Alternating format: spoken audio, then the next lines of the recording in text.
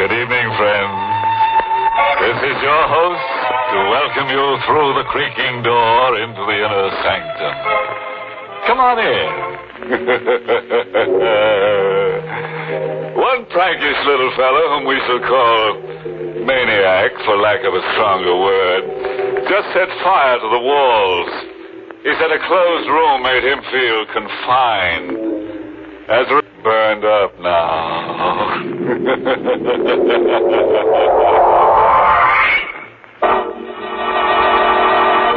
Tonight's Inner Sanctum Mystery, Corpse for Halloween, was written by John Robert and stars Larry Haynes in the role of Jimmy with Barry Kroger as Kavanaugh. And now, let's unhinge our minds a little. After all, what's a little insanity among friends? Tonight's story dramatizes the fanatical hold of memory. The one scene, the one fragment that plays and replays over and over again in your mind. The one terror that's with you when you dine and when you walk and when you sleep.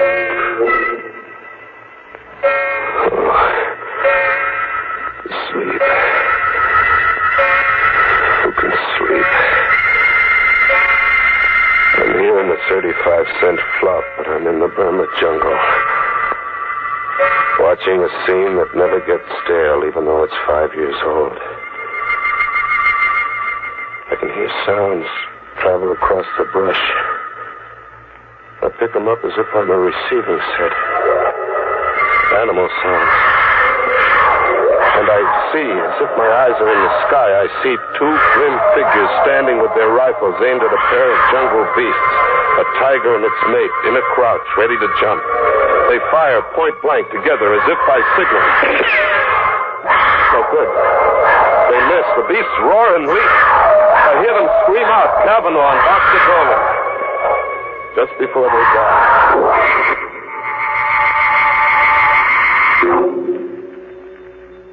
5 years.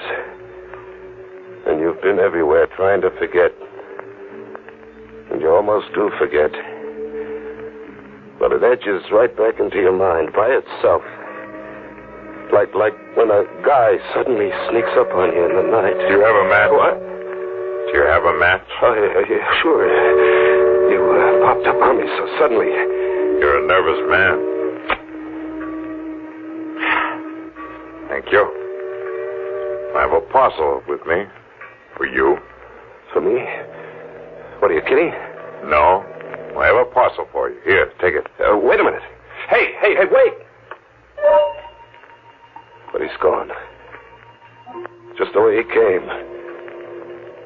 As if he's a chip off my sanity. As if there'd been nobody. But there is a package left with me. The mind doesn't dream up a package. A cardboard box, heavy kind of. And tissue, lots of tissue around something that had the feel of a head. It is a head. The stuffed head of a jungle tiger. Its mouth fixed in a snarl that sends the blood hammering to my head. Doesn't make sense. No good figuring it out. Toss it into the river, box and all, and get away. Get among people. Yeah, Rocco's. Go to Rocco's. Get the jukebox going and slip into a fog. Coffee, Rocco. Jimmy, I got something for you. For me, Rocco? A package. A guy come in before and leaves a package for you. See? For Jimmy Fox. Your name on it. My name? My name's Jimmy Scott. You know that. Scott, yes, but the man says your name is also Jimmy Fox. He says he knows. He knows? I took the package outside into the night, into an alleyway. Another cardboard box, heavy.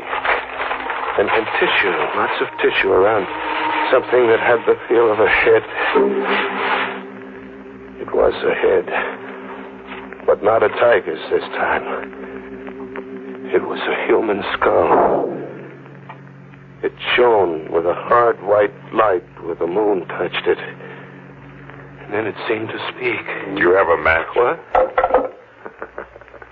You're being an idiot. It isn't the skull talking to you, it's me. You? Where are you? I'm behind you. I don't see you. It's because you're afraid to. See me now? Yeah. A black suit and a face grinning at me like a laughing mask. It is a laughing mask. Well, why are you wearing a mask? Why not? Tonight's Halloween. Halloween? Sure. Halloween. Not everybody plays jokes. Oh, gosh, I should have remembered it was Halloween. Can you identify the skull? Look, what kind of a gag are you trying to... Suppose I give you an hour to identify the skull. It's 8 now. Until 9 o'clock then, Jimmy. Wait. Hey, wait. He was gone again. As if there'd been nobody. Just another big chip off my sanity. I really had to get away from myself now. I hit the back streets, and then somewhere a big neon sign across a tenement pulled me off the sidewalk. It read, the Tillery Street Boys Neighborhood Association. Halloween costume ball. Public invited. A girl in a boot, masked like a witch, stopped me at the door. Mask, mister? Mask. Oh, sure. Give me one. Black, green, yellow, or purple? What's your favorite color? Yellow. Here you are. 50 cents. There you are. Oh. Oh, what? Just a description left with me. I'd almost forgotten. Are you Jimmy Fox? Suppose I was Jimmy Fox. What about it? This grocery bag was left here for you. A man told me to tell you. You forgot it somewhere. And he said that he'd meet you one place or another later. Here, take it. By the shape of it, I'd say you had a Halloween pumpkin inside.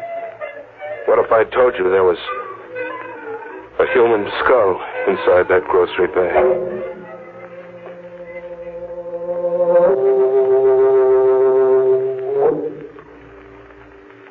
He'd meet me one place or another. He did. He was under a street lamp, waiting for me to happen along. Hello, Jimmy. Have you dared to call the skull by name yet? Or must I? Look, that gag isn't paying off, mister. All right, go ahead, you call it by name. Dolan. Boxer Dolan, remember him? I never knew the guy. You no doubt got me confused. Have I, Jimmy? You've changed your appearance cleverly, except for one thing disguise could never conceal. One thing? Your guilt. You wear it like a badge of shame. Oh, what am I guilty of? Murder. 2 men left an encampment in the Burma jungle just before dawn. 2 men. Boxer Dolan and Kavanaugh. A 3rd man remained behind. He played sick, pretended to fever. The 3rd man was you, Jimmy. Must I tell you the rest? Tell me the rest. Dolan and Kavanaugh carried rifles in the event of a jungle encounter. There was a jungle encounter, a tiger and its mate. An emergency, but an easy one to resolve for 2 expert hunters. Just 1 shot apiece, and there'd be 2 more dead tigers. Just 1 shot apiece. They had their 1 shot apiece. But the tigers didn't drop dead in their tracks. Instead, Boxer Dolan and Kavanaugh dropped. Ask me what happened, Jimmy. What happened? During the night, someone had emptied their rifle loads and substituted blank bullets. You did that, Jimmy. You engineered the murder of 2 men. You murdered your 2 partners in crime. Just 1 day's push from the Hindu temple you'd all teamed up to loot. They got within 24 hours of treasure, and then you murdered them.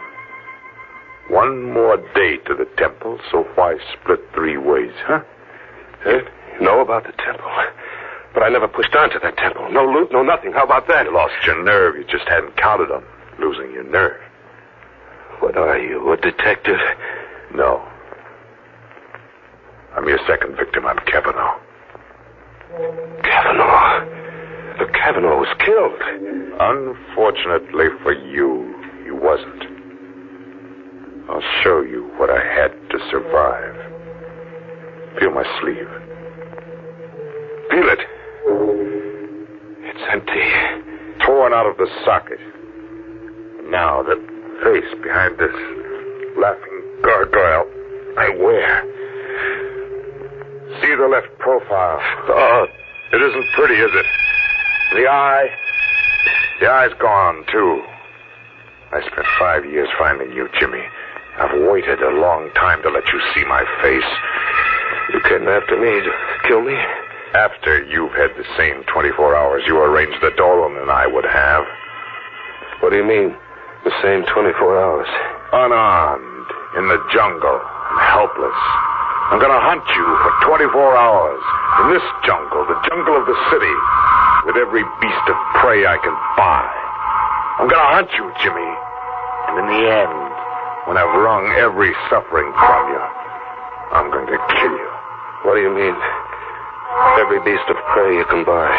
The denizens of the city jungle, the riffraff, the murderers, the men and women who buy and sell murder.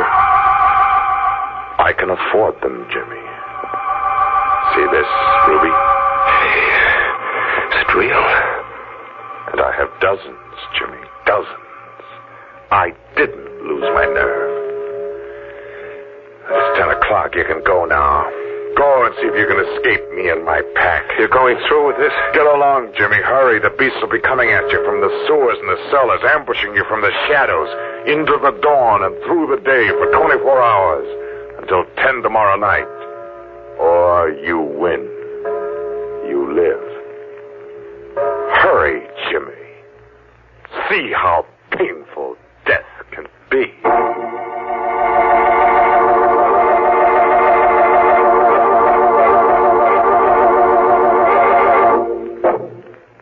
That Kavanaugh's one fella I never want to hunt me up.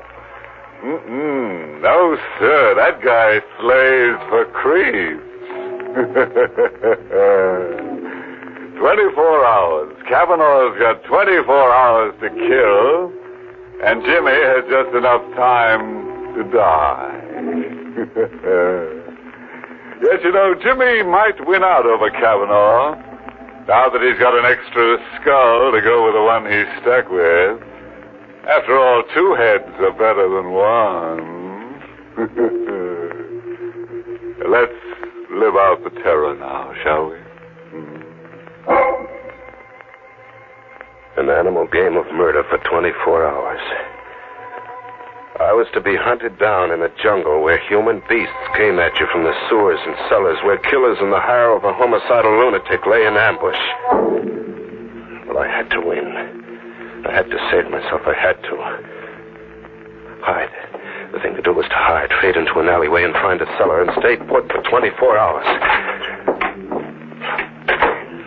Just stay put. With the sickening reek of garbage cans until 10 tomorrow night. Was I alone?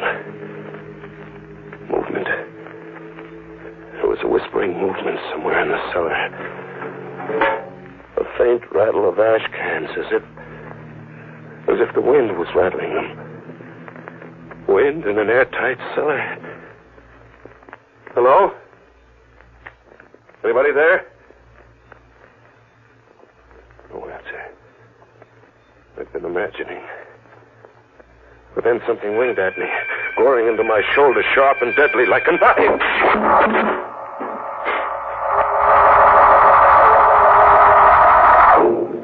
I came to, bleeding from a shoulder gash.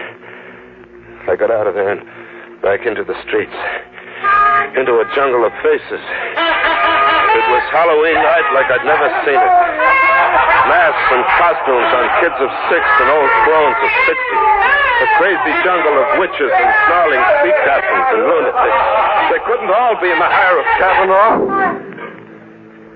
And then, where a fence was plastered with circus posters of jungle animals, a zany-looking guy was shooting from the hip at the poster while making menacing faces like a bad man. I caught a whiff of powder in the night air.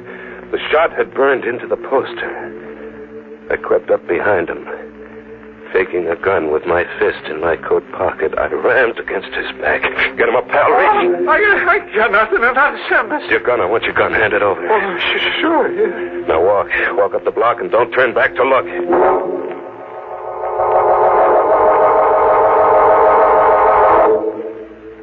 I had a gun now, and the tables were turned. I was the hunter now. I drifted to the docks and took up a position with my back to the river. Thinking of suicide, Jimmy? Not anymore, Kavanaugh. You sound as if your morale had suddenly improved. My morale's going great, Kavanaugh. Your animal hunt's about to boomerang, blow right up in your face like this. Who's hunting who, Kavanaugh? Who's hunting who? Kavanaugh kept standing up. 3 bullets, point blank, enough to blow his head off, but Kavanaugh kept standing up unharmed. How does it feel to hunt game with blank cartridges like Boxer Dolan and I did once? Blank cartridges? But that crazy-looking guy, I saw him burn a hole in the circus poster. Only 1 bullet. The first one was real. Simple? Yeah, simple. I get it. Dead-Eye Dick was another one of your beasts. Who's hunting who, Jimmy? Who's hunting who? Kavanaugh! Kavanaugh, wait! Kavanaugh, kill me! Get it over with and kill me now, will you? Kavanaugh, you gotta kill me! I had to get out of there. The subway. Get the subway. Fade into the subway. Get on a train and ride to the end of the line. Ride out of the jungle. An empty station. No one in it. No someone. 2 people. A dapper little guy buried behind a newspaper. And an old lady in ragged clothes carrying a pet half hidden under a coat. A pet that looked like a cat. She came up to me, close, like to ask me something. This side goes to Lefferts Avenue Station? Lefferts, I don't know. I'm a stranger here. Oh, hush, Genevieve. Oh, Genevieve is hungry. That's not a cat. No, son. A cub. A tiger cub. A tiger cub? Would you like to stroke Genevieve? No. Don't run away, son. Genevieve won't hurt. I ran away with the old crone after me, hobbling in her skirts, and the little dapper guy behind the newspaper circling at me from the opposite direction, cornering me. I jumped to the tracks, my only out, and I ran. I ran deep into the bowels of the subway, deep, very deep, with the little dapper guy after me, as if he meant business. And then the train. It had a Halloween look, too, bearing down on me. An iron face with banjo eyes. I ran against the wall and flattened out. The train flashed past, and the dapper little guy screamed.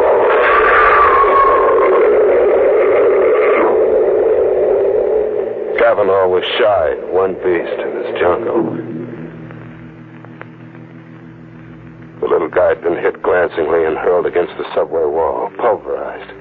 I got to him quickly and frisked him. I had a gun now. A gun with bullets that killed. I ran a half mile underground to another station, and then back on the streets. Back in the animal game.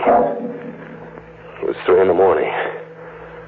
A neon sign read, Tillery Street Boys Neighborhood Association.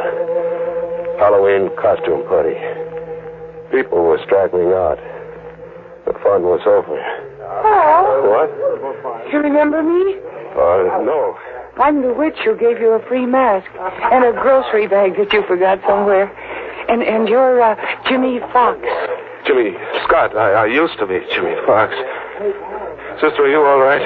Am I all right? I mean, are you just what you look? A sweet kid with brown eyes and a heart. Are you drunk? No, beat. I'm dead beat. I've got to hole up somewhere, get some shut-eye. I've got to or I'll die. You're sick? Yeah, I'm sick. If I could just sleep around the clock until 10 tomorrow night. If an angel came along and said, come home with me, I'll put you up. Come home with me, Jimmy. I'll put you up.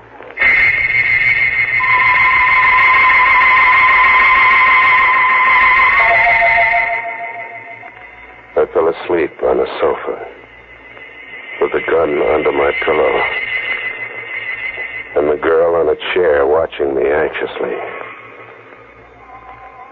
I had a friend. I could drop off and live in dreamland until 10 that night. At 10, I could wake up and live. Coming awake, I heard the alarm we'd set go off. The alarm stopped. And there was a sound. An animal sound. And then a claw scratching at me, tearing at my cheek. And I jumped up. The girl was gone. A guy was sitting watching me now.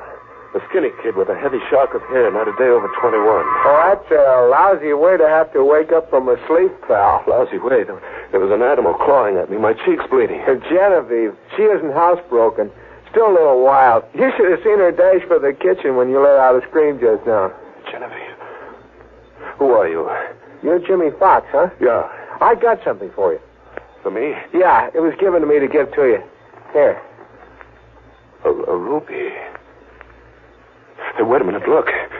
It's 10 o'clock. I set the alarm for 10, and it's 10. Well, it's only a quarter of. That clock's always 15 minutes ahead. Now the game's over. It's 10, and you can't cheat. I've won, Kavanaugh. You can't go back on your promise, Kavanaugh. You can't. What are you trying to get over, pal? I don't I've won. You can't cheat. I won't be tricked. A gun. Pal, you're crazy. Here, wait, look. Oh! You're crazy. It's 10, and I won't be tricked, Kavanaugh. I've won.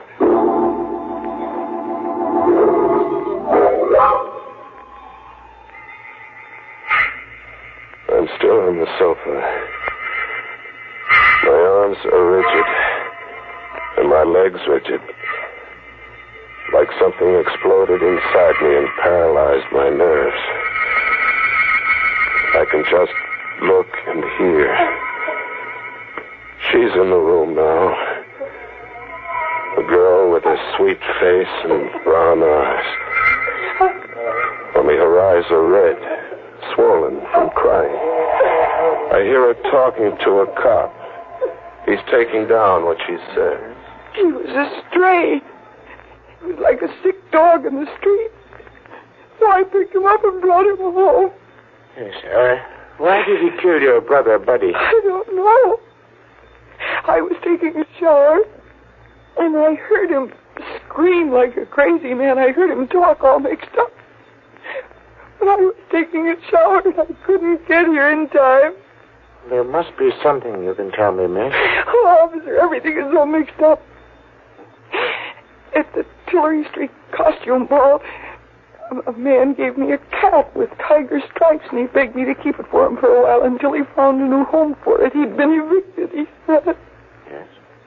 Well, then, in the all-night restaurant my brother works in, a man gave Buddy a ruby to give to Jimmy Fox. When he woke up, he told my brother the ruby belonged to Jimmy Fox. This piece of glass? Yes. That's something off the Woolworth Time counter. What else? That's all. Really, that's all. I watch and I hear. I see through Kavanaugh's trick. Get me crazy, so I'll murder a stranger who called himself Buddy. The brother of a girl with brown eyes and a heart. Frame me, so I'll just want to die. Through weeks of a murder trial and months in the death house and 4 minutes in the death chair. I kept listening to them talk. The girl and the cop. Okay. We'll have to get the rest from Jimmy Fox there. Yeah, look at him. He's paralyzed with fright. I wonder what kind of a crazy Halloween story he's going to try to palm off on us when we get him talking. Captain Devereux speaking. McAvoy, send a police ambulance to 445 10th Street, apartment 3 rear. And McAvoy, see that a straitjacket's on that ambulance.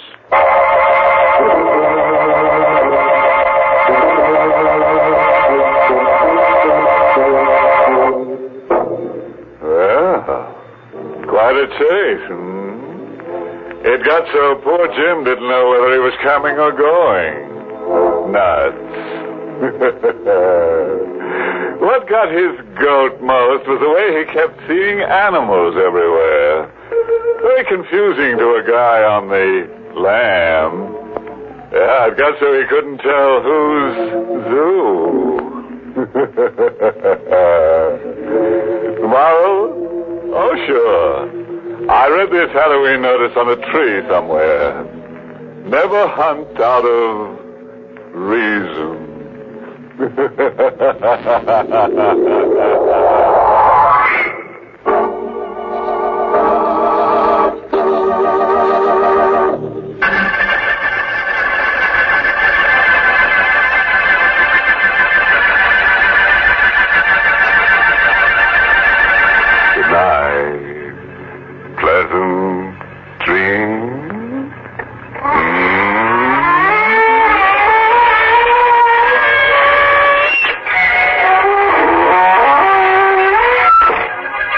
Sanctum was heard in the United States over CBS, the Columbia Broadcasting System, and has been rebroadcast for servicemen and women overseas.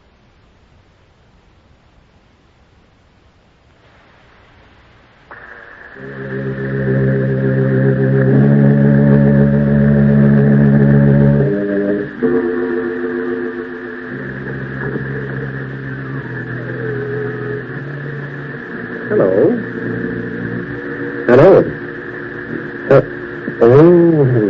Oh, there you are. I was afraid for a moment that you had forgotten our appointment. Why, you almost scared me to death. And that room, too, after all the pains I've taken to carry you. You remember me, don't you?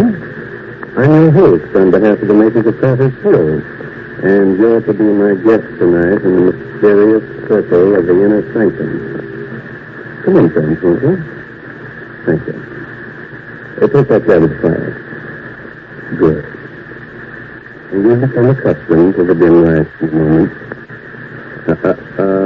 Don't get too comfortable, because we'll have you out of that chair with flames and flames. Come back.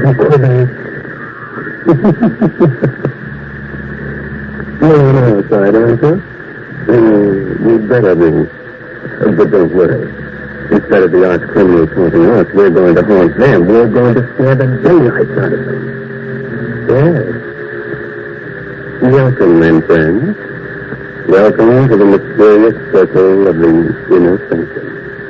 And listen to as weird and strange a tale as ever was told. The amazing death of Mrs. Putman.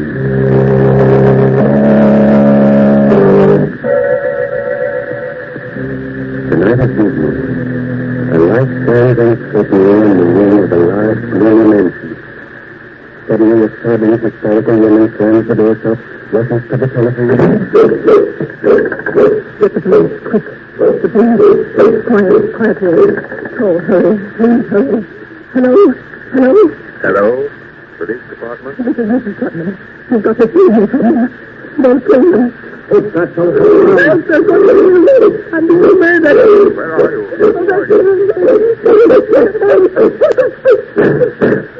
Hello?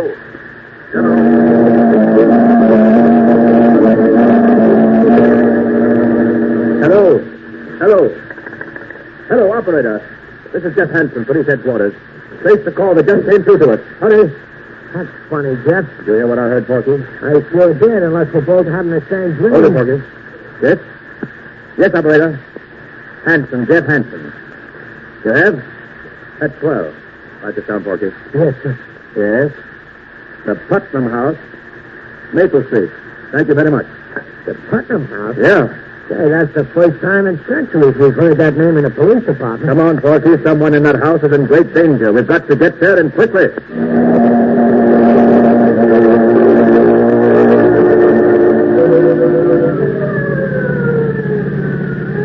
Put your foot all the way down in the gas. Oh, what's all the excitement, Jeff? It's just another murder case or something. We get them wholesale. Maybe you're right, Porky. You're too jumpy lately, Jeff. What's the matter with you? Oh, nothing. Just on edge. You ought to get married. Then you'd have so many other troubles you wouldn't have time to think of yourself.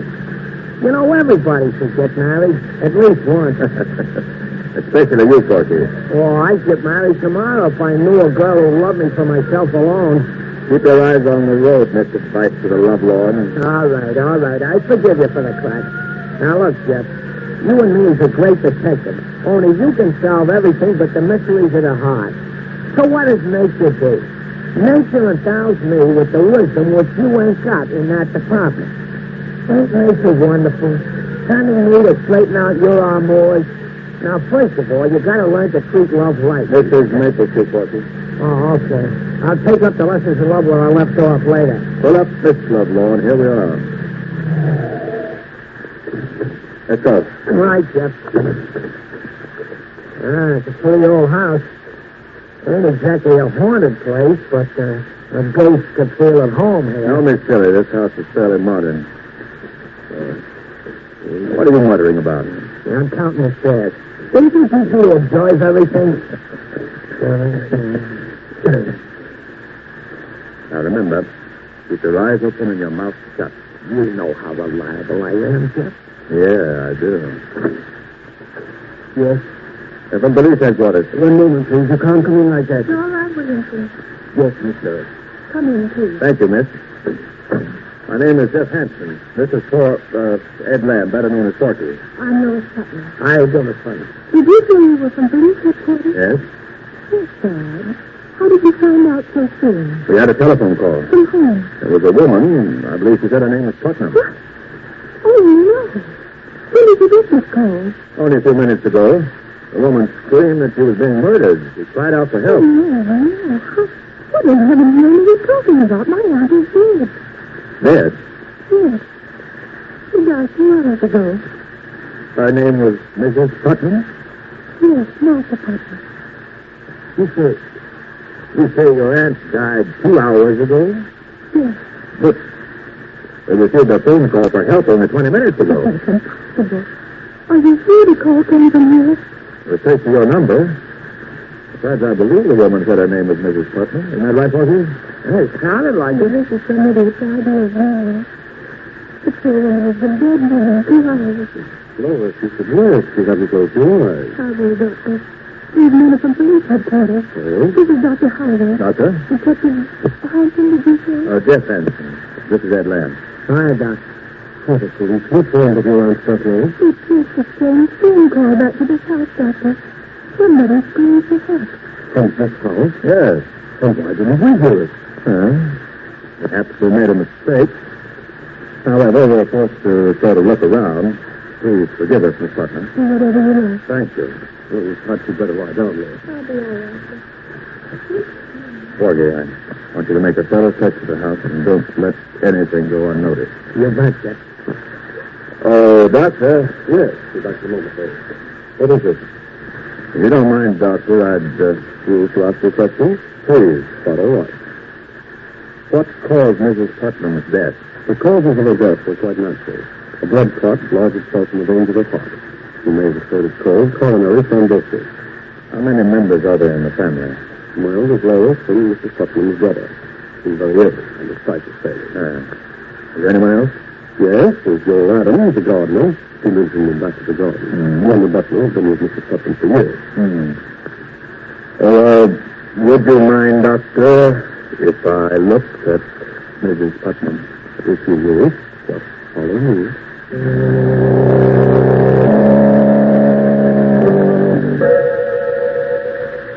The pattern is a mystery, isn't it? A strange telephone call late at night. A woman calls for help, a dog barks, 2 shots ring out, and then the police dash to the house. You find that the woman died of natural causes 2 hours earlier. Never knew that, my friend. Don't have no fear for the day of ghost-like voices from the dead and the day of superstition is past. Is it? Huh? That's a thing.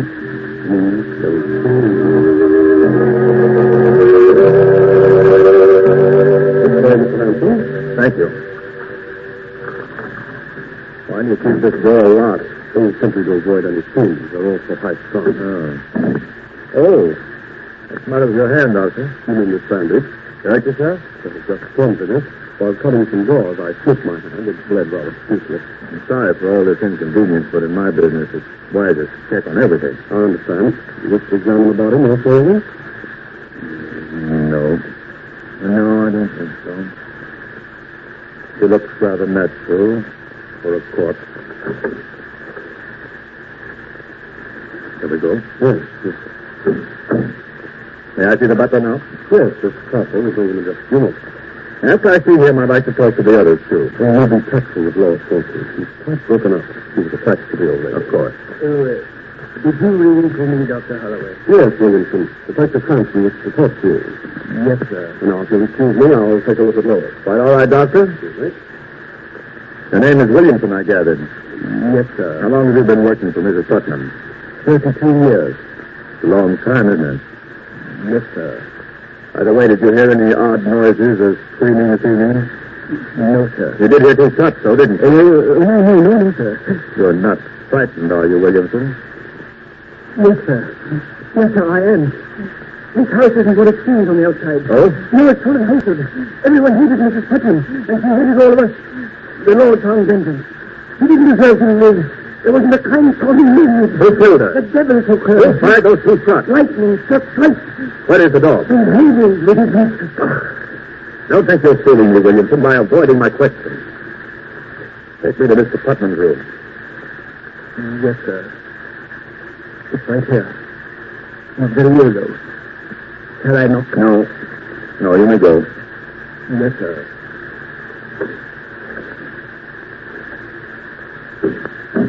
Who is it? I'm sorry to intrude. Are you Mr. Putman? Who are you? Detective Hanson, police headquarters. Police, eh? What are you doing in my house? I thought the house belonged to your sister. It belongs to me now. What business is it of yours? Who else is to leave everything to? Mr. Putman, did anything unusual happen to your sister earlier this evening? I mean, has she been ill? This cop was never ill in her life. Would there be any reason for anyone murdering her? No. Maybe. I don't know. Maybe. It's hurt each and every one of us. The name in Lois' life, I sent this fiancé away many years ago. He made me into the wreck I am with a cruel tongue and a devil's disposition. He was responsible for the death of the gardener's wife long ago. Hasn't done a kind thing in her life. If she's been murdered, then I say good riddance. Is it possible that all of you had given her cause to treat her that way? Don't you dare say that. You stupid, foolish maniac. You didn't know that. How dare you? Get out of my room. Get out of my house. Get out of my... I'm sorry, Mr. Putman. I didn't mean to upset you. I'll go now. Yeah.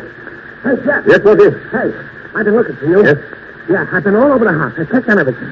15 rooms, 19 windows, 8 beds, 3 fireplaces, and 3 bathrooms. And nothing looks suspicious? No. You think we'd have erased some mistakes, Jeff?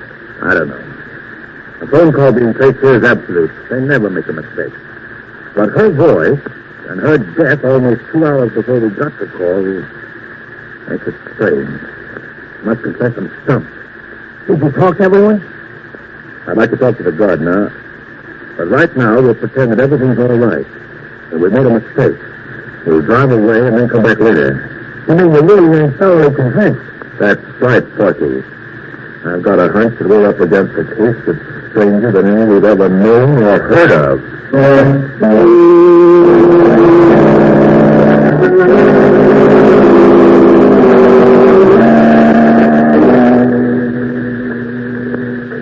Get in the car, Porky, and don't look back. Right, sir. I don't want them to think that we're even slightly suspicious. They may be watching us in the window. Throw on your lights and get the car started. Yep. Okay. What's it? Don't move. Just look over there. Yeah. Right straight in the beam of the light. Well, I don't... What do you mean? In the garden. That mound of earth. Looks kind of fresh. Right. Oh, no, sure. You think maybe somebody's buried under there? We'll soon find out. Drive the car down a few blocks.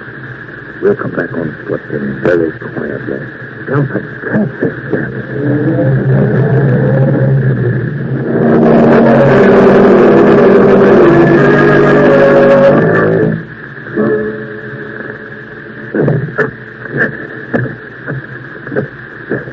Not so loud, Porky. Don't hit me off. How much deeper are we going to dig, Jeff? The earth is still soft. We haven't reached what we're after. What are we after? We'll know soon enough. You think the old lady might be buried here and the body in the house of somebody else? I don't know. Hey, Jeff. Jeff, I hit something firm with my shovel. Feels like a body. All right. Don't use the shovel anymore. We'll dig with our hands.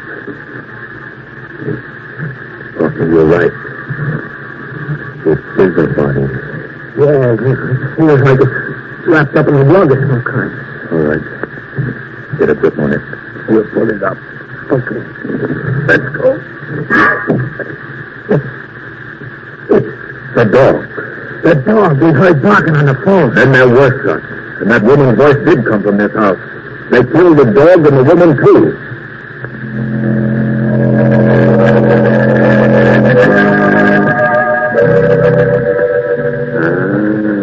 Are you completely mystified? Wondering about the strange death of Mrs. Putman? And what will happen next? Well, there's no need to be frightened. You didn't know how old-fashioned it is to stop like this suddenly and leave you in mid-air wondering about the outcome of the story. Oh, are you in mid-air? Good. Good. But I assure you, everything will come out all right. We'll not let you down. And this is as good a time as any to remind you of someone else who won't let you down. The makers of Carter's Little Liver Pills. When you don't feel good, try Carter's Little Liver Pills. They do the work of calomel, but have no calomel in them. So they are simple pills made of vegetable drugs. They wake up the flow of one of our most vital digestive juices. When this vital juice flows at the rate of 2 pints a day, it helps you digest our food and bring back the glorious feeling that goes with regularity.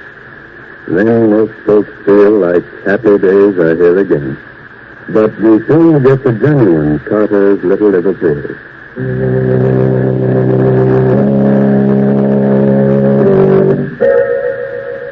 Now let's solve tonight's inner sanctum mystery.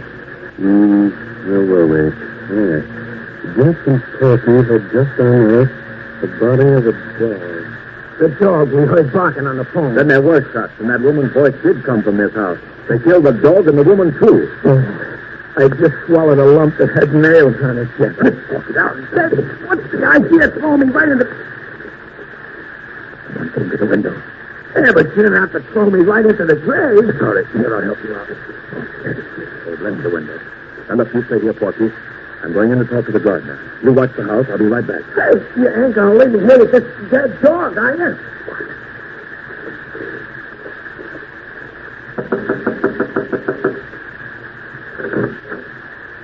What do you want? I'm from police headquarters. You better let me in. What do you want? I want some information about that dog that was buried in your garden. Ah, you're crazy. Who buried it there? There's no dog in my garden. Was there a dog in the house? I don't know. You'd better answer my questions, Mr. Adams, unless you prefer going to jail. I don't know anything. Who killed Mrs. Putnam? Everybody. Everybody hated her. What do you mean by that? Everyone in that house wanted her to die. Her brother cursed her. Williamson might have poisoned her. What about you? Me? I didn't hate her anymore. She promised to leave all her money to me. Oh? Why? Well, it was her only sign of repentance. Why, no other reason? None that might be your business. Did you hear any shots in the house this evening? I was away. Jeff! What is it, Porky? Let's come quick, Jeff. What's happened? I had a brainstorm. Hurry, Jeff, hurry, come on. You'd better not leave your house, Mr. Adams. I'll be here. What's up, Porky? The windows. Huh? While I'm out here watching the house, I casually count everything. The stairs again. I count the colored bricks and the large bricks, and then I count the windows. Count them, Jeff. What are you driving at? Count them. Come on, walk around the house. Huh? Count them. 2, 4, 6, 8, 10, 15, 17, 19, 20. 20 windows. But... Great skeleton ghost. 20 windows on the outside, and you said you counted 19 on the inside. That means that there's one window camouflaged on the inside. There must be a room within a room. Come on, Porky. We're going back inside that house. Only this time, uninvited and unseen.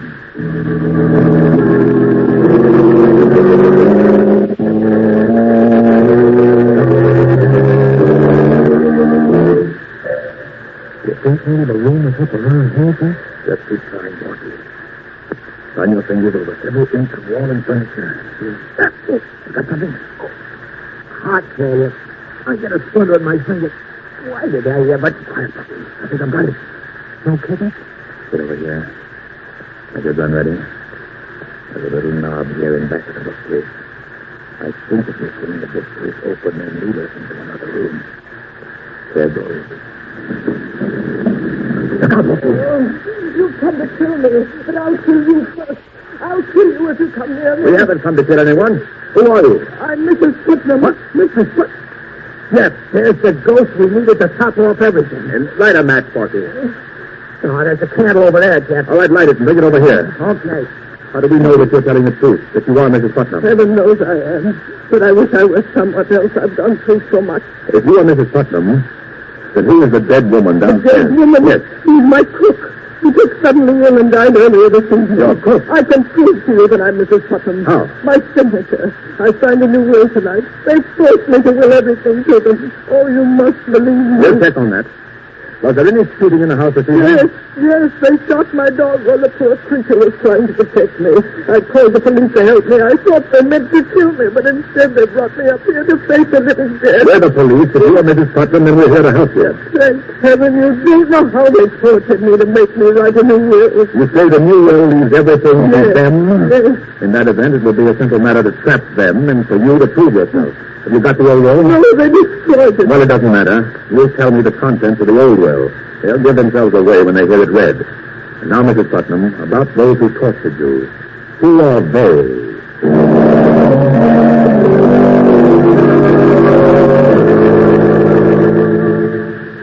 I'm grateful to all of you for not objecting to my presence at the reading of this will. Well, having you here, Detective Hanson, is best for all of us.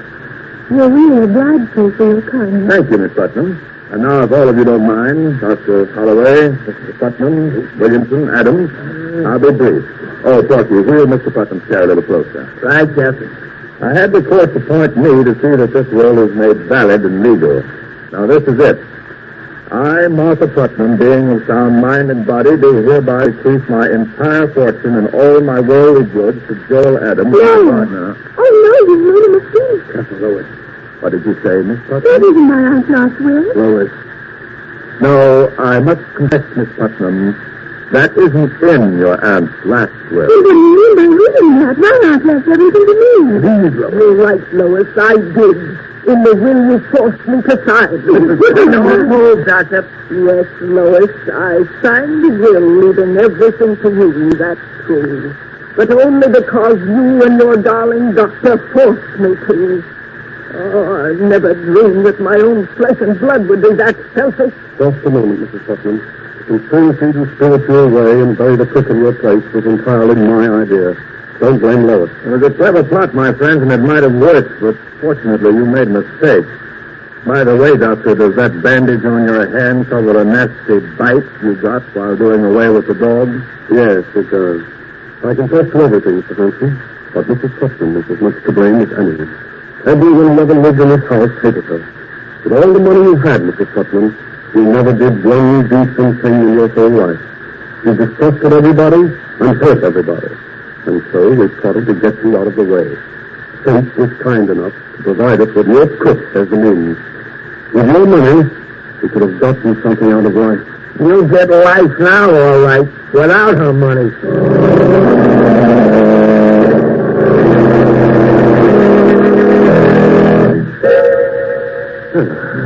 You can relax now, friends. This story is over. But still another plot is being formed for our next session in the inner sanctum. Are you scared? Sure. But what of it? Isn't the villain a great deal more frightening than me? But thanks to clever sleuthing, everything will be solved. And there's one more mystery we may be able to solve for you quite easily. When you don't feel good, when you're low and irritable and the whole world looks black and uninviting, try Carter's Little Liver Pill. Don't give in to that depressed feeling that bogs you down. Go to your nearest drugstore right now and ask for genuine Carter's Little Liver Pills, regular size, 25 cents.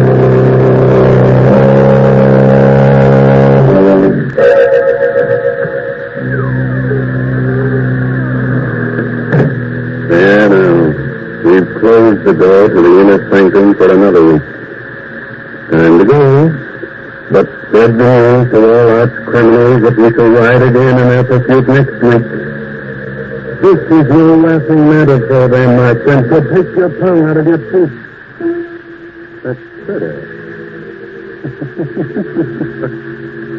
Remember, we'll expect you next week at the same time in the mysterious circle of the inner sanctum.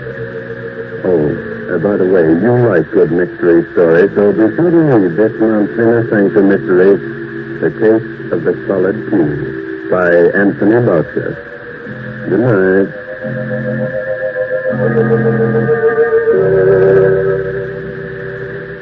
This is the National Broadcasting Company.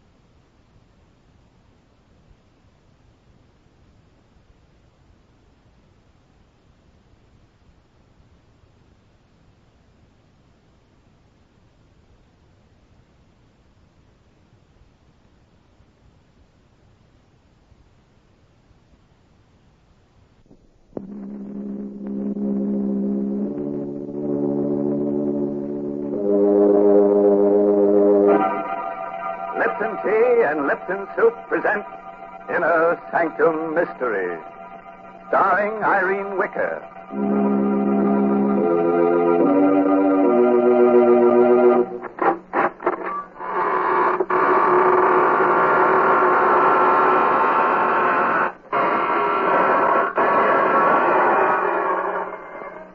Good evening, friends of the Inner Sanctum. This is your host inviting you in through the squeaking door. Ease yourself in. The welcome bat is out. Pick yourself a place to stand. You have several choices. You can stand in awe, or stand aghast, or stand rooted to the spot. Or if you find you can't stand it at all, just stretch out on the floor and lie still. You'll have plenty of company there before we get through with tonight's list of victims.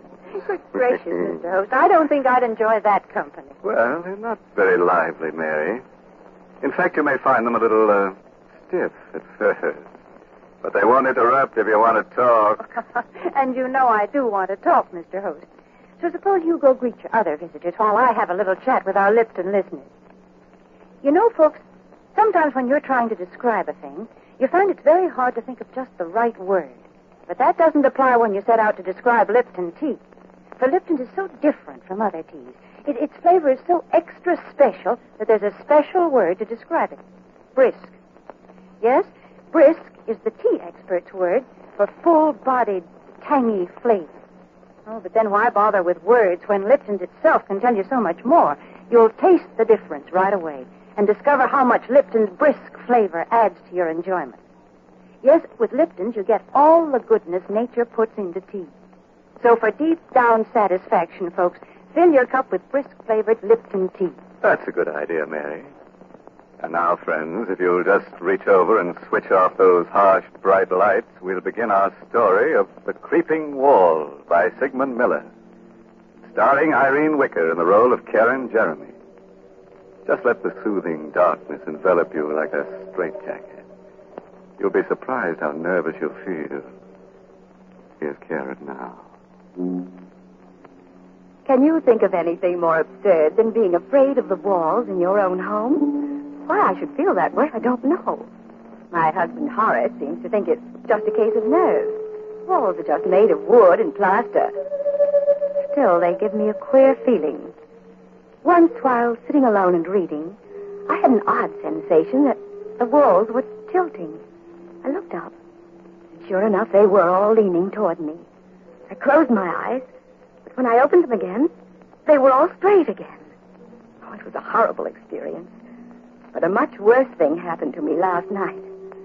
I was asleep, dreaming that I was sitting in front of my vanity, making myself pretty. I was alone. It was late at night. Suddenly, I noticed through the vanity mirror that the wall behind me was a little closer. I sat quite still for a moment. And I turned round, and it was closer. You have to experience it to know what a dreadful feeling that is. Then I heard a crunching sound. The opposite wall also had moved nearer. I screamed. But it was only a whisper. Then all the four walls began to hem me in. They moved nearer and nearer. I could feel the cold of the walls filling the remaining space of the room. I was going to be crushed to death. There was a book of matches on the vanity. I lit a match and held it near the cold walls. They stopped moving. They were afraid of the heat. Then the match went out. The walls began to move again. I lit another match. They stopped. I held it until it drained itself out in my hand. I frantically lit another one. The last. It flared up, and then it died out. The walls began to move. They were just inches away now. And one of them touched my hand, icy cold and dreadful. In an agony of terror, I beat against the walls, and I screamed with every breath of life. Karen, what's the matter, dear? Don't let them crush me. Help me, Horace. Stop beating the walls. Karen, what is the matter with you, dear? I was dreaming. The walls were closing in on me. I had to light matches to stop them. Oh, Horace, it was ghastly. I'll never forget it so long as I live. Well, nightmares are always frightening, dear. You threw the covers off and the room's very cold. That's what probably brought it on. You forget it, darling. The dream won't come back. We talked for a while, and Horace dozed off. But I remained wide awake. I tried to sleep, but I couldn't. I even tried counting sheep. While I was counting, I got a sick feeling the walls were really closing in on me. I continued to count. 14, 15, 16, 17. The walls were coming closer. I mustn't believe it. It was my imagination. Only in mind. 18, 19, 20, 21, 22. I could feel the walls hovering over me. They were moving silently this time. 23, 24, 25, 26. Karen! Get some water quickly. The curtains are on fire. They were on fire. The flames were creeping up the curtain. Here, help me pull the curtains down. Here's the water. How did they catch on fire, Horace? Well, there's a book of matches on the floor, Karen. Here's a burnt-out match. I didn't do it. Oh, believe me, Horace, I swear I didn't. Darling, you haven't been feeling well lately. I think you ought to see Dr. Gustafson. I'm you sure don't that... believe me. I wouldn't do anything like that. I couldn't. You probably weren't aware of it. Probably nothing serious. Dr. Gustafson's a very good man. No, Karen. Don't be a baby, darling. All of us get ill sometimes.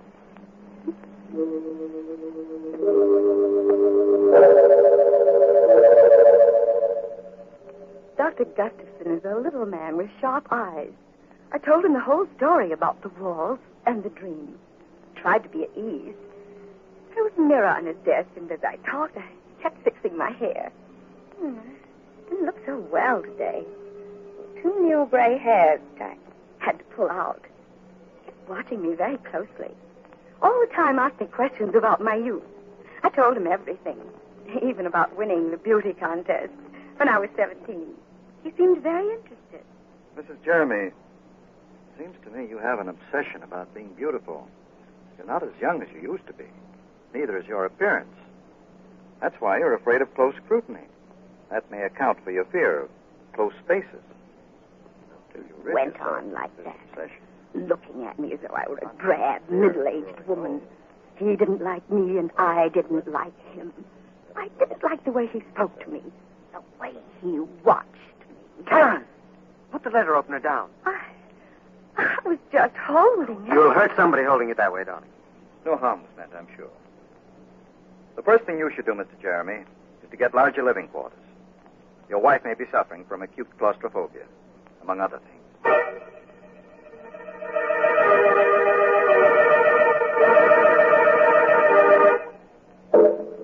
I was glad the visit to that horrid little Dr. Gustafson didn't influence Horace at all. He still loved me. Told me I was the loveliest woman in all the world. One day he came home in great excitement. Darling, I've got a wonderful surprise for you. I've just bought the famous Meadow Mansion. Oh, Horace, do be careful. You must my hair. What is this Meadow Mansion? Well, it belonged to John Aiken. You know, the famous naturalist. Mm-hmm. He was killed, poor fellow, in an auto accident. It's a huge house, and you won't be troubled by walls ever. Come on now, darling. We have to see the agent and sign lots of papers. We went to the agent's office. Mr. Swanson was his name. A very friendly old man. He kept looking at me all the time he was talking. Mr. Swanson, we'd like to take occupancy of the house right away. I don't think it's a good idea, Mr. Jeremy. You see, there's still a lot of Mr. Aiken's property in the house, and... Oh, well, we don't mind that. You don't understand. It's specimens Mr. Aiken's left there, animals and snakes.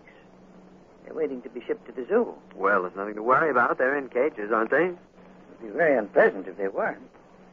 Scared to death of snakes myself. If we'd only wait a few more days, they'll all be shipped out. Oh, don't worry about it. We'll leave the animals strictly alone. We've just got to move in right away. Well, the house is so big, I guess you can manage. Here are the keys, and good luck to you both.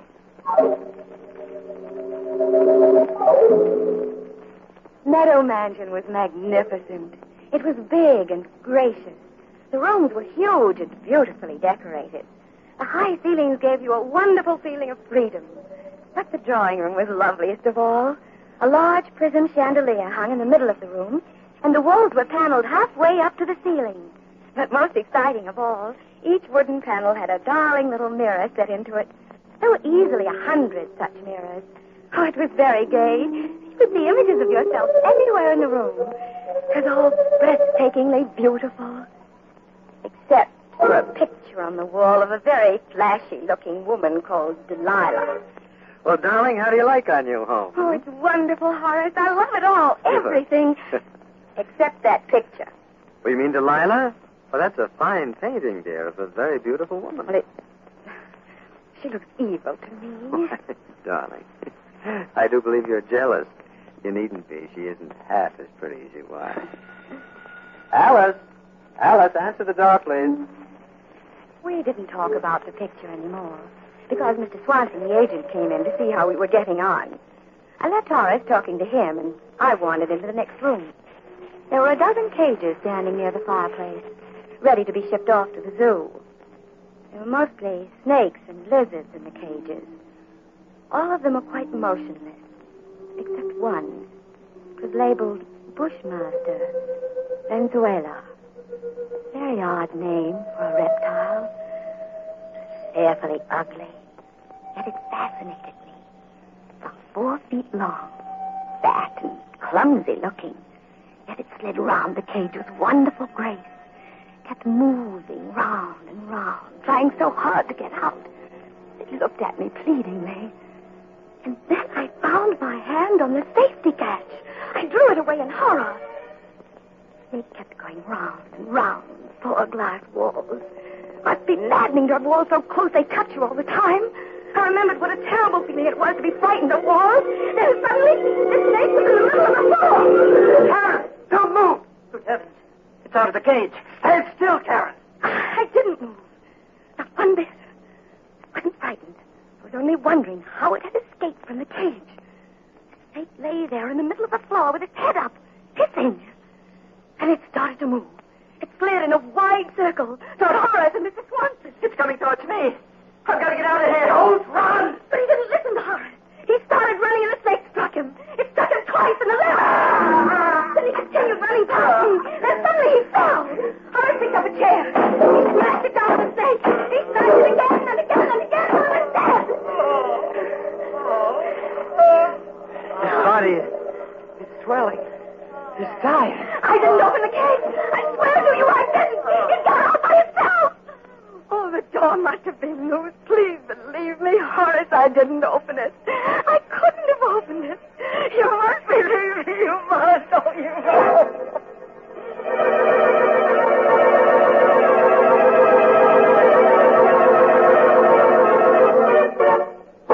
Oh.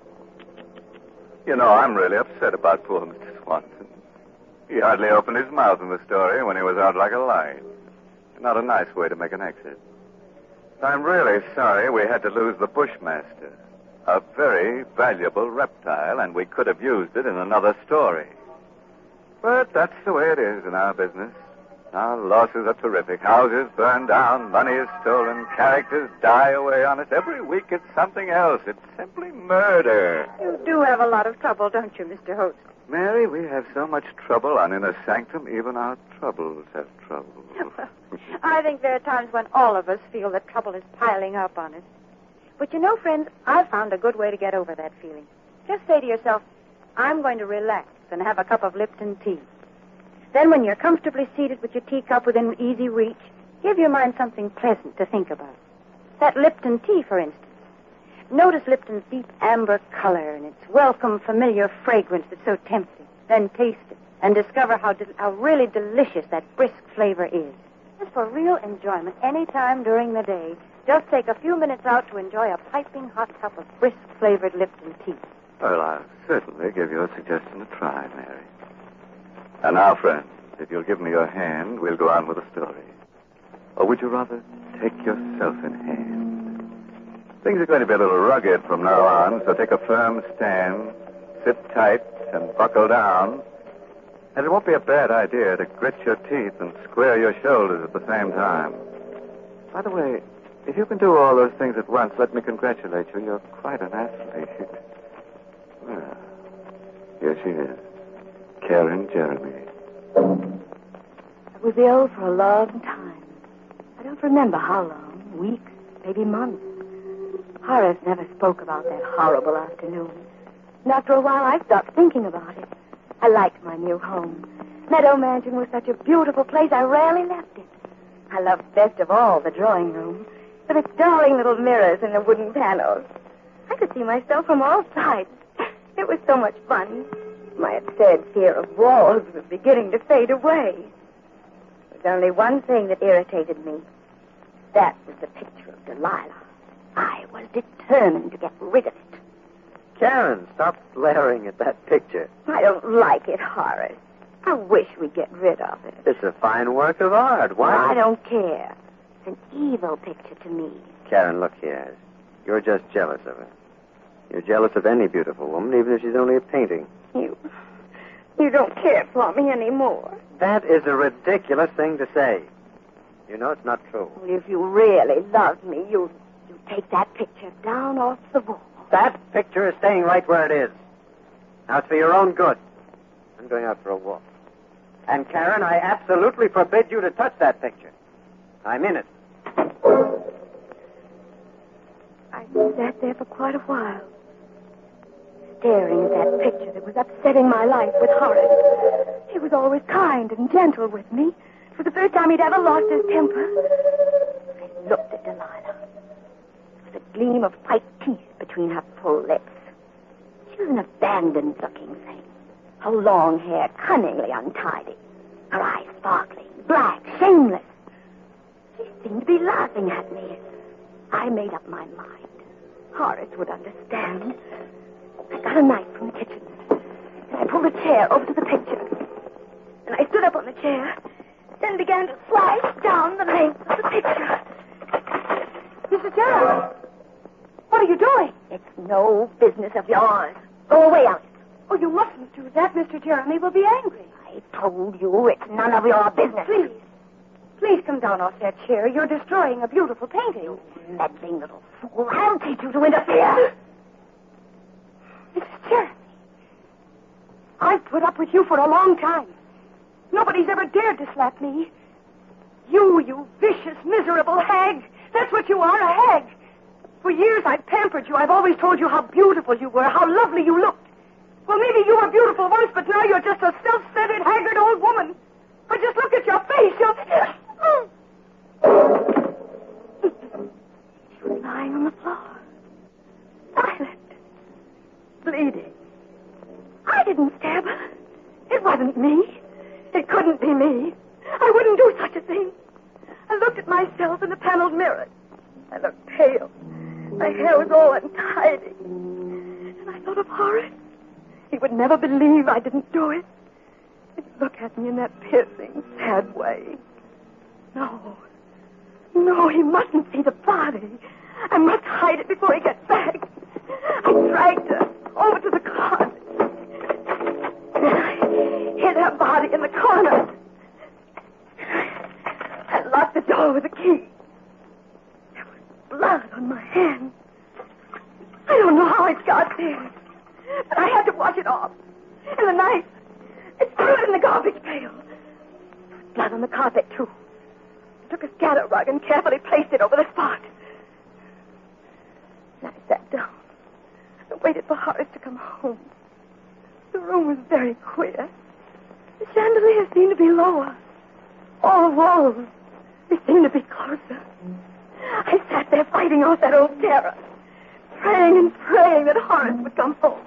As soon as he came, I'd put my arms around him and never let him go again. Never let him go. And I heard the doorknob turning. I hurried over to the door.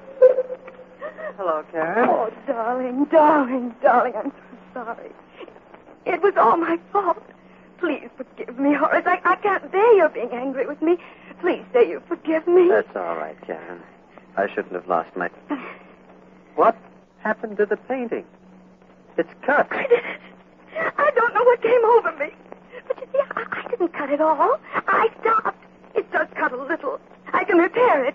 It'll be just as good as new. I'll never do it again. I swear I'll never touch it. Well, it's not too badly damaged. I'll get Alice to take it over to the art shop. Maybe they can repair it. Oh, Alice isn't here. She's gone to get your blue coat from the tailor's. Sharon, that is not true. Alice got that coat this morning. Where is she? I don't know where she is.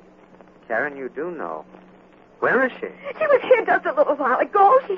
She must have gone out. Alice! Alice! I'm going to find her. No. Please don't leave me. Please, Horace. Don't tell me where she is, Sharon. I can't remember. I can't remember anything. Sharon, did you do anything to her? No, nothing. You're not telling me the truth. Something has happened to her, and you're hiding it. Now, I'm going to find her. She must be somewhere. No, she isn't in the house. How do you know she's not here if you don't know where she is? I didn't mean that. I'm going to look around. All right. There's blood on the floor near the closet. Yes, I cut my finger. The closet is locked. Have you the key, Karen? No, I don't have it. Karen, give me that key.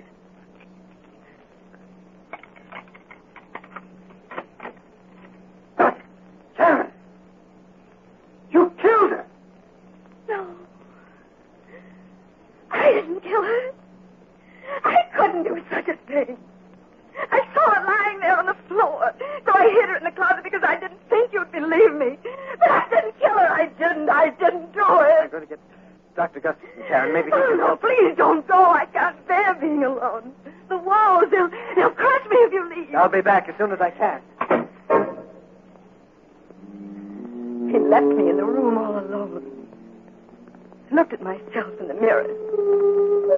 All my beauty was gone. I looked haggard. I wasn't beautiful anymore. My face was all wrinkled and pale. My hair hung down lifelessly. I was ugly. Mustn't that Horace see me now? I looked evil. I bolted the door. I didn't want him to come back and see me looking this way. He would hate me. The walls were moving again. They were very clever. They waited for Horace to leave. They were afraid of him. I looked at myself again in the mirror. There were dozens of me. Then something very strange happened. All the images of me began to come out of the mirrors, right into the room. It was incredible. They were all ugly. They kept coming out of one mirror, going back into another. I watched them. They began to move very fast, in and out, in and out, in and out. It made my eyes hurt to watch them. The walls were moving slowly, but they couldn't fool me. I knew they were moving because the picture of Delilah was nearer than ever. She was still laughing at me. I could even hear her laughing. She pushed one leg out of the picture frame, then the other. She came slowly toward me. Hello, Karen. Don't you think I'm beautiful? I didn't answer her, but she kept on talking to me. I'm Delilah, and I'm going to cut off your hair. Oh, I couldn't stop her.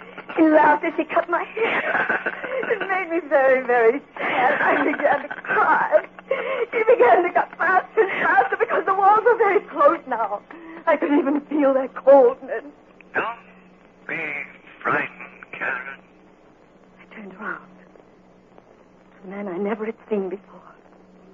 He had a kind, good face. He looked at me tenderly, admiringly. I'm Meadow, the spirit of his love. You mustn't be afraid of me. I think you're beautiful. I've always admired you. You're even lovelier than Delilah. Oh, please help me, Mr. Meadow. The walls are so close.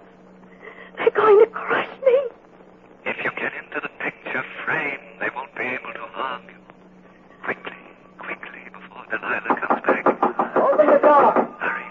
You better hurry and climb into the frame, Karen, before it's too late. Alice, open the door. Hurry.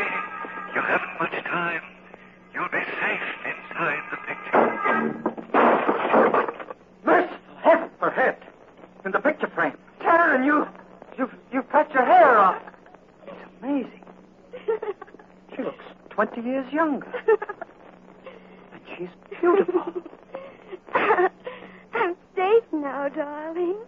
The wolves can never get me. Ever.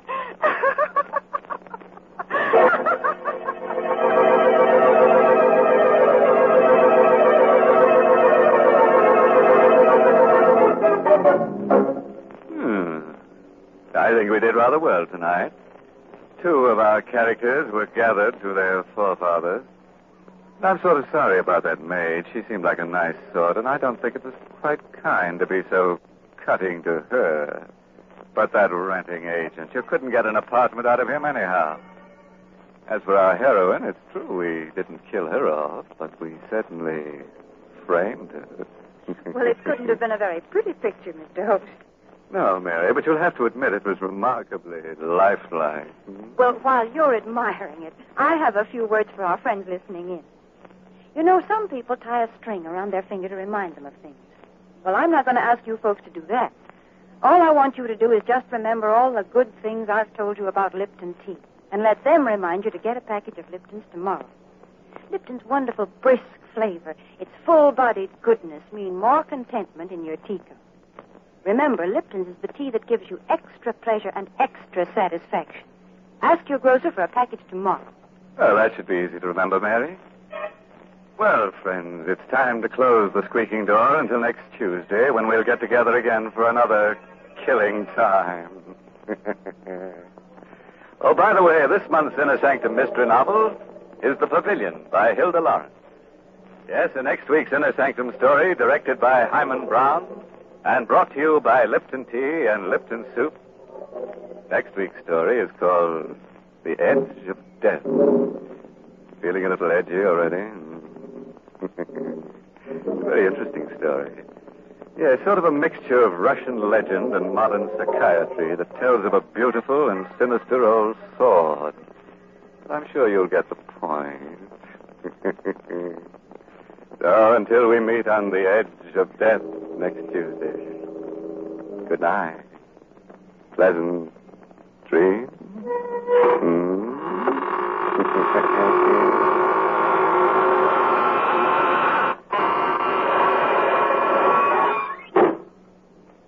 Here's a grand dish to get your dinner off to a good start. Lipton's Noodle Soup. It has all the homemade goodness and real chickeny flavor your family loves. Lipton's Noodle Soup is seasoned to perfection, and it's full of tender, golden noodles. Hard to prepare? Not a bit. It takes only a few quick minutes from package to soup plate. It's economical, too. Costs less and makes lots more than canned soups. So get Lipton's Noodle Soup mix tomorrow. And don't forget to tune in next Tuesday night for another Inner Sanctum mystery. This is CBS, the Columbia Broadcasting System.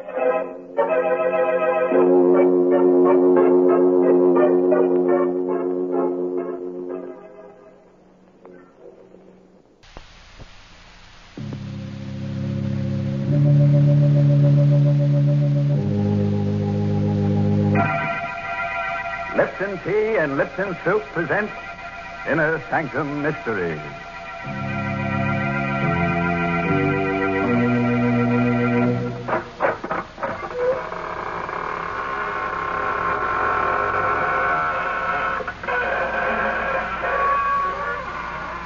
Good evening, friends of the Inner Sanctum. This is your host to welcome you in through the squeaking door to another half hour of horror. Come in, won't you? Sit down. I hope you'll forgive me if I don't get up, but I'm terribly tired. I spent last night with a friend who's a book collector, specializes in bestsellers. He certainly showed me some interesting ones. In fact, he tried to bury me in one. Because all the very best sellers have corpses in them. Why, that's downright silly. Most sellers do not have bodies in them. But of course they have, Mary. You know the old saying, even the walls have ears. You certainly don't make a house sound homey at all. Why don't you talk about the kitchen with its good, warm smells of homemade food? Yes, and while you're at it, you should mention Lipton tea, because Lipton's makes good food taste better. If you're willing to gamble with your peace of mind, put out the lights and listen to Death by Scripture.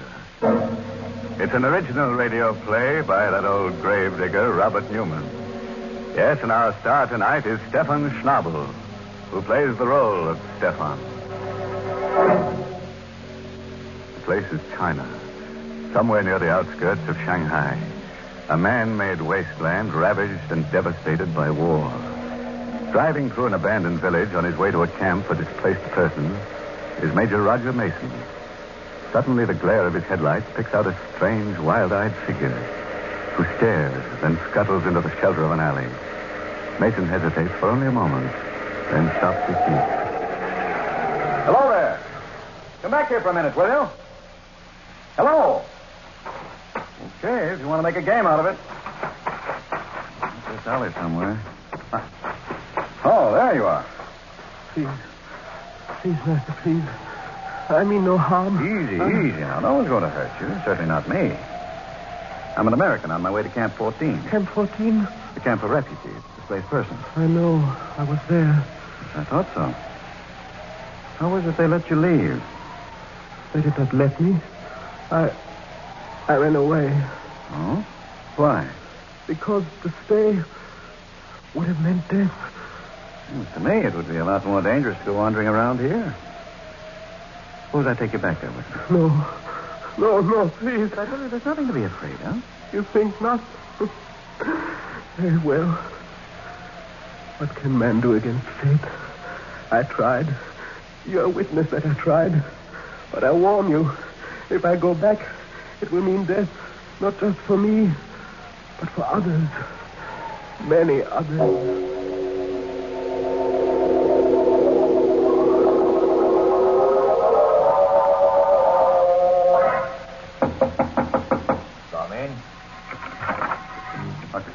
Yes.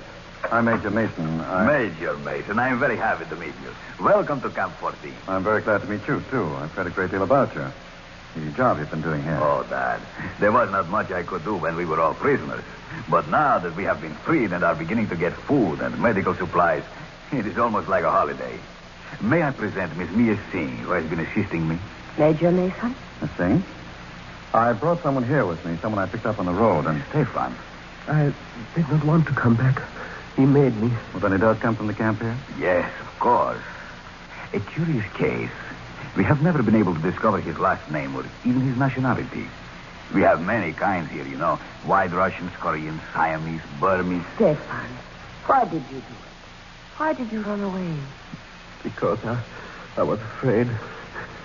Because of this. Another one. That same paper. What is it? We found about a dozen of them scattered around the camp this afternoon. But read it. You have not escaped. There is no escape. Do you recognize this symbol here? Japanese Black Dragon Society. It says there is no escape. And it's true. I tried to escape, and what happened? He brought me back. Our benefactor. Our savior. I told you there was nothing to be afraid of, Stefan. Afraid? Is death something to be feared? It is the one escape they cannot take from us. Death, to sleep, to rest. To rest. Australia in a pretty bad state. Couldn't you put him up in the administration building? That might be exactly what they want. Well, what do you mean? It is not like the Black Dragon Society to warn someone they mean to kill. But suppose they don't know exactly who they do want. Wouldn't they do what they seem to have done? Make a general threat? And see who showed fear? Who did run away? The war is over, Cornell. The Major is right, Doctor. Are we still living in the past? And we do have a room here where we can put Stefan. The one down the hall. Very well. But remember, I warned you. I, too, think it will mean death.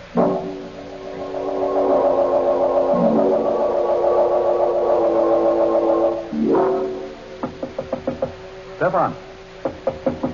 Stefan! The door is not locked, Major. Come in. I didn't know whether I'd be disturbing you. Whether you were asleep. Sleep? I never sleep. Never. You're feeling better, though, aren't you? Safer? It is at least quiet.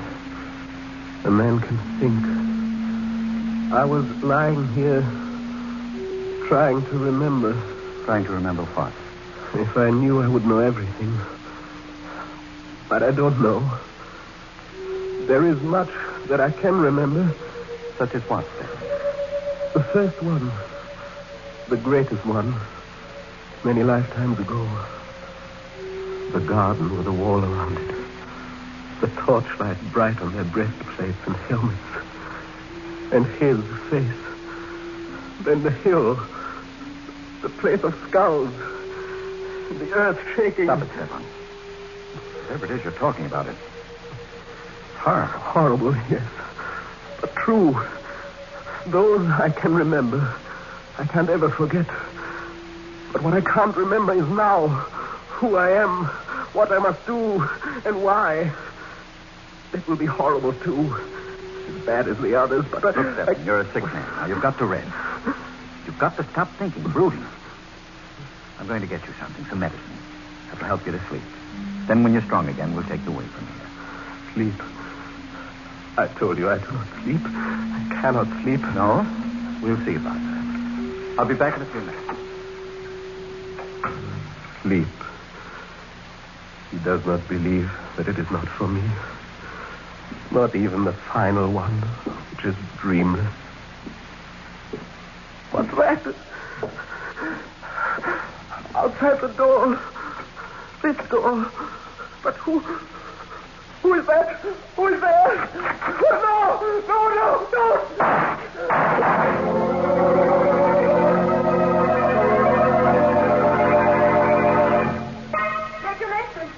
Major Mason, did you hear Yes. Down at the end of the hall there. Stefan's room. Come on, quick. Major Mason, Mia. This way, down here. It sounded like shots, as if... What? Look. Jason. No, don't touch him. Let me see. Dead? Unless he's not flesh and blood. 3 slugs right over the heart. Must have been fired right from the door there, and... Good Lord. What is it? His pulse. Still there. Where's your surgery? Right next to the office. What there is of it. Here, help me carry him in there. We'll operate immediately.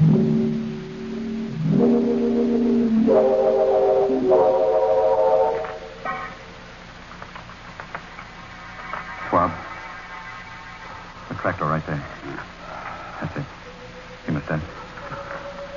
Clamp that off. We don't have another one, Major. Suture then. Tie it. How's his pulse? Weak, but steady. Now the swab. That's it. Oh, I don't dare probe.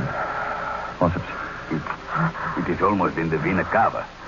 No worse than the others. Absolutely impossible. No one will believe it. But he's still alive. There. The last one.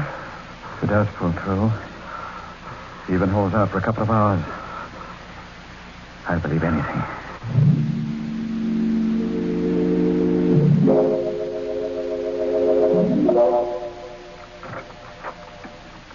How is he, Mia? I don't believe it either. But he's better. His pulse is still strong and there are no signs of shock.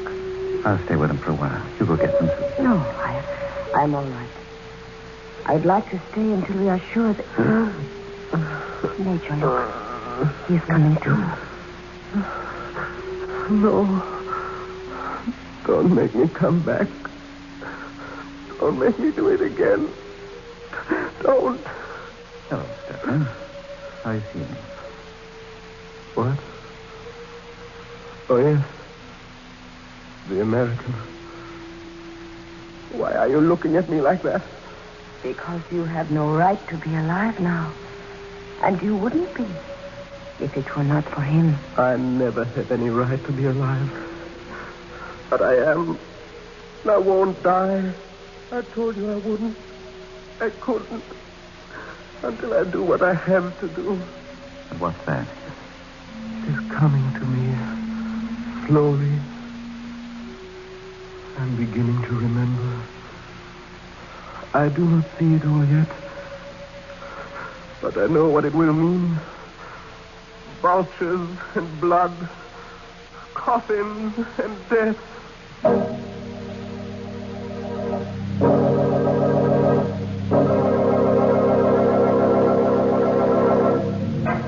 Well, now we're starting to get somewhere. But I wish our friend with a bad memory would stop talking about what he has to do and do it. Here we are halfway through our story with only one shooting and no corpses. Things don't pick up, I'm going to get in there myself and show them how to pour gore. My goodness, aren't you ever satisfied? I've had the creeps ever since this story started. I just refuse to think about what's going to happen next. Well, as the doctor said as he sewed himself up, shoot yourself. What an awful pun. Brr. Why, Mary, did you say brisk? I did not say brisk, and I'll thank you not to make fun of that word, because it's a mighty important word in the language of tea experts. Yes, brisk. B-R-I-S-K is the word they use to describe the flavor of Lipton tea. It is the next evening, about 10 o'clock at night. The dust-laden wind still wails around the lonely camp, and the refugees from many nations sit huddled in their rooms. Stefan, his face gaunt and drawn, is sitting propped up in bed in the administration building. Are you sure you feel well enough to talk, Stefan? There is pain, but that does not matter. What is it you wish to know, Major?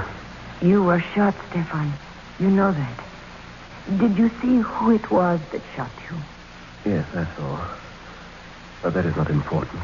Does not matter. What do you mean it does not matter? Just that, Doctor. You see, much has come back to me. Not who I am, but what I must do. And I know now that I have nothing more to fear. That I was shot by mistake. Mistake? What the doctor said last night about the Black Dragon Society was quite true. There are 2 men here in the camp for whom the Japanese have been searching for years. Men who have been leading the resistance movement in their own countries. Even now, the Black Dragon Society feels that those 2 men must die. Do you know who they are? Yes. Do not mention their names. Do not even think them. You know who they are, don't you, Mia? One of them is your own father, Ram Singh. And the other is Pao Tung. Is that true? Yes. It is true. Then I think we ought to go see them at once. Make provisions to get them away from here.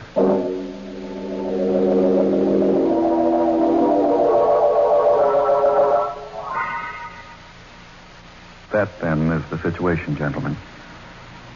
And I should like to have you escorted to Shanghai as soon as possible. You are very kind, Major. We felt that our best protection lay in anonymity. We may have been wrong. As for the danger, even though Japan has been beaten, not all the members of the Black Dragon nor their agents have been rounded up. So... Nonsense, Ram Singh. You always were too cautious. The Major is right. We should have declared ourselves, returned to our countries at once. I, for one, will be happy to do so now. Good. There are a few things in my room I would like to get first. It will not take but a moment. I will meet you back here. Fine. You still look worried, Father. Do I? Perhaps I am. After all these years, waiting, working, suffering, to be so close to what I waited and worked for. But what is there to be afraid of? The Major has promised you protection. I know, and I'm profoundly grateful.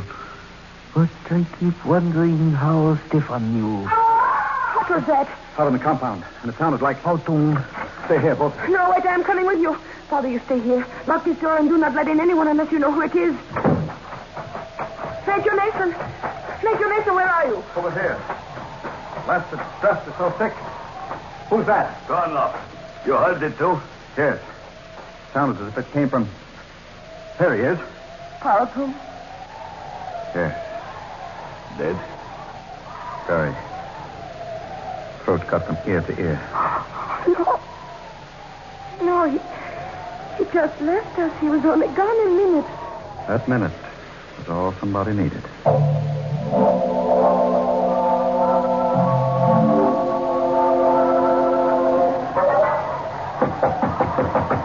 Who is it? Dr. Konov, Ramsey. Major Mason asked me to take you up to the administration building. Just a second. That scream out in the compound, was it? Yes. Paltom. And was he... Yes. Killed. That is why the Major wanted me to come and get you. To put you somewhere where you would be safe. You are ready? Yes. Poor Paltom. To have lived through so much. Waited for so long. Then... Is it known who did it? No. Not yet. But they are closing the gates. Whoever it was will find it difficult to get away. Will they? I wonder. In this dark, where the dust so thick you can hardly see. Besides, suppose it is not someone from outside. Suppose it is someone from the camp here. Someone who has been here for a long time. Wait. Oh. Dr. Konov! Dr. Konov, where are you? Dr. Konov! Must have lost him as we came through the alley. With his wind. Dr. Konov! Is that you? Who is it? Answer me! Tell me who it is. No! Let me go! Let me go!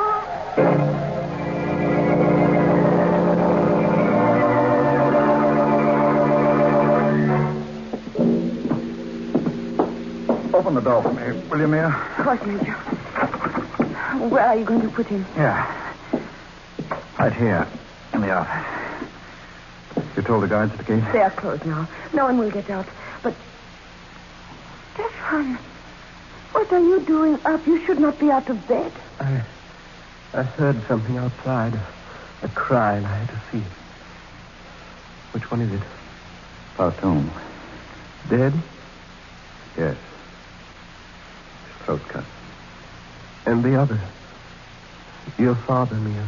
Dr. Kurnoff went to get him. He is bringing him here where he will be safe. Now go back inside to bed. Father? Dr. Kurnoff? Kurnoff, where is your father? Isn't he here? Well, why, no. You were going Didn't you go get him? Yes, I did. We started across the compound together, but it was so dark. The dust was so thick. I lost him. I called to him, looked for him, and when there was no answer, I thought he had gone on ahead. Stay here, all of you. I'll go. I'm sorry, Mia. Why? Why are you looking at me that way? And what are you sorry about? I am sorry that we became separated, that I lost him. I am sorry that he's dead. Dead? How can you say that? Because he must be dead. Because it's part of the pattern, the cycle. That is enough, Stefan. Come on. I will take you back inside. You're a very sick man. Yes, you should. Yes, I'm sick. Not as sick as some, but sick enough. I won't go back, though. Not yet. I must wait. I'm not sure for what, but I know I must wait for something. Listen. Major Mason? Yes. You found him? Yes. Yes, I found him. Father. I told you. I knew. He had to be dead. Yes. Yes, he had to be dead. I think I knew it, too. Knew it was hopeless from the very beginning. How did it happen? Strangled. This. Strangled. Dying out there in the darkness. Two of them killed within a few short minutes, and we still do not know. That's not completely true, Mia. You mean you know? Your father and Paltom were around here for a long time. They died because Stefan revealed their identity. That means the murderer had to have access to that information. He had to know precisely where they were and when they were going to be alone. And he had to be able to get at the medical supplies here. The medical supplies? Because Pao Tung's throat was cut with a scalpel. And your father was strangled with a catgut suture. And that means... Don't move, Connor. Had you covered since I came in? Dr. Connor. No, I do not believe it. Thank you, my dear. I am sure that there will be quite a few others who will feel that same way.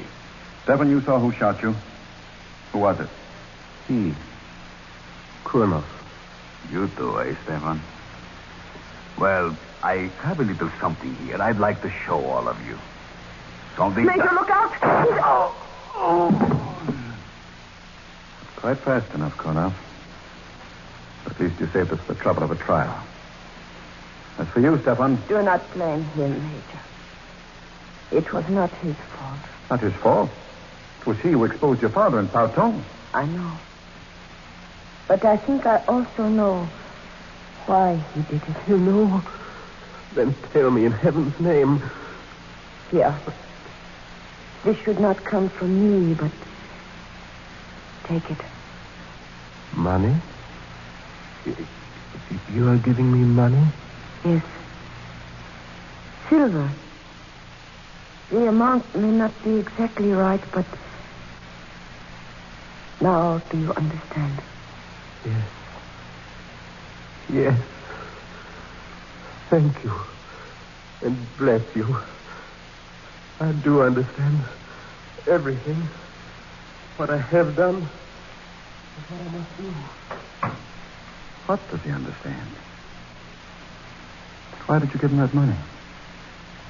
There was once someone else who betrayed a friend and was paid for it with silver.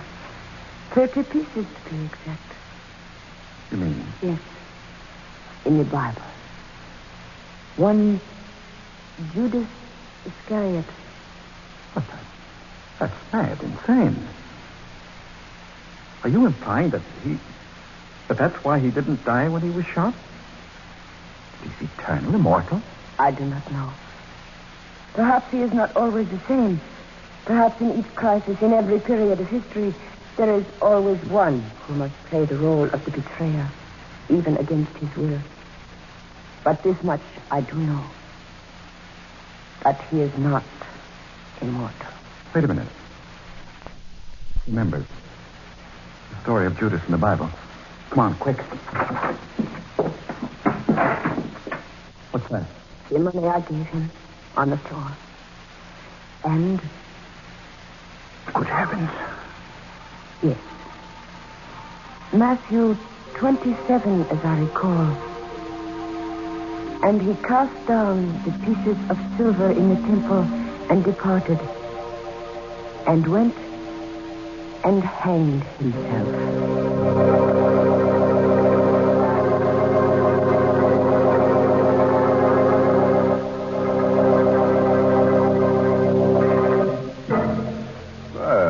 The kind of character we like to have on this program. A little slow getting started, but he did deliver in the end. 2 corpses, plus his own. A nice down-to-earth sort of chap who wound up high in the air with a rope round his neck. Yes, we'll have to see that he's back with us again next week. Rope and all. Use the rope? Of course we will. You know our motto... No noose is bad news. Well, that's not my motto, Mr. Host. Is that so, Mary? Now, don't give me any of your lip tons. I certainly won't give you any of my Liptons. If you...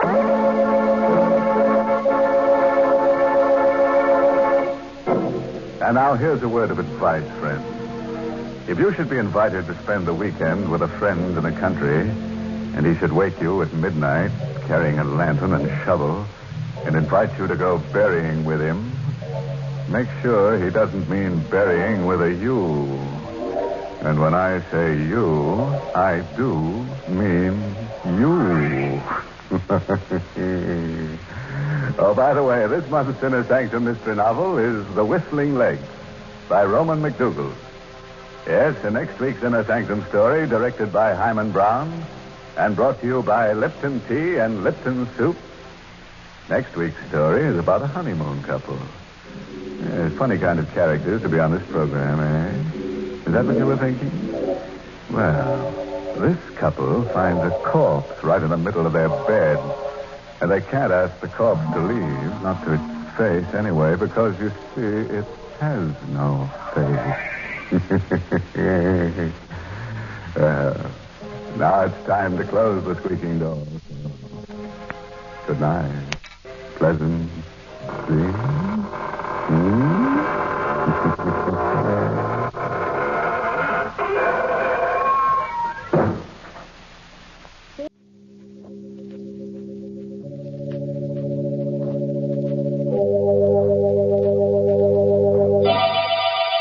Lipton Tea and Lipton Soups present Inner Sanctum Mysteries.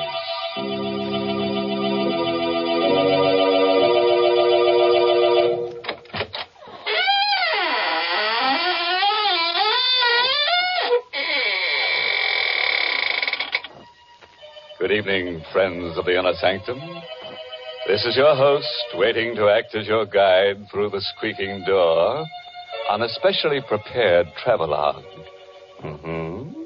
First, we'll take a little jaunt with jeopardy along the path of peril, where we'll prowl with panic until we take the left turn into Horror Highway, and thence via Terror Turnpike straight into the road to ruin. I don't think I like your itinerary, Mr. Host. If you don't mind, I'd much rather take a shortcut to the highway of happiness via the kitchen. And pray tell us, by what signpost shall we recognize your blithesome highway of happiness, Mary? Well, you'll just know you're headed for pleasure when you take your first taste of swell Lipton tea. Because, what a world of contentment there is in every cupful. What flavor, what wide-awake flavor. No wonder the tea experts say there's only one word to describe Lipton's, and that's brisk. No wonder more folks enjoy Lipton's than any other brand of tea in the world. It's because Lipton tea never tastes dull, flat, or dreary. It's always lively and cheery. Yes, Lipton's is the world's favorite tea, and it will be your favorite, too, once you taste that brisk Lipton flavor. So be sure you try Lipton tea.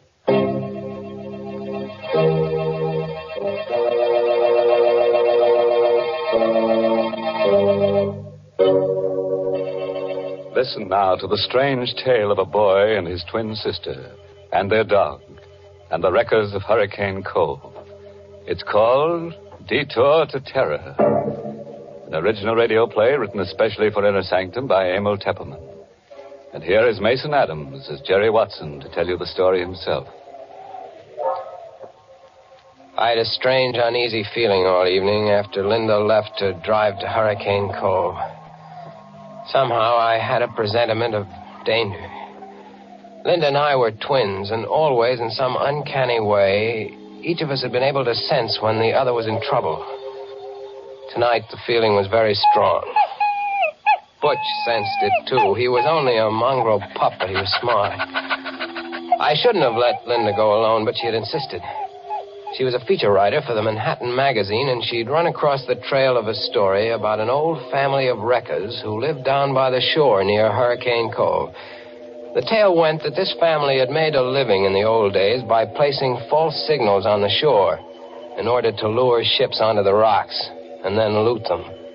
It was this story that she'd gone to investigate.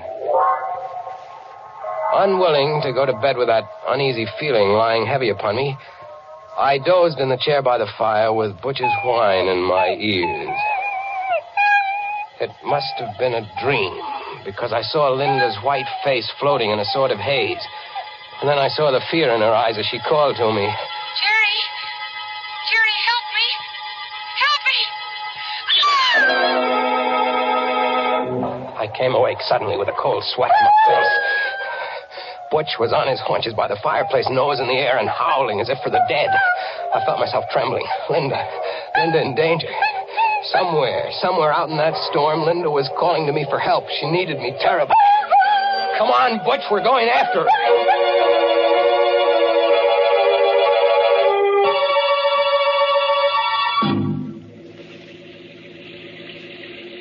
Within 20 minutes, I was speeding through the storm out along Highway 9. I remembered Linda's telling me just what route she'd take.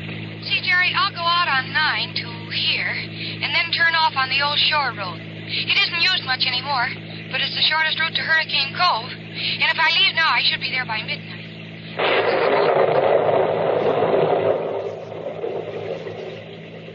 The mist lay heavy on the old shore road, and the rain drove against the windshield, and the swirling fog played strange tricks with my eyes.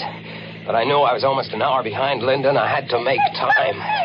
Now, don't worry, Butch. We'll catch up to her. We'll find her. If I could only go faster. It's fog. I can't see 20 feet ahead of... Hey! It's a red lantern on the road.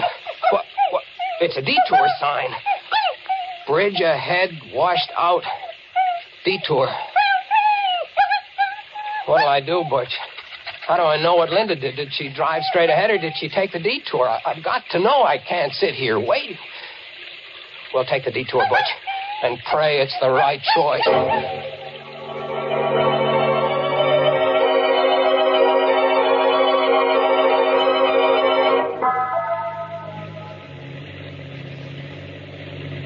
This detour isn't taking us anywhere, Butch. I don't think Linda came this way. Maybe she didn't see the detour sign back there. Drove into the washed-out bridge. Maybe that's what the danger was. No, she couldn't have missed that red lantern even in the fog. She must have turned off. She must have come this way. Hey! There's the car, Butch, stalled in the ditch and blocking the road. It's Linda's car. Come on, let's get to her quick. Gosh, it's coming down and... Never mind the lightning. Let's go. She's not in the car, Butch. I don't see her in the car. Oh, no, she's not in here. Linda! Linda! Where could she have gone, Butch? She was always scared of thunder and lightning. Linda! How can we look for her in the dark and the fog? What is it, Butch? What have you found over there? I'm coming, Butch. I'm coming. Where, Butch? Where, behind the tree? All right. Linda. She's not... Linda. Open your eyes. It's Jerry, Linda. Linda, don't be scared, Linda. Everything's all right. It's me. It's Jerry. Oh, Linda. Jerry. Yeah. Oh, thank heaven. Oh, Jerry, take me away from here. Sure, kid. Come on. Here, I'll help you out. Come on. My car's over this way. Gee, I must have fainted. I knew you'd come, Jerry. I had a feeling you would. I was afraid it might be too late. Here, get in the car. Yeah. Come on in, Butch. Gosh, you're soaked to the skin, kid. What happened here? Well, there was a man. He was hiding up there behind a tree. The headlights caught him when I got stalled in the ditch. How'd you come to land in the ditch? Well, there's a tree lying across the road. See, look over there. You can just see it in the headlights. Oh, yeah. Oh, I see. Gosh, it's a big one. Must have been struck by the lightning. That's what I thought at first. But when I got out to look at it, I saw that it wasn't struck by lightning. What? Jerry, that tree has been deliberately cut. Linda, are you sure? Sure I am. It's been cut by a saw. The minute I looked at it, I realized it wasn't any accident. Somebody meant to block this road. Great Scott. So I hurried back into the car, and I tried to turn around. I wanted to go back. You couldn't have turned around anyway. This road is too narrow. Yeah, well, I was too scared to realize that. I started backing up, and the rear wheels landed in the ditch. And it was just then that I saw the man. He was coming out from behind the tree, and he was all hunched up so I couldn't see his face. Then when the headlights struck him, he ducked back, and he disappeared. Well, I was afraid to stay in the car, so I jumped out, and I started to run. Then I could hear him coming after me. And I must have tripped, and my head struck something. And that's all I knew till you found me. Are you sure it was a man you saw, kid? Yeah, positive, Jerry. I don't get it. What was the idea of blocking the road? What's the matter, Bush? He hears something. Look over there. Someone running through the woods carrying something. I'm going after him. Careful, Jerry. Look, Butch has that man by the trousers. Oh, he kicked Butch. Hey, you don't you kick my dog! Jerry, be careful. Come on back here, you! Jerry, I'm coming with you. Oh, it's no use. He ran away in the night. Are you all right, Butch? Look, Jerry. Whoever he was, he dropped what he was carrying. What is it? Looks like a big board of some kind. Here, I'll turn the flashlight on. Yeah. Oh, it's a sign.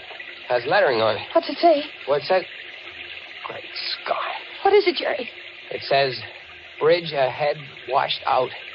Detour. Jerry, this is the detour sign from the highway. Yeah. They only put it up there to lure you onto this back road. Then they blocked the road with a tree. Kid, it looks like we're in some kind of a trap.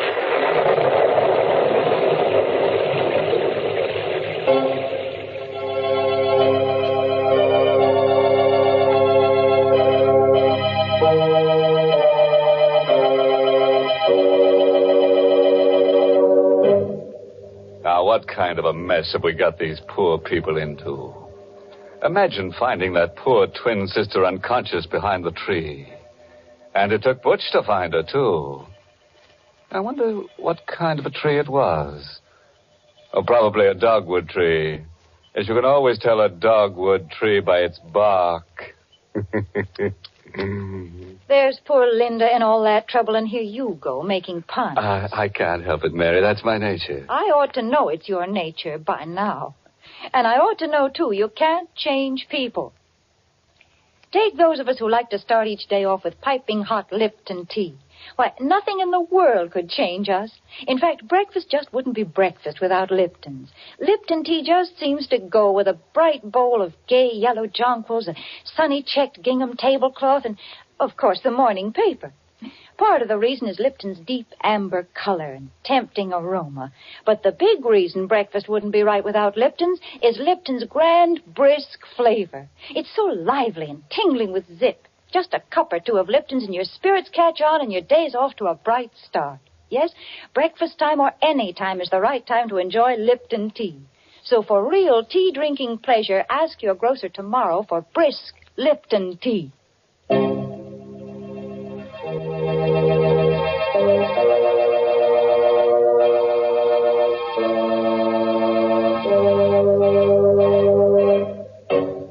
Well, let's get back to our story now and see what happens along that deadly detour. I have a hunch that Jerry and Linda are in for a lot of trouble. Trouble and twins, you know, never come singly. We got back in my car, wet and shivering, Linda, Butch, and I. We tried to figure out what to do. Don't you see, Jerry? This is the way those old-time wreckers used to work. They'd place false signals on the shore so that the ships would be lured onto the rocks. Mm-hmm. You think that phony detour sign back there... It was just like a false signal to a seaman. It lured us onto this back road. When they get good and ready, they'll come for us. Maybe you're right, kid. Well, Jerry, we can't just sit here and wait to be murdered. Look, Linda, up there in the hill through the trees. See those lights? Looks like a big house. Hey, maybe they've got a phone. We could call the police. Uh-huh. And maybe... Maybe what, Jerry? Nothing. You think maybe they're the ones who lured us here? We'll have to take the chance, Linda.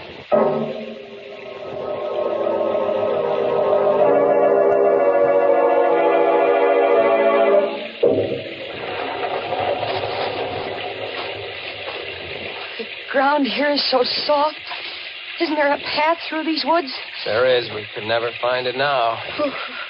Anyway, this is the quickest. There are the lights of the house, up ahead through the trees. Such big trees, so old and bare. They look like evil things, like they're waiting to twine their arms around us and crush us. Quit it, kid. You'll work yourself up for nothing. We'll be at the house in a minute. What? What is it? The lights, they went out. The house, it's all dark. Quiet, Butch, Why did quiet. they put the lights out, Jerry? Maybe they went to sleep. What'll we do? We'll go up and ring the bell. That's what we'll do. Jerry. What? Do you hear that? What? Yeah, someone playing the piano in there. In the dark. Oh, it sounds uncanny. Come on, I'm going to ring the bell.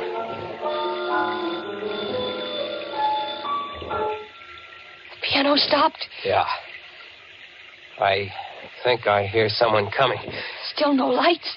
It gives me the creeps. Someone's opening the door. Good evening. Caught in the storm, eh?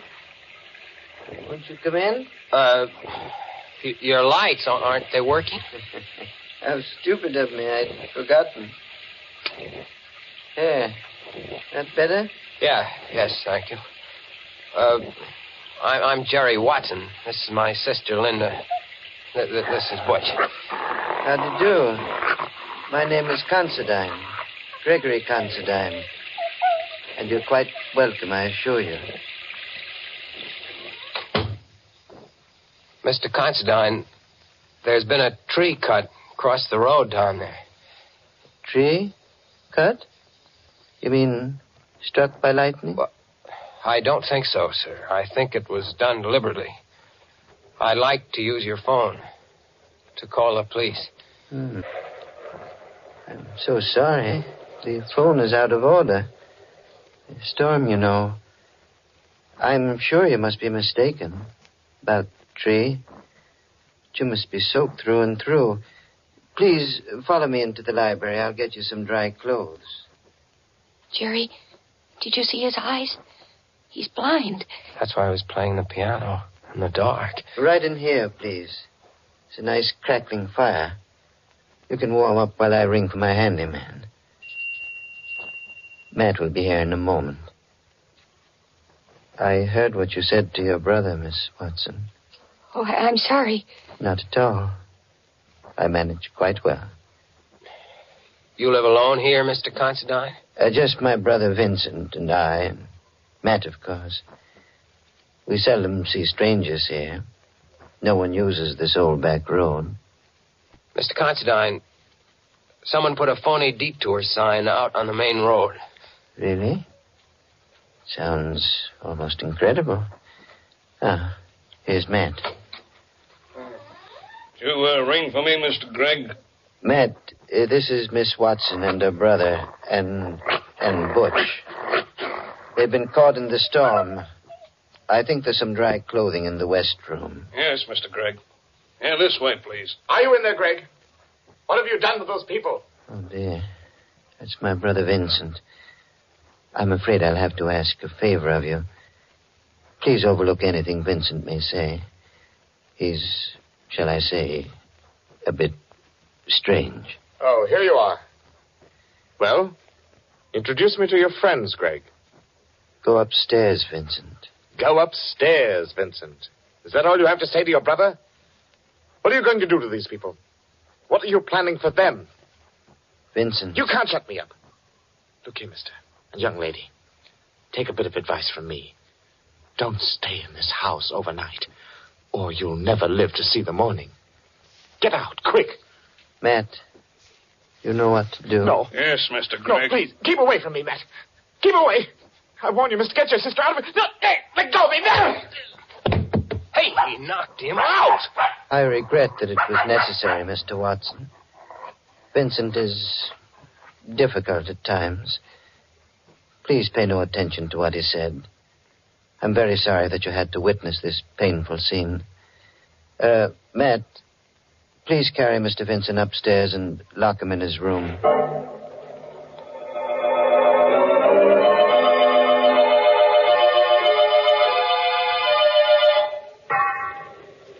I hope you like these rooms. Yes, thank you. Yes, I'm sure we'll be comfortable, Mr. Considine. They're adjoining rooms, as you see. And these doors bolt on the inside. I advise you to keep them locked all night. We surely will. Thank you for these dry clothes. And for the tea. You're quite welcome, I assure you. Now just try to get a good night's sleep. Everything will be all right in the morning. Oh, Jerry, I'm scared. So is Butch. And so am I. What'll we do? First thing to do is bolt the door. He's blind. Yet he frightens me, Jerry. The way he ordered his brother knocked down. Jerry, there's something I've got to tell you. What is it, kid? The name of that family of old-time wreckers. It's Considine. You mean these are the people? Their ancestors used to loot ships. And now they're working on motorists. Poor Vincent tried to warn us. Jerry, what are we going to do? We've got to get out of here before they come up to finish us off. Let's take a look out the window. Oh, it's pitch black out there. Look, by the streak of lightning, did you see? Yes, I did. That man, that Matt, standing under the tree with a rifle. We're stuck. No escape. What's that? Someone tapping against the wall. In there. Can you hear me? Who is it? It's Vincent. I'm in the room next door to you. It's locked on the outside. Can you get me out? We'll be right there. Quiet, Butch. Oh, Jerry, maybe there's a chance if Vincent will help us. Come on, kid. Yeah. No noise. Shh. Come on. Here, this is the door. Look, it's bolted on the outside. They must keep him locked up all the time. Well, here goes. Vincent. Here I am. Don't make any noise. My brother has ears like a cat. And don't let him fool you. He may be blind, but he's more dangerous than any man who can see. How are we going to get out of here? Matt's watching outside with a rifle. Listen. The piano.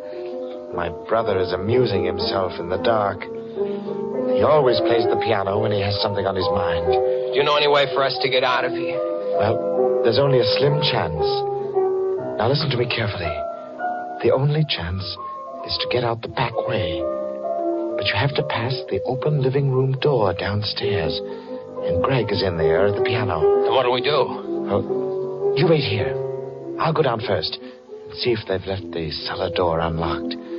I'll come back for you. Please, don't move until I return. Be careful. Don't worry. I will. Jerry, what'll happen if Greg hears him? Greg will probably call Matt and he'll lock him up again. And what'll become of us? We'll worry about that later. Jerry, he stopped playing. Yeah. Do you think he heard Vincent coming down?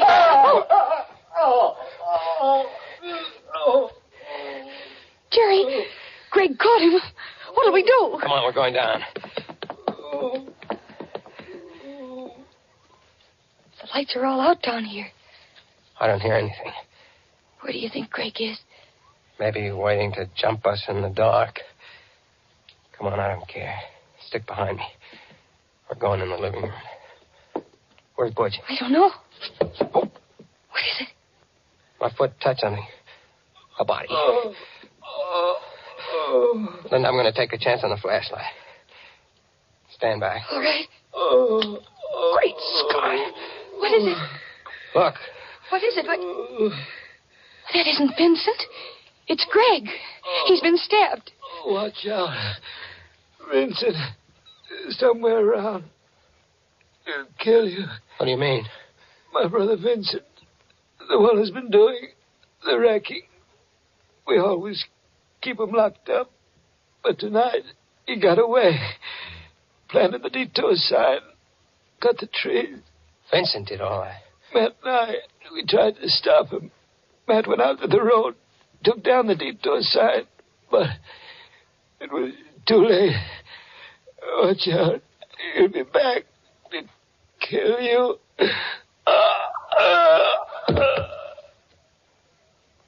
He's dead. Jerry. Poor Greg. And we thought it... Oh, the lights. Thank you for waiting for me. Vincent. Where'd you get that rifle? From Matt. He won't need it anymore. What are you going to do? What do you think? You're crazy. Well, aren't we all? Now, my good friends, if you'll just say a prayer. Any little prayer will do. Point that gun at my sister. It won't do you any good to stand in front of her. This rifle is a 30-30.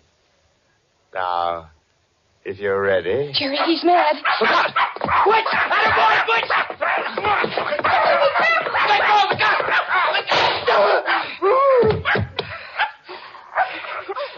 The gun went off in his face. Oh, Jerry. Take it easy, kid.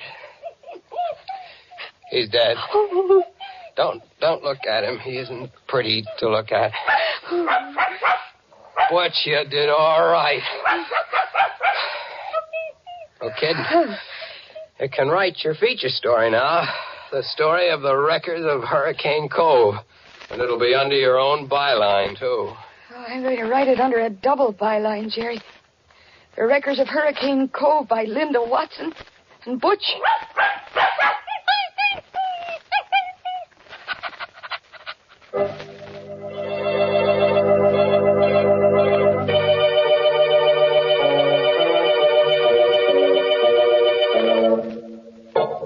Well, Butch, how does it feel to have a byline? You like it. You like collaborating, don't you? Especially with a pretty girl like Linda, huh?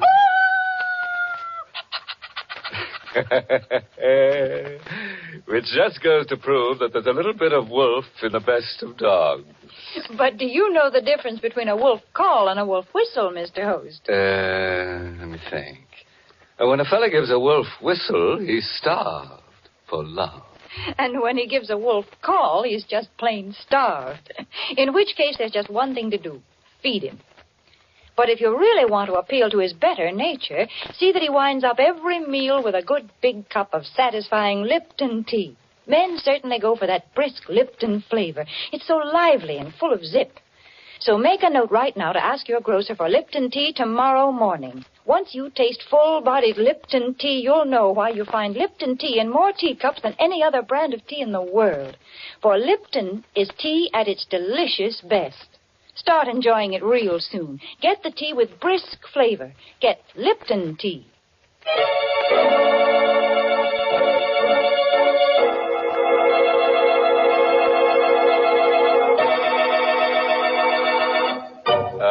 Parting word of advice, friends.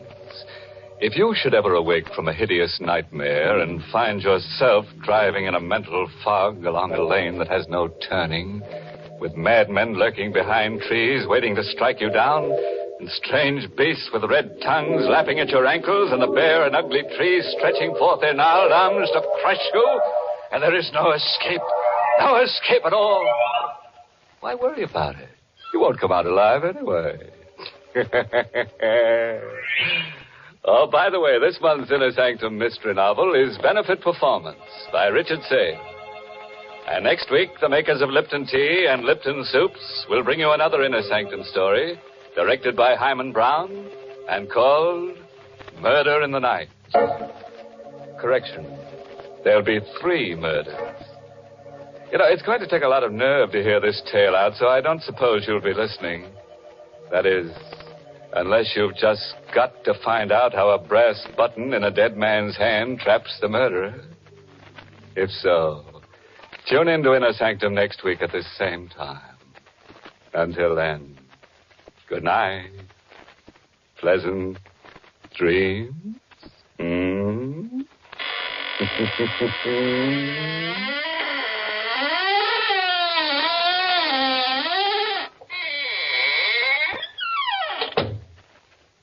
Friends, here's a good way to lead off a meal. Serve quick, grand-tasting chickeny Lipton's noodle soup. The first taste of Lipton's noodle soup takes you back to Grandma's own country kitchen. But you get Grandma's results in a jiffy, because Lipton's noodle soup is a real old-fashioned noodle soup with oodles of tender noodles in savory golden broth that's easy to fix and costs little. Ask for Lipton's when you ask for noodle soup, and you'll hear your folks ask for more. And tune in next week for another Inner Sanctum mystery.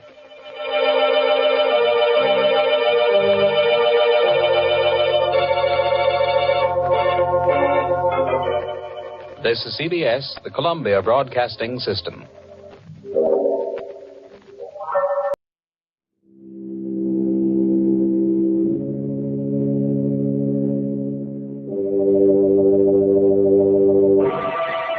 Lipton Tea and Lipton Soup present Inner Sanctum Mysteries.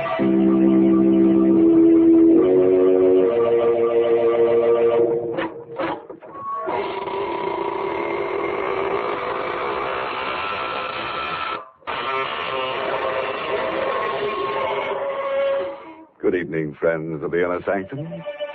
Here's your host at the creaking door. Through these portals pass the world's most horrified people. Oh, what's the matter? Did my happy medium startle you? Sorry, I keep him around to get in the right spirit, you know. And now here's a little tale of horror that speaks for itself. The Edge of Death. Written by Frederick Matho and starring Larry Haines in the role of Ralph. We're going to tell you of a night Satan played a game of murder along a deserted strip of Manhattan's waterfront. For his sport, he chose two friends. For his victim, a woman. And the weapon he suggested he had long ago placed in the hands of another murderer. The weapon was a long, slender, graceful rapier, which first drew blood at the hand of Rasputin, the mad monk of Russia. Denton! Denton O'Brien! Open up! Denton! Ralph Fitkin. Well, come on in, man. What's the matter with you? You're soaked. No hat, no coat. Denton, you're my best friend, my only friend. You've got to help me. I just got back from Chicago. I was going to drop over to your shop a little later. You got back too late. You could have helped me. No, it's too late. Well, what's the matter, Ralph? What have you done? Well, what's that in the package? Why, it's the antique sword I gave you when you were married. Ralph. Naked steel always looks different. Coated with blood. Ralph, you fool. You didn't... Yes. I just pierced a woman's heart with that rapier. About 15 minutes ago. Warned you about your temper ever since we were kids. You almost killed me once, do you remember? You warned me about my hobby, too. You said I had psychosis. That's what we psychiatrists call it. Your unnatural love of steel blades, your worship of ancient weapons and tempered steel. It's off balance. There's nothing in the world more beautiful than a piece of true hand-forged steel. It's an art as old as man. Yes, I know. We've been over all that before, but now you're a murderer. And I want to know everything that happened. It's too late, Denton. I only came... Maybe I can dig something out of you that might help your defense. Now, Ralph, close your eyes. Close your eyes and let your mind wander. Tell me the first image you get. Tell me every detail, no matter what. I see the wedding. Here at your house. The guests have left. Ingrid is blonde and beautiful in white satin. She's standing beside me. And you come toward me. Denton, it was so good of you to make such a beautiful wedding for us. You are the best man ever. Oh, no. Maybe the second best man ever. Ralph was best today. Well, you gave me some stiff competition, Denton. I've got another wedding present for you, Ralph. I waited till now to bring it out because I didn't think the others would understand. Here, open it. Well, do you like it, Ralph? Is it a good one? This is a good one. Why, it's the most beautiful rapier I've ever seen. The balance and the lines. Magnificent steel. Look, Ingrid. Isn't it wonderful? It will be the very nicest sword in your collection, darling. As well as your last. His last? Oh, yes, Denton. I promised Ingrid no more auction. And he'll keep his promise this time. I'm going to change, darling. Won't take me long. All right, darling, hurry. You really like that blade, don't you, Ralph? Like it. It's beautiful. Where did you find it? Well, I saw it yesterday in a small, junky antique shop in the village. Little Russian fellow runs it. Oh, did he tell you anything about the blade? I mean, where he got it? No, but he said it was Russian. He said the hilt was black lacquer on rosewood and the steel was superior. He said something there. He mumbled on about wanting to get rid of it before the full moon. Something about it being an evil thing. He claimed it once belonged to Rasputin, the mad monk of Russia. Say, I wonder if it did. I doubt it. Anyhow, he finished by saying that whoever owned it would have evil luck, and failing to get rid of it before the full moon would die by violence. I'll take it back to him if you like, Ralph. No, not on your life, then. But don't mention that nonsense to Ingrid, will you?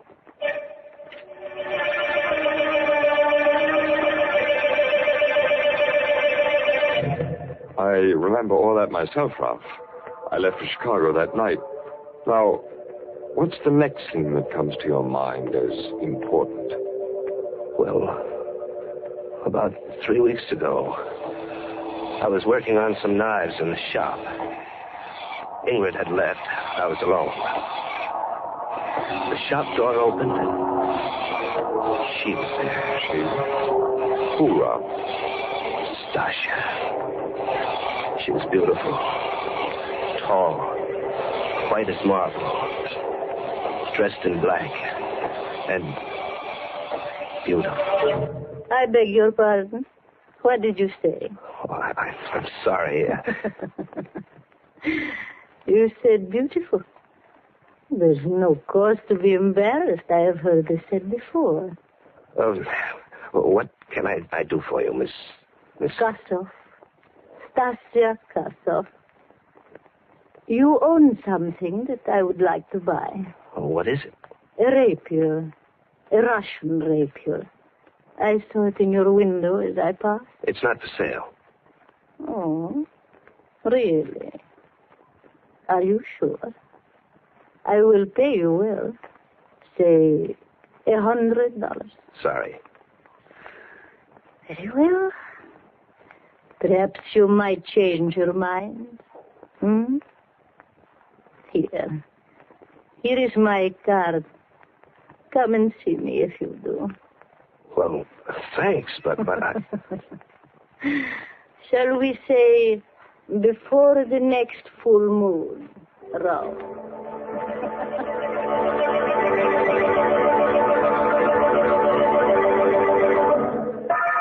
Ralph, if it weren't for that blood-stained rapier on the table, I'd say you were lying. How could this woman know your name or anything about the legend of the rapier? I know how. What happened then, Ralph? I've handled steel all my life. I've forged it, pounded it, tempered it, ground it to razor edge, and I've never cut myself. After Stasha left, I put the rapier to the stone. And as I worked, I kept seeing her eyes in the forge fire, glinting with evil beauty. I kept hearing her voice. Shall we say before the full moon? I turned suddenly to see if she was there, and I tripped. The rapier fell, and I fell against the upturned point. Ah! Oh! Rolf, what's happened? Rolf! I'm all right. Pull it out. Straight out. Oh, no. No, I can't do that. All right, I'll do it then. I'll do it. Oh. Rolf, your arm is all blood. Oh, it's not bad. It just has with flesh. Call Dr. Bird. Oh, those stupid knives. Why don't you get rid of them? Well, Ingrid phoned. They crept over me, but that means certainly that my fate was tied to Stasha Kasov's. That death was lunging at us with Rasputin's rapier, and I was unarmed. I told Ingrid about the woman. I told her about Stasha's offer of $100 for the blade. I shouldn't have. And to turn down $100 for it, Ralph, that's the limit. Ingrid, I can't expect everyone to understand some things about my character, but I do expect you to try. I think I do understand, Ralph. I think you didn't want to sell that thing because you want that woman to come back. That was your first quarrel, Ralph? Yes. Well, lots more. Things got worse. We quarreled a lot. It wasn't Ingrid's fault. I was changing. I kept thinking of Stasia. Her eyes mocked me. I tore up a card in anger, but I'd memorized the address. It was an old Dutch mansion on Litton Street. I had to see her again. There was a light in the house. And oddly enough, the front door was open a bit. I rang a long time, but no one answered. I obeyed an impulse and walked in. There was a coal fire going in the high-ceilinged living room. It cast dancing shadows on a life-sized oil painting above. A cold hand gripped my heart when I saw that painting. It was the painting of a man in a monk's habit. And his gnarled hand rested on the hilt of a jeweled rapier of exquisite beauty. Yes, the man in the picture is long dead. But his mad spirit is in this room. It laughs from within you, Rolf Wittkuhn. It has seized your body. Stasia.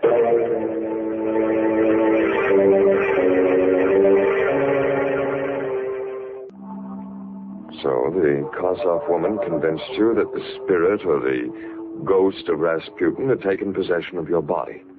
And you fell for it. Oh, I fought against believing it didn't. But it did explain so many of the strange promptings that had been stirring me all up inside. She say anything more about it? No. I turned to face her. She was a smiling column of white beauty, sheathed in black satin. Miss Kossoff, how is... Stasia. Call me Stasia. How is it you know my name? What do you know about the rapier? Does it matter? You have changed your mind, perhaps? About selling me your rapier? No, I came to ask you about it. Or you came because you are confused? We will discuss it. But first, let us have some tea. Yes?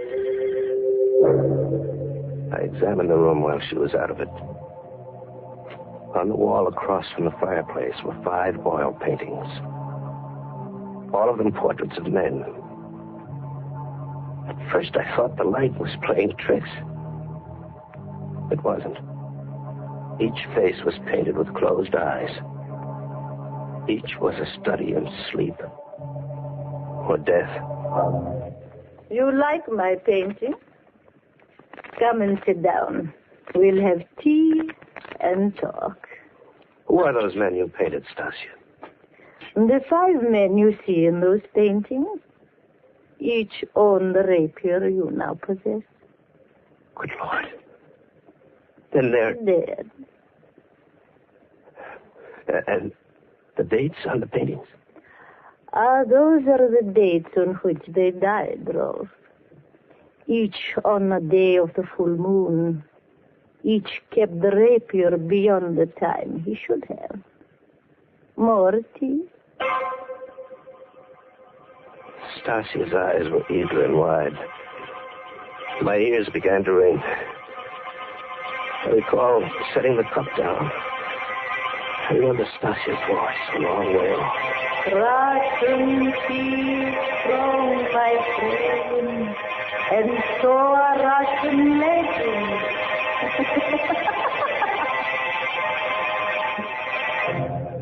This is all so fantastic, Ralph.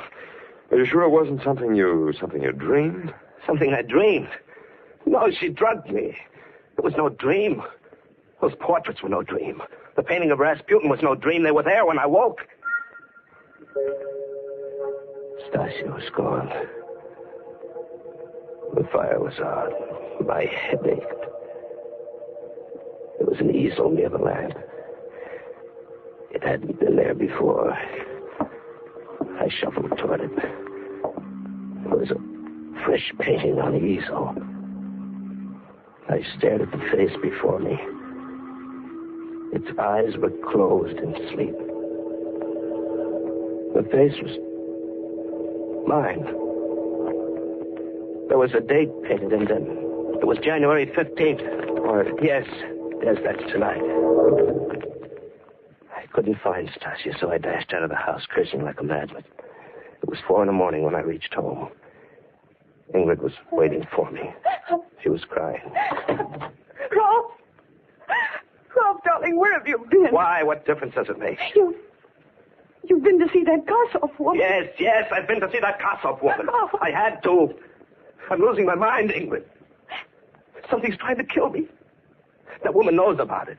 She knows how and when it'll happen. And the funny thing is, I don't care anymore. I don't care. Rolf, where are you going? Back to the shop. Back to that cursed rapier.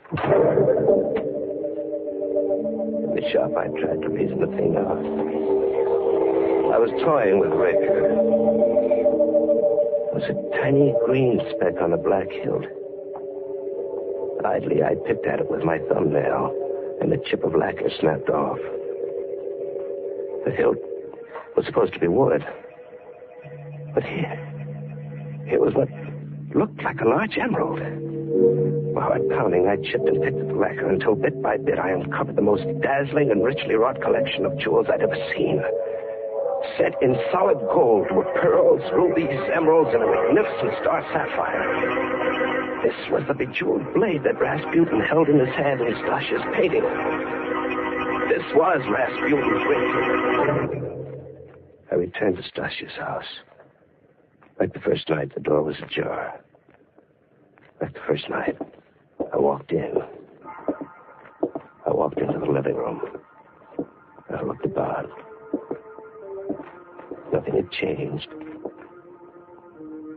Nothing, that is, except that mine was the sixth painting, now hung beside the others.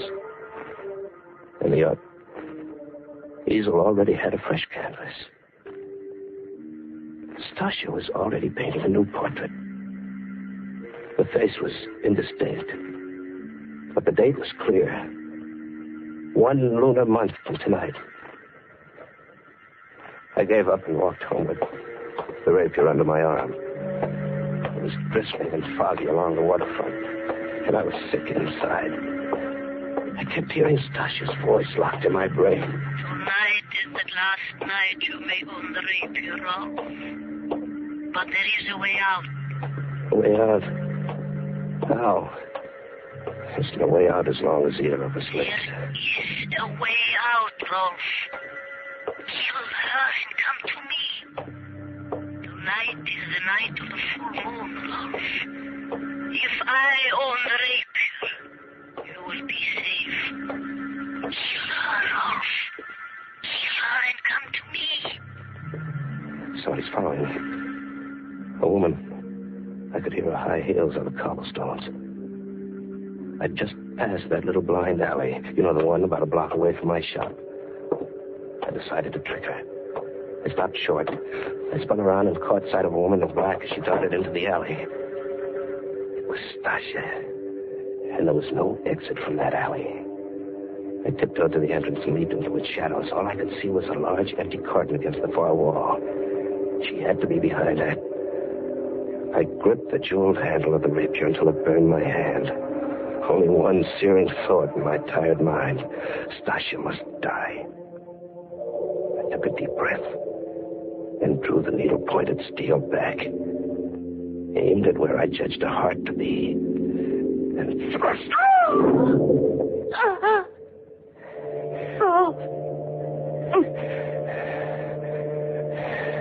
I drew the blade out, and the body slumped forward. I lit a match to see her face. But it wasn't Stasha Karsov I had killed. It was Ingrid. My wife. Ingrid.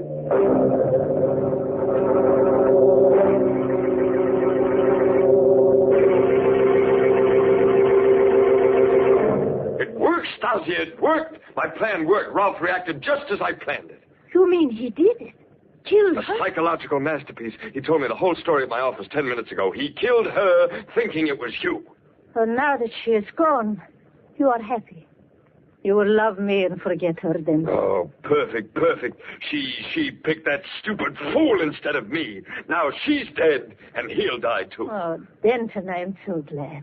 I would do anything for Everything you. went like clockwork. This rapier I found in your attic, the legend I made up, the phony paintings of former owners, your flirtation, perfect. The perfect murder, I've done it. Did my acting please you, Denton? Oh, you were magnificent, but there's only one weakness to my plan, Stasia.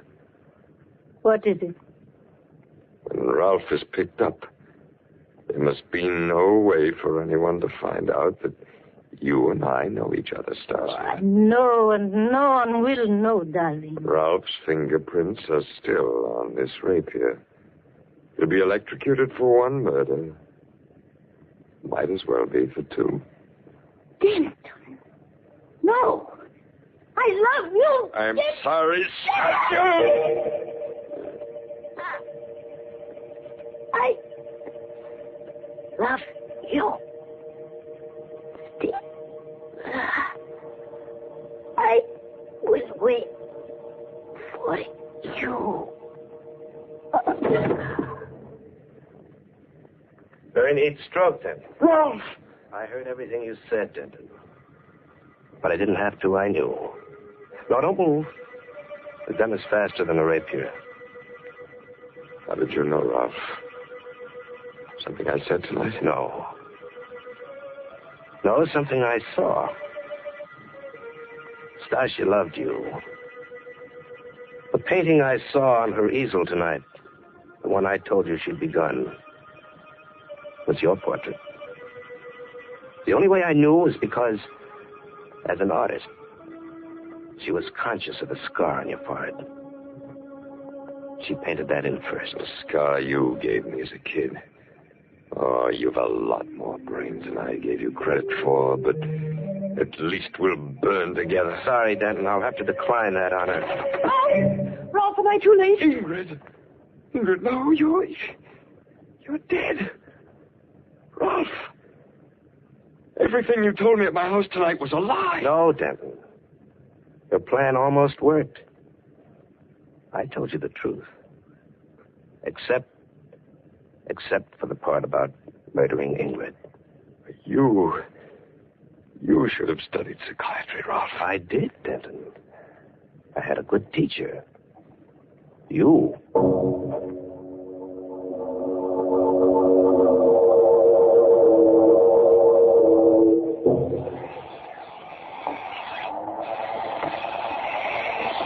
Are we going home soon, darling? You seem so far away, Ross. Is anything wrong? No. I've been thinking about Denton. Odd the way things turned out. He made up that story about the rapier and its belonging to Rasputin and its owners dying on the night of the full moon. You don't believe it, do you? No. But what he thought was a cheap blade turns out to be a priceless treasure. It matches the one Rasputin held in his hand in the painting. That was coincidence, darling. Come on, now put your work away. Let's go home. It's late. Mm-hmm. Such a beautiful night, Rolf. Let's walk home. All right. You know that painting Stasia started of Denton, the one that gave us plot away? Yes? It had a date on it. I wonder what ghostly hand guided her brush as she wrote that date. Why? The date she wrote was today's. But there's a full moon. And tonight was the night Denton was electrocuted.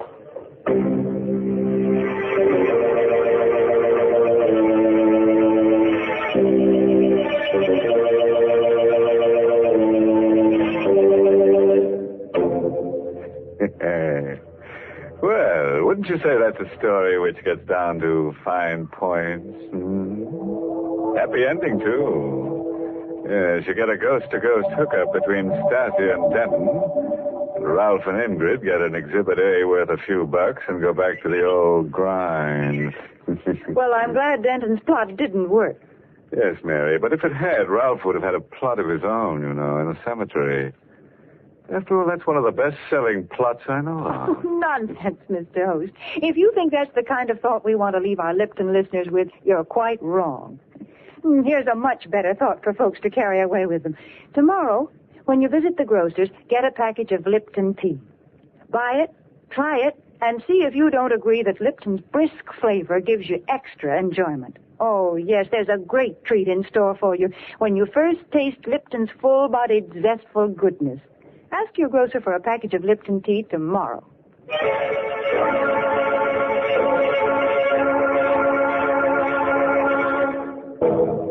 And now, friends, in case you're wondering, we do have a moral for tonight's story. It's short and sharp. Knife can be beautiful if you keep your temper and look out for people with an axe to grind. They may be trying to get ahead of you. Oh, by the way, this month's Inner Sanctum mystery novel is The Pavilion by Hilda Lawrence. And next week, the makers of Lipton Tea and Lipton Soup bring you another grisly Inner Sanctum tale, directed by Hyman Brown, and titled The Confession. And now, if you'll excuse me, I have an appointment with Stasia and Denton. Yes, they've got the concession for hand-forged hinges where it's hotter than the hinges of... Until next Tuesday, then. Good night. Pleasant dreams.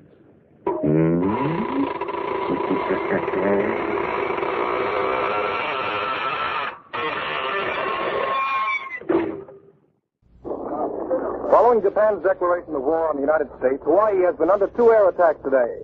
More than 10 persons were wounded when enemy planes machine-gunned a town near Honolulu, according to a Reuters dispatch. And General Douglas MacArthur has ordered all women and children in Manila to evacuate the seacoast and move to areas inland. The Dutch East Indies has just declared war on Japan, and Costa Rica in South America has also declared war. Keep tuned to this station for further developments.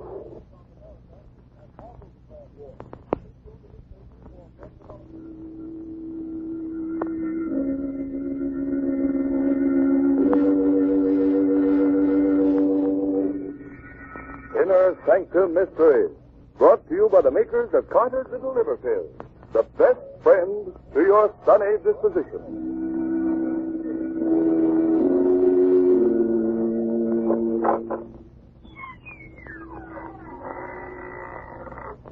Good evening, friends. This is Raymond, your host, welcoming you again to the Inner Sanctum. Come in, won't you? Why am I smiling? Oh, but I always smile when I open the creaking door on Sunday night. You see, each week when I say good evening, I think to myself, a good evening for what? And of course, there's only one answer to that question. A good evening for a murder. Tonight, Inner Sanctum Mysteries brings you The Island of Death, an original radio mystery drama written by Robert Newman and presented for your entertainment by the makers of Carter's Little Liver Pills. Friends, a pleasant disposition shouldn't be just a once-in-a-while affair. It ought to be a regular thing. See if you can't make it regular by encouraging regularity with Carter's Little Liver Pills. Let them wake up the flow of one of your most vital digestive juices and prove to yourself that Carter's Little Liver Pills are the best friend to your sunny disposition.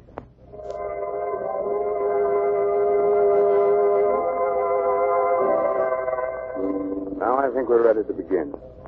Ready to begin as strange and terrible a tale as ever turned a man's hair gray overnight. A tale of voodoo, conjuring, black magic. Oh, now you're smiling. You don't believe in voodoo, huh? Good. Now turn down the lights, pull your chair up close, and listen to the story of the Island of Death. Come with me to the Dark Island, the secret magic island, Haiti. It is night. A fierce tropical storm is raging. The car drives slowly down the road with a cane field on one side of it, a jungle on the other. Now which way? I don't know. Blast Brandon. Why did he let us go off alone? How are we going to get back there? But he told us not to go off alone, John. John, look. Where? Ahead there. An old native walking up the road. Oh, maybe he can... Yeah.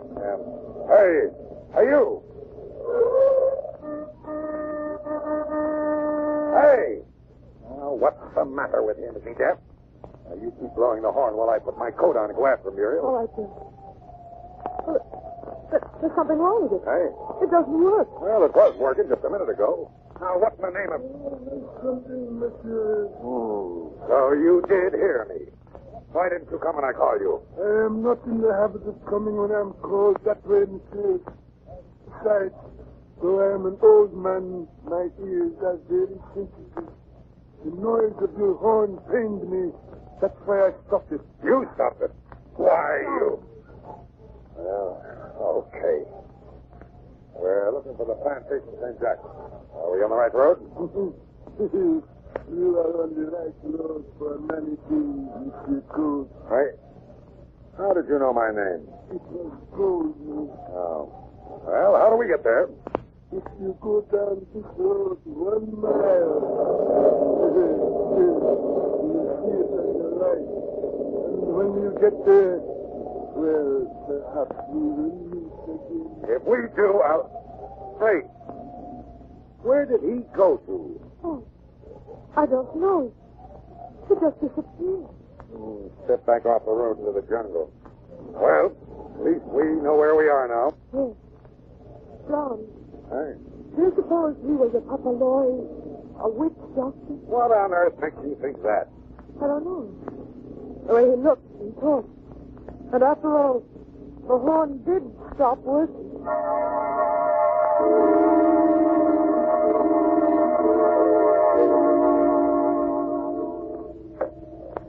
Coach? Is that you, Coach? No, Alan. Me. Muriel. Mother, I'm sorry, Mrs. Coach. Alan, you have to make things even more difficult than they are already. Would it make things any easier if I pretended that we were just old friends? It didn't matter to me that you'd married him instead of me. No, Alan, I guess not. I'm sorry, Muriel. I shouldn't say that. Hello, Alan. Order me a drink, will you? Coach. Yeah, thanks, Mr. Coach. Yes, Mr. Randall. I was. Did you find out what was wrong with the horn? Yeah, one of the wires come loose. Met an old native on the road, and Muriel's convinced that he was a witch doctor. But it's just that he was so strange, and so, even though I know that there are no such things... What we know or believe isn't terribly important. What is important is what the natives believe. They don't like being laughed at. You mean they really still believe in voodoo, stuff like that? Well... You're saying, Monsieur. Yeah. Do you believe in voodoo? But not really, Monsieur. Oh, this is funny. This is really funny. Hey, what's that? Nothing, Monsieur. Just the steel hands doing the Congo. Oh. Well, they can't have done a hard day's work if they've got enough energy to dance at night. I think maybe I'll go down there. Oh, no, Monsieur. No.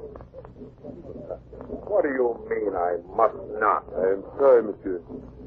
I just meant, well, if you are interested in voodoo conjuring, perhaps I could show you some. You can? Oh, I am no papalois, Monsieur Brandon. I have some skill with the knuckle bones, telling fortunes. And if Monsieur Coates would like... No, why not? Go ahead, Pierre. Very well, Monsieur. There.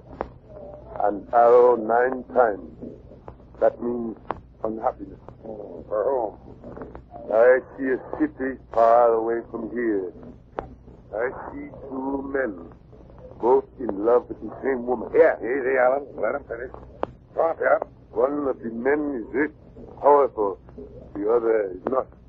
The one who is rich has his rival sent away, and in his absence marries the girl. She knows she is making a mistake. Oh, she does she? Why, you ain't telling her. John, That's you, Coach. How dare you hit him for 2 cents? All right, Mr. Brandon. He did not hurt you. Oh? Well, I haven't even started yet. You're fired. Just a second, Coach. Oh, Brandon. I had a hunch you weren't getting as much as you could out of the natives, that you were too soft with them. Now I know it. You're fired, too. John, so that's why you insisted I come down here with you. Of course. Don't you think I know that you're still in love with him? Okay, Coach, you asked for it, and I'm going to... No, you're not, Alan. I've got a gun here. Now, you stay where you are. I'm going down the field and cut and really show them who's boss. Alan. Oh, Alan. It's all right, brother. Being fired doesn't bother me. But the other things, are they true? That is really you are love. Maybe you're even tired. Mr. Brandon, excuse me. I think you should know. The drum, it is not the Dutch Congo. It is the service paper. E. Marron is down with the drum. What? Who is P. Marron? He's the most famous witch doctor on the island. John may be a swine, but he can with him. Listen, Muriel, you stay here with Pierre. I'm going after John.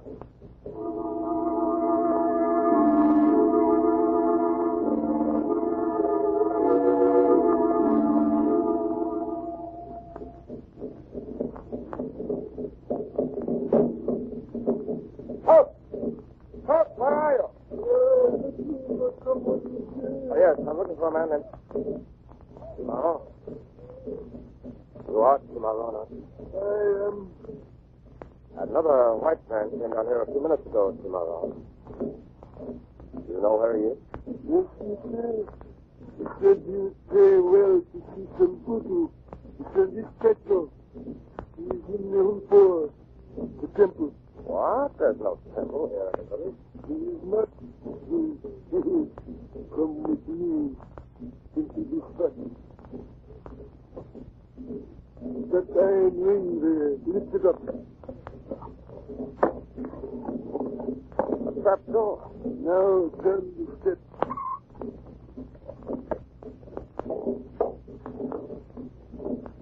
Here's the Humpor. There is open. Coach. John.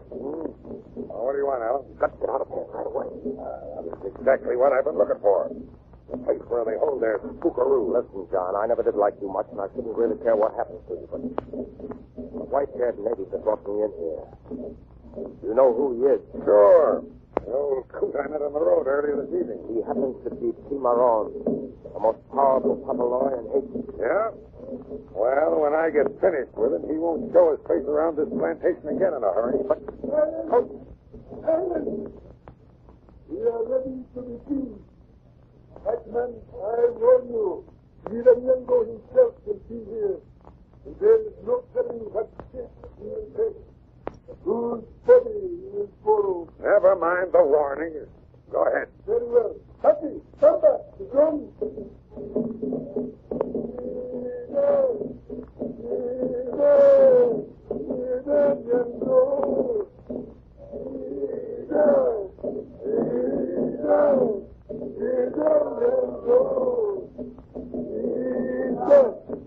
From on high, from little air, from the jungles of the night, come, Ida, come, see the body, loose its soul, point its feet this way, and come, Ida, come, there. He has taken the body. He's coming. Quick back. The wall water. Sprinkles on the ground in front of the altar. Hey, what is this all about? What do they think they're doing? The bells. The bells of death. He's coming. Either comes. What's doing, Adam? Something is coming. What do you mean? Something. Listen to this. Who or what it is? Not yet.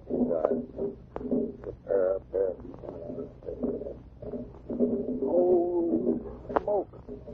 There.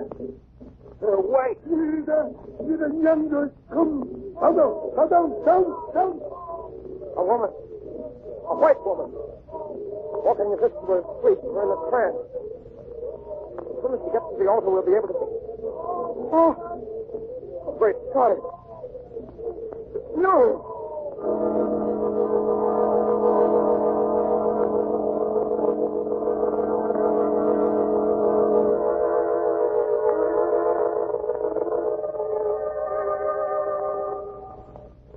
So, John Coates insisted there was no such thing as voodoo. Dared the witch doctor to invoke the god Yiranyango. And when the god did appear, he found he'd taken possession of the body of his wife. Very unusual. But not any more annoying than when a simple thing like a mean, sulky, gloomy disposition takes possession of us. Oftentimes irregularity is entirely to blame. So the sensible thing to do is get right after it with Carter's little Liverpool. Now don't let the gloom of irregularity hold you back, keep you from enjoying life and getting ahead in the world. Wake up the flow of one of your most vital digestive juices with Carter's little Liverpool. Let them help you to feel up and mad and bubbling with enthusiasm and alive with the glorious feeling that goes with regularity. Just give Carter's little liver pills a trial. And I think you'll agree that Carter's little liver pills can really be the best friend to your sunny disposition.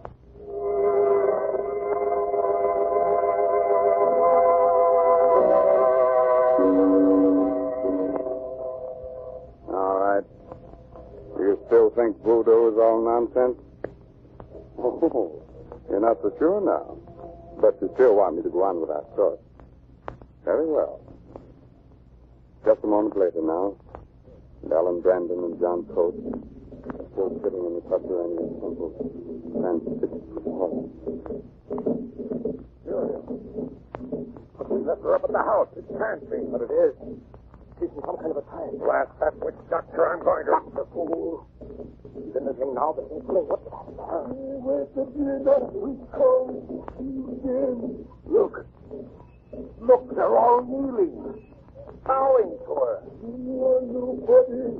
With the power we've given you. Let us see that.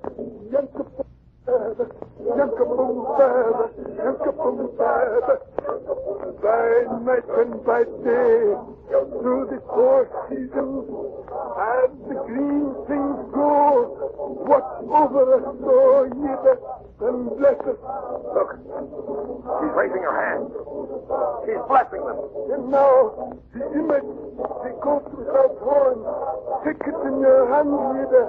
Breathe your spirit into it. Look, that image. She's picking it up. Putting it to her lip. Oh, you black devil, I'll teach you. You idiot, what have you done? What I should have done before. Killed him. Probably killed not only him, but Muriel, too. Look. Yeah, she's just fainted. Let's get her out of here. Back to the house now, quick.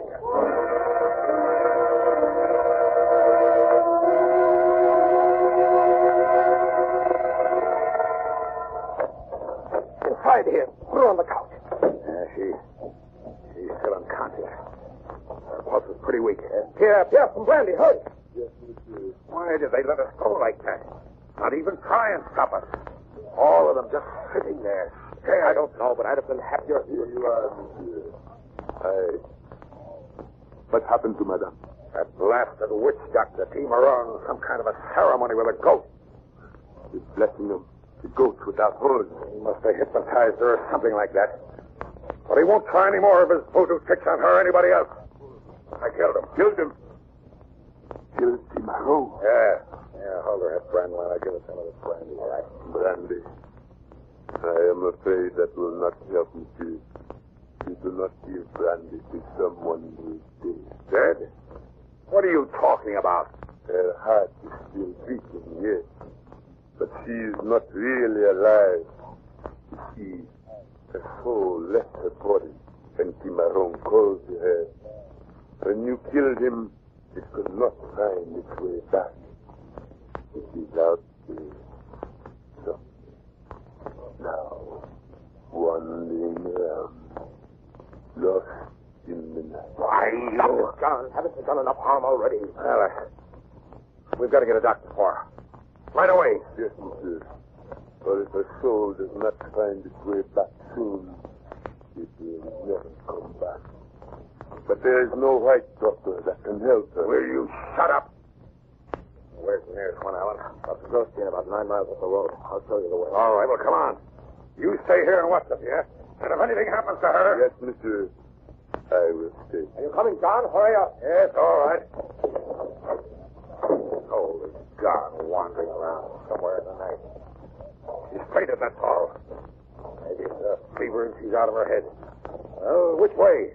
Shortest way is that way there. You mean through the jungle? But it's dark. We won't be able to see it. Listen, Coach. You may not know it, you may not care, but Muriel's life is in danger. I'm not sure a doctor can help her. But I'm going to get one if I have to crawl on my hands and knees.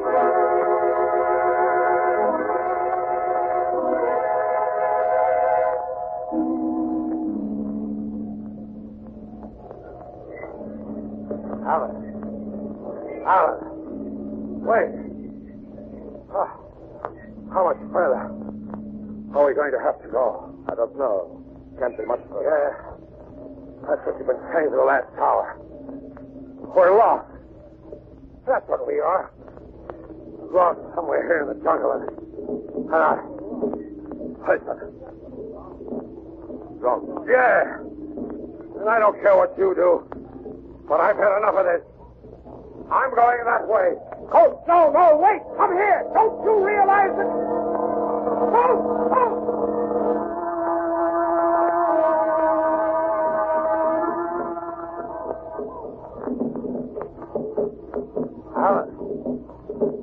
Alan, look. Hot. A fire. Fire. We're out of the jungle. Hey. It's a village. Oh, Claude. Not a village.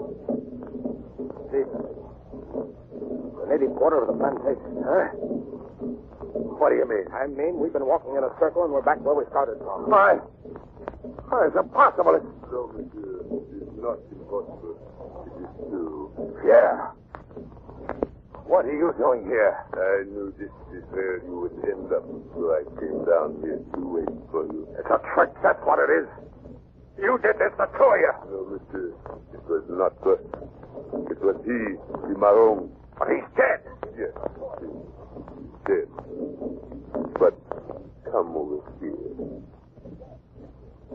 Cimarron. Lying and dead. Yes, monsieur. And there in his right hand, an egg. It is the fast cat conjure. Monsieur Coates, your life is in that egg. And as long as he holds it, you can never leave here. Never leave. But I've got to. I can't stand anymore. Ever since I shot him. Those drums. The jungle surrounding us. Waiting. Now listen, Pierre. I don't care what it costs. I don't even care about Muriel. But I gotta get away from here. Oh, but that is very easy, monsieur. The egg. If you will take the egg from Cimarron's fingers, smash it, you will be able to go. Take it? But that means that I'd have to touch him, and all right. I'll do it. He's holding it so tightly, it's almost as if... There. Ah. Here it is. Drop it. Break it. There. Now, can I go? In just a moment, monsieur. But you said that yes, monsieur. But I would not advise you to move at just this moment. Turn around. Slowly. Snake? Bushman. Deadliest snake there is. Not just a bushman. It is Damballa. Look well at the snake, no Damballa. Look well so you will know it again. That's for you, Damballa. I've had enough of this. Now I'm getting out of here and I'm taking Muriel with me. Start walking, both of you. Back to the house.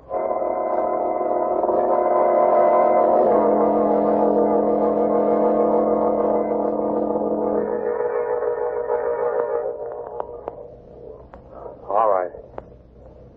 You stop right there. Now you listen. I'm going to get the car and back it up here.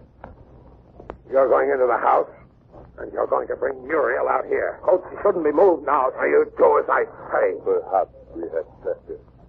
Come, Mr. All right.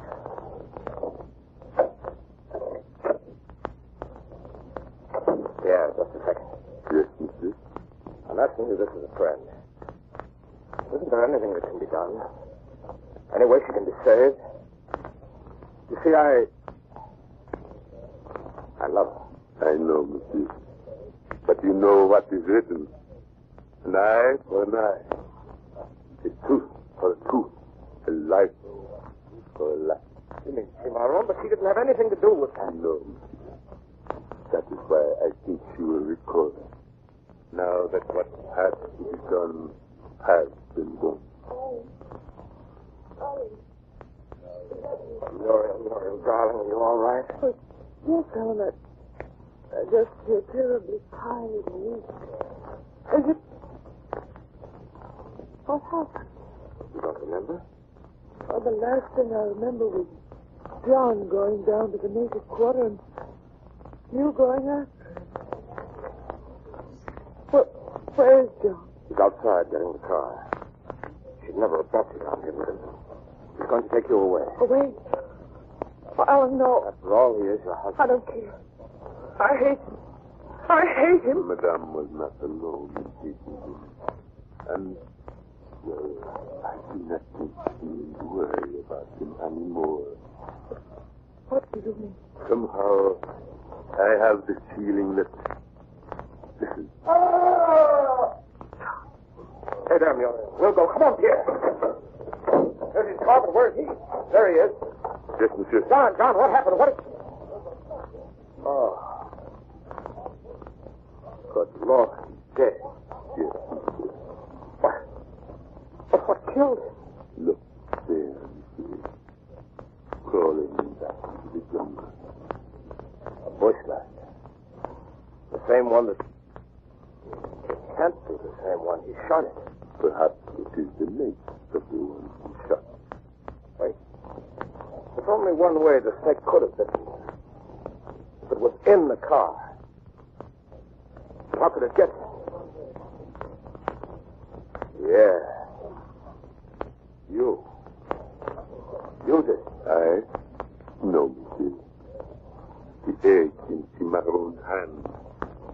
The egg with his life in it. Have you forgotten that he broke that himself?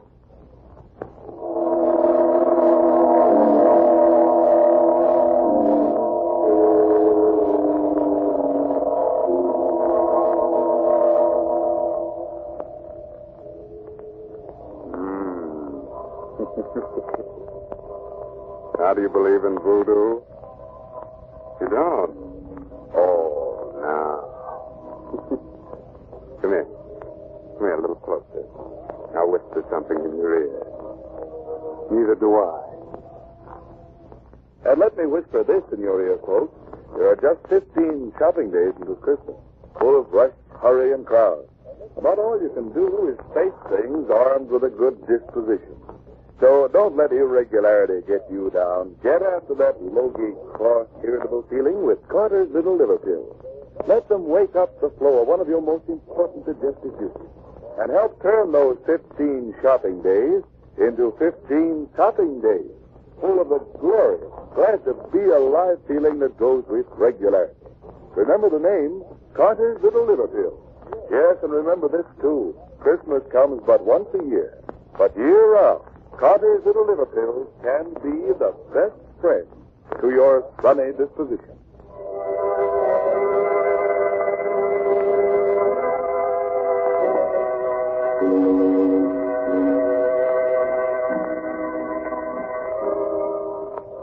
Well, this is Raymond, your host again.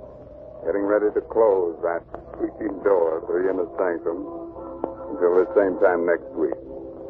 And don't forget, there's safety in numbers, so be sure to have all your friends listen with you. Remember, all names of characters used on the Inner Sanctum Mystery broadcast are entirely fictitious. Now, if you should happen to get into an argument with anyone about whether the dead come back from the grave, about ghosts without horns, black magic, and conjuring, whatnot, remember the old saying. Voodoo unto others, and you would have them voodoo to you. Have you read this month's Inner Sanctum Mystery novel, Trial by Fury, by Craig Rice? It's on sale at your favorite bookstore. Good night. Sweet dreams.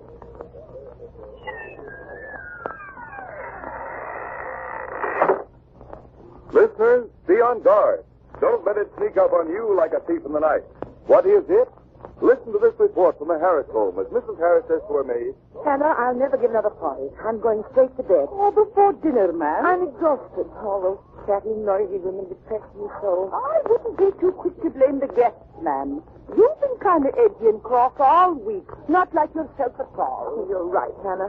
I'm sorry. Oh, I know how it is. And when I get to feeling that way, I know it's time to try Carter's Little Liver liver pills. Right. And when you don't feel good, try Carter's Little Liver Pills. They do the work of calomel, but have no calomel in them. For they are simple pills made of vegetable drugs. They wake up the flow of one of our most vital digestive juices. When this vital juice flows at the rate of 2 pints a day, it helps to digest our food and bring back the glorious feeling that goes with regularity. Then most folks feel like happy days are here again. But be sure you get the genuine Carter's Little Liver Pills. 25 cents at all drugstores. This is the Blue Network of the National Broadcasting Company.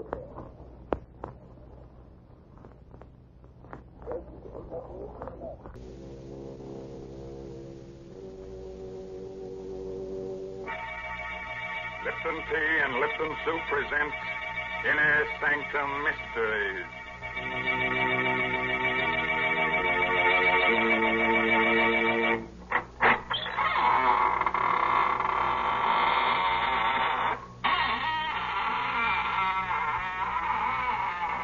Good evening, friends of the Inner Sanctum. This is Raymond, your host, at the squeaking door. Come in, won't you? Well, you're shivering. Cold? Oh. Well, don't let it throw you. Just remember that many are cold, but few are frozen. Well, our story, to be different tonight, is about murder. Murder and a clock. So, if you've got a little time to kill, let's do it now, huh? Why, Mr. Raymond, nobody can really kill time. Well, maybe not. Did you ever hear of an alarmed clock? Mr. Raymond, someday you're going to choke on one of those puns. And won't that be nice, Mary? Then you can revive me with guess what, Lipton tea. Oh, dear. Must this go on week after week? Why must I talk to the only person in the world who doesn't know the proper uses of Lipton tea? Oh, don't say that. It isn't used to revive people. At least not in the way you mean it. Of course, lots of folks do find that Lipton's makes the day seem brighter.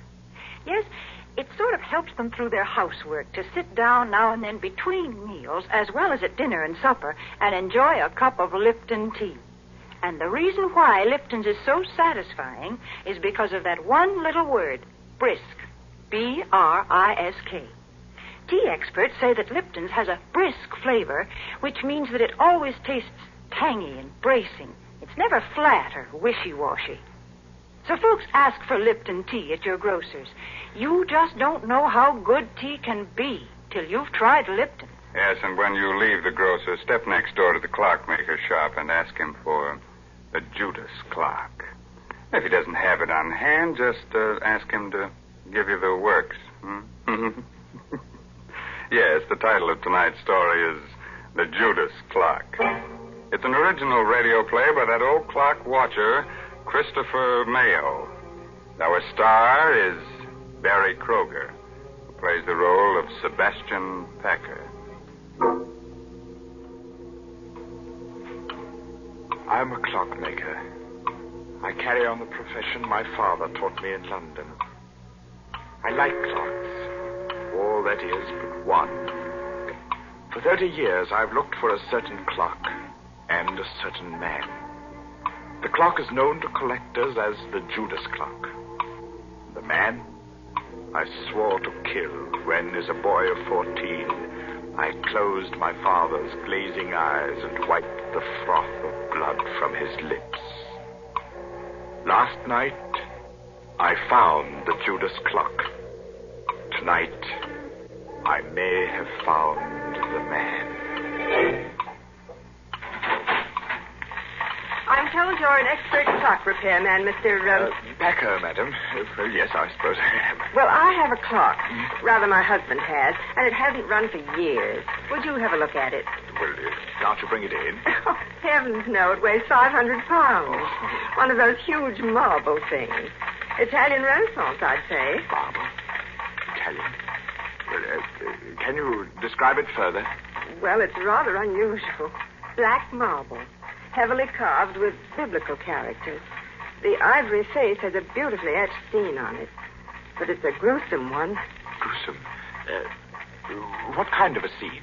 It's a picture of a man hanging from a tree. Judas. His face is positively ghastly. The Judas clock.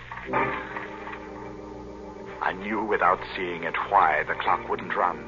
It had been built in Italy for a prince of the House of Savoy in 1598. He conceived the idea when he discovered that his family's treasures included the 30 pieces of silver of Judas Iscariot. The clock was made to run only when the 30 silver coins of Judas were in place in the clock's hollow weights. 15 in each weight, and the coins had been in my possession since the day of my father's death. Somewhere inside me, that clock still beats its deep-throated song, and I have but to close my eyes to hear again my father's voice. It's an evil clock, son. As evil as Satan himself. And it's cursed. There is a legend that every man who has owned it has died a violent and bloody death. Well, Mr. Packard, can you fix it? Oh, I'm sorry. I was daydreaming. Well, yes, does Mr. Arnold. Arnold, does Mr. Arnold know that you're having the clock repaired? No. We've only been married a few weeks, and I'd like to have it working when he comes back to town tomorrow. Sort of a surprise. Yes, I see. Well, I'll be there in half an hour, Mrs. Arnold.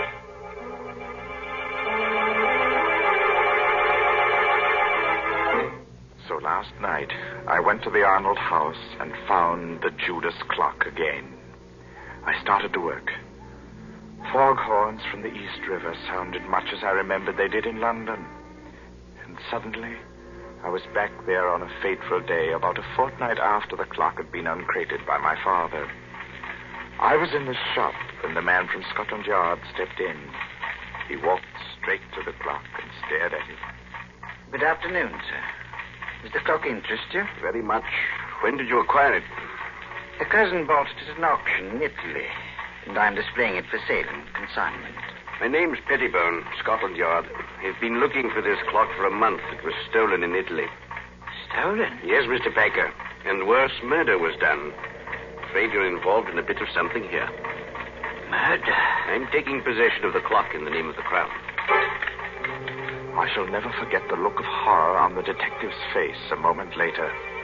He laid his hand on the clock's carving, and it froze there, while his face drained white and his eyes bulged. He opened and closed his mouth soundlessly and crumpled to the floor with his hands to his throat. He was still and twisted and very dead. Mr. Pettibone had died of a heart attack the moment he took possession of the clock. I helped Father drag him into the stockroom. Father wanted time to think, so I went to my room. I dozed off only to wake hours later at the sound of angry voices. Well, Cousin Andrew, you've done me a fine turn, haven't you? I've told you I didn't mean to kill the old girl. It was an accident. Don't talk so loud.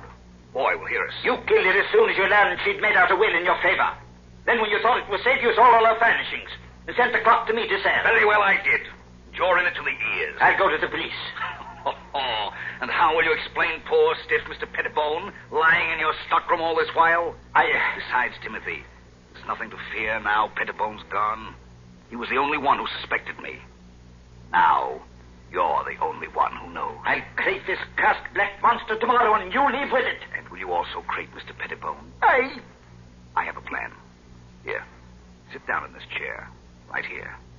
I'll show you how we can solve the whole thing. My young heart beat with a wild dread as I listened.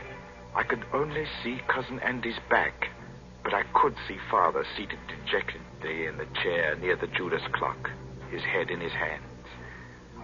It was midnight. All the clocks in the shop began striking the hour, and louder than all the rest was the chime of the evil clock.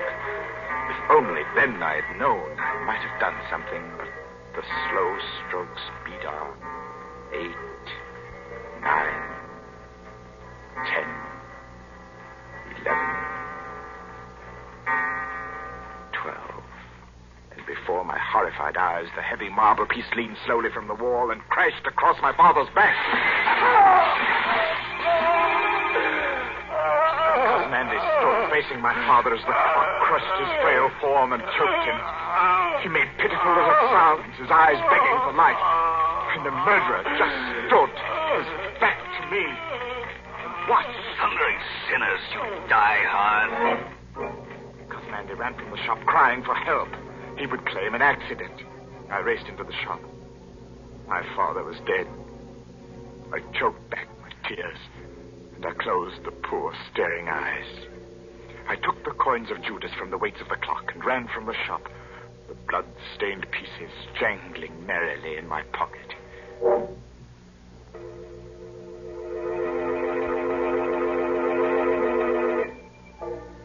Armed with the notion that the coins were of value, and the definite notion that I must eat, I approached one of the many dingy little curio shops in the Limehouse district. I stepped through the fog toward a shop where a dim light burned in the rear. Every inch of wall and ceiling was hung with curios, old armor, swords, and shields. I would have run out, but a weazened, apish man barked at me from the rear. Well, what you want? I have something to sell. What you got? I have the 30 pieces of silver that belong to Judas Iscariot. I'll twist this scrawny neck off you. Pulling me leg, eh? Oh, no, sir, I'm not pulling your leg, sir. Here they are. Fine. Silver, right enough. Where'd you cop them? Oh, I didn't steal them, sir. They belong to my father. A likely tale, that. Will you buy them? Buy him, he says. Buy him. Get out of here before I cause a bobby you scamp. Get out! Oh, no, give me my coins. Get out or I'll come about and fetch you a sound one. The ugly brute came toward me. He held my coins clutched in a tight, hairy fist. Before I could move, he had struck me. And I hit the wall with a clatter. And then it happened again. For the second time that night, the curse of the Judas clock struck. As I hit the wall, my eye caught a metallic glint above, and a heavy object dropped from the ceiling. The man was about to strike me again when the object struck his head. And remained part of him. He fell. His skull split in two by a hangman's axe. I clamped my mouth on a cry and pried the man's fist open. The fresh blood made it hard, but I recovered the coins. I stumbled in panic through the shop and out into the night. And the fog of London never swallowed a more frightened and lonely boy.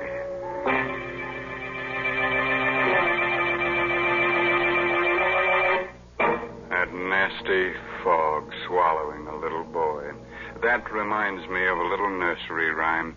Hickory dickory dock, the mouse ran up the clock. The clock struck 2. Look out, it might strike you.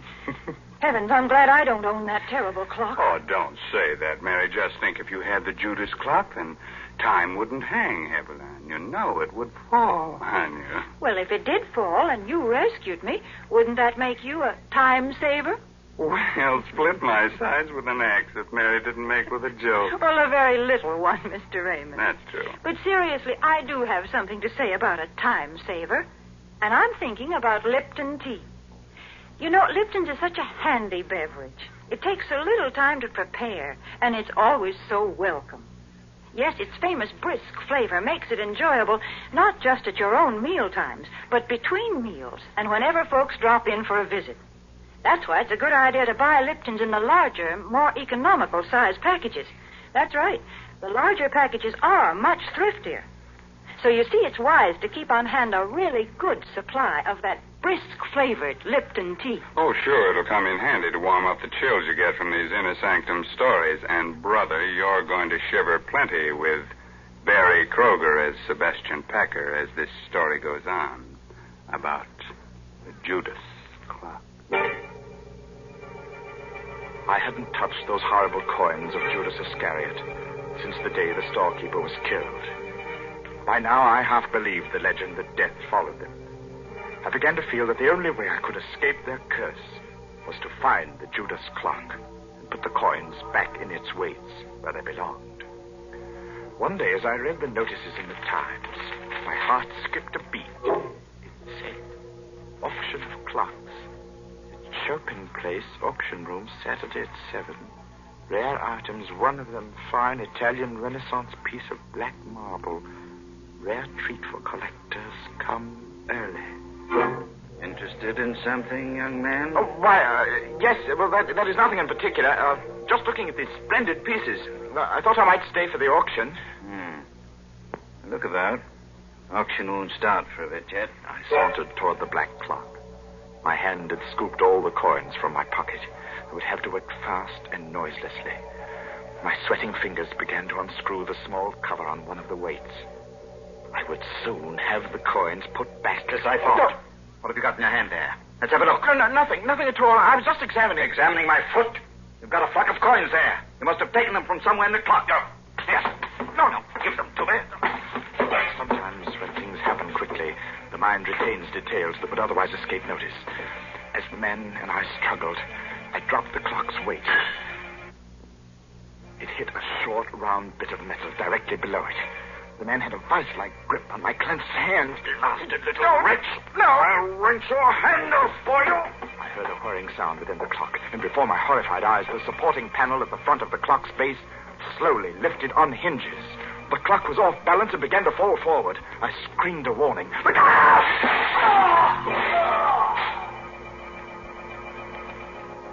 The auction man was dead, mashed to a pulp of bone and blood beneath the clock, as my father had been. I ran to the door and out into the street. I was right back where I'd started. Only now I knew that my father had been murdered by Cousin Andy.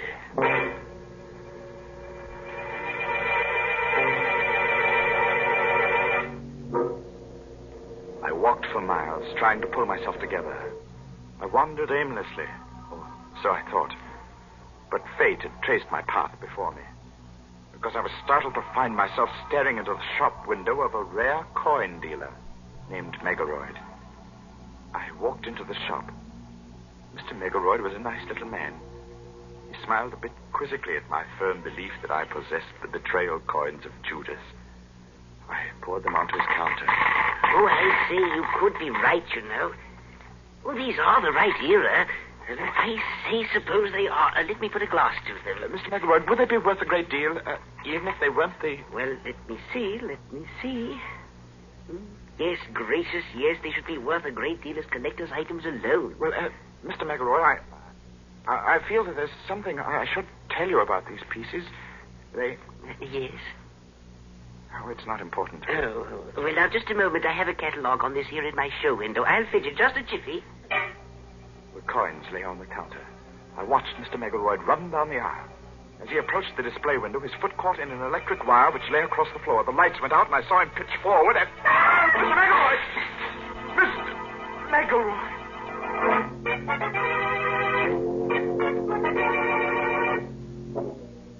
The streetlight peered through the broken plate glass and played across a grotesquely sprawled form in the show window. I needed no more light than there was to see what had happened. The upper half of the heavy plate had broken and dropped flat against the solid lower half. There was no need to ask how he was. No guillotine could have done a neater job. Mr. Megaroyd had no head. Who else but death can own the coins of Judas?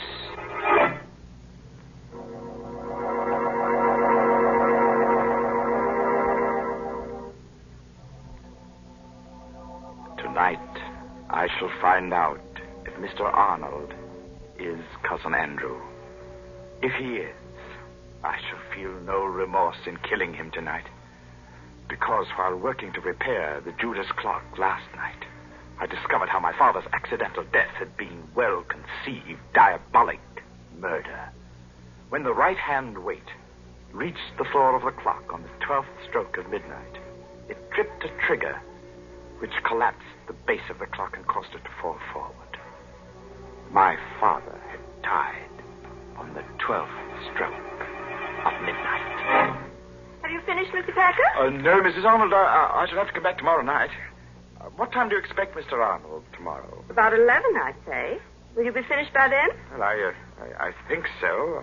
I'll have to take these weights to the shop with me, though. Something has to be added to them. Well, of course, Mr. Packer. Mr. Arnold will be so surprised to see the clock running, won't he? He'll be very surprised, Mrs. Arnold.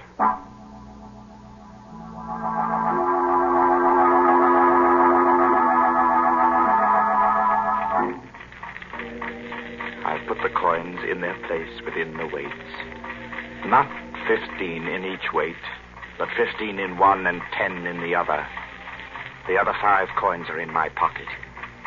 In another pocket, I have a small 38, although I don't plan to use it. 8 o'clock, and I have a 30-year-old date to keep. Good evening. Oh. Mr. Packer? Yes, but I'm closing now. I see you are. My name is Arnold. Just came in from Chicago. Sorry to spoil your little surprise. Or my wife's, rather. You surprised her instead? Yes. She had to confess. I wanted to go out, so she had to tell me about engaging you to repair the Judas clock.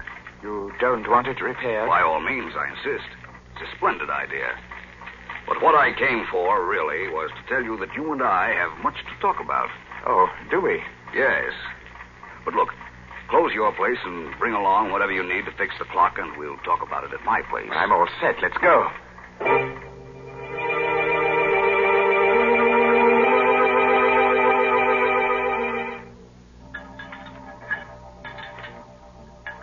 Think you'll have it fixed in time to strike midnight? Oh, yes. Yes, it will strike at midnight. Yes. Well, there we are, Mr. Arnold. Weights are in place. Let's see. Exactly 10 minutes before midnight.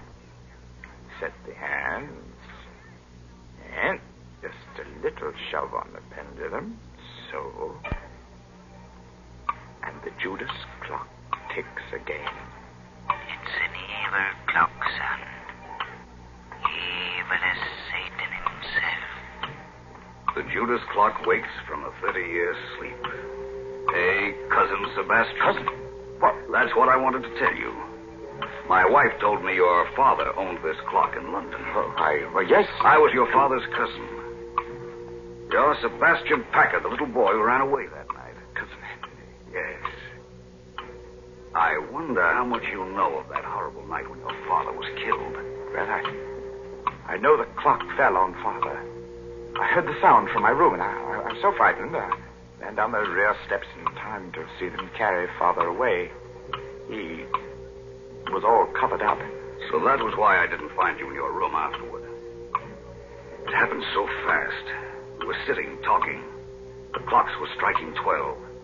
Suddenly, the base of the clock seemed to cave in, and... I know. I bought the clock at an auction a few years later. Had it all fixed. It's good and solid now. I saw to that. Yes, sir. Well, I suppose I'll run along now, Cousin Andy. Nonsense. Let's make up for lost time and get acquainted. Well, come now. I have some fine old port from England here. Sit down a while. No, not that chair. No? This one's a lot more comfortable. It's a funny thing. When you work with clocks, as long as I have, you get to philosophizing about time. That's so. How? Well, here I sit by the big clock, just as my father sat 30 years ago. You know how many seconds ago that was, Cousin Andy? No. Do you? Well, 315,360,000 seconds in 10 years. That'd be 9,460,800,000 seconds in 30 years. You've got quite a mechanical mind, Sebastian. Here, try this port. Thank you. Here's to Father.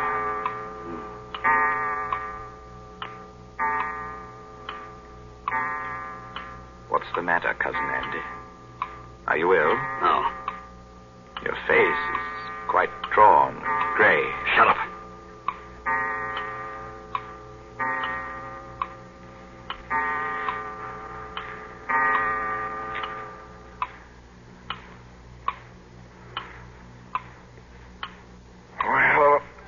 Cousin Andy, it's late. I guess I'd best go. You know, you do look awfully sick. Oh, don't get up, old man. Here, sit down and relax. Take my chair. It's the more comfortable. Why, you're shaking like a leaf. Now, just sit quietly. I'll see myself out. Thundering sinners, Good night, Cousin Andy. Oh, Sebastian. Sebastian. Get it off. Sebastian, in heaven's name. Poor Cousin Andy.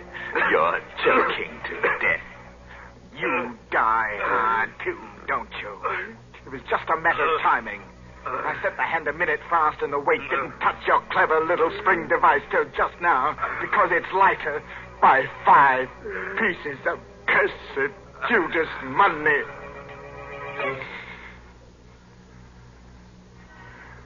Rest easy, Father.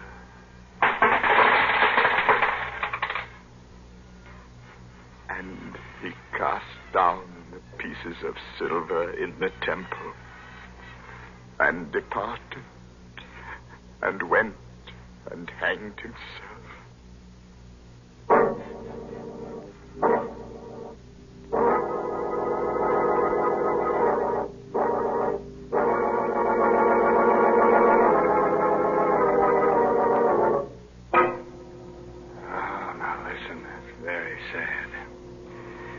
But a fine chime was had by all.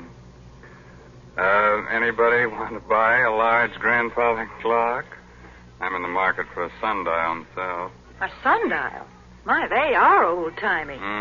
Say, Mr. Raymond, if you're afraid of clocks that tick, why don't you try to get hold of one of those old Egyptian water clocks? Oh, Mary, now you're going to tell me that when tea time comes around, the water begins to boil in the clock? Well, that would be quite an invention.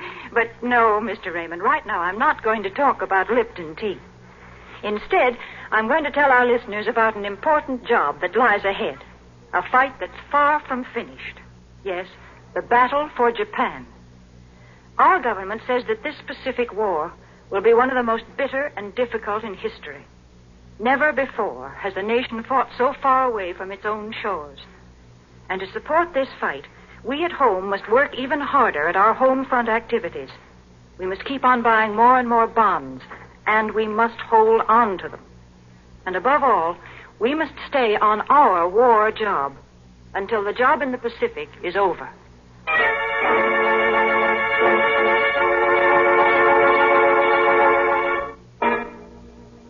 Well, I'll leave you with a cheerful, timely moral. Oh, that goes with tonight's story. No extra charge.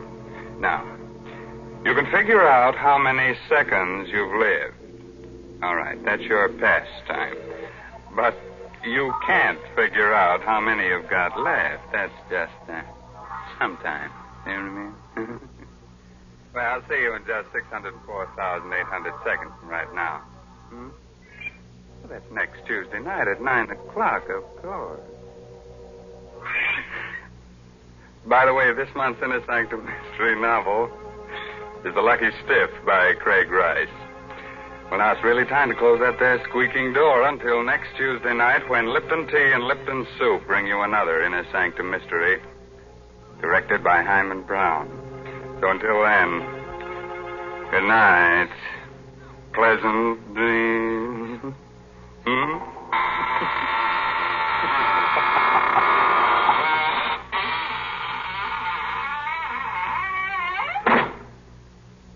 Folks, if you'd like to give the boys overseas a real taste of home, then why not include a package or two of Lipton's Noodle Soup Mix the next time you send them a box of food?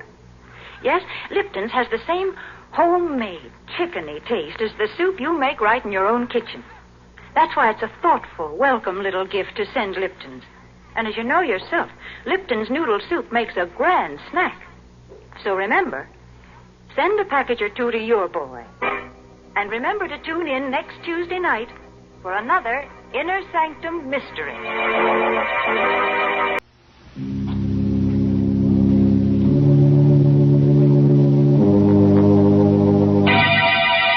Lipton Tea and Lipton Soup present Inner Sanctum Mysteries.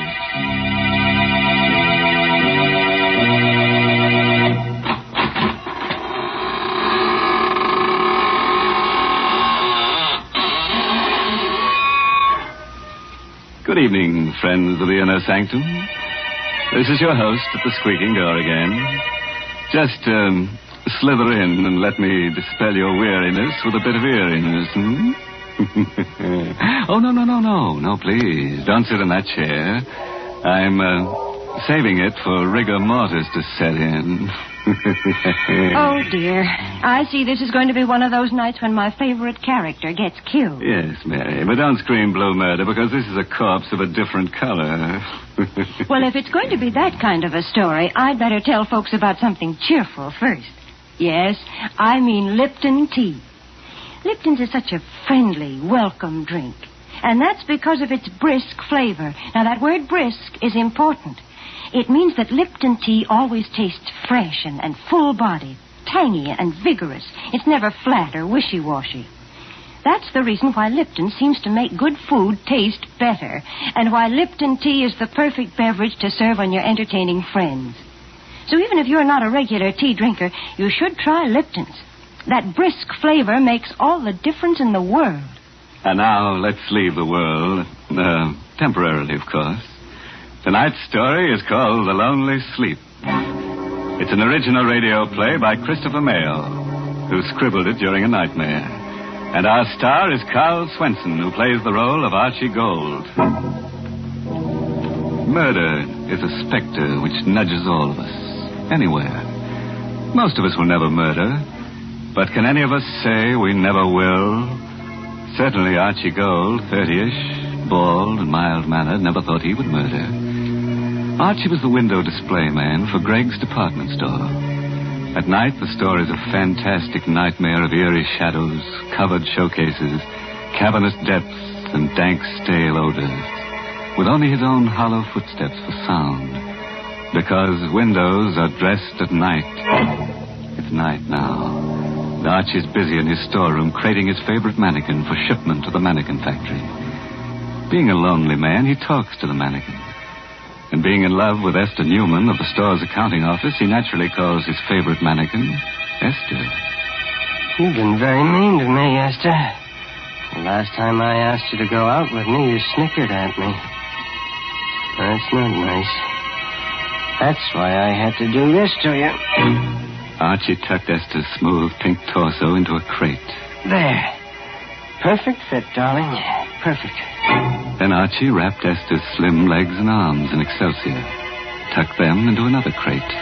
So, you wouldn't put your arms around me, darling. Well, you won't get another chance. Then Archie picked up Esther's pretty head and placed it on his workbench. Oh, Esther. I'm so lonely. Why don't people talk to me? Why can't I be popular? But what's wrong with me? Why don't you go out with me? What Archie never dreamed was that the real Esther Newman was at that moment slamming the last of her monthly report books closed, clicking off the light, and starting out of the finance office toward the rear door of the store. Esther, I want to tell you. She stopped by Archie's half-open door when she hears his voice. No, listen to me, Esther, darling. I am making enough money here to buy us a little place over in Jersey. See, all my life I wanted to love someone like you. You're so beautiful. You will marry me, won't you, darling? Why, Archie, go. Sitting there proposing to a dummy, and the dummy's name is Esther. What a coincidence. Well, Esther, you worked late? I didn't know. No. I mean, yes, I give the mannequins names. It's sort of a game. Yeah, a game. That's it. Well, they don't talk back anyhow. No, they don't talk back. But they're sort of kind. They smile at me. And, see, I'm lonely. Mm-hmm. I work all night. And, Esther, will you go out with me Sunday night? Mm-hmm. Please. Just dinner and the movies. Are you kidding? Why don't you ask your dummy friend? Hey, say what a swell idea. She won't eat much. You can maybe get her into the movies for half price. And when you kiss her goodnight, Archie, she won't slap your face. Why are you looking at me that way? You shouldn't laugh. You're crazy. You're trying to scare me. Yes, that's it. No, you're not. You are crazy. Don't come near her. Archie. You shouldn't laugh. Archie, don't. You shouldn't laugh. My turn to laugh. See?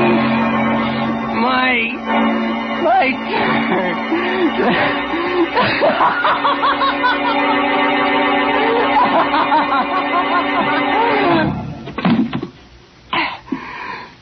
You shouldn't laugh. People shouldn't laugh when you're lonely. You see, the specter of murder had nudged Archie, and he's obeyed. This was no mannequin at his feet. This was a woman, warm and beautiful and dead. Then, being scared and lonelier than ever, Archie talked to his mannequins again. This time to Frank, painted and rouged and handsome in Greg's bargain $29.50 tweed suit. You heard her laughing at me, Frank. I just couldn't stand her laughing at me again. See, look at her, Frank. You'd think she was asleep. Her neck's broken. See, what am I going to do with her? I gotta think. Gotta hide her. Gotta dress the front window, too. The window. Sale of Cozy Kitten mattresses starts tomorrow. It's a big sale. Sleep on a Cozy Kitten. I've got it, Frank. The window. I've put her in the window on a Cozy Kitten mattress, and nobody will know. And then tomorrow night... So Archie used some pancake makeup, bringing life to Esther's sallowing cheeks and purple lips. He placed her dead weight on a hard truck. He rolled it to the lighted window. An hour later, Esther's corpse, covered with gleaming white sheets and sleazy satin quilts, smiled in peaceful bliss at the empty street. Archie found his work well done. Nothing more to do now. Just wait. I'll go home. And wait. That's a good window. You look very pretty in bed, Esther. I've been watching you, young fella. Yeah. Saw you do the whole thing. What's the matter? I scare you? No, officer. I didn't know. Yeah, I've been in the doorway across the street watching you. A lot of work to making up one of them windows, ain't there? Yeah. You saw me do the whole window, you mean? Uh-huh. Yeah. Saw you put the mattresses in, make the bed, put the signs in, then fix the lights. Then you put the girl in the bed and fix her face up. Hey, it's a nice job. Yeah. Say, you look bad, son. Yeah. Anything wrong? You sick? Huh? No. I'm just tired. All through for the night? Yeah, I'm all through. Good night, officer. Good night, young fella, and don't worry about your girlfriend. I'll keep an eye on her every night.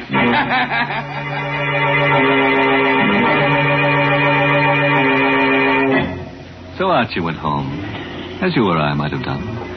And because he'd been too busy setting his little post-mortem stage, the impact of his crime began to seep through only as he neared his rooming house. Maybe the girl in the doorway he passed started him thinking because she laughed. Are you kidding? Just a girl and a date. But you can't blame Archie for hurrying. You would have thought it was Esther, too. Archie hurried. He hurried to the rooming house. He raced up the steps. He had to get to his room, get in and close the door of the world. Close the door. That's it. They can't laugh at me here. They won't find me here. This is my room. Nerves. Stupid running like that. I've got to act normal. Sure, just like nothing happened. I couldn't help it. She made me do it. Don't forget about it. Why, Archie, gold. No. You can't laugh now. You're... I'm dead, Archie. Yes, in a way. I'm in Greg's department store. I don't believe in ghosts. It's just my mind, my imagination. That's right, Archie. You're too clever to believe in ghosts. I'm not a ghost, Archie. I'm in your mind. I'm part of you now. Part of you. Get out! Get out! I'll drive you out. Oh, no, Archie. You can't. Unless, Archie. Unless you replace me with someone else. Yes. Yes. That might do it. Someone else. Another girl. See? That's how a murderer thinks. Oh, yes. You do the same thing. Archie never thought he would murder. Now he's ready to do it again. To get rid of his conscience, to get rid of a voice. Archie lit a cigarette. He poured himself some milk, ignoring the laughter in his brain as he pushed them again. Look at your hands, Archie. Look at them. All crooked and hard and clutching. Oh. Like they were on my throat. No, shut up!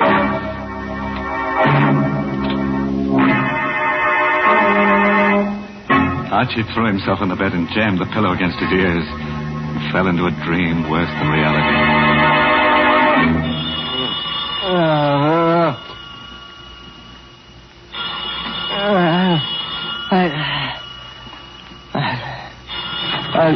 Hello?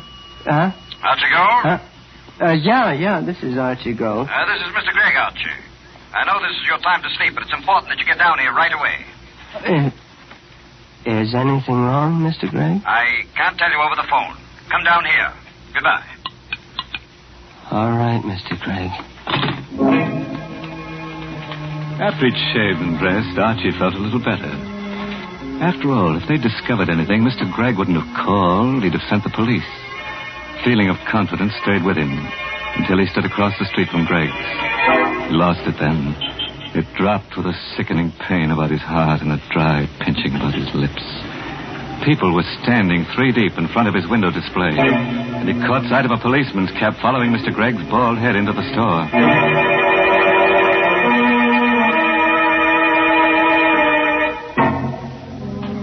Well, were you thinking of going window shopping tomorrow? Want to be popular? Have lots of people crowding about you on the sidewalk side of a plate glass window. Want to be a mannequin? Look up Archie Gold. He's the mannequin doer. Well, all I can say is I'm glad that murderer is about to be caught. Why, Mary, don't talk that way. It was really kind of Archie to put her on the mattress. She was so sleepy. In fact, she was dead to the world. Yes, the one to feel sorry for is Archie. Why, the poor fellow's shivering. Why don't you make him a cup of Lipton tea? Lipton's is too good for him. And besides, he's probably too scared to taste the difference between Lipton's and ordinary teas. Yes, folks, Lipton tea is different. In the language of tea experts, Lipton's has a brisk flavor. And when they use that word brisk, B-R-I-S-K, they mean that Lipton tea tastes tangy and spirited, really full-bodied. It's never flat or weak. So get acquainted with that brisk flavor. Why, you just don't know how good tea can be till you know how good Lipton's is. Well, let's see how good Archie's alibi is. Remember Archie, the lonely little man who dresses Gregg's department store windows at night? Just couldn't stand being spurned by Esther Newman any longer. She laughed at him when he asked for a date, and now Esther is a lifeless mannequin advertising the restful qualities of cozy kitten mattresses in the window display. And Archie enters the store to see what's in store for him. Mr. Gregg, I'm, Archie Gold, come in. Close the door. Sit down. My boy, you know Miss Newman in our bookkeeping department? Yes, sir. I knew her, but I'd like a chance. You're going to get a chance, my boy. Before leaving on a week's vacation, Miss Newman completed our annual report. Miss Newman is on vacation? Yes. Which isn't important. The report shows we sold 16 cozy kitten mattresses in 1 year. Well, that's not many, is it, sir? It's terrible. We were stuck with 1,500 of them. Just a minute now. Jenkins. Yes, Mr. Gregg? How many mattresses have you sold now? 802, sir. You hear that, Gold? Yes, sir. 802 mattresses in a couple of hours. And your window display did that. My boy, you're a genius. Mr. Gregg, No. I know just what you're going to say. Any man who has the imagination to put a woman dummy asleep in a window, and such a dummy, so peaceful. How much we pay you, Archie? It's $36.47 a week, sir. Starting today, it's $72.94. And a private office, and you're the head window display manager of my 3 stores. Ha! Stunned you, huh? Everything I've always wanted. What's more, I've had pictures taken of that window with the crowds, and the paper promised to run it in tonight's edition. With your name. Good? Yes, sir. I want you to know, sir, I appreciate it. Oh, nonsense. Gregg knows a bargain. So I'll go home to bed again, or take tonight off. Oh, no. I have work to do. Get more good ideas? Good. Mr. Gregg. Yes, my boy.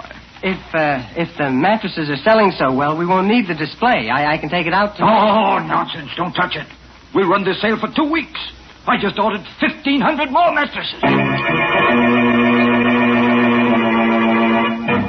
Success and popularity was sweet to Archie's taste. But Archie knew a corpse, no matter how beautiful, cannot survive the sun beating through glass for long. And Archie knew that. It was a wretched rainy night. Gregg's department store had long since closed its doors. The night belonged again to Archie. Now he had a nasty job to do. He drew the curtains across the big window. At least the officer was watching again. Esther was just a mannequin now, a mannequin of flesh and bones, but a mannequin. And Archie spoke to his mannequins. You've had a hard day, Esther, darling, haven't you? Well, it's all over now. You never did anything for me alive. Dead, you brought me success. Now I've got to send you away. You're stiff and cold, Esther.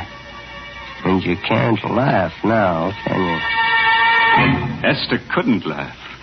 And Archie opened the crates which contained the mannequin he had originally planned to ship. With a few simple tools and lots of work, he made Esther, the real Esther, conform to his original shipment. A torso, a pair of slim legs and arms, and a head.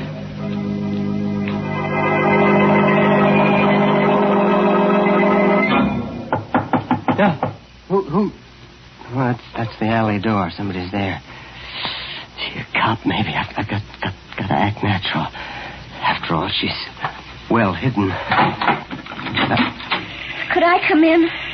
Please, I'm so wet and tired. Girl. It's a girl. Yes. Come in. Get out of that rain. Thanks. Why, you poor kid, you're soaked. Come into the workshop. I've got a heater in there. Gosh, thanks. She was sent to me. Someone to take Esther's place.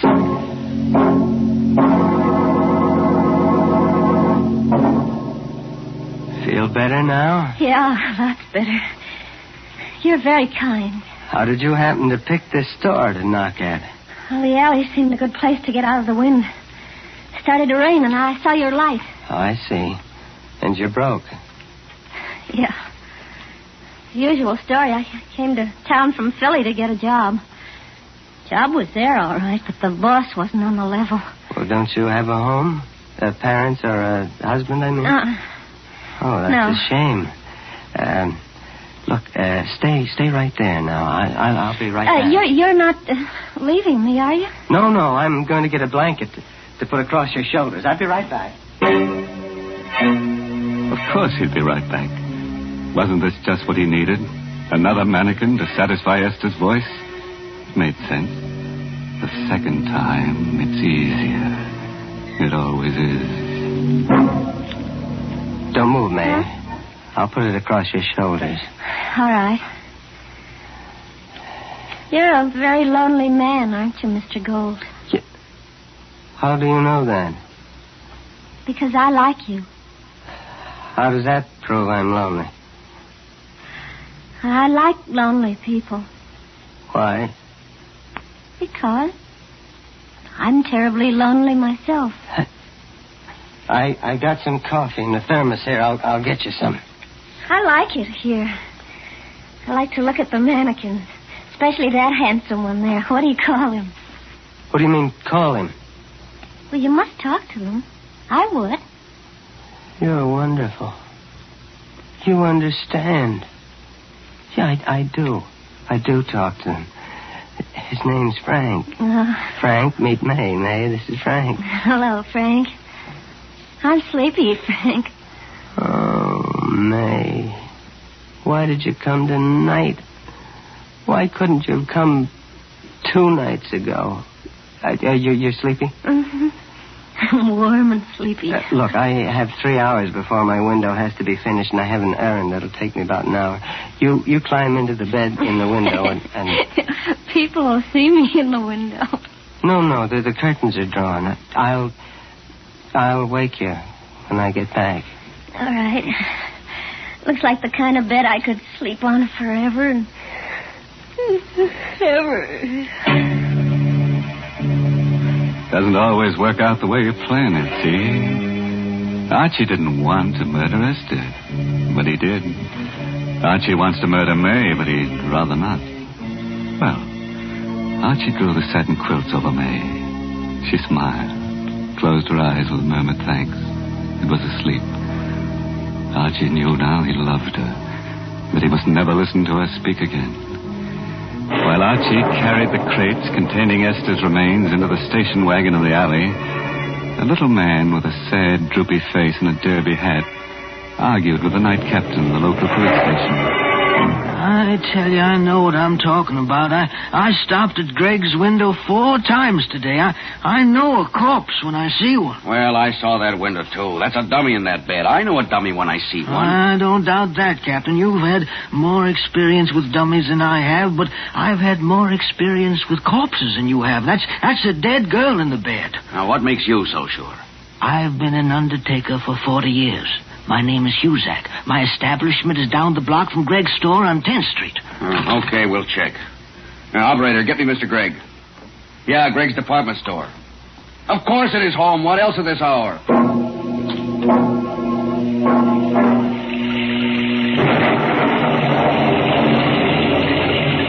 Archie had a plan. Excitement gripped him. But that habit of years was strong, and he talked to Esther as he piled her 3 coffins into the station wagon in the alley. Don't you worry, Esther. In a half hour, you'll be at the bottom of the river. You shouldn't have laughed, Esther. And then I'll come back to May. Sure. Archie had a plan, all right. But it didn't include the little old undertaker who knew a corpse when he saw one, or an angry, sleepy Mr. Gregg, or a confused police captain, who were right then coming to a stop in front of the store. This is an outrage, a preposterous, fantastic farce. Getting me down here in the middle of the night to prove I have a corpse in my window. I know, Mr. Gregg. I feel silly about it myself, but Mr. Huzak here seems so sure. The curtains are drawn in front of the window. We'll have to go inside. In a minute, you're all going to look very silly. There. Does that look like a corpse? No. You're right. It's not a corpse. It isn't a dummy either. She's alive. Breathing. There's something queer here. I'm going to look around outside. Archie! Archie, go!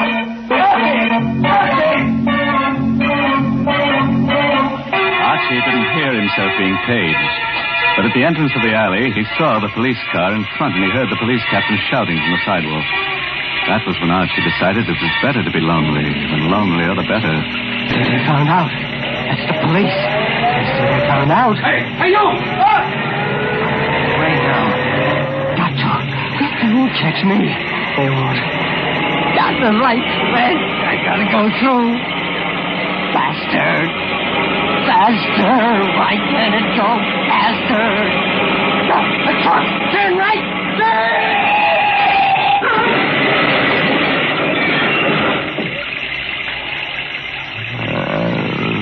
No one ever heard Archie's last words. They bubbled through his torn throat as he lay in a glass-smashed window through which he'd crashed. No one. I'm so lonely. May. So lonely.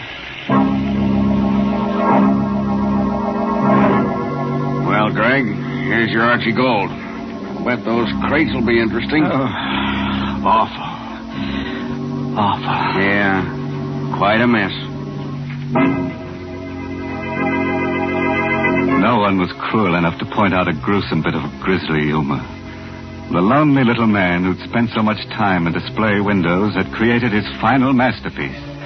Archie had decorated his last window in Husack's funeral parlor.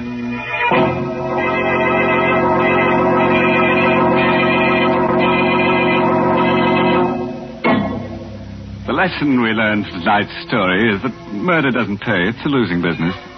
Murderers are always in the red. And it's strenuous work, too. You're bound to find yourself a little stiff. Mr. Host, I did not like that story. Well, neither did I, Mary. Imagine the Cozy Kitten Mattress Company pulling a smart advertising stunt like that on Lipton's time and for free. Now, that's not what I mean at all. And if you're worried about Lipton's, let me assure you that Lipton's is the largest selling brand of tea in the whole world. That's the kind of popularity that really counts. And, folks, if you'll just once try Lipton tea, I think you'll be convinced, too.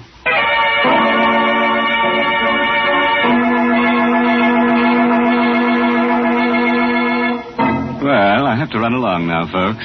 Got some shopping to do in Greg's department store. What? Oh, I know it's late, but, you see, Archie and I shop at night to avoid the shrouds, you know.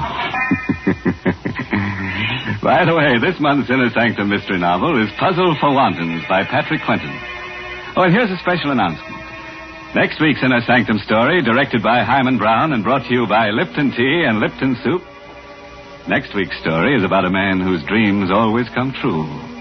All he has to do is to dream that somebody's being murdered and...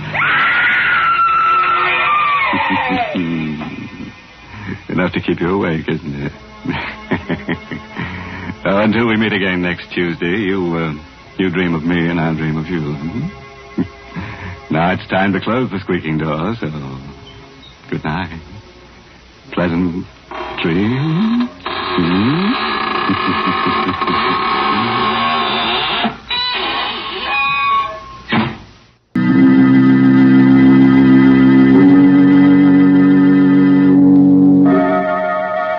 Inner Sanctum Mysteries, starring Ann Seymour and Myron McCormick. Brought to you by the makers of Carter's Little Liver Pills, the best friend to your sunny disposition.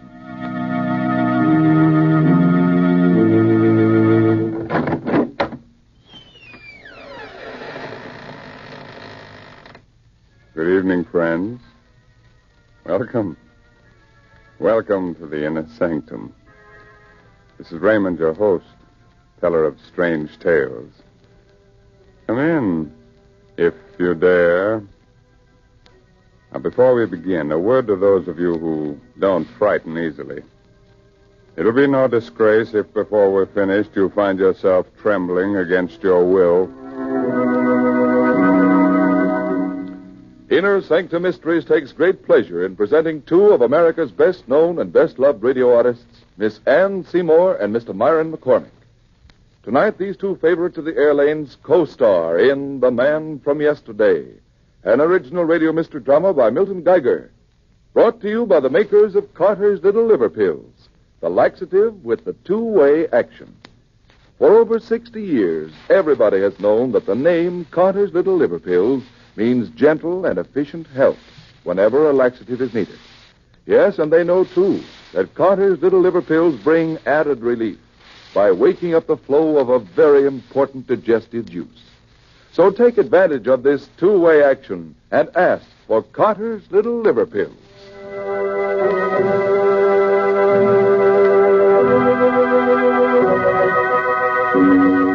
Do you like to have your hair stand on end? You like to feel your blood run cold? Of course you do. Come along with me, then, to the jungle. Still and hot. Weirdly yellow in the strange light of the tropic moon. In a clearing, the African natives of Dr. Robert Rand's museum party sway to the slow throb of their drums.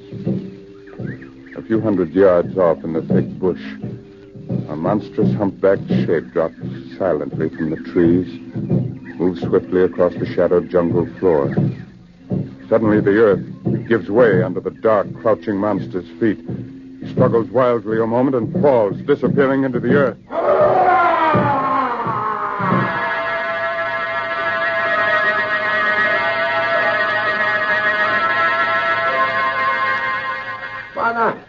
Wanaran! Quick! Come quick! Ngagi! Come quick! Eh? What's up, Sangala? Is something wrong, Sangala? Wana, you come fast. Bring big gun. Oh, what is it? Ngagi. Gorilla? Where? Old man gorilla. He fallen trap. Oh, you shouldn't go, Bob. You're fever. Where is he? Where is the gorilla? Sangala, show you. Bring big gun. You follow me.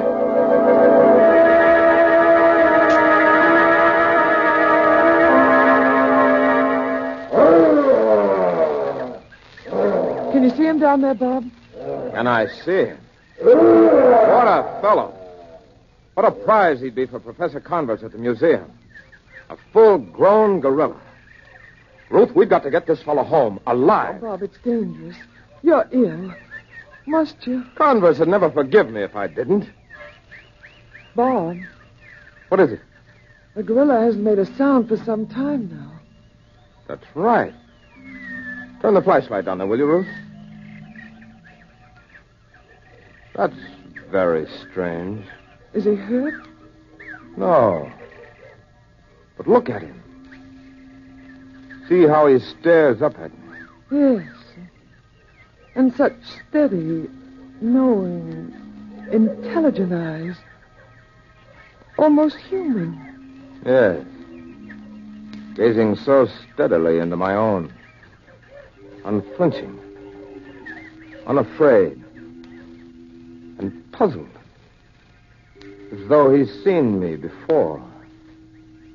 As though he recognizes me. Is trying to remember me from somewhere. Sometime.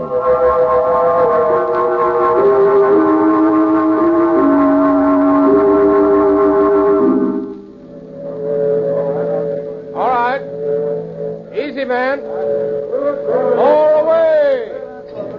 Ah, it's exciting, isn't it? Nerve-wracking, moving a great ape from where he obviously belongs to where he obviously doesn't. All right, hold it, man. Keep the cage from swinging as it comes down to deck level. All right. Lower away. Easy there now.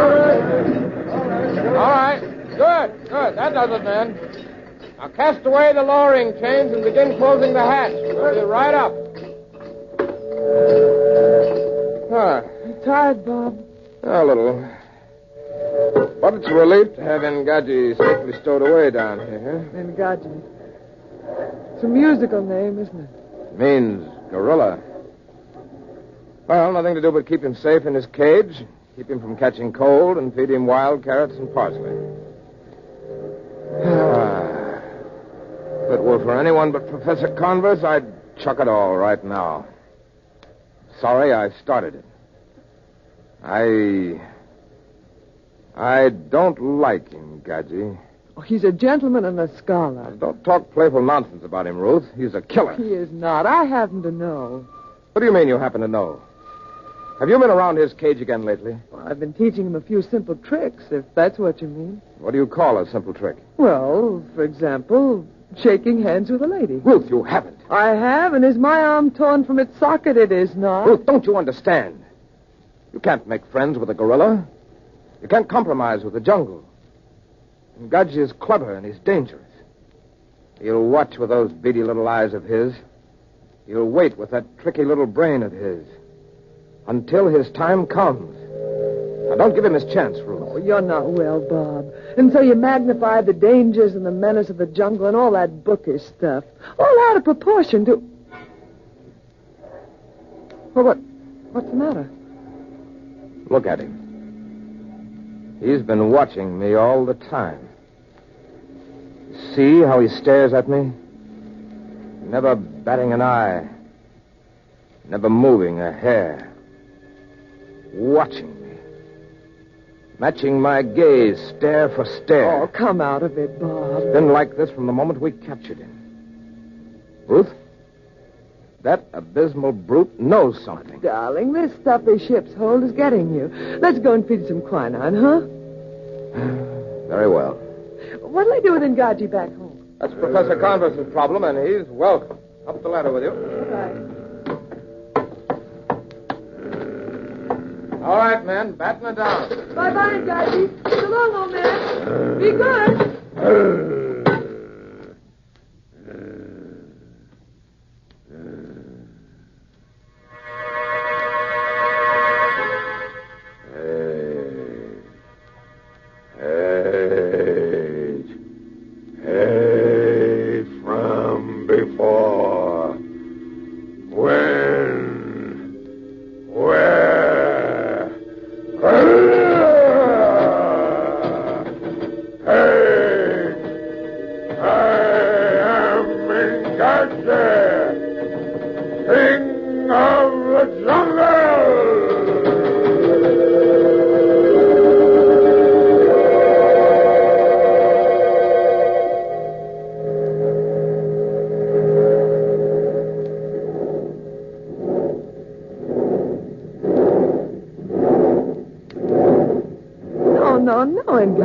The other hand. That's it. That's it. Ah, good fellow. Now, the other hand. Take my left hand now. The left. That's it. Oh, careful now. Don't squeeze so hard. Hey, Butch, take it easy. No. Mustn't pull it. Stop pulling, do you hear? Ngaji. That's better. Now let go of the lady's hand. That's it. Now then, how about some exercise? Think you could walk around the hold here with a distinguished dame on your arm? Yeah, let's see how this chain and iron pin work on this door. They think you can't be trained, but I know you can. Oh, this is easy. I'll have this iron pin up in just a minute. Just be patient, old fellow. Oh, here it comes. Oh. Well, better luck next time. Ruth, you down there? Ruth! Coming, Bob. I was just having a word with Ngaji. Well, hurry. We've got little old New York on our horizon, and I'm quite glad.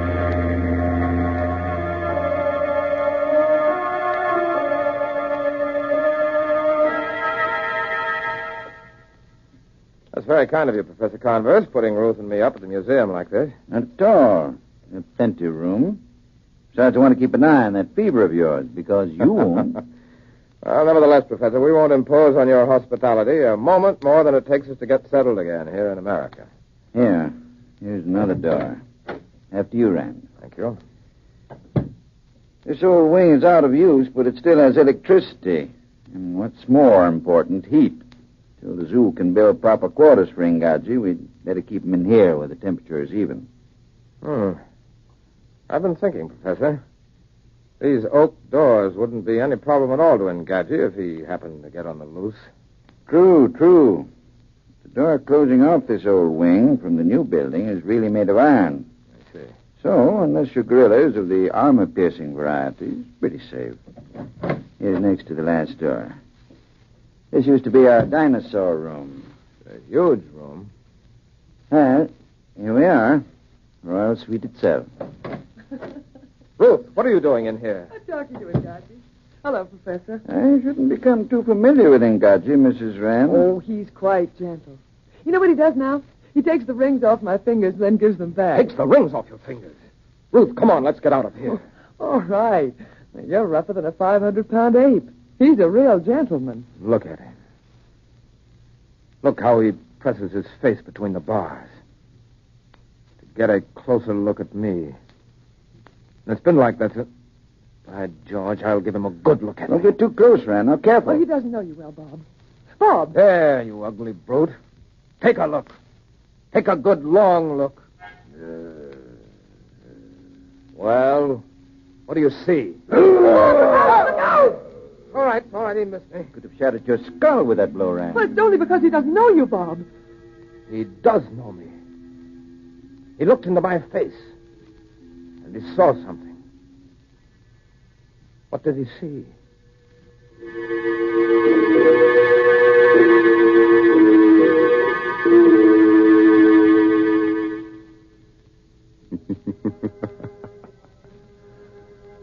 think he saw? Well, I'm no fortune teller. I'm only Raymond, your host here in the Inner Sanctum. But I can tell you he must have seen something. But what was it? That's the big question. Yes, and when that logy, dull, sluggish feeling tells us that a laxative may be needed, the big question is, what laxative will do you the most good? Lots of folks have answered the question successfully by taking Carter's Little Liver Pills. Why? Because Carter's Little Liver Pills offer help in these two effective ways. One, they help relieve irregularity in an efficient, thorough, yet gentle manner. Two, usually within a half hour after taking them, Carter's Little Liver Pills wake up the flow of a very important digestive juice. It's this vital juice that helps tone up a lazy, sluggish digestive system so that folks can lose their grouch and feel better. You better keep that in mind, friends. And next time, remember Carter's Little Liver Pills. The laxative that helps in more ways than one.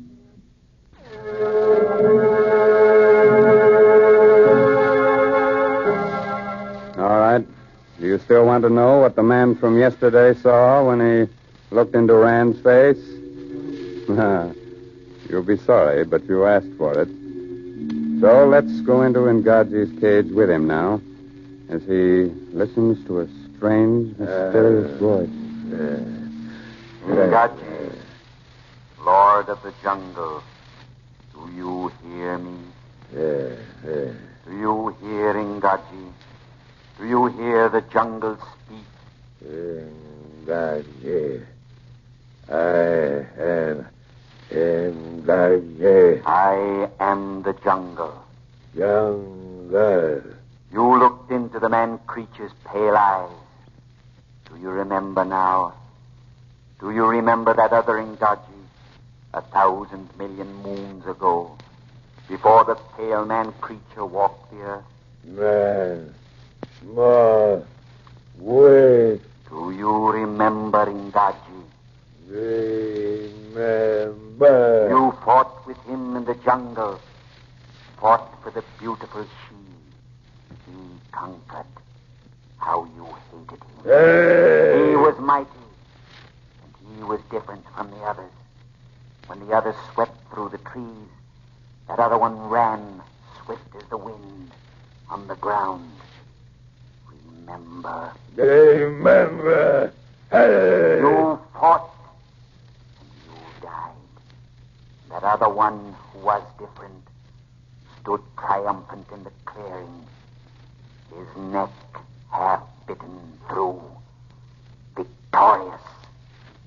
He who would one day be a man. Man. Your conqueror then.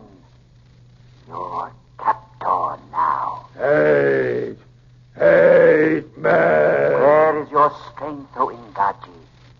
That this same other one conquers you again, as he did 1,000 million moons ago. I am strong. I am Ngaji. Yet the weak one wins. Here.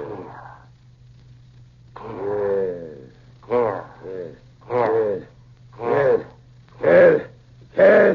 Here. Here.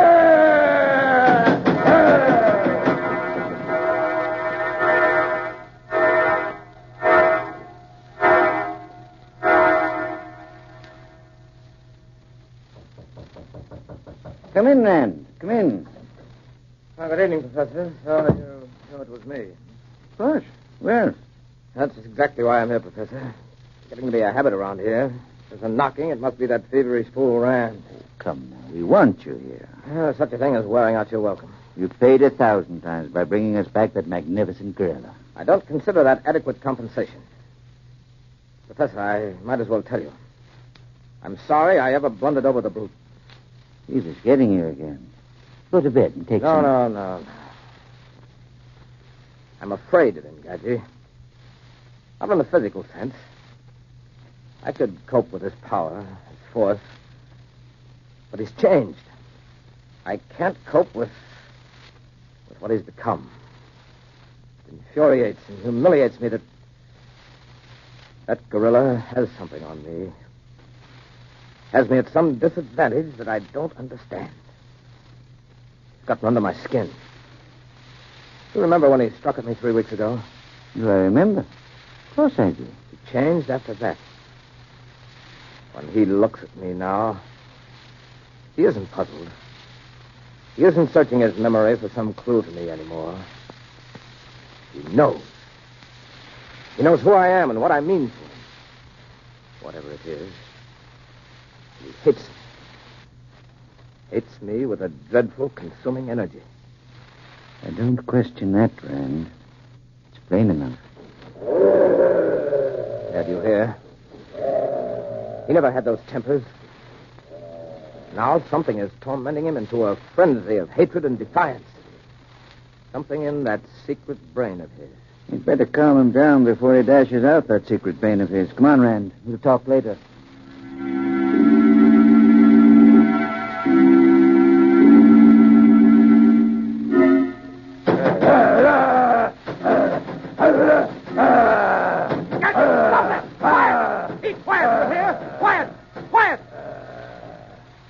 Did you say was afraid of whom?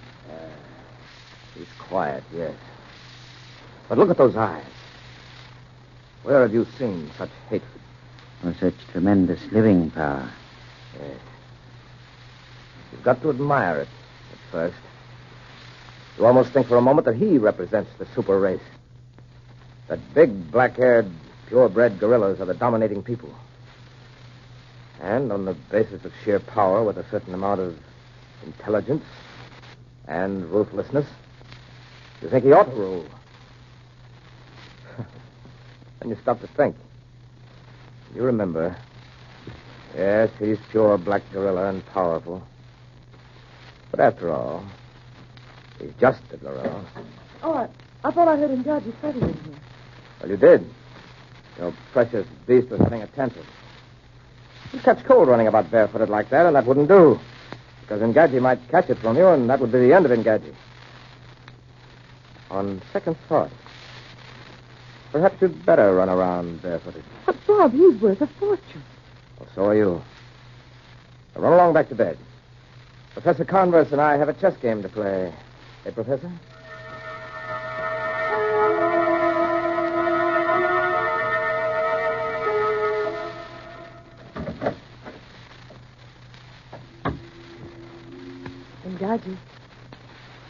Ngaji.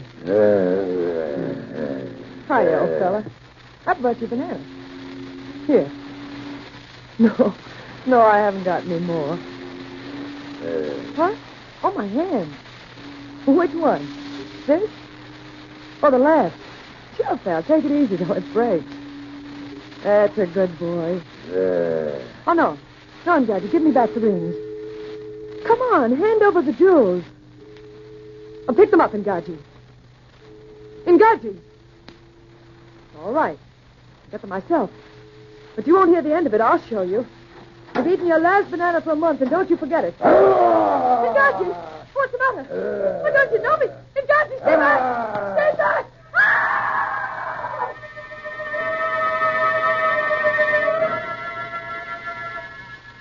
Your move, Professor. Hey, Scott, it's loose. There's a light in the wing. Look. He's loose. The brute's loose. Wait a minute, Rand. Here. Take my revolver. I'll come along. Never mind. Stay here. Call for help. I can't hold him with just a revolver. Hurry!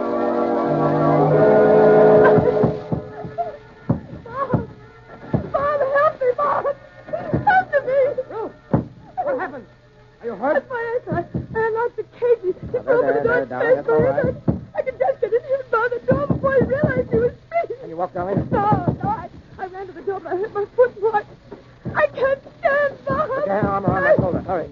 He's breaking through. I let him escape. I let him. That's it, darling. Now hold tight. Oh, you're yourself. You can't carry me too, Bob. Hobble on one foot now. Up. Oh. Come on now. All right, darling, quick. The next room. Quick, in here. Now, the next room. We've got to hold him up, blow him up. Come on, Ruth. Hurry, darling, hurry. I can't. I'm holding you back. Oh, leave me. Leave me with a gun. I can shoot. Please. Please. No. In here. I'll try it. now before he recovers. Bob, you can't go on with me. Just one more door. The last door. Iron. Can't strike iron. Keep moving. Try to help. Can you? I'm trying. A little further. Just a little further. Here. Bob, what's the matter? It's locked. From outside, it's automatic. Bob, but the professor... I don't know. He's gone for help. Oh. Steady, girl. Steady. The lights have... There's the fuse box. You shut out the lights. Listen. He's dead. That other shot must have hurt him. He's dead. Quiet.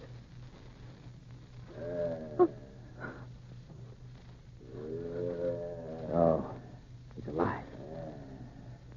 He's stalking us in the dark. How many bullets?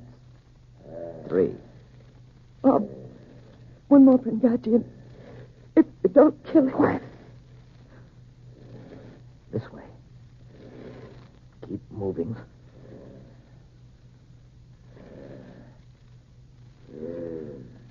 Now, Bob. He's against the window.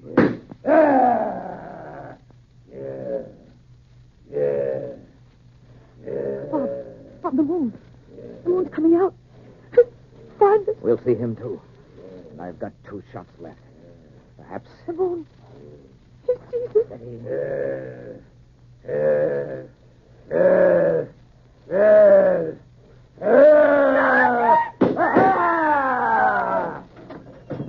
Friend, where are you?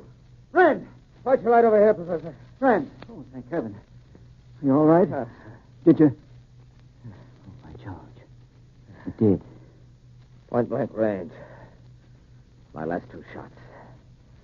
Yes. In truth? She's a broken ankle. She fainted. She'll be all right, though. Oh. Well, Professor?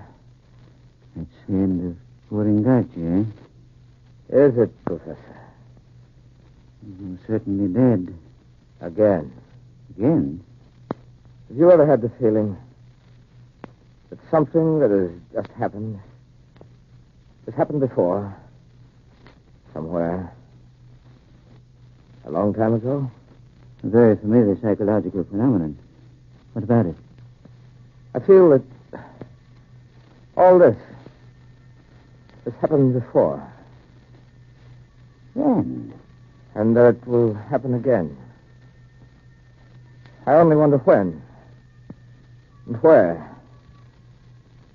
And who will be the victor.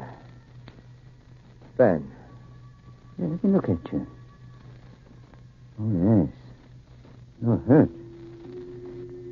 There are the marks of teeth on your neck. An unusual birthmark. It's occurred in my family for generations. Shows up when we become excited. Is it strange, Professor?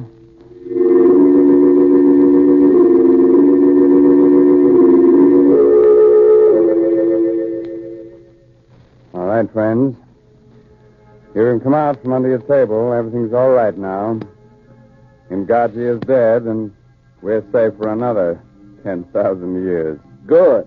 Oh, Mr. Hurley, Ngaji was only imaginary, so don't let him worry you. Oh, you're right, Raymond.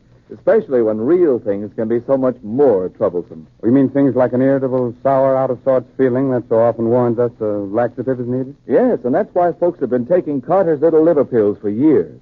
They know the name stands for dependable, gentle relief. Yes, and besides, folks know that usually within a half hour, Carter's Little Liver Pills will wake up the flow of a very essential digestive juice. This juice is all important to normal, proper digestion. So why don't you take advantage of this time-tested two-way action and ask for Carter's Little Liver Pills? Well, friends, it's time to close that squeaking door to the inner sanctum until the same time next week. Invite all your friends to be here with you. It'll give you courage. There's safety in numbers. Well, next week, our ghost artist... pardon me, guest artist, comes with the highest credentials. He was on the horror roll at Spirit School. Fine student. And for anyone who'd like a snap course in exciting mystery reading, let me suggest this month's Inner Sanctum novel, The Murder of a Novelist, by Sally Wood. It's on sale at your favorite bookstore. Now, friends, here's an urgent, serious thought. Remember the Red Cross. It needs your help now more than ever. And also remember you are giving both for Christmas and for America. And your presents are United States defense bonds and stamps.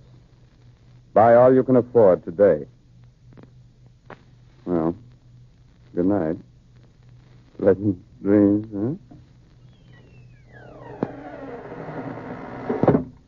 Attention, armchair detectives. One way to solve a puzzling case is to keep your eyes and ears open. What valuable tip would you get from this conversation? I ought to have been home 2 hours ago. Gotta get this order out, Tom. It's important. But I've stayed 3 nights this week. Well, so's everyone else. Come on, Tom. These days, grousing's out. But you fellas don't feel as sunk and low down and out of sorts as I have lately. I can't afford to. There's too much work to be done. So when you get the feeling slowed up and sluggish, why not do something about it? Yeah? What do you suggest? Try Carter's little liver pills. Right. And when you don't feel good, try Carter's Little Liver Pills. They do the work of calomel, but have no calomel in them. For they are simple pills made of vegetable drugs. They wake up the flow of one of our most vital digestive juices. When this vital juice flows at the rate of about 2 pints a day, it helps to digest our food and bring back the glorious feeling that goes with regularity. Then most folks feel like happy days are here again. But be sure you get the genuine Carter's Little Liver Pills. 25 cents at all drugstores. This is the National Broadcasting Company.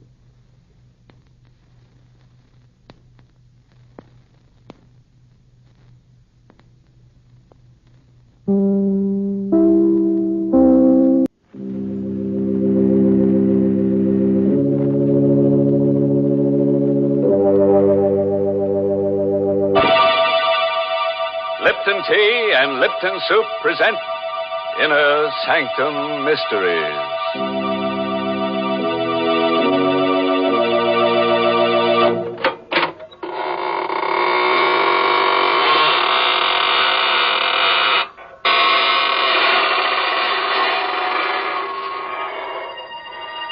Good evening, friends. This is your host of the Inner Sanctum inviting you in through the creaking door. Come on in and enter into the spirit of things. Don't pay any attention to those gurgling sounds you hear. They're the unfortunate ones. The midnight spirits who were caught haunting before midnight. Poor things. All they can do now is gurgle because they've evaporated into distilled spirits. What a horrifying thought, Mr. Host. Can't we ever talk about the brighter side of life? Well, don't forget, Mary, murder is my business. Well, thank goodness it isn't mine. And right now, I'd much prefer to talk with our Lipton listeners about something more conducive to happy spirits. I mean, a cup of hearty, piping hot Lipton tea. You know, it's really wonderful, the extra delight you get from this superb tea, friends. And the reason is simply this. Lipton's grand brisk flavor. Brisk, you know, is the tea expert's own word for the fresh, full-bodied, lively flavor of Lipton tea. Because unlike ordinary teas, Lipton's is never flat-tasting or lifeless. Lipton tea is always spirited, full-flavored, truly satisfying. Why, I'd even go so far as to say that once you've tried it, I think you'll enjoy Lipton tea more than any other tea you've ever tasted. And I'll go even further, Mary, and introduce our listeners to tonight's story. It's an original radio play written especially for Inner Sanctum by Emil Tepperman and starring Richard Widmark in the role of Alex Gregory.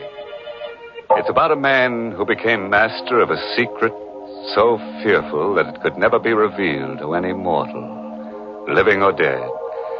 But let him tell you the story himself, how he learned the most terrible secret in all the universe, and what he did with it.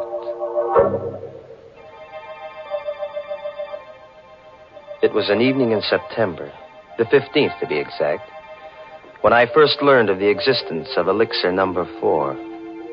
It happened at Professor Jarman's house just off the college campus. You've heard of Jarman, of course. He was to chemistry what Einstein is to physics. But it was his daughter, Elaine, that I was interested in that evening in September when I rang their bell. Well, hello, Alex. Oh, gosh, is it that late? I'm not even dressed. Hi, sweet. Snap it up, will you? The last show starts at 8:30. Oh, it won't take me long. Wait for me in the library. I'll be ready in a jiffy. I knew my way around the house. I went into the library, and the first thing I noticed was that the door to Professor Jarman's private study was ajar. It had never happened before. The private study and the laboratory beyond were forbidden territory in the Jarman home. Not even Elaine was allowed in there. And now the door was open. I'd heard stories of Jarman's experiments with new and secret formulae. So here was a chance. A possible chance to find out what the old codger was working on. I couldn't resist. I pushed open the door and I stepped into the private study. I could hear Jarman in the lab talking to himself. Elaine had told me once that he always talked to himself in the lab.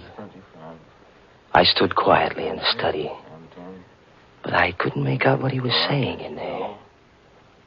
I looked around. The study was just a small cubbyhole with a chair, a bookcase, and a desk. And on the desk, I saw the open diary. A single sentence was written on the open page. I stepped closer.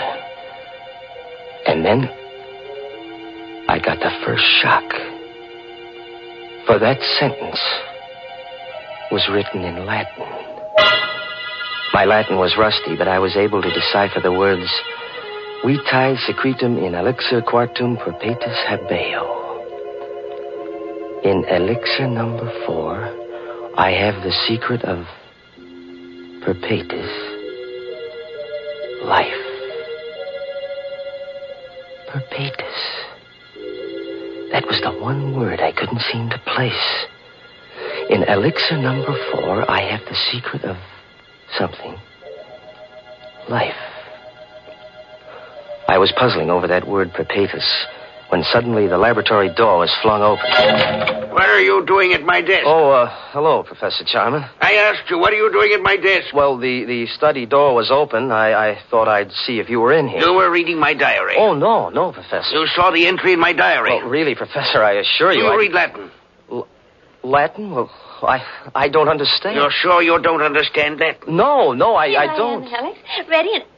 Well, is anything wrong? Elaine, I've told you time and again, no one is to be admitted to my study. Oh, I'm sorry, Dad. You must have left the door open. Oh, Alex, you shouldn't I'm terribly sorry, Elaine. I found the door open, and I thought Professor Jarman was in here. I just wanted to say hello. All right. No harm done, as long as you can't read Latin. Now, get along, you two. I'm busy, but keep out of my study hereafter. I took Elaine to the movies, but I haven't the faintest recollection of what the picture was about. Through my mind kept running that Latin sentence, Vitae secretum in elixir quartum perpetus habeo. When I said goodnight to Elaine at her door after the show, I hurried home to my room and I got out an old Latin dictionary. I looked up the word perpetus. And then I got a strange, cold feeling down my spine.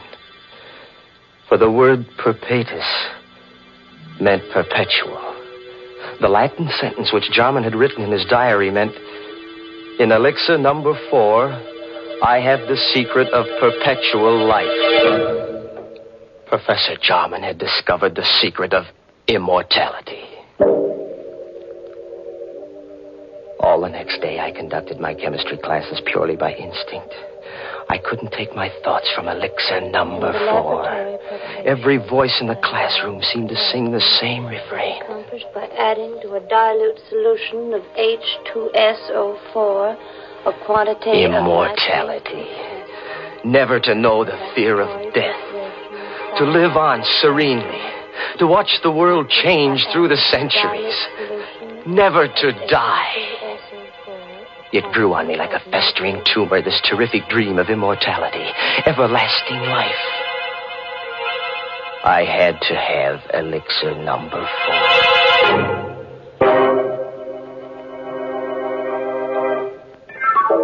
In the afternoon, the first free period I had, I went down the hall to Jarman's office.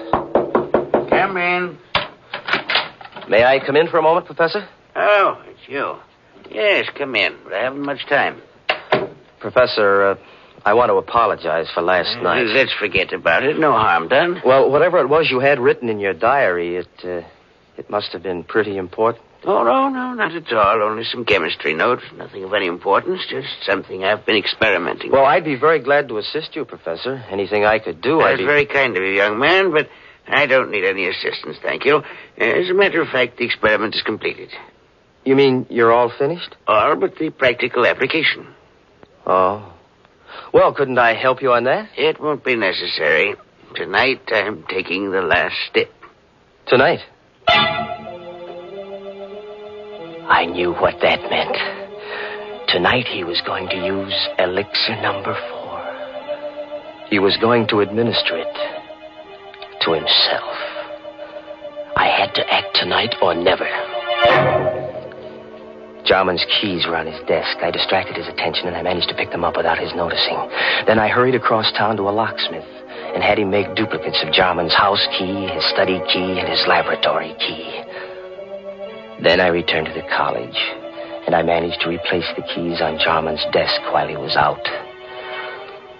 Now, I was ready for an adventure into immortality.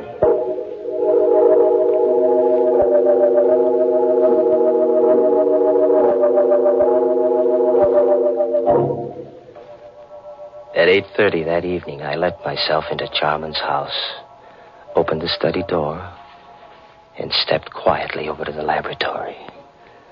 I knew Elaine was at a sorority meeting. The professor and I were the only ones in the house. Jarman was standing at the lab table with his back to me, talking away to himself. There was a small vial on the table and a hypodermic syringe alongside it. Equal quantity administered yesterday will be sufficient. At my age, since my blood is too thin, I require the additional dose. But a younger man would need only one injection to cause the necessary type change in his blood. Who's that? Good evening, Professor Jarman. I hope I'm not interrupting. What are you doing here? How did you get in? So elixir number 4 changes the bloodstream, huh? What do you want in here? Quit stalling, Professor. I know what elixir number 4 is. Ah. So this is it. Elixir number 4. Careful. Don't spill it. How much of this stuff have you got? That's all there is. 5 cc's. You mean you haven't got any more? It took me 5 years to distill 10 cc's. Before that, I experimented for 10 years. I failed 3 times. And this is your 4th try, huh? Elixir number 4. And there isn't any more of it? It will take me 5 years more to make up another bat. Please be careful. Don't drop it. Don't worry, I won't. You said this is enough to make the average man immortal. Me, for instance? It's not for you. You hear me? Not for you. Oh, yes, it is, Professor. It's for me. I won't let you... What are you doing with that mallet? What do you think? No. I'm so sorry, Professor. Wait. I'll let you have it. Don't kill me. I've got to kill you. When I take this dose of elixir number 4, I'll be immortal. And I don't want anyone to know it. Away, you fool. You'll never enjoy your immortality. You'll wish you were dead 1,000 times. I'll come back to remind you.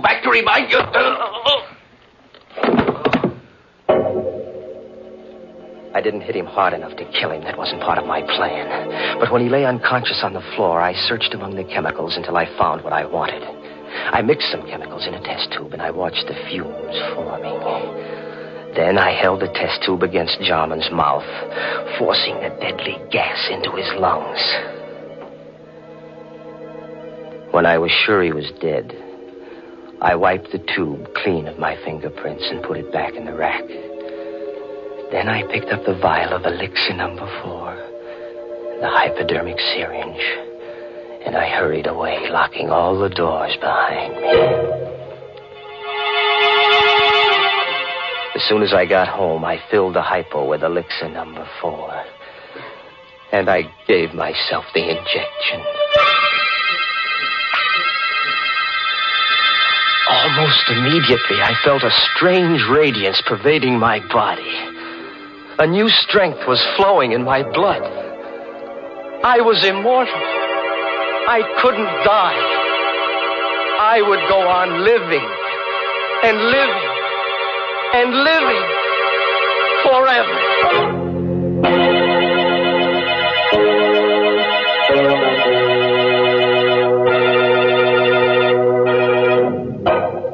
Hey, what's going on here? What's all this about living forever? If you ask me, it would be more of a curse than a blessing. Now, just suppose we all took a shot of this elixir number 4. I think of all the people who'd lose their jobs. Grave diggers and stone cutters and shroud makers and hearse drivers and... Oh, why, go on. You see what I mean. Why, everybody'd be out of a job. We'd all practically starve to death. Well, then, Mr. Host, maybe we can be glad that nobody has ever found the fountain of youth. You know, I think it's not a matter of trying to live forever. The important thing is to get more enjoyment out of every day. Mm-hmm. For instance, Mary. Well, for instance, one splendid way to get more enjoyment out of an otherwise dull day is to invite your friends in for tea. It's a delightful neighborly custom, made even more delightful when the tea you serve is Lipton's, because there's so much extra pleasure in Lipton tea. The party will seem more of a party. The conversation will be more sparkling, and your reputation as a thoughtful hostess will soar to the skies the moment your guests take their first sip of Lipton tea. For Lipton's wonderful, brisk flavor makes it a favorite with everybody. So when friends drop in for tea, or the family gathers around the dinner table, serve them Lipton's, tea at its delicious best. And now let's get back to our story.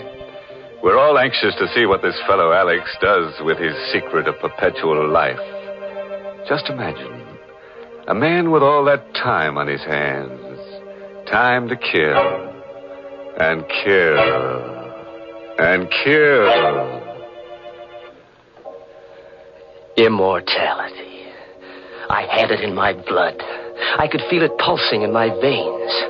The vitality, the power. I had to establish an alibi. Not that I expected to need an alibi. Jarman's death would surely look like an accident or suicide when his body was found in the laboratory in the morning. But I wasn't taking any chances on a murder charge. I had so much more to lose now. Wouldn't it be ironic if they were to execute me for murder? Me, an immortal.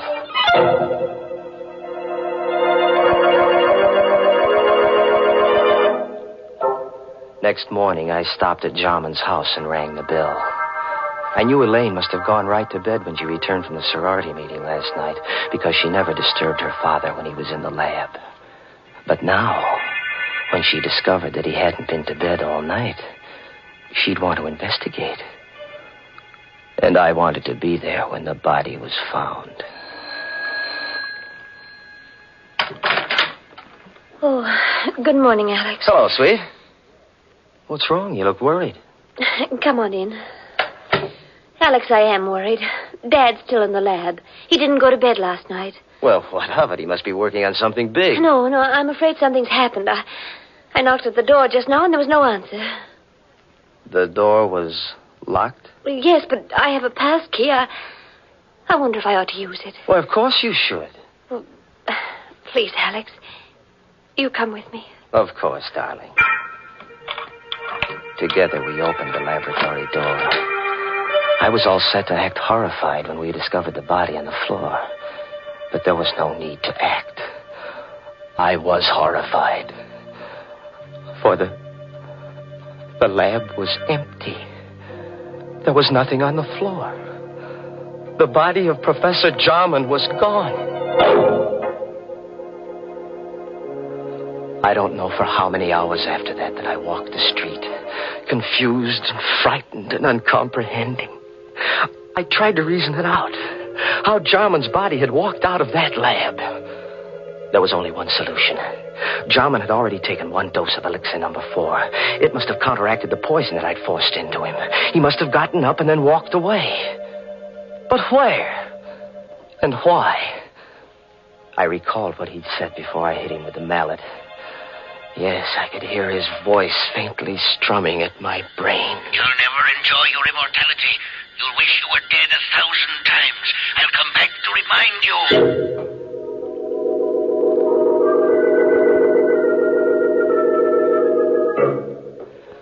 The next day, I went to Elaine's house, and I saw that she was taking her father's disappearance pretty hard. Oh, Alex, I don't know what to make of it. Do you think that Dad... that he's... Now, take it easy, baby. Maybe he's just suffering from amnesia. Maybe he just walked out of the house. He might turn up tomorrow. I have a terrible feeling, Alex, that he's dead. What makes you think so? Oh, I don't know. Now, please, Elaine. That won't do you any good. Oh, but it's the uncertainty. If I only knew for sure. Alex. Do you believe in mediums? Communicating with the dead? Do you believe a medium can put you in touch with the dead? Oh, is that what you're thinking of, darling? Going to a medium? But don't you see, Alex? If Dad is dead, maybe... I was worried, too. I had to know if Jarman was dead or alive. I had to know before I could start enjoying life. Yes, that might be a good idea, Elaine. Can't hurt to try. There's a medium in town. Oh, I don't know what I want to do. Let me think about it. Well, sure, darling.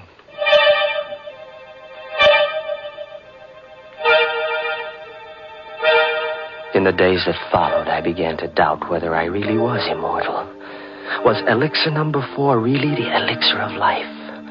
Was I really going to live forever? If there was only some way to prove it. Then I remembered what Jarman had said, that the elixir caused a change of blood type. Well, that'd be easy enough to check. Elaine was taking a medical course, so I asked her to test my blood on the pretext that I thought I had anemia. It won't hurt, Alex. Just the needle. Ouch. There, now I've got all the blood I need. Just sit here a minute while I make the test. Well, does it take long? Only a minute. Alex. She was excited. There was something different about my blood then. Alex, come here quick. What? Look. Oh, look, Alex. I can't be mistaken. Your blood. It's a new type. Elaine couldn't get over the discovery that my blood was a new type. I'd asked her not to tell anyone about my new blood type, but I knew she wouldn't be able to keep the secret for long. And once it got out, people might begin to suspect what I already knew for sure, that I was immortal. Oh, I couldn't afford to have that known, because then everybody in the world would be envious of me. They'd hate me, too, because they'd know I could go on living long after they were dead. Oh, no, it had to be a secret forever. No one in the whole world must know, except myself. And the only person who could spill the secret now was Elaine. So, there was only one thing to do. Elaine furnished the opportunity herself the next day. Alex, I've been thinking about that medium. I've got to know if Dad is alive or dead. All right, whatever you say, darling, if it'll make you feel any better. I'll go with you, of course. Just the two of us, huh? We made a date to go to the seance that evening, and I made my plans accordingly. I didn't intend that Elaine should leave the seance alive. We arrived at the medium's house promptly at 9 o'clock. The medium asked Elaine and me to sit close to each other. And then she put out the lights. Alex. It's all right, sweet. I'm right here. I'm right next to you. I'm frightened. Now, there's nothing to be frightened about, darling. I'm right here with you. But it's so dark. I can't see anything. I don't hear anything. Where's the medium? She's still here. She's right across the table. She's gone into her trance. Do you think she'll contact Dad's spirit? I don't know, darling. Wait and see. positioned myself carefully, waiting for the moment when the medium should be well into her trance. Then I took out of my pocket the hypodermic syringe. I held the plunger in my left hand while I gripped Elaine's arm with my right, my thumb over the artery. Alex, my arm, your fingers hurt. It's all right, sweet. Slowly, I brought the hypodermic needle up close to the artery. One bite of the needle, a single plunge of the plunger, and death would come almost instantaneously. And no one in the world could say that it hadn't been heart failure. But suddenly, just as I had the plunger ready, I heard something strange. A sound. In the room where there should have been no sound. You'll never enjoy your immortality. You'll wish you were dead 1,000 times. I'll come back to remind you. Back to remind you. The voice of the dead. Back to remind you. Jarman, where are you? Jarman, stop. You're dead. You're dead, Jarman. You can't be talking. You're dead. I saw your dead body. I killed you myself.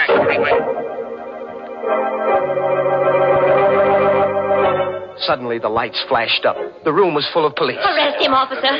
He killed my father. You heard his confession. That voice. That was Dad's voice, Alex. A recording. What? A recording? That's why he always talked to himself in the lab. He had a wire recording machine. He talked while he carried on his experiments so that there'd be a permanent record.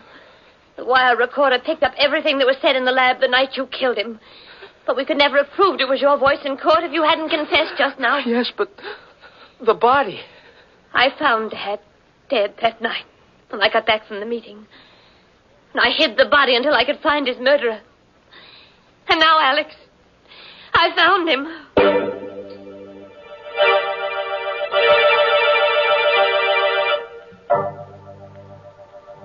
All through the trial, Elaine sat and watched me. All the time the jury was out, she sat and watched me. And she watched me while they read the verdict of guilty.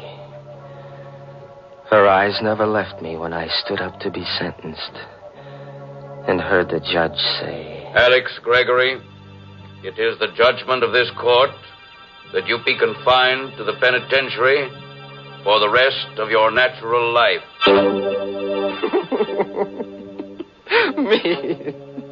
Me of all people.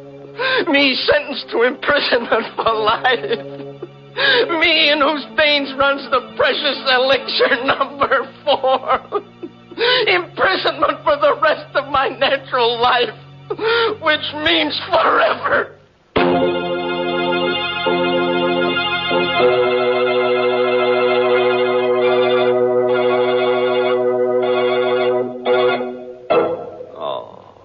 You know, I feel kind of sorry for Alex. He really got a tough break. Locked up in a cell for all eternity and no way out. Yes, looks like they'll have to build a new jail around him every 1,000 years or so. Of course, there's one way out for him. He could let his beard grow for a couple of centuries, and when it gets long enough, he could hang himself. Imagine such a thing, Mr. Host. Yes, it would be sort of breathtaking, wouldn't it, Mary? Poor Alex. He probably had many good impulses in his lifetime. As the trouble is, he didn't follow them. Well, Mr. Host, I'm afraid that's something we all do every now and then. For instance, perhaps some of you Inner Sanctum fans have promised yourselves the pleasure of trying Lipton tea, but somehow just haven't gotten around to it. Or maybe you've just forgotten it when you're writing out your grocery list. Well, this time, make sure. Add Lipton tea to your grocery list right now. For until you do try it, you're missing a real treat. Why not start enjoying lively, full-bodied Lipton tea beginning tomorrow?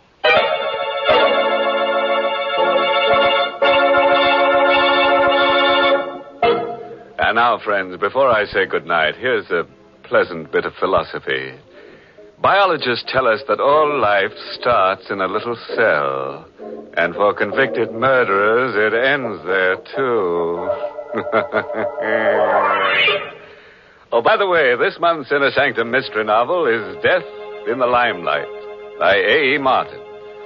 And next week's Inner Sanctum story, brought to you by the makers of Lipton Tea and Lipton Soup, and directed by Hyman Brown. Next week's story is called You'll Never Escape. So, if you feel in a capturing mood, join us next Tuesday. Until then, good night. Pleasant dreams.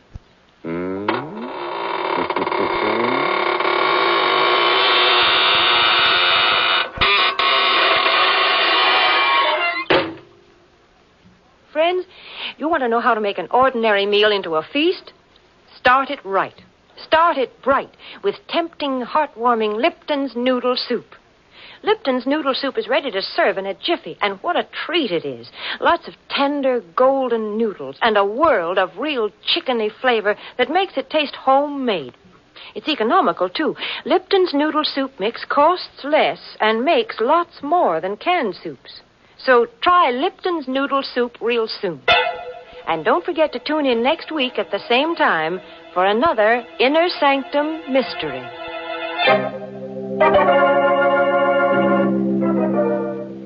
This is CBS, the Columbia Broadcasting System.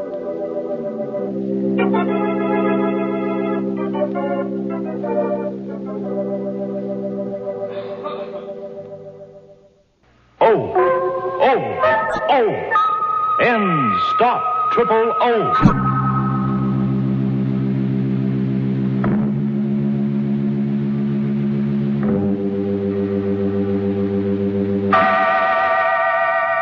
Inner Sanctum Mysteries, brought to you transcribed by High Potency Ends, America's most popular, truly effective chlorophyll tablets.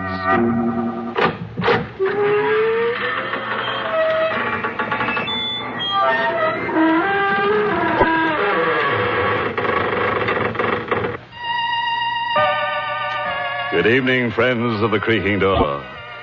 This is your host inviting you into the Inner Sanctum once again. Come in. You're early tonight. The coroner hasn't arrived yet. But it's all right. The corpse is here. Yes, that's him over there in the corner. The slightly decapitated gentleman sitting with his head in his hands.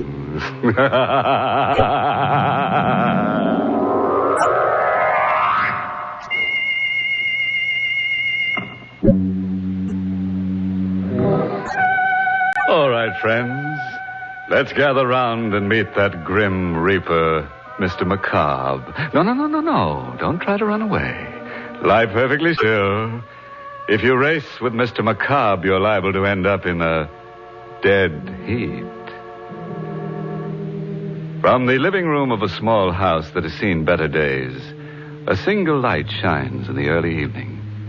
Inside, Grace Denning waits alone for her father to come home. Anxiously lighting one cigarette from the other, she paces the floor until at last she hears his footsteps on the porch stairs. Father? Is that you, Father? Yes, dear. Oh, were you worried about me? Well, you're never this late for dinner. I thought something might have happened to you. You weren't down at the river again, were you, Father? No. Well, where were you? Just downtown. I stopped off for a minute. Grace, why are you staring at me? Well, you look so strange, so frightened. Well, I should be frightened. You know what it's like to live without money week after week, waiting, hoping for a break that never comes. Well, don't worry, darling. Your luck will change. I'm not worried anymore. You got the loan? Yes. From the bank? No. From Dr. Tarleton. Dr. Tarleton?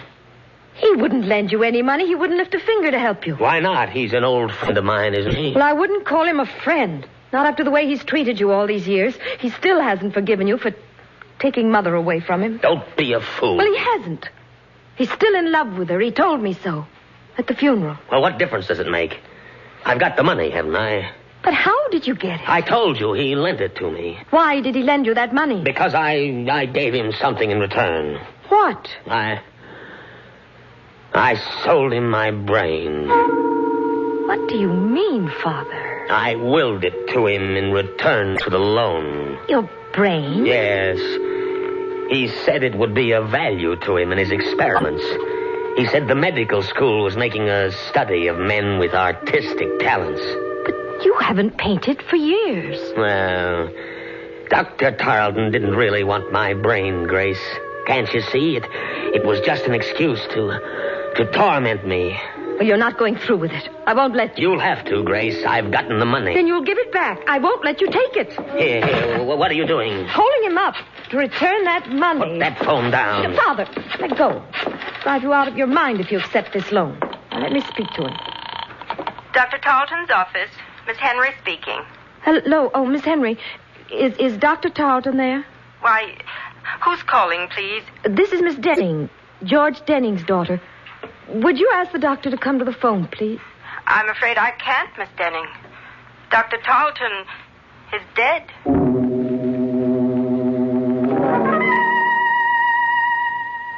Miss Henry, I hope you don't mind my coming over here.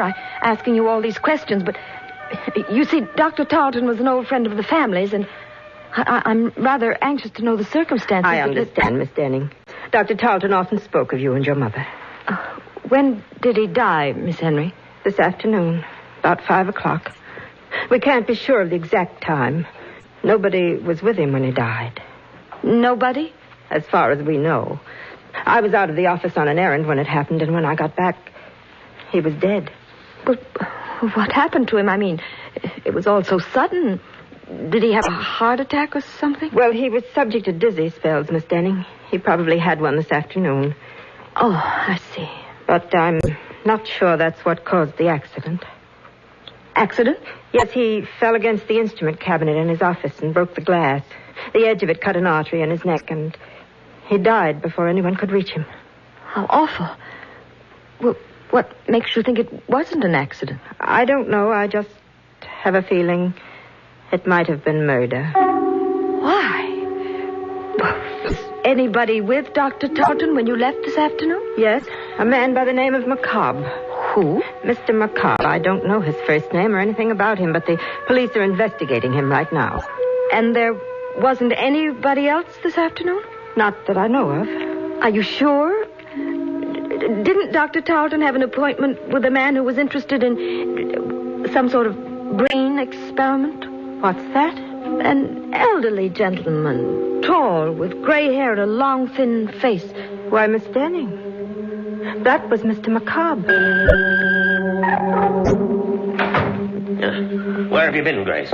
Oh, just out for a walk. Now, don't lie to me. Where have you been? Over to Dr. Tarleton's office. Yes? Yeah, well, what for? I told you not to meddle in my business. Tarleton's dead, and my bargain with him is automatically canceled. Is that the agreement you made with him, Father? My agreement with Dr. Tarleton doesn't matter anymore. It doesn't to me, Father. But it might to the police if they find a copy of that agreement. What are you driving at? Don't you think they'll find out Tarleton's death wasn't an accident? Good heavens, Grace, you don't think I killed him, do you? You don't think I murdered a man for the sake of a few $100s? What did you do? You were in his office at 5 o'clock this afternoon, weren't you? Who told you that? What difference does it make? Miss Henry knows you were there. She told me all about it. I didn't speak to Miss Henry. Mr. McCobb did. Oh, for heaven's sakes, Father, don't you think the police will see through a trick like that? They're out looking for you right now. Well, confound it, Grace. I didn't kill Dr. Tarleton. And I never heard of Mr. McCobb. Now, let's not talk about him. All right, Father. If you want to bluff it through, I can't stop you. Only I wish that you... Just a minute. I'll get back. No, let me. It may be the police. Hello? Hello, Miss Denning? Yes? I've got to see you right away. I have something to tell you about the murder of Dr. Tarleton. What do you mean? I can't talk to you over the phone, but if you'll come down to 54 Palmer Street right away, I'll tell you all about it. Come alone, Miss Denning. And come quickly. Just a moment. You haven't told me who you are. Oh, I'm sorry. The name is Mr. McCobb.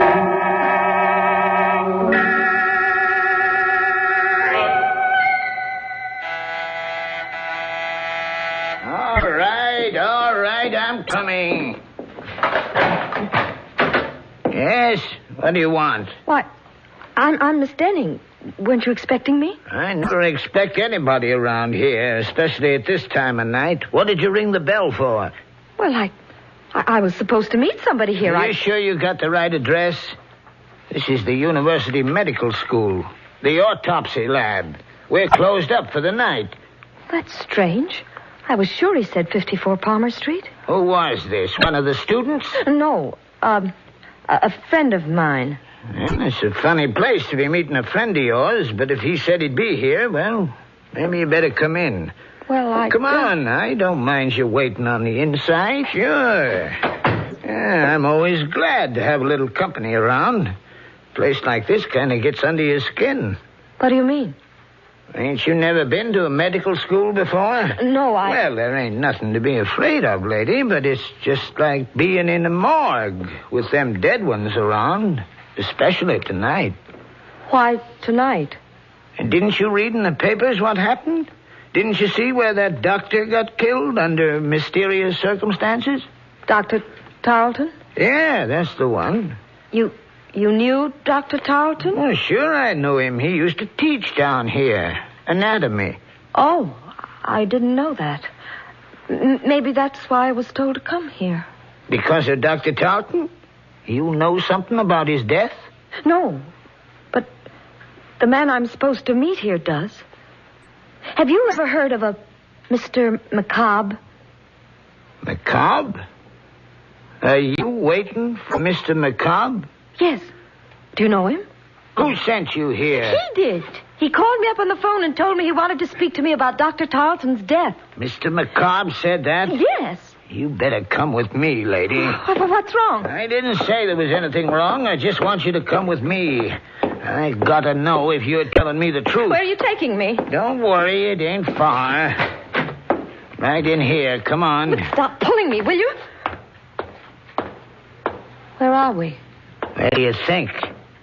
In the lab. But why did you bring me here? Didn't you say you had to see Mr. McCobb? Yes, but... Well, this is where he is. Right in that canvas bag. It's a body. Of course it's a body. And they give them all names. The students, I mean. Oh, no. This one is Mr. McCobb. That's what I want to know. Who put you up to this? Who told you to come over here and tell me he was alive? Nobody. Don't lie to me.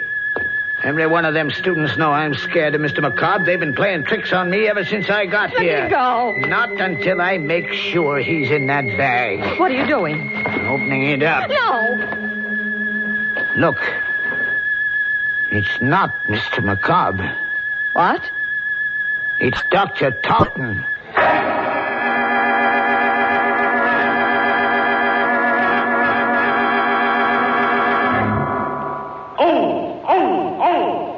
Stop, triple O. Yes, high-potency N stop triple O. Stop odor of breath, odor of body, other personal odors. All three at the same time. That's important because anyone who comes in contact with the public should take high-potency N's chlorophyll tablets as protection against all odor offense. N stop triple O so effectively that just one or two N's tablets keep you fresh as a daisy all over all day. N's make triple O go, go, go.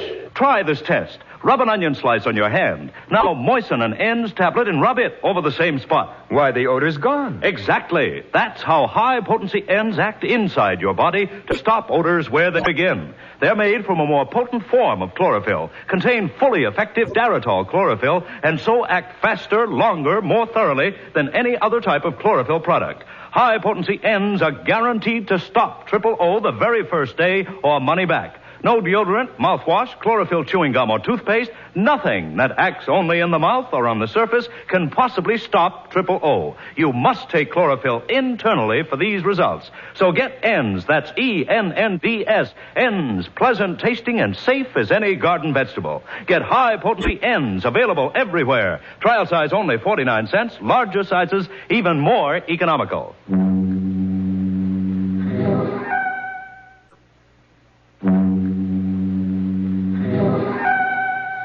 Well, now that you've had a few moments to let your hair down, let's get back to our story and make it stand up again.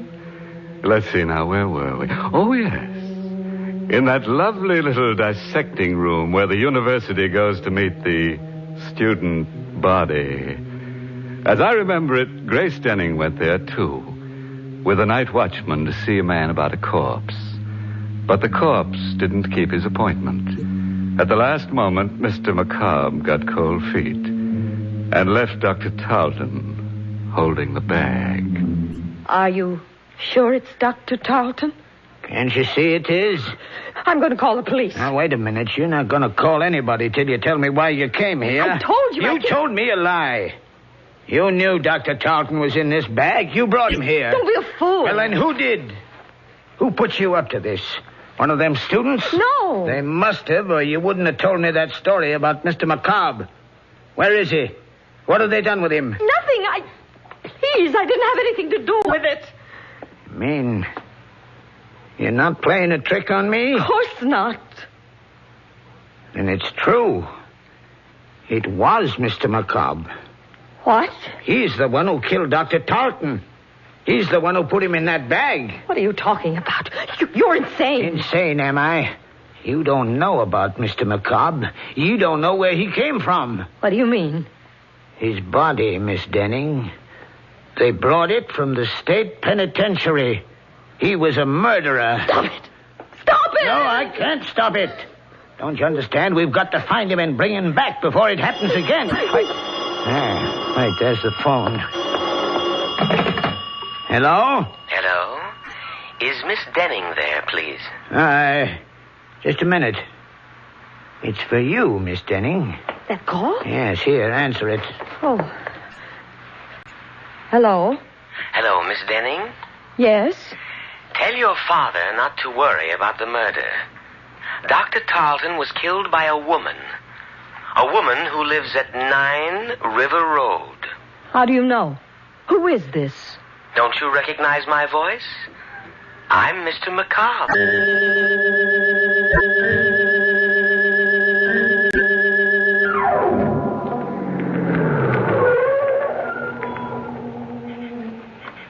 That's the house, Father. 9 River Road. Grace, you're not going in there. I've got to, Father. I've got to know who this woman is. Well, then I'm going with you. No. Please. You stay here. It may be some sort of a trap to find out where you are. I'm better off alone. Well, careful, Grace. Please be careful. If this woman is a murderess... Don't worry, Father. Just stay in the car, and I'll call you if I need you. Well, all right, dear. I'll be right here. Come in, Miss Denning. Miss Henry. Yes, Dr. Tarleton's nurse. Good heavens.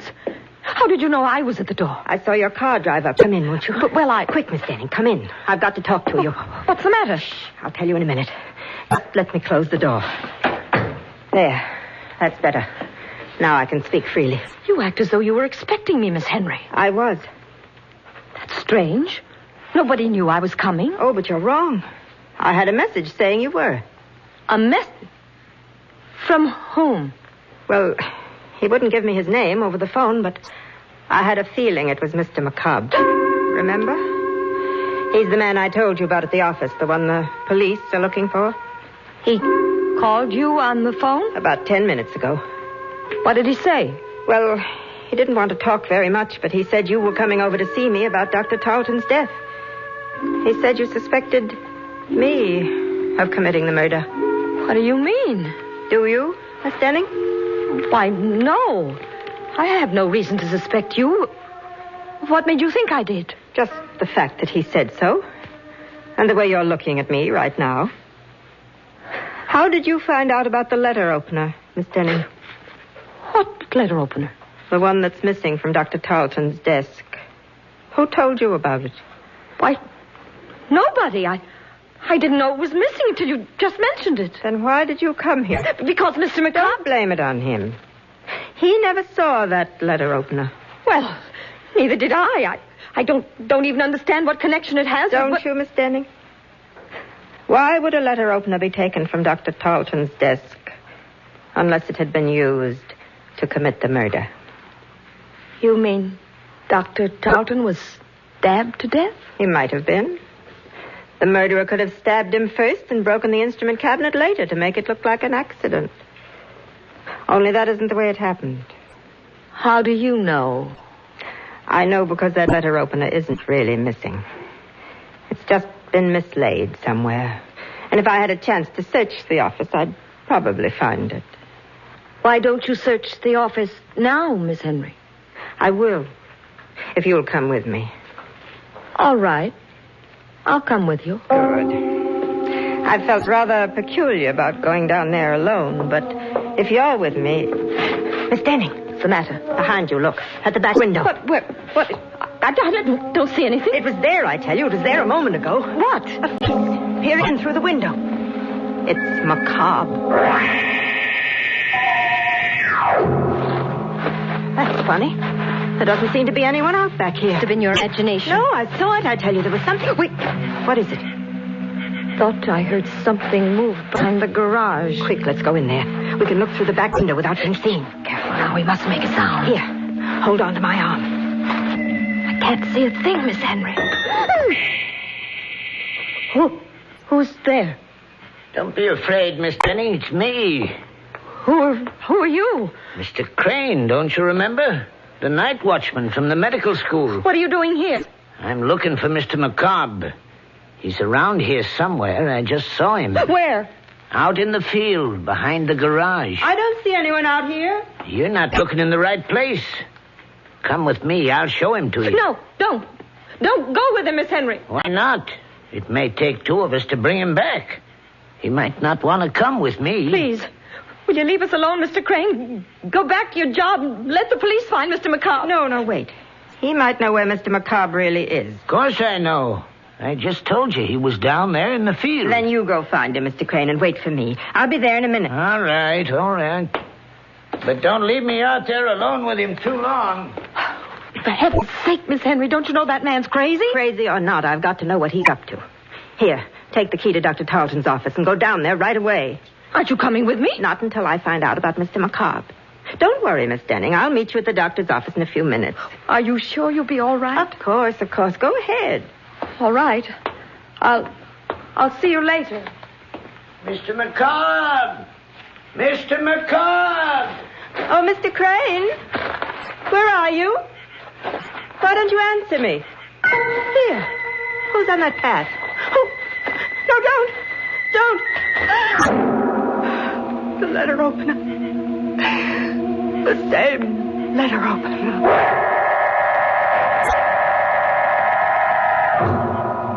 Father. Aren't you in the car, Father? Where are you? It's all right, Grace. I'm here. Oh, where? Right here in the doorway. Why did you think I'd left you? Didn't know where you were. Why didn't you wait for me in the car? Oh, I don't know. I just got tired sitting there. Besides, I thought I heard some voices back in the house. Is anything wrong? No. At least I don't think so. I'll know better after we get to Dr. Tarleton's office. What are you going down there for? A letter opener, Father. I've got to find out if it's really missing. Oh, Grace, will you stop butting into other people's business? But this is our business. Don't you understand? Are you coming with me? Or shall I go alone? No, dear. I'll go with you.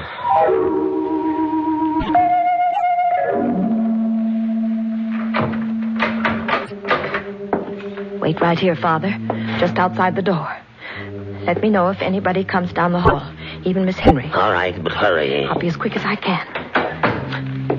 Oh, I should have turned on the light before I closed that door. Now, where on earth is that light switch? Oh. Well, what's the matter with this thing? It doesn't work. No, it doesn't, Grace. Who said that? I did. Don't you recognize my voice? No. Where are you? Over here, sitting at my desk. Dr. Tarleton. Yes. You're alive. No, my dear. I'm just living on borrowed time for a while. Just long enough to tell the police who murdered me. It's a trick. You're not really dead. No. You shouldn't have come back here to return that letter opener. That was the trap we set for you. Only we never dreamed you'd kill Miss Henry. You fool! Who are you? Dr. Carlton, dear. The man who was foolish enough to leave you half his estate because of your mother. You're a murderess, Miss Denning. Be quiet. Be quiet or I'll kill you. You can't kill me, Grace. You've done it already. I'll do it again. I'll do it right this time, the way I killed Miss Henry. Here, put that letter opener down. Let me go, let me go. Grab her, Gus. I've got her hand. No, don't touch me. It's all right, Miss Denning. We won't frighten you anymore. We've got all the evidence we need now. You're a detective. You guessed it. But the dead man, the one you had propped up in the chair, who was that? Don't you know? That was Mr. Macabre.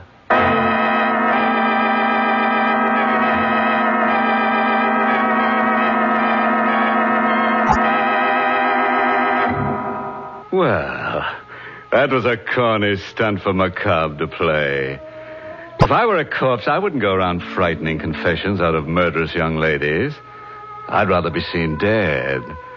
And speaking of death scenes, have you ever heard the one about the ambitious ghoul who left no stone unturned?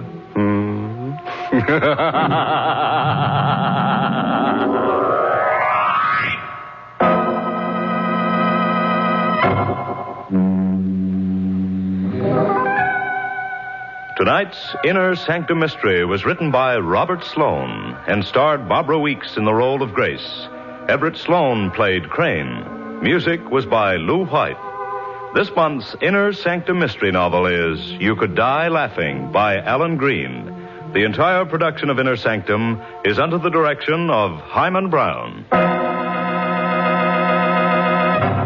When in the summer sun over an hour a day, look out for glare fatigue. And when eyes look dull and bloodshot from wind, smoking, or reading, get Eye-Gene. Contains Lexitol. Acts like a doctor's prescription. Just 2 or 3 soothing drops in each eye floats away that tired eye feeling. Your eye doctor will tell you, don't neglect your eyes. Use Eye-Gene eye drops daily. Eyegene. Safe, gentle, a tonic for your eyes. Trial size only 25 cents. Larger economy sizes too. Eye-Gene at drug counters everywhere.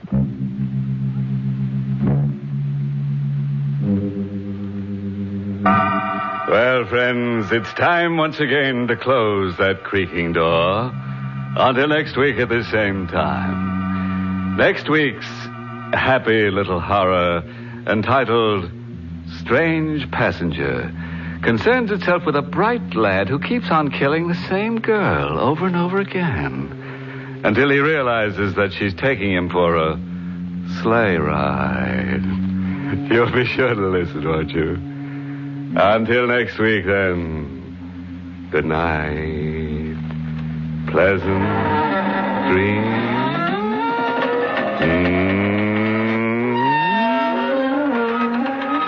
Be sure to join us at the same time next week for another Inner Sanctum Mystery. Brought to you, transcribed by High Potency N's, America's most popular, truly effective chlorophyll tablets.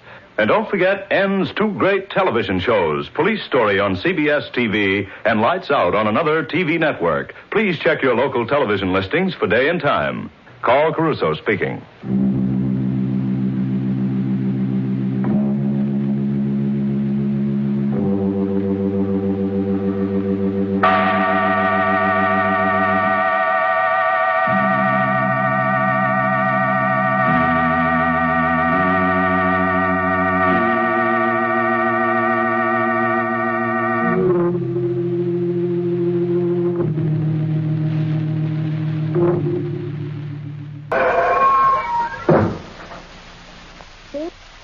WRR Dallas.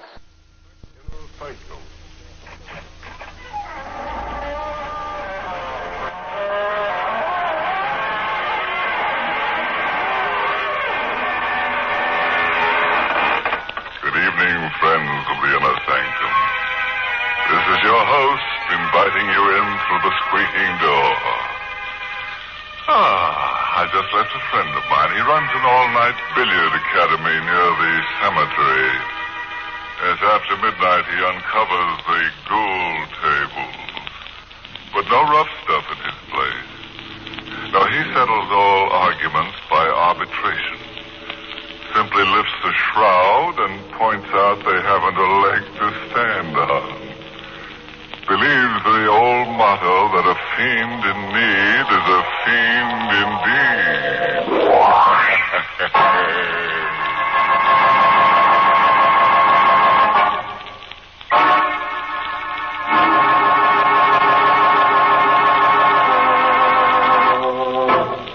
Now, dust off the edge of your chair, because that's where you'll be sitting for the rest of this half hour. And listen to Murder Comes at Midnight. This is the story of how one average family, even as yours and mine, spent a quiet night at their rented country house. A night of terror. As I said, the Cannings were just an average family. Harry was 29 and worked as a sound engineer for a broadcasting studio in the city. Ethel was 27 and had been a school teacher before she was married. Now she was kept pretty busy between writing the great American novel and taking care of Judy, her 7-year-old daughter.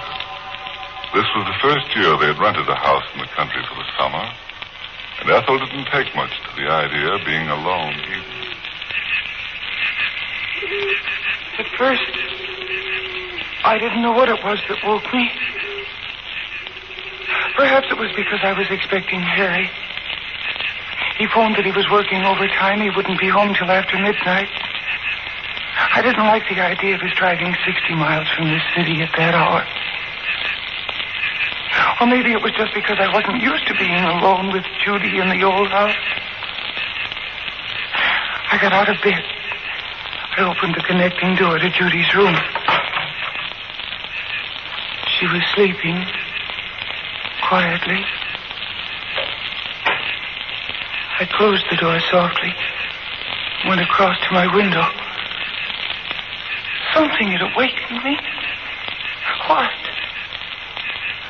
Was it a sound I heard in my sleep?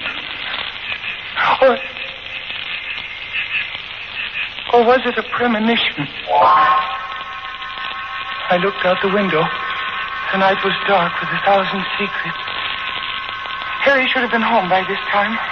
My watch showed a few minutes after 12. Maybe he'd had an accident. Maybe that's why I awakened. Some sort of telepathy. And then I saw the headlight.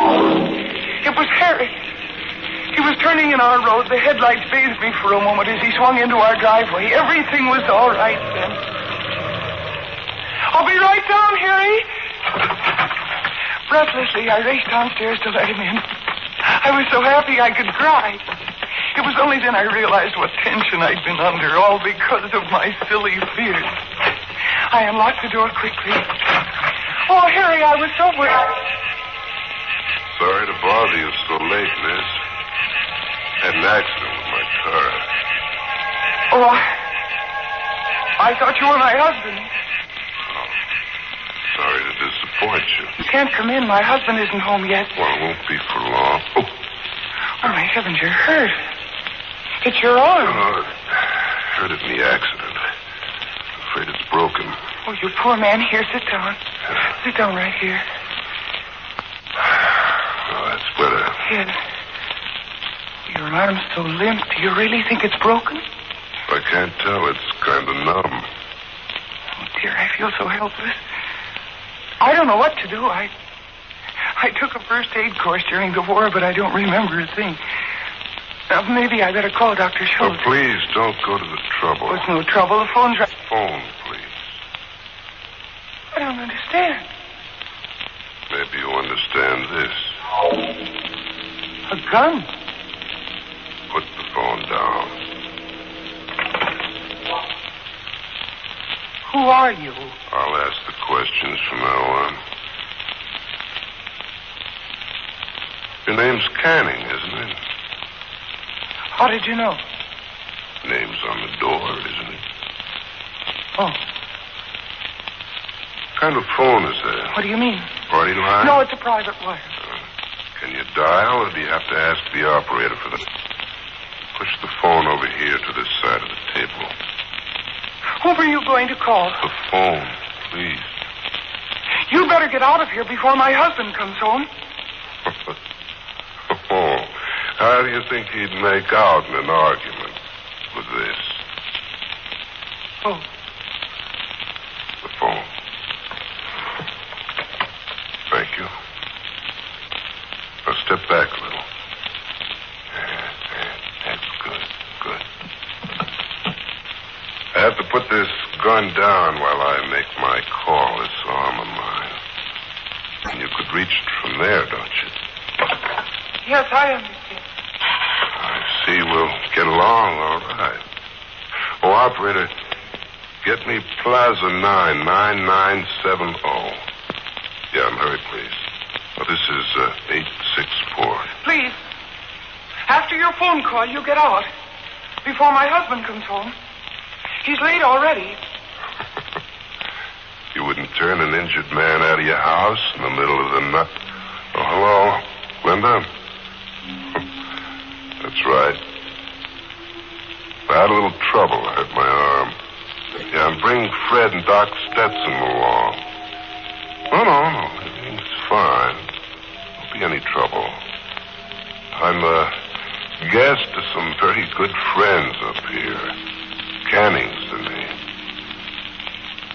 Well, you drive up Highway 26 through a court and turn right when you pass the first gas station. Just a mile from there. You ought to be here by 6 in the morning. There'll be a light in the downstairs window. Right, Linda. See you in the morning. You can't stay here all night. You've got to go. Shut up.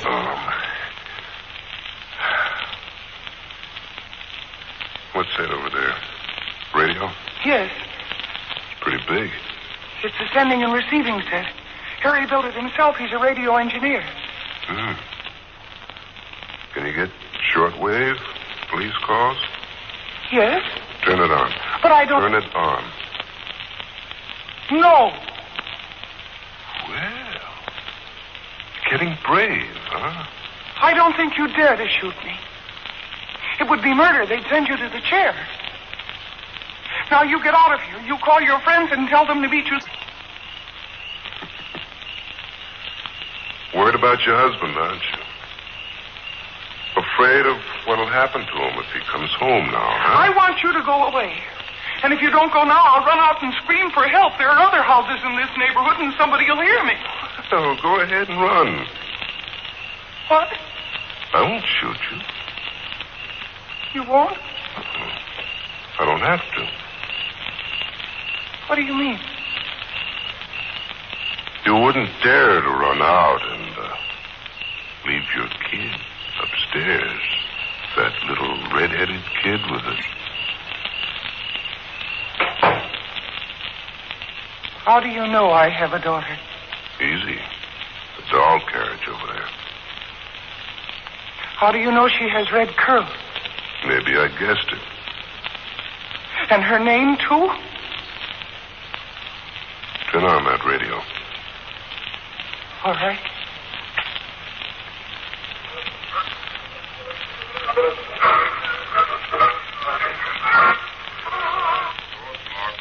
Junctions on Highway 26. All cars must be searched. Every passenger warned to exercise extreme caution. Though believed to be wounded, he's armed and dangerous. I will repeat, Arnie Bishop, known as the gentleman killer, escaped from custody on board the Allegheny Limited at 11 o'clock while being escorted to the death house at the state prison.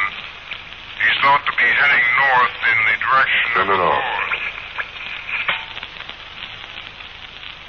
Now you know who I am. Arnie Bishop. You're Arnie Bishop. How many rooms in this house? 6. Fine. It'll make a fine hideout. What will you do when my husband comes home? Don't worry about him. Now, suppose we go in the kitchen, and you can make me something to eat. Wait. Huh? Why did you choose this house to come to? This house of all others. Can't you guess? Yes, I think so. How did you know Judy's name? And about the color of her hair? Ah, you're getting warm. My husband, Harry. Harry told you. Oh, you know you're pretty smart. Oh, please, don't you have any pity at all? Tell me what you did to Harry. He's not hurt much. I just picked me up on the road, gave me a lift. I pumped him, found out all about this house and about you and Judy. Then I knocked him out and kept going. It was pretty tough driving with one hand, but I made it. Where's Harry now? The back of the car. He can't get loose. I'm going out to... Stay where you are. But Harry's hurt. I can't leave him out there alone. About this little red-headed kid of yours, where does she sleep? Upstairs? You wouldn't hurt her. Oh, no. That's better. Now, suppose we have something to eat.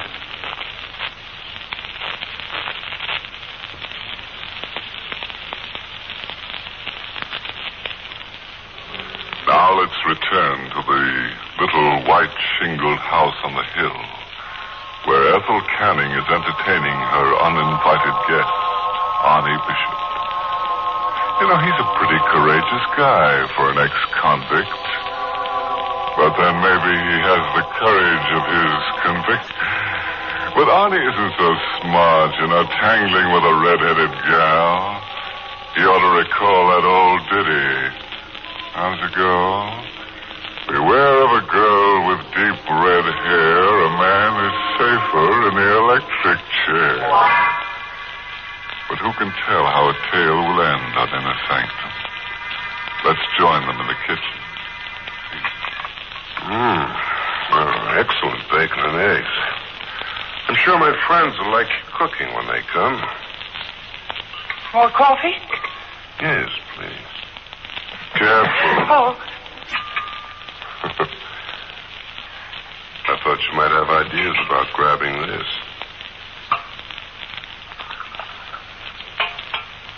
There's your coffee. What time is it? 20 after 2? 3.5 hours to go before my friends get here. How will they get through the roadblock? Oh, you leave it to there. Oh. What's that? That's the telephone. It's in the living room. You better get to it. Oh, you don't let go of that gun. Oh! You shouldn't have tried that. First, get going.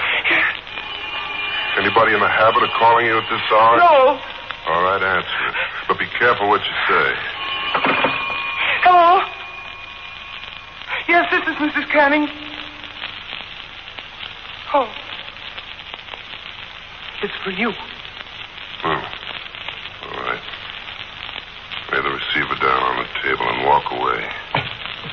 All right, it's far enough. Don't try anything. Hello? Linda? What, did you get started yet? What? Roadblocks? Well, you've got to get through. I need Doc Stetson. You've got to make it, Linda. I can't stay away forever.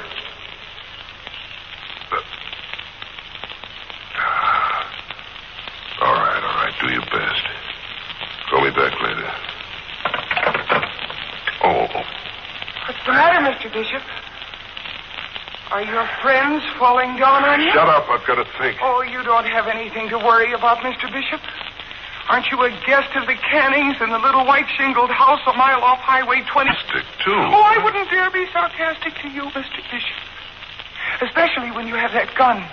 And with my husband unconscious in the car, and you threatening to harm my child. Oh, no. No, you still hold all the cards, Mr. Bishop, and you're such a big, strong, brave man. What are you trying to do? Get me mad enough to kill you? Aren't you going to kill me anyway? What makes you think that? Because you're a killer by instinct, Mr. Bishop. It's easier for you to kill than to do anything else. I wonder why you didn't murder my husband instead of just knocking him out. Was it because you thought you might need him? Well, you're not afraid. No, I just realized. I can't afford to be afraid.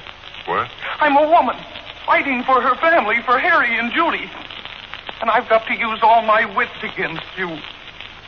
I can't afford to be afraid. got some scheme in that crazy little brain of yours. Yes, Mr. Bishop, I have. I think I found the chink in your armor. You're a coward. Me? Yes, you. You're the one who's afraid now. Your friends aren't coming. You have a wound in your arm that needs treatment, and you know you can't trust me. You don't dare close your eyes even for 5 minutes. And staying awake night and day, watching me every minute of the time, afraid that you might drop off to sleep at any minute. Oh, that's how you figure it, huh? Maybe you better kill us all right now, Mr. Bishop. That would be easy, wouldn't it? Just 3 bullets. Then you wouldn't have to worry about watching anyone. That's an excellent idea, Mrs. Canning. Yes. But then you'd have other things to worry about. Such as? This is Saturday morning. The milkman will come to collect for the week's milk. The neighbors will stop by to ask if I want my marketing done. And what will you do? Skulk in the cellar while they ring the doorbell? Yeah. And then there's the police. What about the police? Are you making inquiries at all the houses?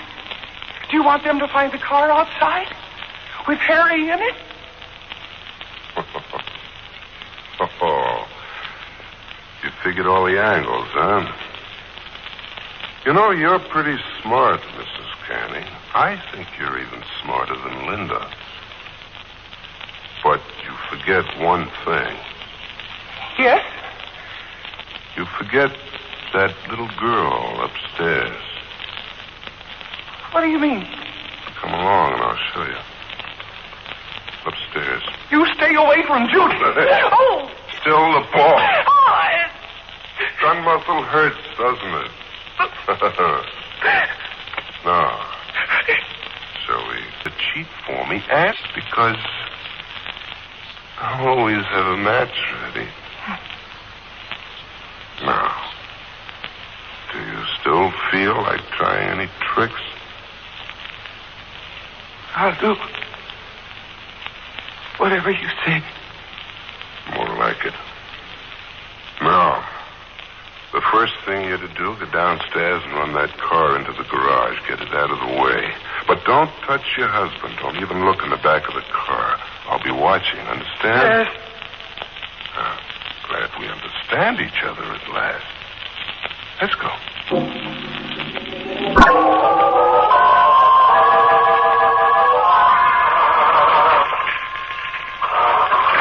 I'll be standing right here in the driveway, so don't try any tricks. I won't. Remember, I'm watching. Harry. Harry, dear, can you hear me? Harry? Harry? Oh, he's still unconscious. There's blood on his head. Canning. Yes, I'm coming.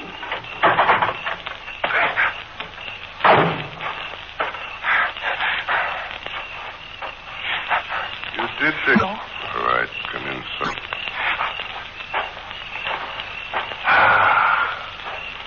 Beautiful night, isn't it? It'll be morning soon. What time is it? Almost 6. The milkman should be here soon. Oh? Well, here's where you start lying for me. After you, madam.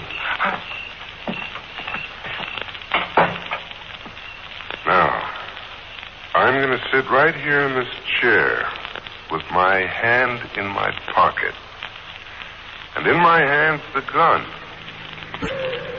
That's the milkman. You'll tell him your cousin just visiting here for a few days. He'll wonder why you're up so early. Let him wonder. Go on, answer it. Good morning, Miss Canning. I'm the new milkman on the route. Hope it didn't wake you up. Come in, please. That's 2 bottles of milk you wanted this morning and a bottle of cream. Yes, you can put them on the table there. Yeah, right. Oh, this is my cousin. He's visiting us for a few days. Oh, how are you? Hello. Do you have my bill? Yeah, I got it right here in my pocket. Here, put the gun. Sit still and take your hand out of your pocket very carefully.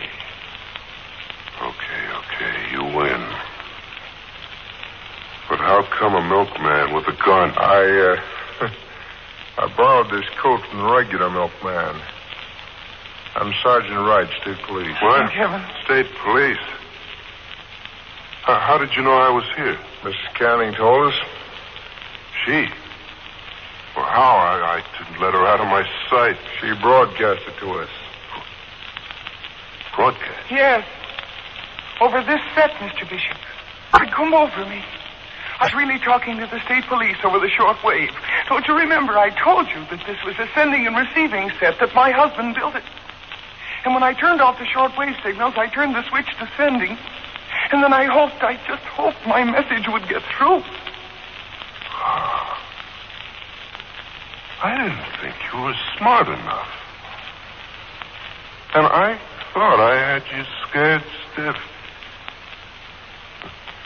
You looked like the kind who would scare easy. Oh, I am, Mr. Bishop, I am. But I warned you, I can afford to be scared.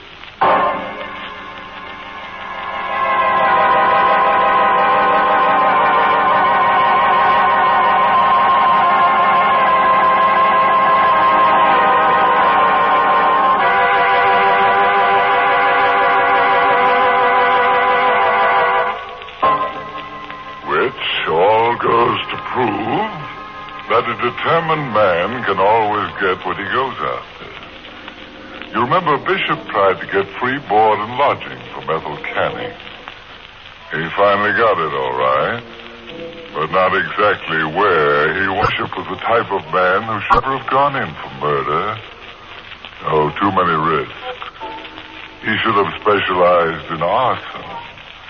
That's always a surefire undertaking.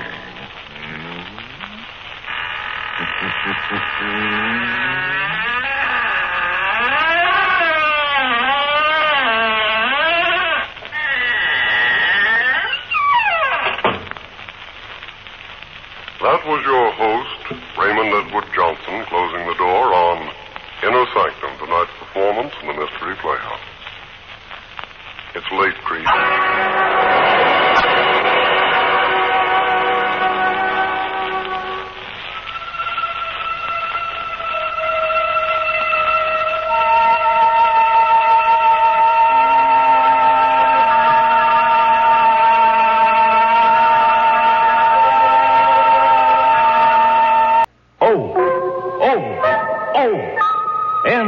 Stop, triple O.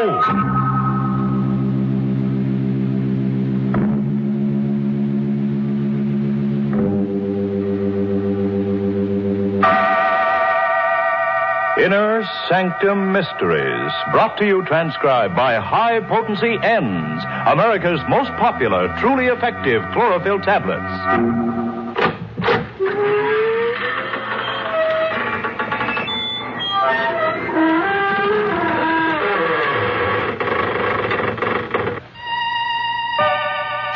Good evening, friends of the creaking door. This is your host inviting you into the inner sanctum once again. Come in. You're early tonight. The coroner hasn't arrived yet. But it's all right. The corpse is here. Yes, that's him over there in the corner. The slightly decapitated gentleman sitting with his head in his hands.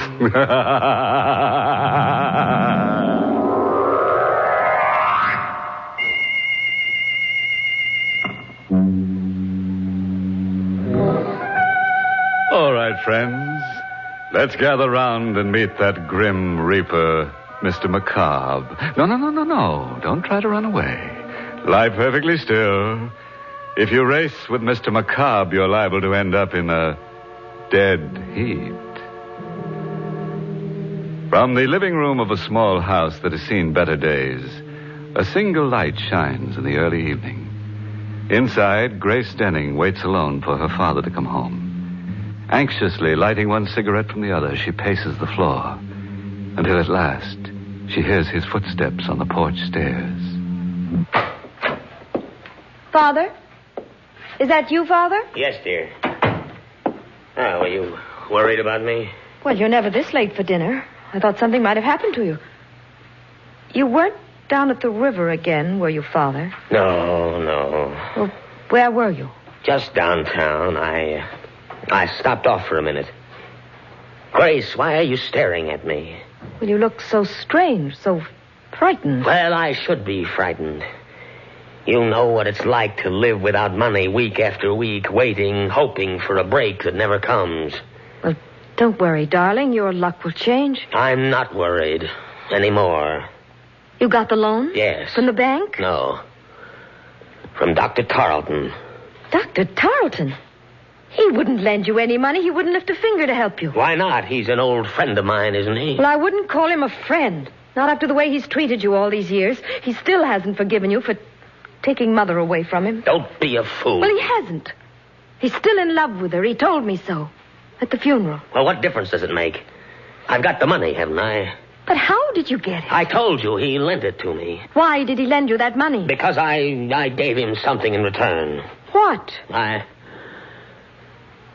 sold him my brain. What do you mean, Father? I willed it to him in return for the loan. Your brain? Yes. He said it would be of value to him in his experiments. He said the medical school was making a study of men with artistic talents. But you haven't painted for years. Well, Dr. Tarleton didn't really want my brain, Grace. Can't you see? It was just an excuse to torment me. Well, you're not going through with it. I won't let you. You'll have to, Grace. I've gotten the money. Then you'll give it back. I won't let you take it. Here, what are you doing? Holding him up to return that money. Put that phone down. Father, let go. Drive you out of your mind if you accept this loan. Now, let me speak to him. Dr. Tarleton's office. Miss Henry speaking. Hello. Oh, Miss Henry. Is Dr. Tarleton there? Why, who's calling, please? This is Miss Denning, George Denning's daughter. Would you ask the doctor to come to the phone, please? I'm afraid I can't, Miss Denning. Dr. Tarleton is dead.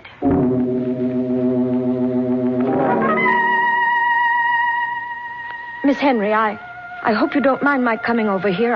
Asking you all these questions, but you see, Dr. Tarleton was an old friend of the family's, and I'm rather anxious to know the circumstances. I understand, Miss Denning. Dr. Tarleton often spoke of you and your mother. When did he die, Miss Henry? This afternoon, about 5 o'clock.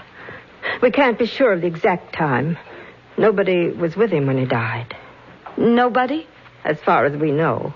I was out of the office on an errand when it happened, and when I got back, he was dead. But what happened to him? I mean, it was all so sudden. Did he have a heart attack or something? Well, he was subject to dizzy spells, Miss Denning. He probably had one this afternoon. Oh, I see. But I'm not sure that's what caused the accident. Accident? Yes, he fell against the instrument cabinet in his office and broke the glass. The edge of it cut an artery in his neck, and he died before anyone could reach him. How awful. Well, what makes you think it wasn't an accident? I don't know. I just have a feeling it might have been murder. Why? Was anybody with Dr. Tarleton when you left this afternoon? Yes, a man by the name of McCobb. Who? Mr. McCobb. I don't know his first name or anything about him, but the police are investigating him right now. And there wasn't anybody else this afternoon? Not that I know of. Are you sure? Didn't Dr. Tarleton have an appointment with a man who was interested in some sort of brain experiment? What's that? An elderly gentleman, tall, with gray hair and a long, thin face. Why, Miss Denning, that was Mr. McCobb. Where have you been, Grace? Oh, just out for a walk. Now, don't lie to me. Where have you been? Over to Dr. Tarleton's office. Yes? Yeah, well, what for? I told you not to meddle in my business. Tarleton's dead, and my bargain with him is automatically canceled. Is that the agreement you made with him, Father? My agreement with Dr. Tarleton doesn't matter anymore. It doesn't to me, Father. But it might to the police if they find a copy of that agreement. What are you driving at? Don't you think they'll find out Tarleton's death wasn't an accident? Good heavens, Grace, you don't think I killed him, do you? You don't think I murdered a man for the sake of a few $100s? What did you do? You were in his office at 5 o'clock this afternoon, weren't you? Who told you that? What difference does it make?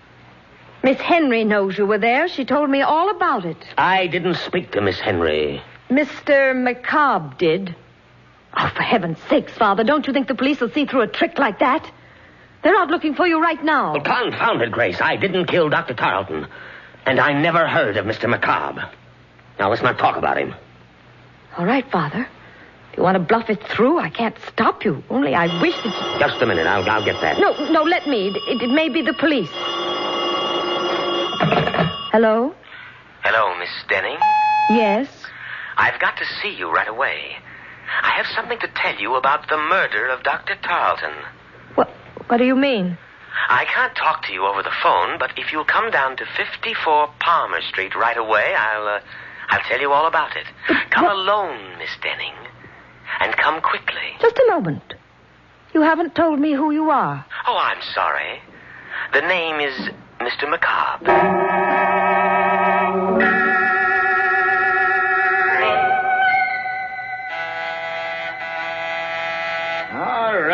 All right, I'm coming. Yes, what do you want? Why, I'm Miss Denning. Weren't you expecting me? I never expect anybody around here, especially at this time of night. What did you ring the bell for? Well, I was supposed to meet somebody here. Are you sure you got the right address? This is the University Medical School, the autopsy lab. We're closed up for the night. That's strange. I was sure he said 54 Palmer Street. Who was this? One of the students? No, a friend of mine. Well, it's a funny place to be meeting a friend of yours, but if he said he'd be here, well, maybe you better come in. Well, Come on, I don't mind you waiting on the inside, sure. Yeah, I'm always glad to have a little company around. A place like this kind of gets under your skin. What do you mean? Ain't you never been to a medical school before? No, Well, there ain't nothing to be afraid of, lady, but it's just like being in a morgue with them dead ones around, especially tonight. Why tonight? And didn't you read in the papers what happened? Didn't you see where that doctor got killed under mysterious circumstances? Dr. Tarleton? Yeah, that's the one. You knew Dr. Tarleton? Oh, sure I knew him. He used to teach down here. Anatomy. Oh, I didn't know that. Maybe that's why I was told to come here. Because of Dr. Tarleton? You know something about his death? No, but the man I'm supposed to meet here does. Have you ever heard of a Mr. McCobb? McCobb? Are you waiting for Mr. McCobb? Yes. Do you know him? Who sent you here? He did. He called me up on the phone and told me he wanted to speak to me about Dr. Tarleton's death. Mr. McCobb said that? Yes. You better come with me, lady. What's wrong? I didn't say there was anything wrong. I just want you to come with me. I gotta know if you're telling me the truth. Where are you taking me? Don't worry, it ain't far. Right in here. Come on. But stop pulling me, will you? Where are we? Where do you think? In the lab. But why did you bring me here? Didn't you say you had to see Mr. McCobb? Yes, but... Well, this is where he is. Right in that canvas bag. It's a body. Of course it's a body. And they give them all names.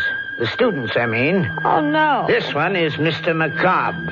That's what I want to know. Who put you up to this? Who told you to come over here and tell me he was alive? Nobody. Don't lie to me. Every one of them students know I'm scared of Mr. McCobb. They've been playing tricks on me ever since I got here. Let me go. Not until I make sure he's in that bag. What are you doing? Opening it up. No. Look. It's not Mr. McCobb. What? It's Dr. Tarleton.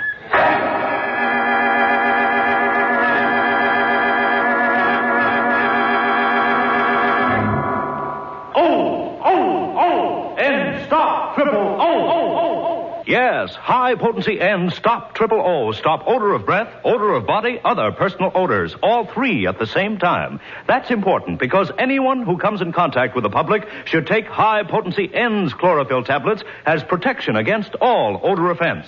N stop triple O so effectively that just one or two N's tablets keep you fresh as a daisy all over all day. N's make triple O go, go, go. Try this test. Rub an onion slice on your hand. Now moisten an N's tablet and rub it over the same spot. Why, the odor's gone. Exactly. That's how high-potency N's act inside your body to stop odors where they begin. They're made from a more potent form of chlorophyll, contain fully effective Daratol chlorophyll, and so act faster, longer, more thoroughly than any other type of chlorophyll product. High-potency N's are guaranteed to stop triple O the very first day or money back. No deodorant, mouthwash, chlorophyll chewing gum, or toothpaste, nothing that acts only in the mouth or on the surface can possibly stop triple O. You must take chlorophyll internally for these results. So get N's, that's E-N-N-D-S, N's, pleasant tasting and safe as any garden vegetable. Get high-potency N's, available everywhere.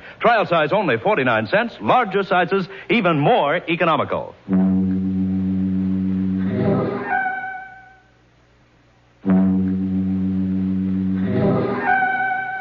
Well, now that you've had a few moments to let your hair down, let's get back to our story and make it stand up again. Let's see now, where were we? Oh, yes. In that lovely little dissecting room where the university goes to meet the student body. As I remember it, Grace Denning went there, too, with a night watchman to see a man about a corpse. But the corpse didn't keep his appointment. At the last moment, Mr. McCobb got cold feet and left Dr. Tarleton holding the bag. Are you sure it's Dr. Tarleton? Can't you see it is? I'm going to call the police. Now, wait a minute. You're not going to call anybody till you tell me why you came here. I told you. You told me a lie. You knew Dr. Tarleton was in this bag. You brought him here. Don't be a fool. Well, then who did? Who put you up to this? One of them students? No. They must have, or you wouldn't have told me that story about Mr. McCobb. Where is he? What have they done with him? Nothing. Please, I didn't have anything to do with it. Mean you're not playing a trick on me? Of course not. Then it's true. It was Mr. McCobb. What? He's the one who killed Dr. Tarleton. He's the one who put him in that bag. What are you talking about? You're insane. Insane, am I? You don't know about Mr. McCobb. You don't know where he came from. What do you mean? His body, Miss Denning. They brought it from the state penitentiary. He was a murderer. Stop it! Stop it! No, I can't stop it.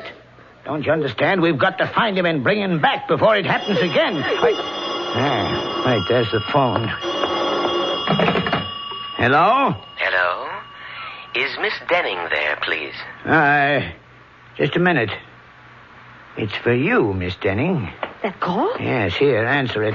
Oh. Hello? Hello, Miss Denning? Yes? Tell your father not to worry about the murder. Dr. Tarleton was killed by a woman. A woman who lives at 9 River Road. How do you know? Who is this? Don't you recognize my voice? I'm Mr. McCobb.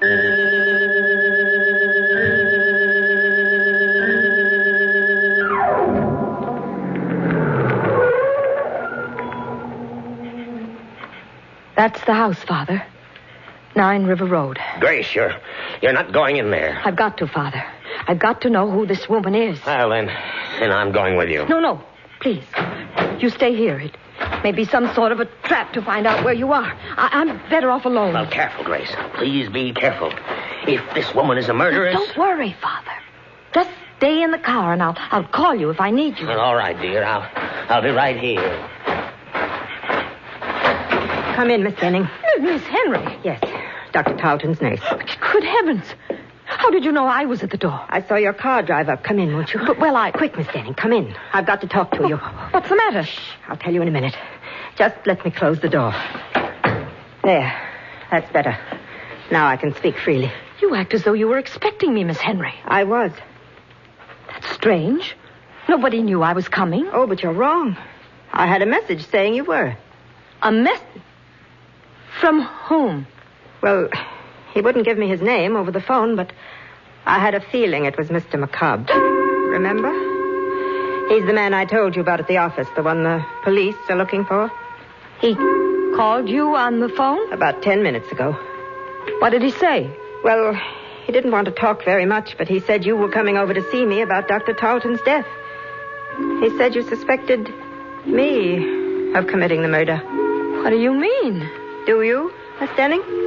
Why, no. I have no reason to suspect you. What made you think I did? Just the fact that he said so. And the way you're looking at me right now. How did you find out about the letter opener, Miss Denning? What letter opener? The one that's missing from Dr. Tarleton's desk. Who told you about it? Why, nobody. I didn't know it was missing until you just mentioned it. Then why did you come here? Because Mr. McCobb... Don't blame it on him. He never saw that letter opener. Well, neither did I. I don't even understand what connection it has. Don't you, Miss Denning? Why would a letter opener be taken from Dr. Tarleton's desk unless it had been used to commit the murder? You mean Dr. Tarleton was stabbed to death? He might have been. The murderer could have stabbed him first and broken the instrument cabinet later to make it look like an accident. Only that isn't the way it happened. How do you know? I know because that letter opener isn't really missing. It's just been mislaid somewhere. And if I had a chance to search the office, I'd probably find it. Why don't you search the office now, Miss Henry? I will, if you'll come with me. All right. I'll come with you. Good. I felt rather peculiar about going down there alone, but if you're with me... Miss Denning. What's the matter? Behind you, look. At the back window. What? I don't see anything. It was there, I tell you. It was there a moment ago. What? A face peering in through the window. It's macabre. That's funny. There doesn't seem to be anyone out back here. Must have been your imagination. No, I saw it. I tell you, there was something... Wait, what is it? Thought I heard something move behind the garage. Quick, let's go in there. We can look through the back window without being seen. Careful now, we mustn't make a sound. Here, hold on to my arm. I can't see a thing, Miss Henry. Who's there? Don't be afraid, Miss Denning. It's me. Who are you? Mr. Crane, don't you remember? The night watchman from the medical school. What are you doing here? I'm looking for Mr. McCobb. He's around here somewhere. I just saw him. Where? Out in the field, behind the garage. I don't see anyone out here. You're not looking in the right place. Come with me. I'll show him to you. No, don't.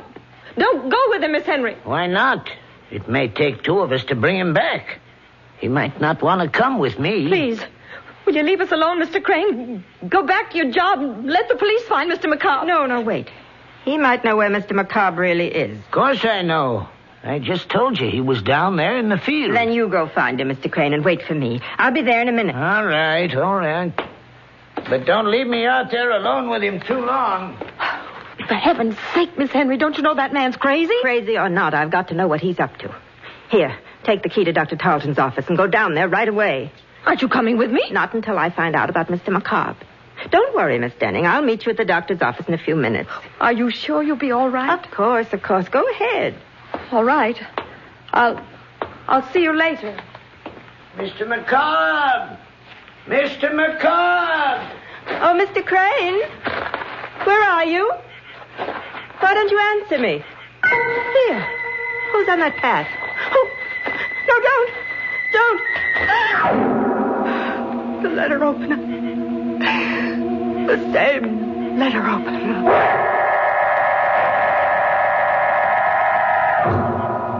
Father? Aren't you in the car, Father? Where are you? It's all right, Grace. I'm here. Oh, where? Right here in the doorway. Why did you think I'd left you? Didn't know where you were. Why didn't you wait for me in the car? Oh, I don't know. I just got tired sitting there.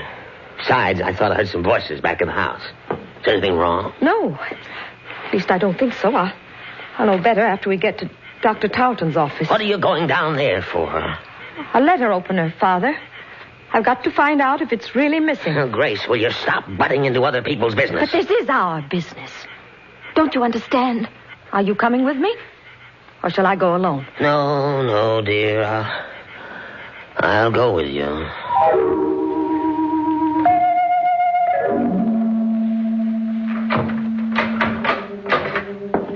Wait right here, Father, just outside the door. Let me know if anybody comes down the hall, even Miss Henry. All right, but hurry. I'll be as quick as I can. Oh, I should have turned on the light before I closed that door. Now, where on earth is that light switch? Oh. Well, what's the matter with this thing? It doesn't work. No. No, it doesn't, Grace. Who said that? I did. Don't you recognize my voice? No. Where are you? Over here. Sitting at my desk. Dr. Tarleton. Yes. You're alive. No, my dear. I'm just living on borrowed time for a while. Just long enough to tell the police who murdered me. It's a trick. You're not really dead. No. You shouldn't have come back here to return that letter opener. That was the trap we set for you. Only we never dreamed you'd kill Miss Henry. You fool! Who are you? Dr. Carlton, dear. The man who was foolish enough to leave you half his estate because of your mother. You're a murderess, Miss Denning. Be quiet! Be quiet or I'll kill you! You can't kill me, Grace. You've done it already. I'll do it again. I'll do it right this time, the way I killed Miss Henry. Here, put that letter opener down. Let me go, let me go. Grab her, Gus. I've got her hand. No, don't touch me. It's all right, Miss Denning. We won't frighten you anymore. We've got all the evidence we need now. You're a detective. You guessed it. But the dead man. The one you had propped up in the chair. Who was that? Don't you know? That was Mr. Macabre.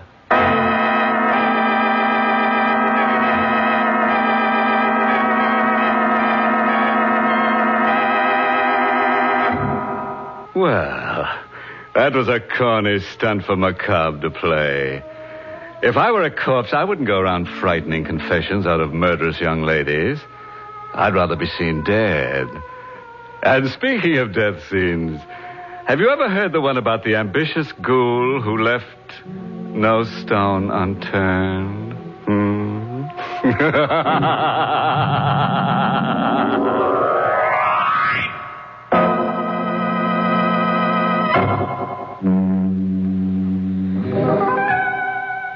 Tonight's Inner Sanctum Mystery was written by Robert Sloane and starred Barbara Weeks in the role of Grace.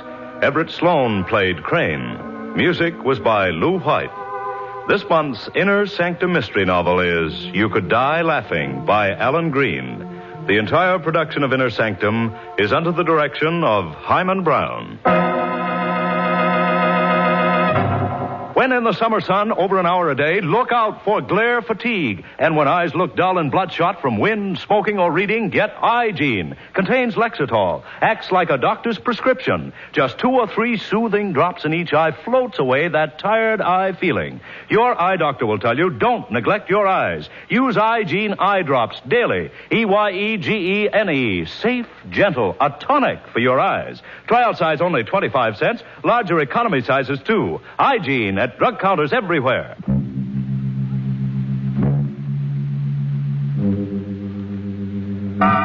Well, friends, it's time once again to close that creaking door. Until next week at the same time. Next week's happy little horror, entitled Strange Passenger, concerns itself with a bright lad who keeps on killing the same girl over and over again, until he realizes that she's taking him for a sleigh ride. You'll be sure to listen, won't you? Until next week, then, good night. Pleasant dreams.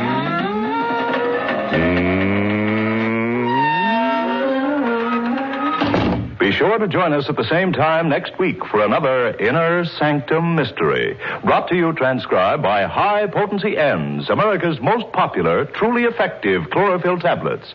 And don't forget N's 2 great television shows, Police Story on CBS TV and Lights Out on another TV network. Please check your local television listings for day and time. Carl Caruso speaking.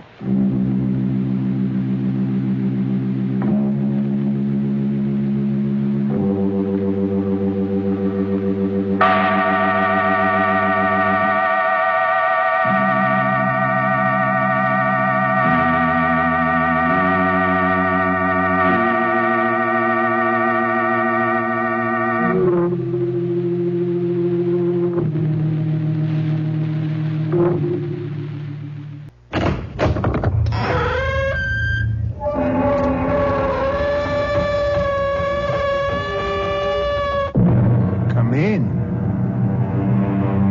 Welcome. Welcome to the inner sanctum.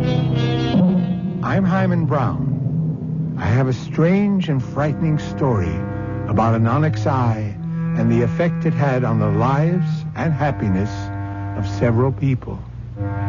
It's a well-known law of physics that any action has an equal and opposite reaction. If you press down on one side of a seesaw, the other side goes up. If you drop a stone into a puddle of water, the water rises in exact proportion to the displacement of the stone. If good luck is on the face of a coin, wouldn't the other side bring the reverse? It's for you, Kathy. Oh. A birthday present. Now close your eyes and hold out your hand. There. You may open your eyes now. Oh, why, it's beautiful. You don't like it?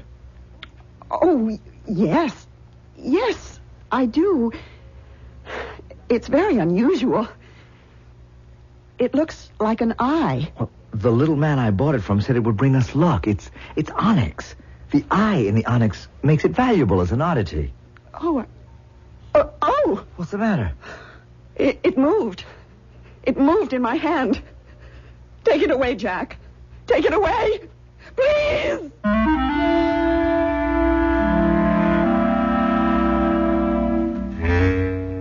Our mystery drama, The Onyx Eye, was written especially for the Mystery Theater by Sidney Sloan and stars Francis Sternhagen and Michael Wager. I'll be back shortly with Act One.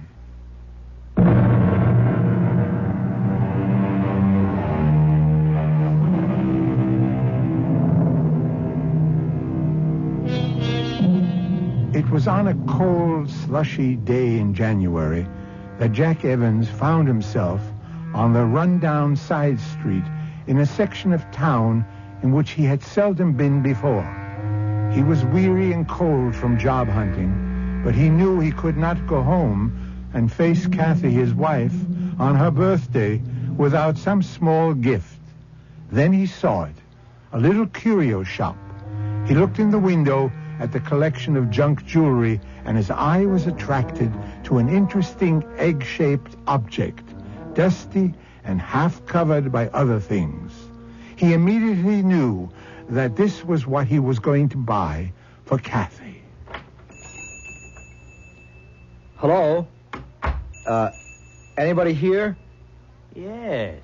Can I help you? Oh, I didn't see you. What can I do for you? I haven't much time. I was just about to close. At 3:15 in the afternoon? Young man, I am closing the doors and leaving. I will not return. I have been here for over 60 years. Long enough. Long enough, wouldn't you say? Yeah, I guess so. So you will be my last customer, and I will be generous. Name your own price for the thing you want. I haven't made up my mind about anything, but I did notice... A white egg-shaped object in the window. Why, yes, how did you know? I knew. I remember my mother had a china egg when she used to darn socks. You know what I mean?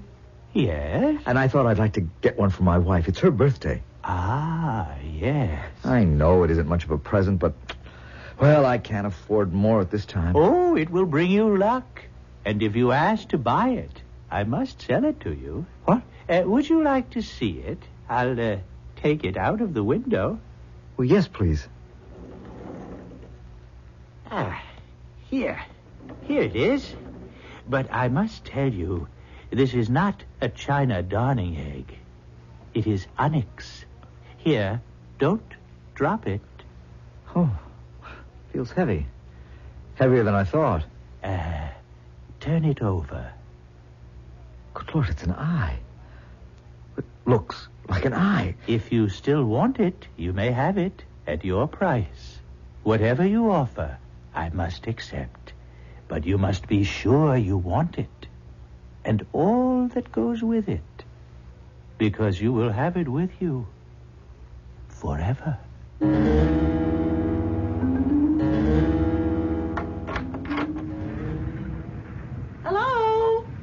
you, Jack. Home, Kathy.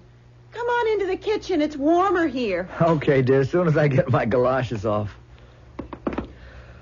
Oh, it does feel warmer in here. Ooh, the heat's been off all day. I think we've run out of fuel. I've kept the oven on so the house wouldn't freeze. Well, did you call Holder's Fuel and tell them? Oh, a lot of good that would do. We owe them. Well, we're way beyond our credit. Oh, but in weather like this, let me call them. Didn't you tell them you're expecting a baby and that the cold wouldn't... Phone's out, too, Jack. They sent us 2 warning notices. Oh, great. Fine thing to happen on your birthday. You should have married a guy who could take care of you, Kathy. Oh, you're the nicest husband in the world. And you're going to be a marvelous father. But... No buts. Having you for my husband is enough. Enough for me. What did you do all day, dear? Walked around looking for a job. Any luck? I had one promise from Ellsworth Manufacturing. You think it's a possibility? I wouldn't bank on it. I think the guy in the employment office, Mr. Mazurek, was just trying to brush me off. But, look, I don't want to talk about that. I want to celebrate. Now, kiss me before I show you your real surprise. There. Now, close your eyes and hold out your hand. There. Now open your eyes. Oh, why... It's beautiful. You don't like it? Oh, yes. Yes, it's very unusual. It looks like an eye. The little man I brought it from said it would bring us luck. It's onyx. The eye makes it valuable as an oddity. Oh. What's the matter? It moved. It moved in my hand. Oh, Kathy, it didn't move. That's just your imagination. Take it back and get your money. I don't want it here. There's something... I don't know how to say it. There's something about it that I... Look, I'm sorry, Kathy, but it seemed so different, so unusual. Yes, different, but not in a pleasant way. It's ugly. Take it back, dear. I can't take it back. What? I don't want to. The old man said it would bring me luck. Well, we could use a little. I don't believe in luck, Jack, and you know it. I just can't have that evil-looking eye around. Luck or no luck. The phone. It's been off all day. Answer it. Answer it, Jack. Hello? Who? Yes, this is he. Oh, you will? Who is it? It's the fuel company. They're making a delivery in an hour. Yes, we'll be here. I won't have the money to pay you tonight, Mr. Holder. Oh, well... Thanks. They're extending our credit. Mr. Holder said that since we've been a good customer for over 6 years, Kathy, it's the eye, don't you get it? It's really changed our luck. Oh, Jack, that's childish. Well, how about the phone coming on after they'd cut us off for not paying our bill? I still don't believe that thing had anything to do with it. There's the phone again. Get it, Kathy. Hello? What? Yes, he's here. Who? Yes, I'll get him. Jack, it's Ellsworth Manufacturing calling. A Mr. Mazurek.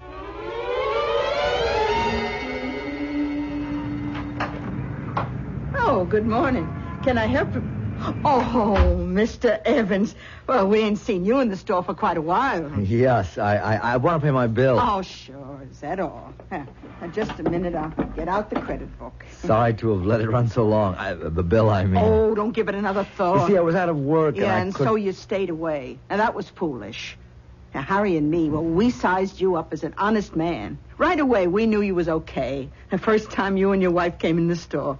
Hey, how's she doing? She have the baby yet? A couple of months more. Oh, the last couple of months seem mighty long. Take it from me. Nah, that's the bill. Let's see. Evans, Evie. Ah, here it is. Yeah. $16.85. Part of it was for that baby magazine your wife was getting. Oh, yeah. Well, I can pay it. Just got my first week's pay. Oh, wonderful. You see?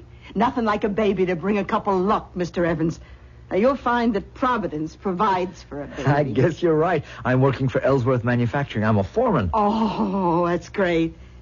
Hey, I just thought, why don't you buy a lottery ticket on the state lottery for the baby? It's just $2. And with your luck, I'm sure... I don't want to push it too far, Mrs. Mazza. I got a load of bills to pay before I start taking chances on $1 million to one shot. Well, someone's got to win. Hey, look, I'll put up the money for you. The ticket will be in your name. If you hit, we split. Nothing to lose and everything to gain. It'll be my present to the baby. How about it? Okay, but you're throwing away your money. I never won anything in my life.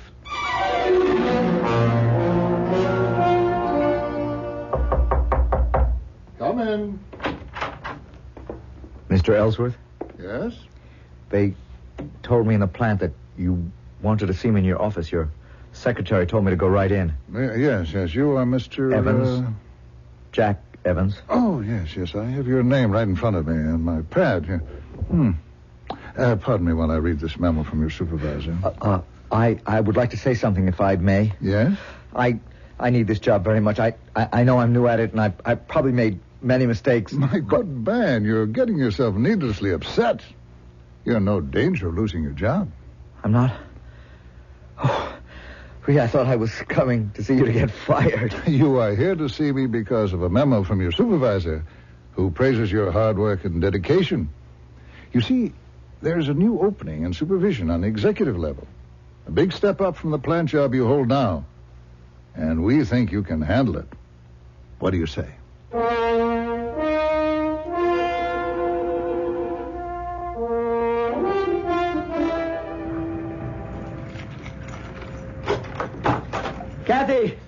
Kathy! I've got wonderful news! Kathy! Well, that's strange. She doesn't go out at this hour. Kathy! A note. Jack, dear, I'm getting pains. I thought I'd better not wait. I'm asking Mrs. McCarthy next door to go with me to the hospital. Love, Kathy. Good Lord. It's too early. Too early. Yes? Yes, this is he. Oh, yes, I know. She left me a note. How is she? Yes. Yes, I'll be there in 10 minutes.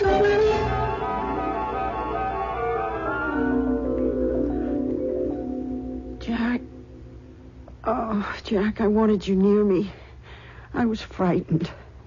I came as soon as I could, dear. Have I had the baby yet? Yes. Yes, the baby. You've had the baby. It's all over. Is it a boy, Jack? I wanted a little boy. I know you wanted a girl, but we'll have the boy first. And yes, then... but you're tired now, dear. We'll talk later. You must rest. No, I'm not tired. I want to talk about it with you. I want to see it. When can I see the baby? Kathy, please, try to get some rest. Jack, you're acting so strange. Is something wrong?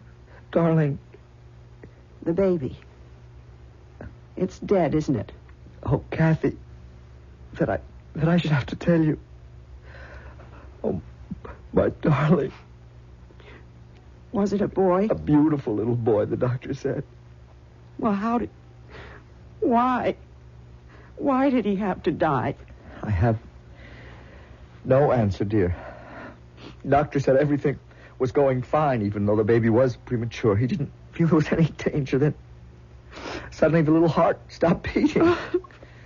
They did everything they could. It was God's will. No, it was that evil thing. That ugly, frightening thing. That eye. Kathy. Get rid of it. Throw it away. I've felt its evil presence ever since you brought it home. Oh, darling, if that eye disturbs you, I'll get rid of it. Before I get home, Jack, promise me you'll sell it or give it away. And if you can't, then destroy it. Yes, Kathy, I'll do whatever you say.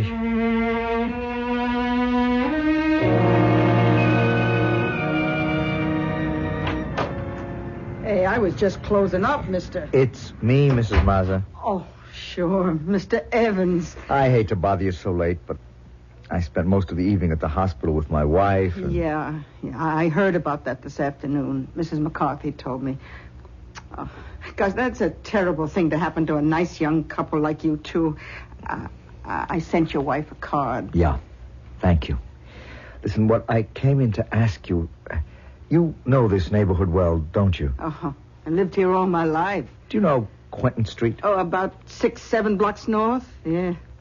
Used to be a nice residential street, but it's real run down now. Do you know that little curio shop at the corner of Westerly and Quentin? You mean did I know it, don't you? Oh, it's been closed for ages. Years. No. I was in there last week and made a purchase. You couldn't have. Well, that building's been empty for nearly 20 years. Windows are broken, it's fallen apart. You know, I remember it when I was a girl. There was an old man. A small old man? Yeah, we were scared of him when I was a kid. But I bought something from him, a present for my wife on her birthday. It was just a few weeks ago. But you couldn't have. Well, the building's been condemned for over 5 years. It's supposed to be pulled down. But he was there, I tell you, in the shop. January 29th, my wife's birthday. Mr. Evans, I seen the ambulance come and take him away exactly 20 years ago. I think it was in January, too. He was dead. If you seen him, you saw a ghost. The pendulum is swinging back. Payment is being demanded. What seemed like one piece of good luck on top of another is now being eroded and lost. The payment burden may get to be even heavier, more than Jack and Kathy Evans can bear. I'll be back shortly with Act 2.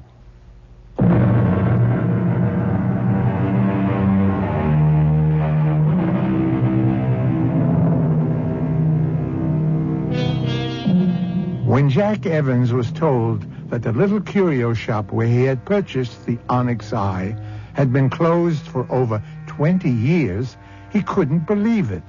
The memory of the night when he was in the shop a few weeks before was sharply edged on his mind. The next day, he went to find out for himself. The shop was no longer there.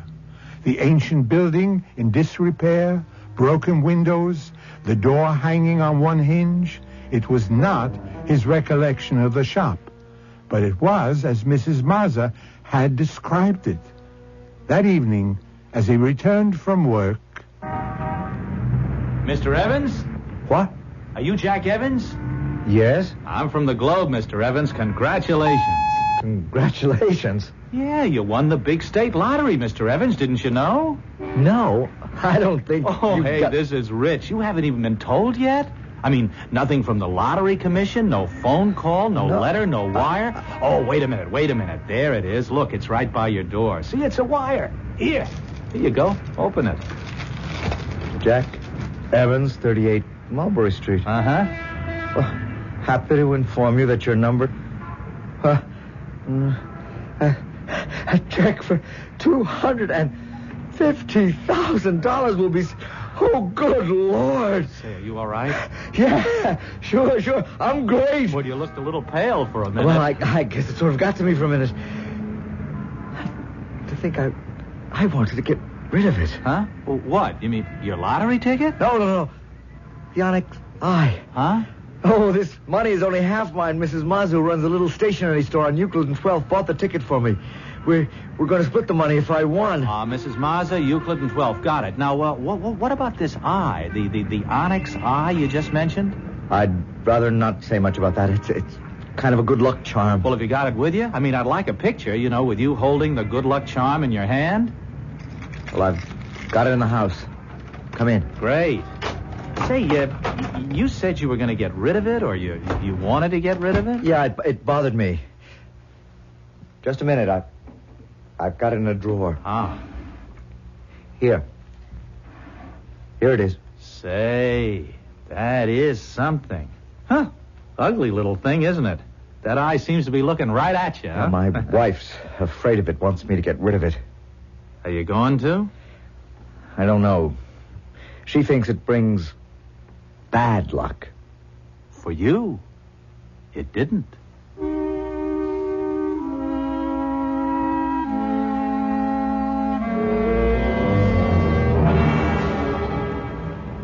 here we are. Dear, we're home. Yes, Jack, we're home. Up the steps. Yeah. Take it easy. Mm-hmm. Hello. Welcome home. Oh, Mrs. Mazza. Mrs. Mazza volunteered to come over and get the house in order for your homecoming. Oh, that was kind of you, Mrs. Mazza. Oh, nonsense. Don't even say that after what you've both done for Harry and me with your good luck charm. Oh, it's beautiful. So many flowers. The entire room is full of flowers. A coming home present from Harry and me. I knew you'd like them. You shouldn't have been so extravagant. Oh, after what you've done for us, it's nothing. You know what we're going to do with our share of the money? We're going to sell the store and move to a warmer climate, which will be good for Harry's arthritis. Oh, that's a good idea. Mrs. Evans, what are you two going to do with your half? Kathy, Mrs. Mazza was speaking to you. What? Would you pick up the phone, Mrs. Mazza? There on the table. Oh, yeah, sure. Hello? Yes, this is the Evans residence. Oh, just a minute. Oh, Kathy, someone on the phone for you. The man said that the Globe newspaper. Oh, that newspaper reporter again. He called me several times at the hospital. I don't want to speak to him. Oh. Hello? Oh, well, she's busy and can't talk. What? Will she what? Sell? Are you crazy? You asking her to sell her luck? You're out of your mind, mister. Oh, you know, he wanted to buy your onyx eye, your luck. Now, how do you like that? Eye? Have you still got that terrible thing, Jack? Oh, Kathy, I haven't had a chance to get rid of it. You promised. You promised, Jack. You swore to me you would get rid of that ugly eye before I came home. You promised me that faithfully in the hospital. Calm down. You mustn't go on like to this. Me. You know what misery that thing has caused us. It took my baby from me. Kathy. It killed my baby. Oh, look, Mrs. Evans, if you really mean that, I'll take it. I'll buy it. Yes, it's yours. A present. You don't have to buy it. Give it to her, Jack. Give it to her. Kathy. Get rid of that thing. That evil thing. Or I'll go away. You'll never see me again. All right, Kathy. I'll do anything you say. Here, Mrs. Mazza, I hope it brings you better luck than it has us.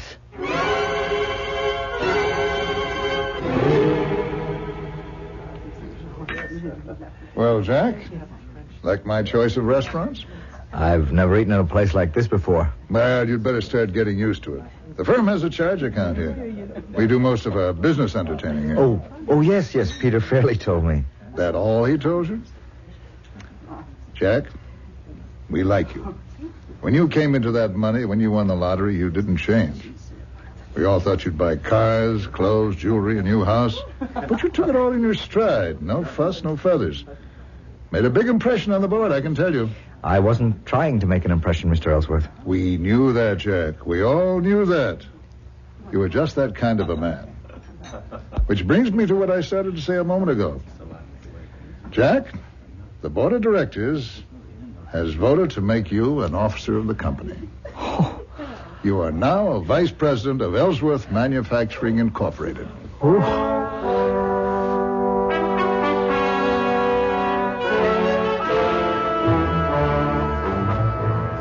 Oh, you deserve the job, Jack. But it is so incredible. They hardly know you, and they give you this big position. Kathy, I couldn't believe this was all happening to me. It all happened so fast. Oh, I'm so happy for you, darling. And you know, it was really you, your ability, your personality that put you where you are. It wasn't some stupid good luck charm, some magical eye. Oh, I'm so relieved since that thing is out of the house. I'm sleeping better. Feeling better? Oh, that reminds me. I went to the doctor today. He did some tests and a complete examination. What did he say about having another baby? He seemed very optimistic. He said he'd get back to me as soon as he had all the results from the tests. Good. I'll get it, Kathy. Hello? Oh, hello, Mr. Evans? Yes. Oh, Mrs. Mazza? I'm sorry to bother you and your missus so late at night. Oh, it's not so late. We haven't gone to bed yet. Oh, that's good. Look, I'm a little worried. I had to talk to you. Could I come over? Well, it is Well, couldn't it wait until tomorrow, Mrs. Mazza? I'm so upset. I wouldn't sleep a wink if I waited till tomorrow. Well, hold the phone for a second. It's Mrs. Mazza. She seems upset, wants to come over. Well, let her come. She won't stay very long. Mrs. Mazza? Yes? Come over, but please, remember, Kathy's not fully recovered Oh, and... it'll take me just a few minutes. Thank you. I'll be there in 5 minutes.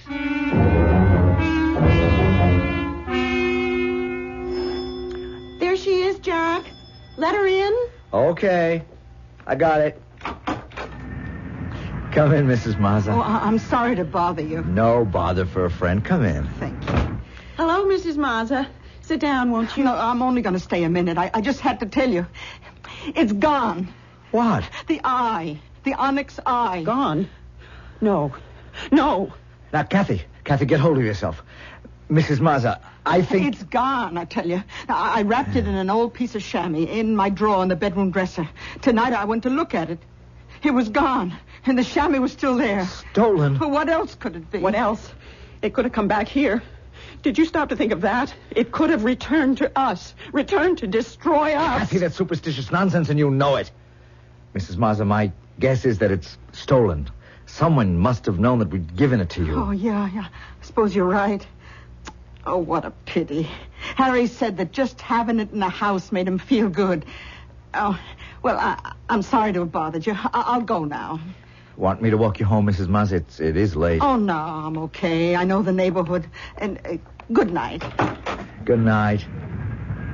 You're sure you'll be all right going home alone? Oh, sure. Jack, sure. look. On the doorstep. What? Oh, my God. It's the onyx eye. It's come back. It's come back. Well, quick, look outside. See if anyone's near. No one. There's not a living soul on the street. It's come back. We'll never get rid of it.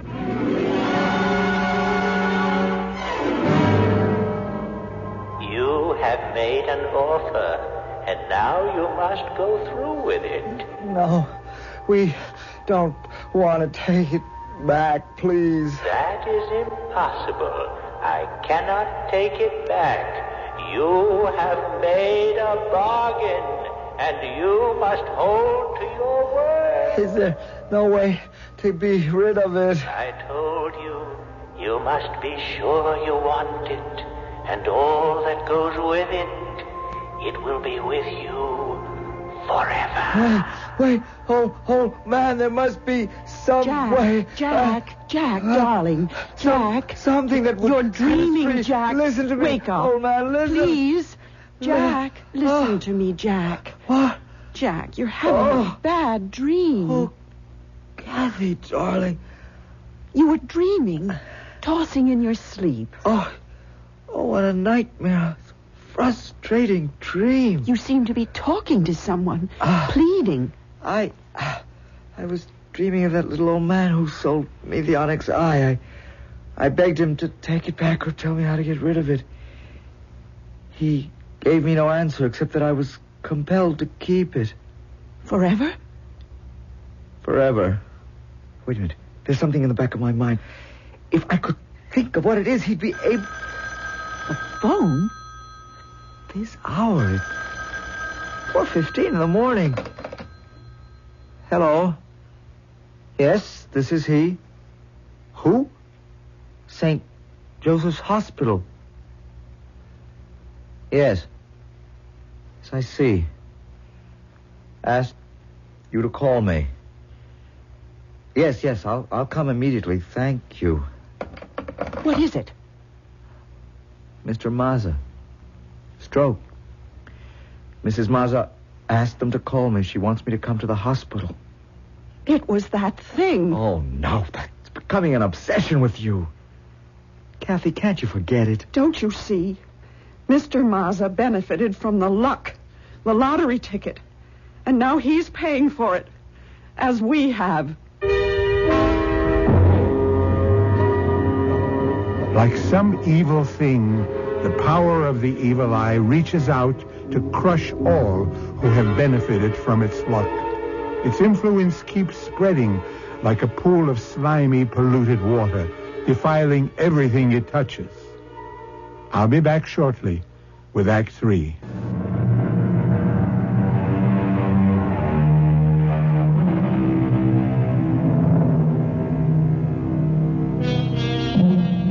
Jack went to the hospital that night and sat waiting with the wife of the stricken man through the long gray dawn. Finally, the doctor came with the news that Mr. Mazza had died. His last words before the end was, strangely enough, the eye, the lucky eye, how wonderful to have it. At the cemetery, several days later, Mrs. Mazza was heard to repeat almost the identical sentiment. Our Father, which art in heaven, hallowed be thy name. He was so happy the last few days of his life. Happier than I've seen him in years. Mrs. Mazza, I'm sorry. I'm sorry that we involved you and your husband in our... I don't know how to say it. We feel responsible. Oh, no, you got it all wrong. I told you he was happy. You brought us luck. Bad luck. No, it was good. Even if it was only for a few days, a few hours. It was like a dream come true. But, Mrs. Mazza, what will you do now? Oh, what does it matter? I'm not sad. I'll manage. I'm happy to know that Harry got something good, that made him feel good before he passed away. No, you're wrong. I can't understand you. You wish for death. That's not happiness. I'd give up everything in this world, everything. All the comforts, even necessities to have my baby with me, alive and warm in my arms, next to my heart. Anything for that. Kathy, people are looking at you, please. Let them look. In respect for the dead. I have no respect for the dead, for this stupid ceremony of death, for the soothing words that close your mind and drug you into acceptance. Kathy, please, they're lowering the coffin. Are they? I know something else that should be buried in the ground and covered up forever. This. You brought it here. To bury it. There. You threw it in the grave. You threw it away. Yes, I'm burying it. Burying it forever.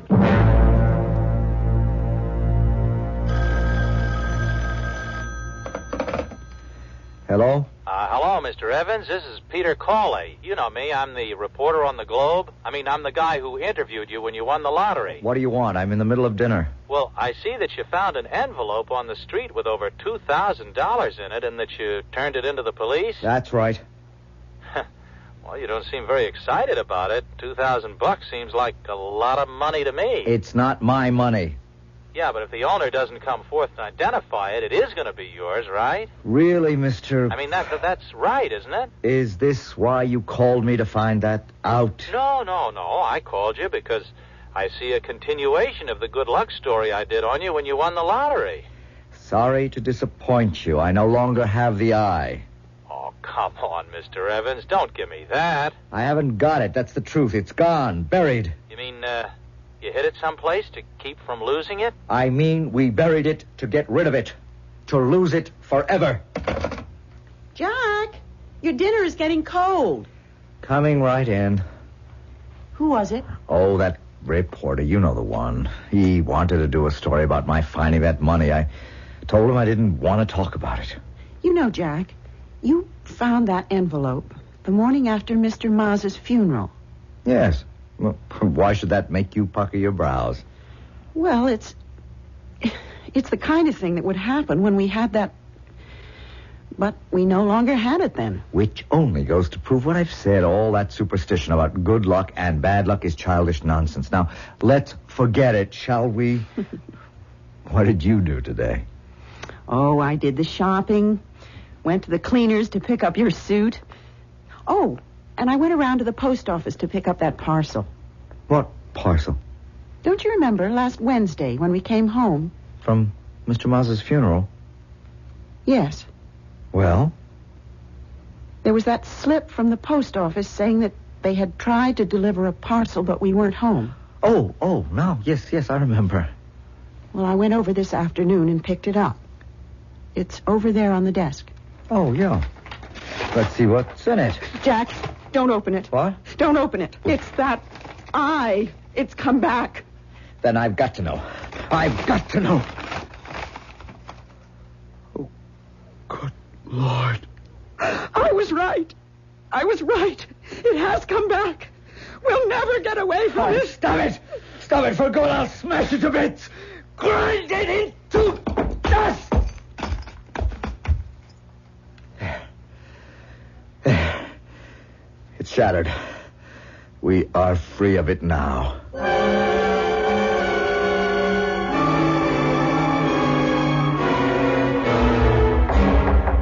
Come in. You wanted to see me, Mr. Ellsworth? Oh, yes, Jack. Come in. Sit down. Thank you. Jack, I see you've been having a little trouble. About the lottery ticket? Been in the papers, featured quite prominently. I can say the same thing to you that I told to the district attorney. I did not know the ticket was a forgery. Yes, I know. I have returned my winnings to the State Lottery Commission. Mrs. Mazza has returned her share also. You have behaved very honorably in the whole matter. I myself have said that to the board. This was brought up to the board? It had to be, Jack. You see, you occupy a very unique, a very sensitive position in our company. I don't understand how this could affect the company. My boy, a company such as ours is only as good as our reputation. I get it, Mr. Ellsworth. Now, I know why you called to talk to me. Jack, try and see my side. You are no longer an asset to Ellsworth Manufacturing. You are a liability. Now, I'll tell you what we are prepared to do. We shall give you a letter with the very highest praise for your ability and character. We shall give you 3 months' salary as termination pay, and your best wishes for my future.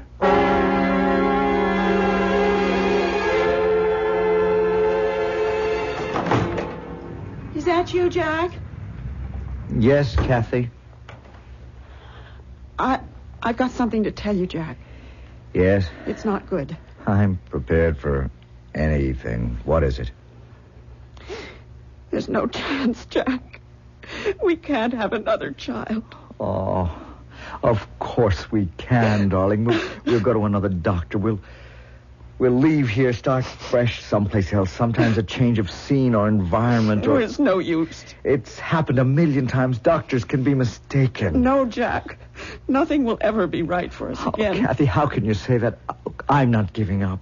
We'll go away. You'll see things will be good again. How could you go? You couldn't leave your job. What job?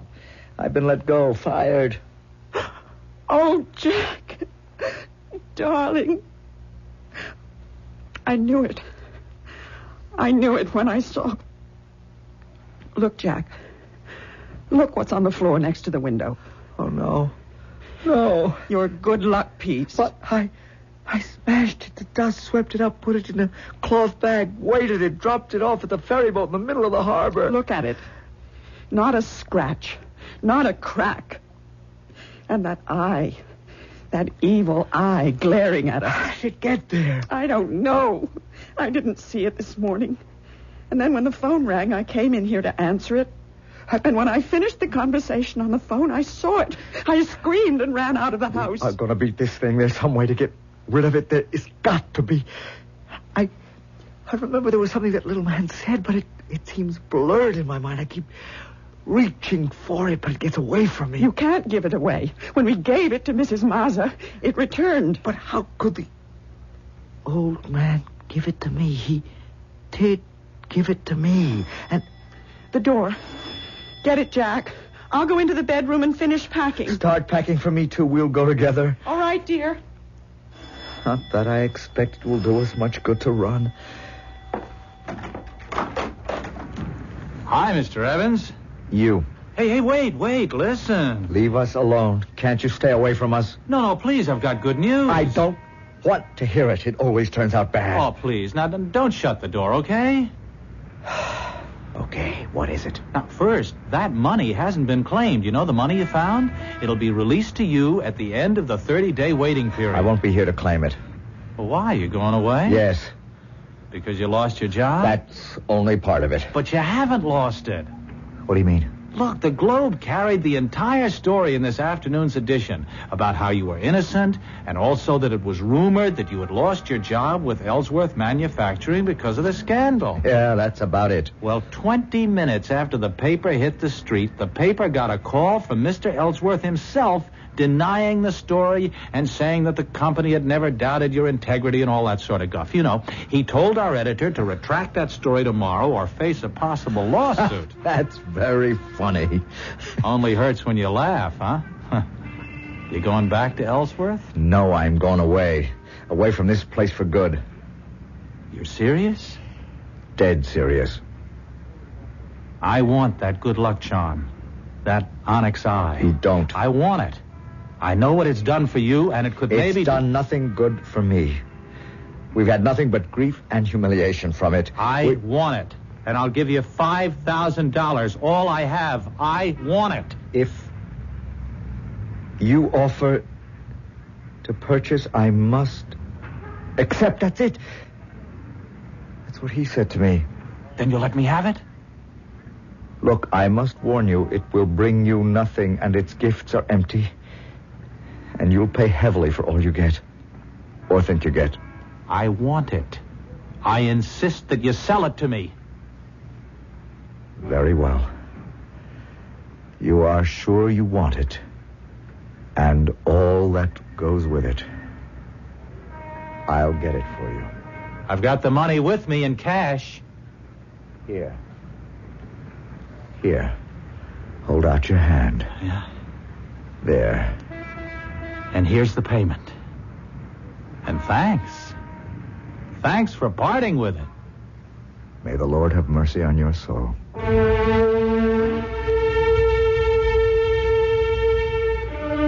I'll be back in a moment with a final thought. The onyx eye is now in the possession of a new owner, a new master, despite the warning Jack Evans gave him that he would pay for every piece of good luck, pay perhaps with his blood or the happiness of those near him. The new owner steps out into the world clutching the evil talisman in his hand, with his heart full of hope. Our cast included Francis Sternhagen, Michael Wager, William Redfield, Bryna Rayburn, and Sidney Sloan. Associate Director, Marlon Swing. This is Hyman Brown, producer-director, inviting you to return to our Mystery Theater for another adventure in the macabre. Until next time, then, pleasant dreams.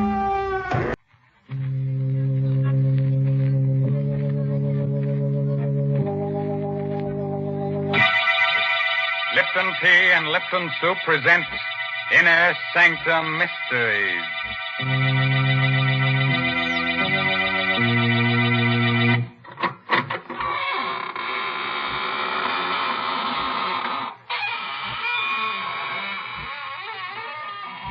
Good evening, friends of the Inner Sanctum. This is your host, Raymond, the gay ghoul. Friends, would you like to fly through the air with the greatest of ease? Do you think you'd enjoy being invisible, huh? Oh, it's easy. All you have to do is become a ghost. And to become a ghost, all you have to do is accentuate the ectoplasm and eliminate the protoplasm. Man! If that doesn't work, we'll introduce you to one of the characters on our show. He'll take care of you. And that's the truth. What awful people on this show. Wherever do you find them, Mr. Raymond? Well, it's simple. All you have to do is turn over a rock, and out they come crawling. And just suppose you were looking for decent people. How would you find them? Oh, well, now, Mary, you were the one who showed me how I'd just go snooping around houses and peering into windows, and I'd find all the nice people drinking Lipton tea. Oh, dear. There you go, making fun again. You know, maybe if you drank Lipton tea, you wouldn't be such a bitter, unhappy person. Yes, there's something so warming and cheerful about Lipton. I guess that's why lots of folks drink it not only at mealtimes, but between meals, or whenever they get a chance to sit down and enjoy Lipton's famous brisk flavor. That word brisk, B-R-I-S-K, explains a lot when it comes to tea flavor. Brisk means that Lipton tea always tastes tangy and bracing. It's never flat or wishy-washy. That's right. You just don't know how good tea can be till you know how good Lipton's is. All right, Mary. As long as you're in the kitchen, you'd better sharpen up a couple of knives, as our main character tonight is going to use them. Our story is called Song of the Slasher. It's an original radio play by Milton Lewis and stars Arnold Moss in the role of Detective Dan Miller. Are you ready? Then gather close and listen. If you find you're getting too many chills, and just sit in the fire. A thick, murky fog hangs like a damp veil over the waterfront. The streets are deserted. The buildings loom like tombstones in a cemetery. No living soul can be seen, because people with sense stay behind locked doors. The slasher has murdered and mutilated his 5th victim in 8 days. In a drab, lonely little room, a young woman suddenly looks up when she hears a door close. Hello? Well, what's the matter? Can't you speak? Hey, you, get away from me. Let go. That knife. What are you doing with that knife? You're that slasher. Help! Help me, someone! It's the slasher! Help! Hello, police headquarters. Hello? It's the slasher. What are you talking about? He's here. 12 Dock Street. He's upstairs. Miss Donnell's apartment. I can hear her screaming now. He's with her. I go upward. I'm an old man. It's the slasher. He's killing her.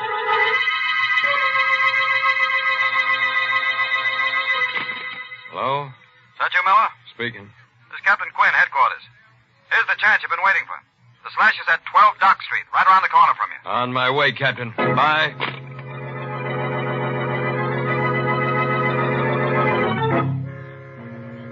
And that's how it started. A detective is asked to do some queer things in the line of duty. I didn't mind moving down to the dump at the waterfront with my wife, if it would help catch the slasher. So when I got the call, I rushed out of my joint and beat it down to 12 Dock Street. Oh. Where is he? Where'd he go? Hey. Listen, I... Don't do that. I'll get you a doctor. And listen to me, sister. Donnell, her name is. Are they going to send an ambulance? Yeah, but it won't do her no good. You were too late. Did you see the guy who did it? I saw nobody. He can't be far. He was here a minute ago. I heard someone go out the back way. When? A minute ago. Listen.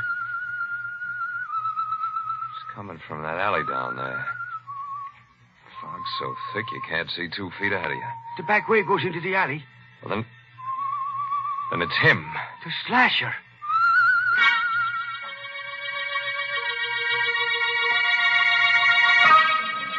I got down to the alley, the radio cars and the men from the precinct were coming. We went through that neighborhood with a sieve. But we couldn't find the guy who whistled that queer tune.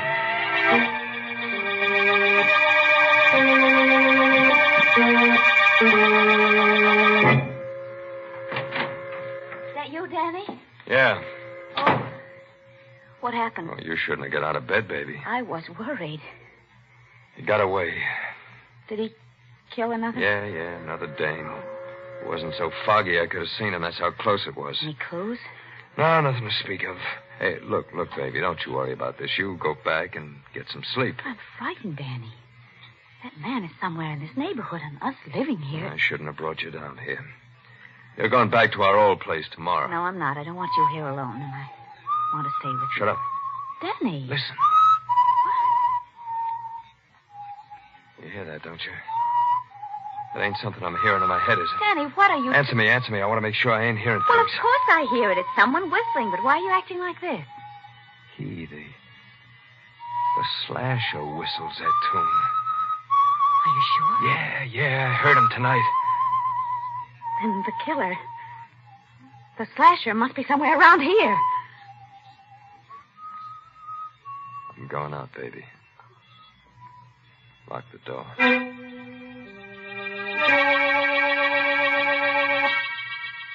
whistling was somewhere in the building. I listened. Where was it coming from? It was gone. I looked at my watch. 4:30 in the morning. I walked down the stairs listening for the whistle. I walked on my toes, listened at the other flats. I didn't hear a thing. I went down into the cellar. There was someone there, all right. Oh, who's there? It was Sykes, the janitor. I came closer. Oh, it's you, Mr. Miller. Yeah, Mr. Sykes. Hey, what's the matter? You're shaking like you got a fever. You frightened me. Why? I thought you were the slasher. Yeah? He's around here, you know. He might be hiding in these shadows. He might be anywhere. Everybody's afraid of him. Everybody. Yeah, so I hear. Time did you come down here? 4:30, like I do every morning. Why? See any stranger in the building? No, I didn't see anyone. Who lives in the flat below us? Mr. Trevelyan. Reginald Trevelyan. Funny name. He's a funny fella. Never sleeps at night. Wanders around the building whistling to himself. Whistling to himself? Yeah. He writes music or something. He got a piano in his place today. He talks crazy sometimes. Think he's up there now? Yeah, he never sleeps. Here. $20? Yeah, it's for you. Why are you giving this to me? I want you to tell me when Mr. Trevelyan leaves his apartment. Do you get it? Yeah, but why? I ain't paying you $20 to ask questions.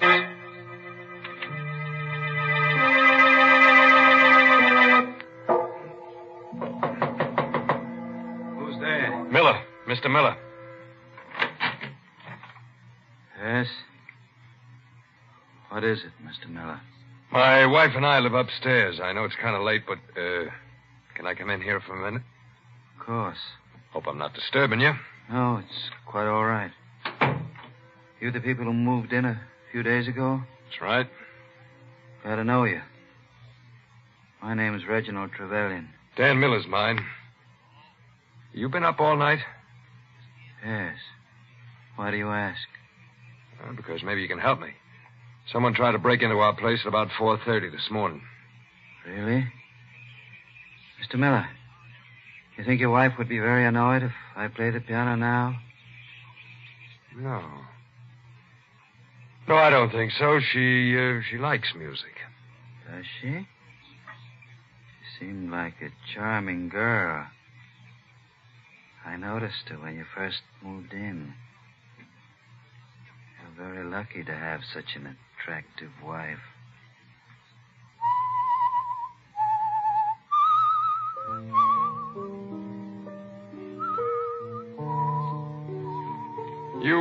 You whistle yourself like that very often?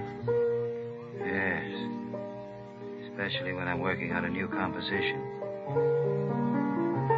Wait a moment. I think I have it. I've been trying to work out that passage all night. Mr. Miller, please get out of here. I want to be alone. You're a query, you are. I'm not interested in your opinion. Well, what are you waiting for? Get out of here! Get out or I'll blow you out! Try it. I've lost it. What? That passage. You see what you've done? I had it a minute ago and now it's gone.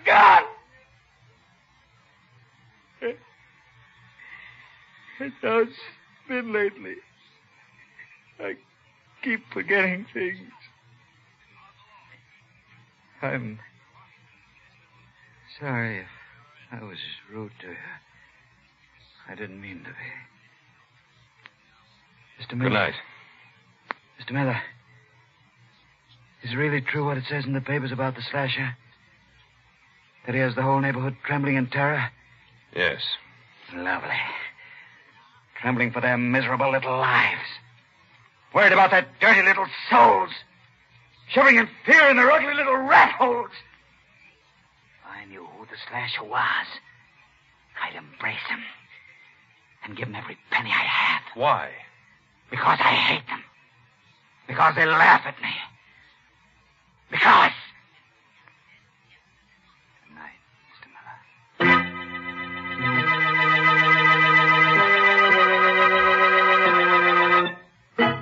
I phoned headquarters, told them to check on Trevelyan.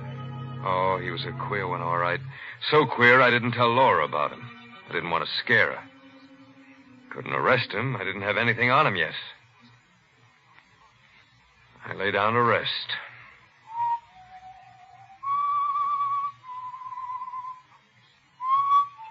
Maybe I heard it in my dream. Maybe not. But I heard that whistling again. That same tune. I think that's what woke me. I looked around. Laura. She was gone. And the door was open.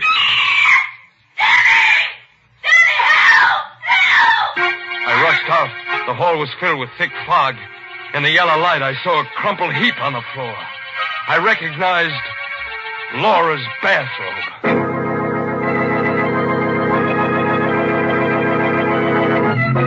Ah, the slasher, that's my boy. He's not the type of low character who goes around murdering his friends and relatives. No, he's so big-hearted he murders anyone. Even people he was never introduced to. He's no snob. Snob? He's much worse than a snob. He's a lunatic. Oh, Mary, you're so unsympathetic. He's just lonely. He wants to get close to people with a knife. Well, if he's so lonely, then why does he go around cutting people? You see, Mr. Raymond, I can say the same kind of things you do. Don't you dare just be your sweet, practical self, or else... You can't frighten me, Mr. Raymond. But as a matter of fact, I do have something practical to say. I'm going to suggest that all the folks who drink Lipton tea should buy the larger, more economical size packages. Not only because they're thriftier, but for another reason. You see, if you have a large package of Liptons at home, then you're not likely to run out just when you need it. For instance, when folks happen to drop in unexpectedly some evening. And, of course, Lipton's is a grand drink to serve your guests. It goes so well with cake or sandwiches. It just seems to make everything taste better. So, folks, be sure to have a good supply of that brisk Lipton tea on hand. Yeah, do that. And while you're at it, be sure to have an extra hand on hand, because the slasher may want to collect one for a souvenir. Well, we've kept the blood from flowing long enough. On with the murders. Listen as we hear Arnold Moss as Dan Miller finish that story. Laura was alive, in a dead faint. I scooped her up in my arms and rushed her back to our flat. She opened her eyes a few minutes later. Danny. You're okay, baby. He was going to kill me. Yeah. Drink some of this. Thanks. Oh, Danny, it was awful. What happened? Well, you were asleep. I went out to get the milk, and I heard someone whistling. Do you remember what? That same queer melody we heard before, the one the slasher whistled. So I thought I'd help you. Help me? I thought I'd see him. I walked quietly down the hall, and there was no one there. Then I turned the corner. Yeah? I saw the knife gleam. Someone was hiding in the shadows. He grabbed my neck, and I screamed. I screamed, Danny. I screamed so I thought I'd burst my throat, and then it all went flat. Did you see him? No, but I felt his hands on my throat. They were strong hands, fingers like steel, and I... Oh, Danny, I'm sorry. I can't even talk about it. Now, lie down. You'll be all right. But when you think that he's right here, maybe living in this building... Well, he won't be here long. I'm calling headquarters. Do you know who he is? I got a good idea. Now, just let me get on that phone and... Oh, Danny, maybe that's him. Now, take it easy, kid. Who's there? Sykes. It's just a janitor, baby. Oh. What do you want? He went out. Trevelyan? Yeah. Okay. Laura, get dressed. I want to get you out of here before the trouble starts. I'll be gone for a few minutes. Where are you going? With Mr. Sykes. You got a key, Sykes? Yeah, but I'll have to go along with you. You can't take anything. You know what this badge means? You a detective? Yeah. Now, let's go. What are you doing here? Looking for the slasher? I'll write your book about it, pal. Now, here's his joints. Open the door. All right. But you'll have to hurry. May come back any minute. All I want is enough evidence. I'll take care of him when we get it. The door's open. Come on in. It was 8 in the morning. But it could have been 8 at night. The fog was so thick. I knew this was it. I couldn't take any chances. I had to get all the evidence on him before I nabbed him. And I had to get it without him being wise. What are you looking for? Knives. We know he's got at least 3. I don't see none. Neither do I. Maybe it's a bum steer. I could be wrong. Hey, what's this? Music. He's always writing it. I used to be a choir boy once. They taught me how to read them notes. I wonder if I still can. Why? Because I think this may be a tune I'm looking for. Now, let me see.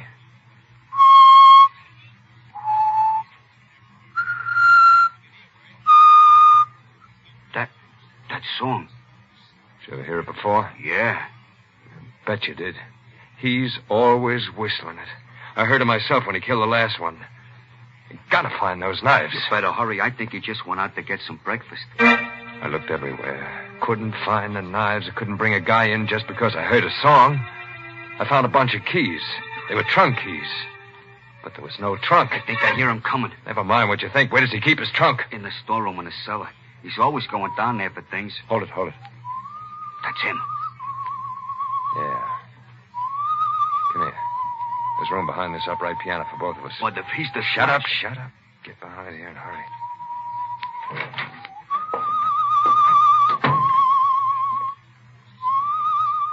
He sat down at the piano and played a queer arrangement of the same tune that led me to him. I reached for my gun just in case. Suddenly, I felt the sweat ooze out of me. It was sweat that felt like ice. I didn't have my gun. I remembered I took it off when I laid down to rest. It's all wrong. Why can't I get it right? He's going out again. Come on, Sykes. I told you to hurry before. I hear him going down those stairs. It's safe to go now. All right, Sykes. We're going to open that trunk in the store.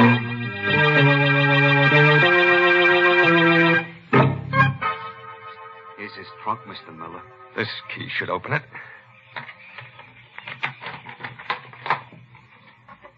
Are they the knives? Yeah. The knives. Look at them. Covered with blood. Gee. Sykes, go to the police precinct. Tell them Miller sent you. Tell them to come over here with as many men as they can spare. All right. I took the knives and put them under my coat. Went up to my room.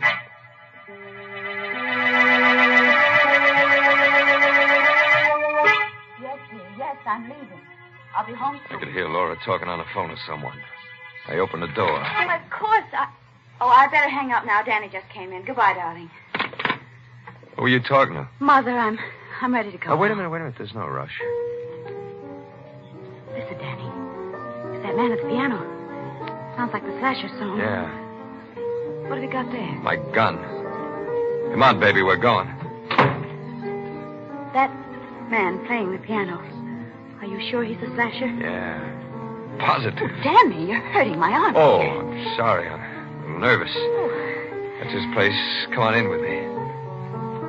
Come in with you? Yeah. I figured out a way to trap him. But, Danny, Don't be scared, baby. You'll be okay. Oh. It's you. Yeah, Mr. Trevelyan. I'd like you to meet my wife. I'm delighted. How do you do? Would you like to hear something? It's a composition I've just completed. I've had a great deal of trouble with it. But I think I've got it right now.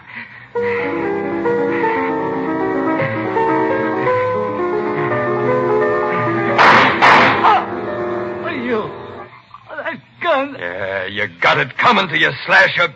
You stupid swine. You idiot. Why did you give me a chance? My music. Not even written down.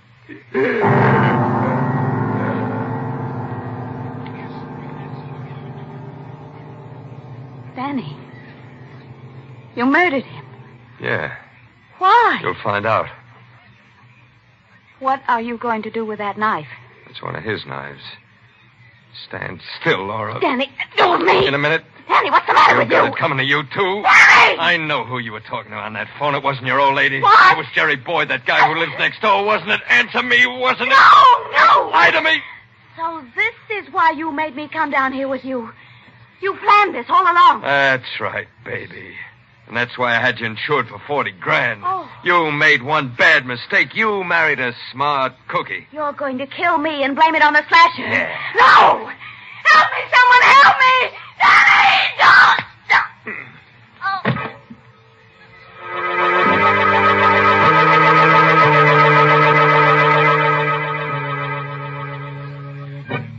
When it was over, I wiped the knife clean of fingerprints. And then I smeared Trevelyan's hand over the handle. I knew what to do. Made it look good, made it look perfect. There's a way to get away with murder. And I found it. I thought.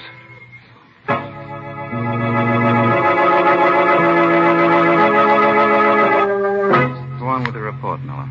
Well, Captain Quinn, after I sent Sykes to the precinct, I went upstairs for my gun. My wife wasn't there, and got the gun, and I heard a scream. I rushed to his place. I opened the door. I saw Laura. The second I thought I'd pass out. Yeah? He grabbed a knife and come at me, and I shot him and killed him. Oh, Laura. She was insured for $40,000, wasn't she? Yeah. Yeah. Well, what difference does that make now? A lot of difference, Miller. I want you to meet someone. Come in, Sykes. Yes, Captain. Did you hear Detective Miller's report clearly? Yes, sir. Was he telling the truth? No. He lied. What are you talking about? I didn't go to the police when you told me. I hid in the cellar. I saw you go upstairs. I saw you get your wife and go to Trevelyan's place. I listened at the door. I heard you shoot Trevelyan and then murder your wife. Captain, the man's insane. Yes, Miller. A homicidal maniac. I'll take away his coat. You see? He's handcuffed. I don't get it. He's the slasher. He? It's impossible. I told you about that melody. Why, it's still on Trevelyan's piano. Trevelyan copied down that melody after he heard Sykes whistle it. Yeah. I whistled the whole thing for him. But the knives I found in Trevelyan's trunk. I put them there. I know who you were. Sykes was trying to frame Trevelyan. He's made a complete confession, Miller. But how did you find out when that you asked us to check on Trevelyan, we discovered that he's quite a famous, if eccentric, composer. I checked up on the other people in the building at the same time. I found out that Sykes escaped from the State Institute for the Insane 2 years ago. He's confessed. Yeah. I'm the slasher. Why should Trevelyan become famous for what I'd done? You had a perfect crime all figured out, Miller. But you made one little mistake. You decided the wrong person was the slasher. Even a copper can't pull a perfect one, Miller.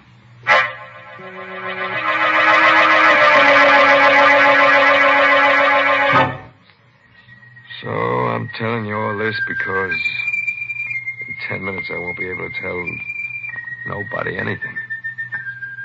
Ever since I made my report, I've been hearing that song in my head. Like somebody whistling it. Soon I won't hear that either. It's a nice tune. Kind of sad.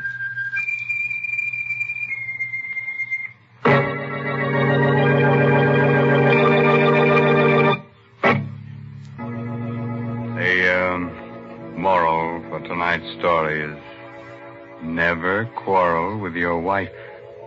Avoid strife. If that doesn't work, get a carving knife. Now, there's the perfect formula for domestic bliss.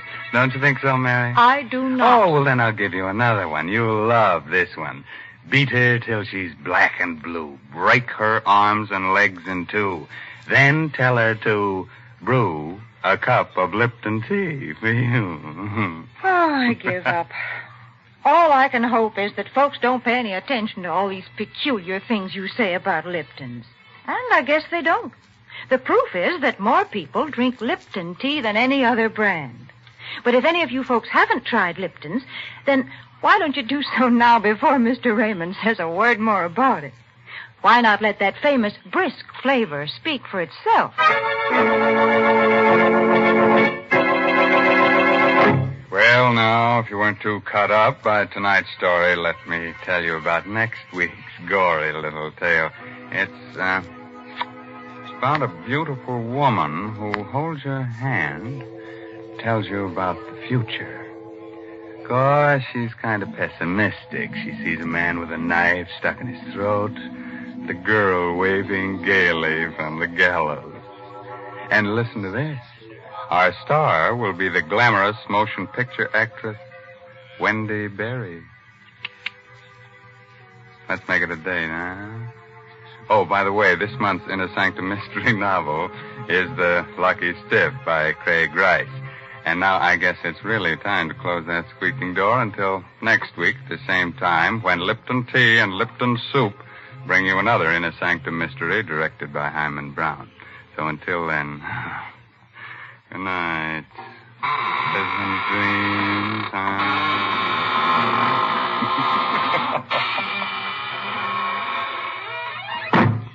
Folks, if you'd like to try a modern food with a real old-fashioned flavor, then try Lipton's Noodle Soup.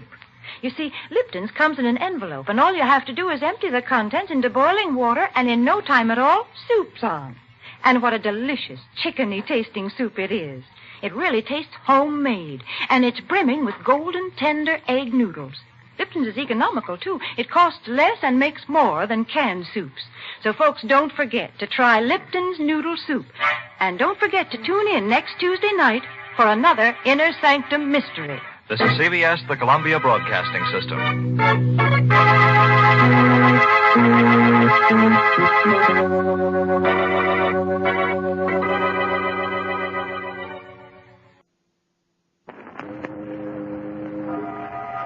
Boris Karloff on Inner Sanctum Mystery.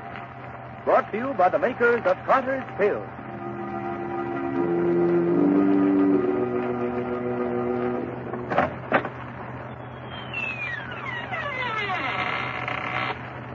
Good evening, friends. Let me welcome you once more to the Inner Sanctum. This is Raymond, your host. Come in, won't you, and sit down? No, I'm not being polite. I'd prefer you to sit, you see. Because within the next 5 minutes, you're going to be so weak in the knees that you won't be able to stand.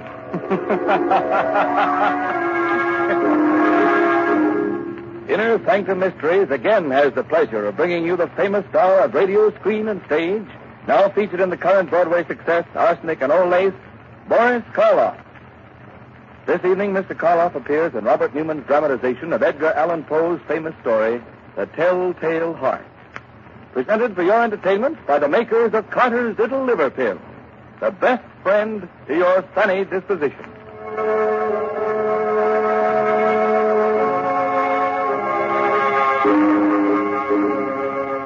And now our story. A story based on a tale by the greatest master of the macabre that ever lived, Edgar Allan Poe. The story of a man who could hear not only every sound on earth, but even things that don't exist.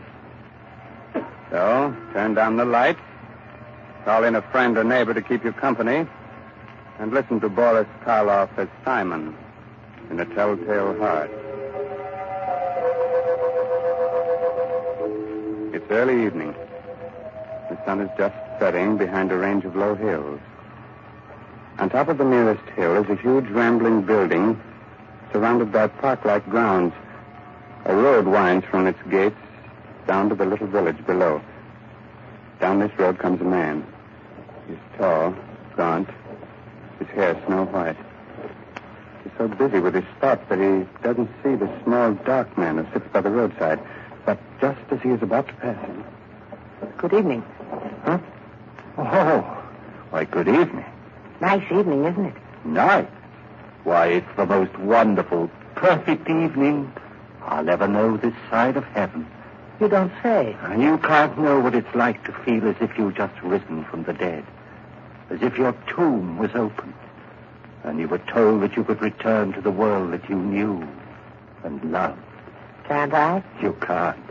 You see, my name is Simon. I was a musician. 2 years ago, I went stone deaf. Suddenly. Completely. Do you know what deafness means to a musician? It's like dying. Or worse. Like dying and knowing that you're dead. Oh, I went to doctors, but they could do nothing for me. But finally, one of them sent me to see the doctor who has the place up on the hill here. Dr. Adair? Yes, Dr. Adair. He kept me with him for 6 months, and now I'm going home again. He cured you? You can hear? Hear? Listen. Listen hard, and tell me what you can hear right now. Nothing very much. The wind? Cricket? Cricket and the wind. Do you know what I can hear? I can hear the grass growing, the sap rising in the trees. I can hear the stars moving in their courses. I can hear things that no man ever heard before. Now, do you know why I said that this was the most wonderful evening that ever was? Yes, Simon. But I knew why before.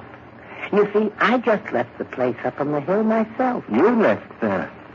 You mean... When I was taken there, I was blind. Oh, your eyes, yes. I hadn't noticed before, but they are strange. Shall we walk on together? Simon? Just where did you plan to go? Well, I've been thinking about that for weeks now. All the weeks when I couldn't leave my room. I must get used to being able to hear again. Gradually.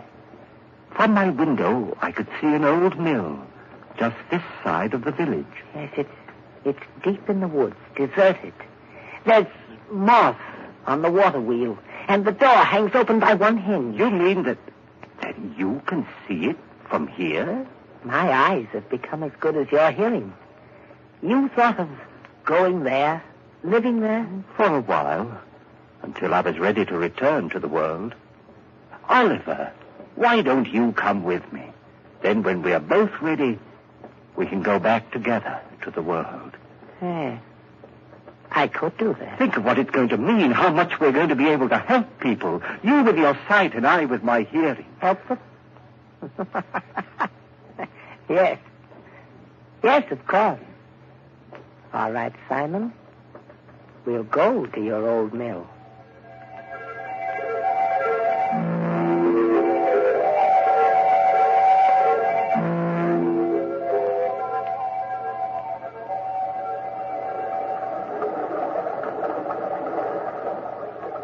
This way, Oliver. Up this path.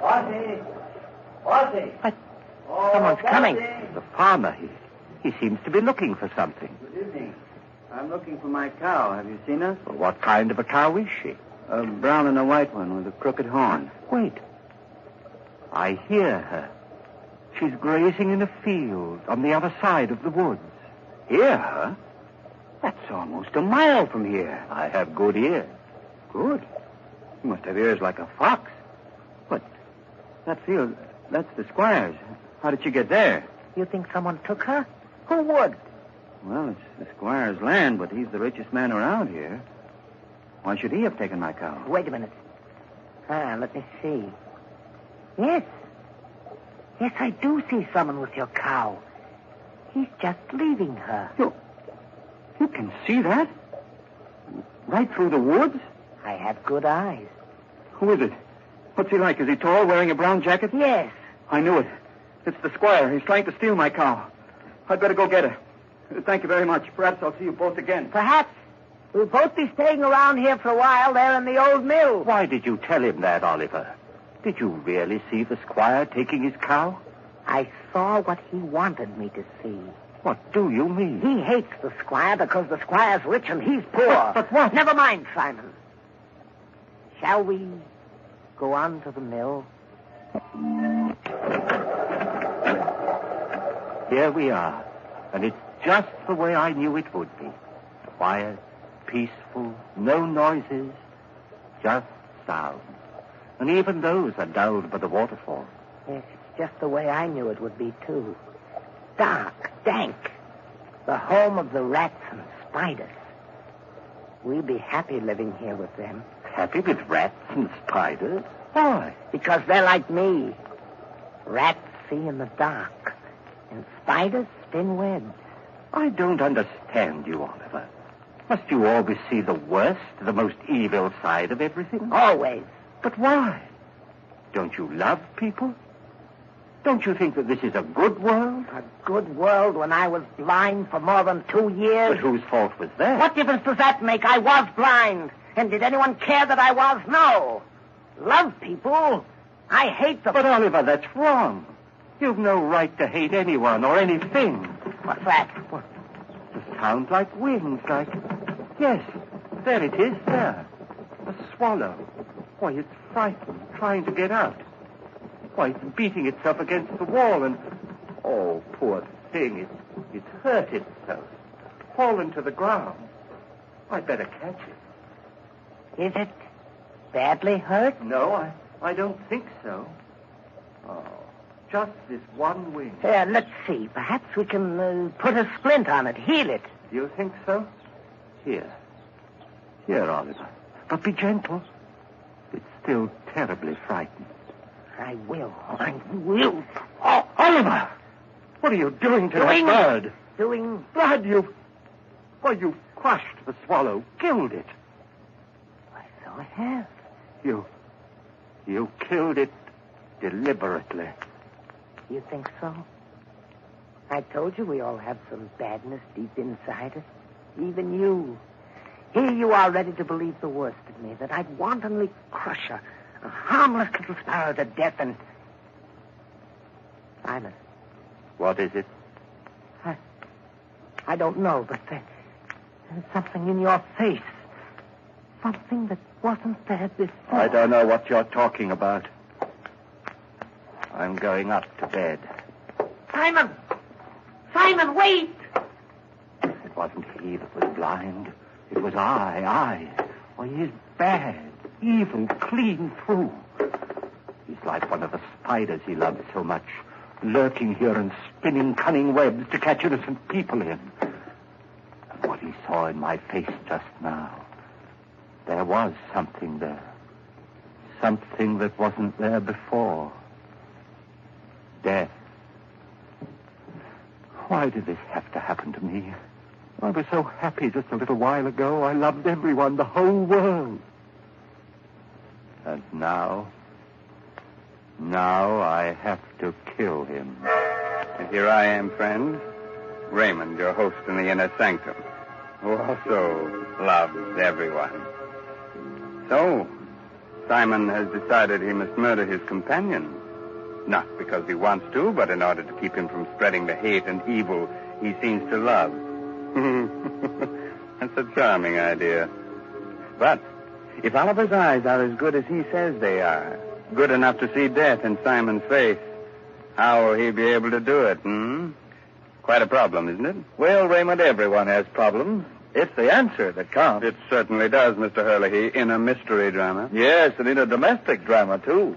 If you don't believe it, listen to what Agnes Vale says to her husband at the dinner table. Oh, Bob, you haven't said a word about the cake, and I baked it especially for your birthday. After 30, no one wants to be reminded of birthdays. Oh, that's silly. Besides, a person's only as old as they feel. Well, if that was the case, I'd be about 60. You mean 90. No one could save up the grouch you've got in only 60 years. If you felt as irritable, low, and out of sorts as I have lately, you'd be grouchy, too. Of course I would. Anybody would. So the thing to do is not to feel that way. What can anyone do about it? Very simple, my dear. Try Carter's Little Liver Pills. Right. And when you don't feel good, try Carter's Little Liver Pills. They do the work of calomel but have no calomel in them. For they are simple pills made of vegetable drugs. They wake up the flow of one of our most vital digestive juices. When this vital juice flows at the rate of 2 pints a day, it helps to digest our food and bring back the glorious feeling that goes with regularity. Then most folks feel like happy days are here again. But be sure you get the genuine Carter's Little Liver Pills.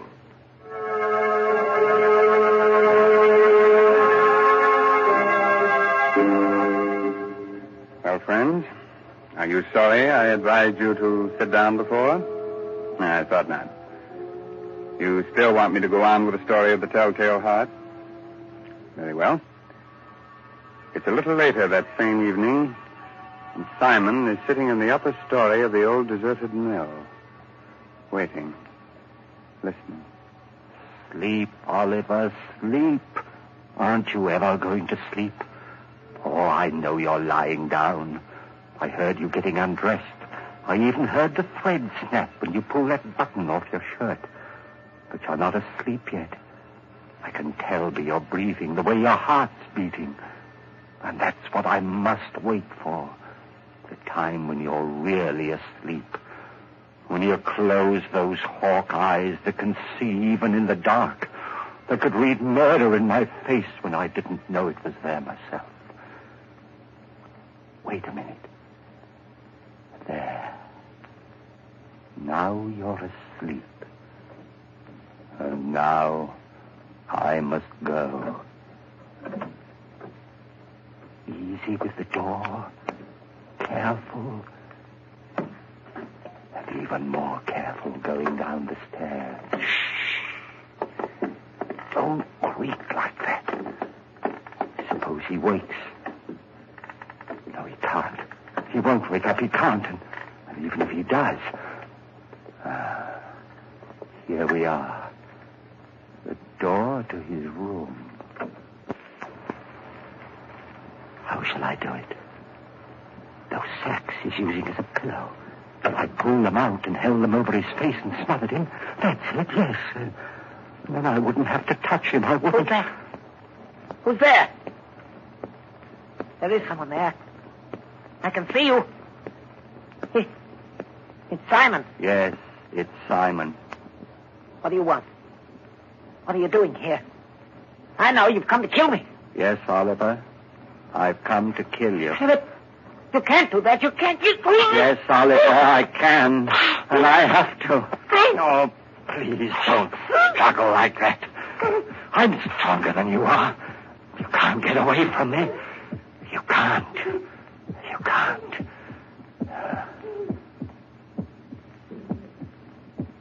That noise. Hear it? It's your heart. Beating, pounding, driving the blood through your veins. It's beating more slowly now. Slower and fainter. Running down like a tired clock. And I'm not going to let you go until it's stopped. So don't struggle. Don't struggle, please. Just a few seconds more. I can hardly hear it now. Just a faint, throbbing murmur. And now, even that's gone. Yes, it's stopped. And you're dead. Oliver, listen. I didn't want to do it. I didn't, but I had to. You were only interested in hurting people. That's why I had to do it. And that's why I'm not going to give myself up or confess that I killed you, because I can still help people. You understand, don't you? That's why I must get rid of your body, hide it somewhere. Oh, what am I to do with you? I know. I'll keep you here, tear up the floor and hide you underneath it. Yeah. Let's see now, this crowbar. Ball. And this one here, there. That should be big enough. And now, in you go.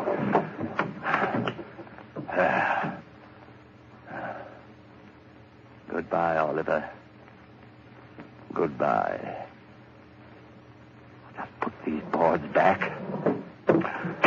Nail them down again with the same rusty nails. And it's done. Now I'll spread this dust over the cracks. No one will be able to tell what I've done. No, not even with your eyes. If you could still use them. What's that? A light. A lantern outside. Someone at the door. Maybe Crispy's come back again. Yes? Who is it? It's Trent. The constable. The constable? What do you want? Oh, nothing much. Thought I'd drop in. Say hello. Come in, constable. Come right in. Thanks. Queer time of night to be visiting, but I heard there were strangers living out here, and I thought I might... Why, of course, it's part of your job to investigate strangers, isn't it? In a way.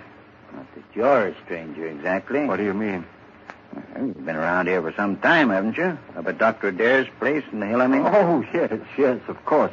I just left there this afternoon. Uh-huh. And your friend, where's he?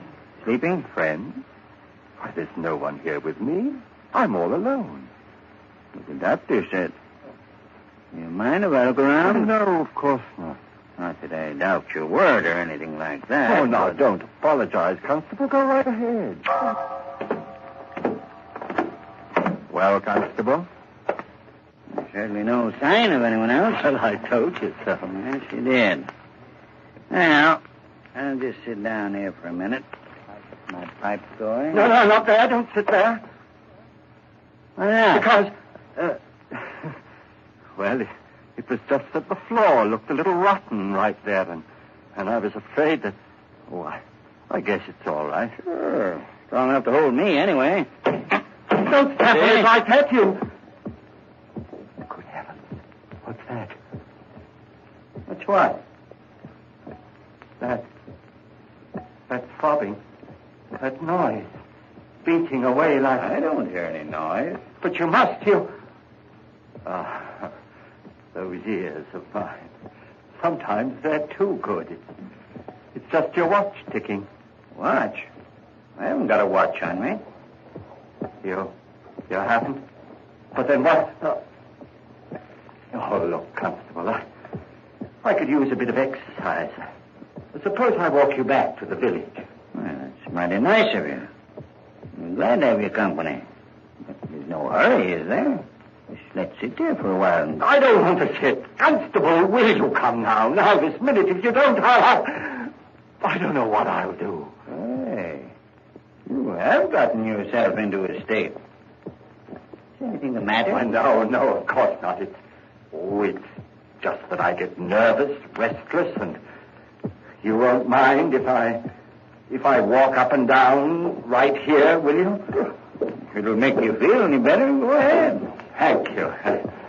This floor, it is noisy, isn't it? It's noisy enough. Constable, this lever here, I've been wondering about it. What's it for, do you know?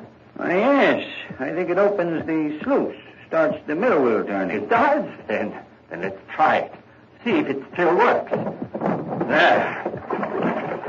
Yeah, still works all right. It's quite a racket, too. You're not loud enough still. Constable, for heaven's sake, will you come now? Leave here with me. If you don't, I'll go back. Hey, look, there's no need to get so excited. I'm not excited. I'm perfectly calm and quiet. Will you come now, right away? But I told you. I know what you're doing. Sitting there, pretending you haven't heard, making me stay here and listen to it, beating louder and louder and louder. All right, I confess. I killed him. His body is right underneath you, under the floor. I killed him, and that noise you hear is his heart. The beating of his telltale heart.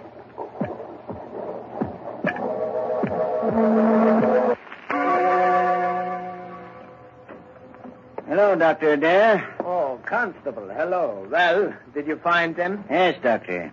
I'm glad. Some of my boys will be bringing the other one, Oliver, along in a little while. Bringing him?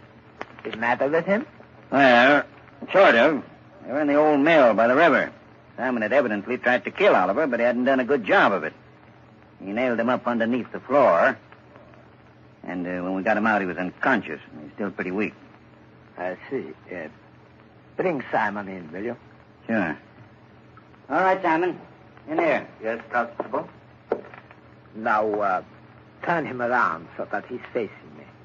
That's it. Well, hello, Simon. Hello, Doctor.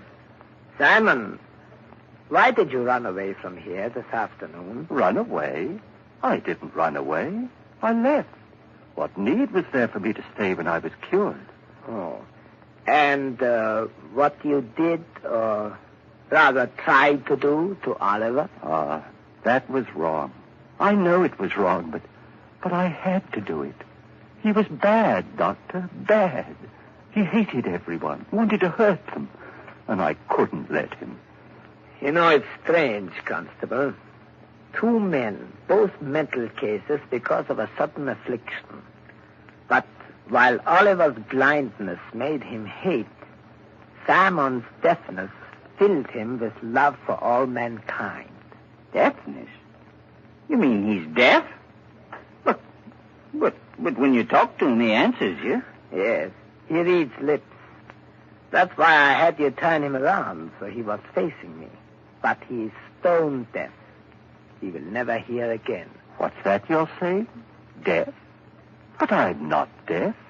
Why, there's no one can hear better than I. No one. I heard everything when I left here. Things no man has ever heard before. The song of the swan. The breathing of the fish. Why, I even heard the beating of Oliver's heart. After I'd killed him. Yes, Simon, of course. I'm not deaf, I tell you. I'm not. I'm not.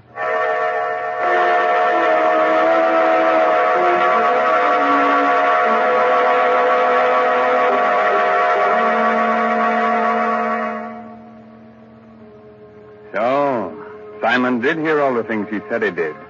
Even the beating of the Telltale Heart. And not with his ears, but with something else deep inside his poor, sick brain. Speaking of Telltale Heart, I'm sorry, it's not a heart at all. It's just Mr. Herlihy's knees knocking together. And if you think you're kidding, Raymond, you're crazy. Oh, I'm not kidding, Ed. In Mr. Karloff's audiences, that's the equivalent of applause. Since everyone's generally much too scared to show the usual approval with their hands. So we won't take any chances. We'll just use words and say, thanks, Boris Karloff, for your splendid performance of tonight's dramatization of Poe's The Telltale Heart. It was a pleasure, Raymond, to be able to bring our friends one of the world's most famous stories. And I'm very grateful to Everett Sloane as Oliver and Santos Ortiaga, who played Christie, for the help they gave me. So now I suggest that you listen to Ed Herlihy, who has some helpful advice for which you may be very grateful. This is Raymond again, your host, getting ready to close that door to the inner sanctum and say goodnight until the same time next week. In the meantime, if you care to do a little bloodthirsty reading, try this month's Inner Sanctum novel, I'll Eat You Last, by H.C. Brandon. In case you've already read that, why not try some of the other stories by the author of tonight's mystery drama, Edgar Allan Poe? According to all critics, this writer has quite a future. Have a good night. Pleasant dreams, huh? Inner Sanctum Mysteries will be on the air again next Sunday night, same station, same time, with another chiller for thriller fans. So be with us then. This is Ed Herlihy, speaking for the makers of Carter's Little Liver Pills and reminding you, when you don't feel good, try Carter's Little Liver Pills, the best friend to your sunny disposition. This is the Blue Network of the National Broadcasting Company.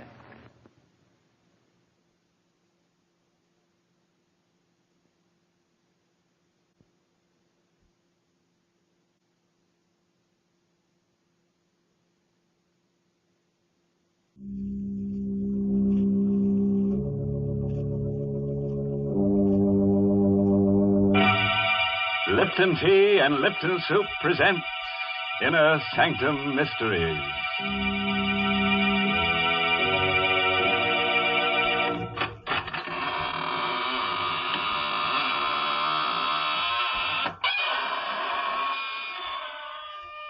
Welcome to the shadowy borderland of the squeaking door, all you hardy adventurers.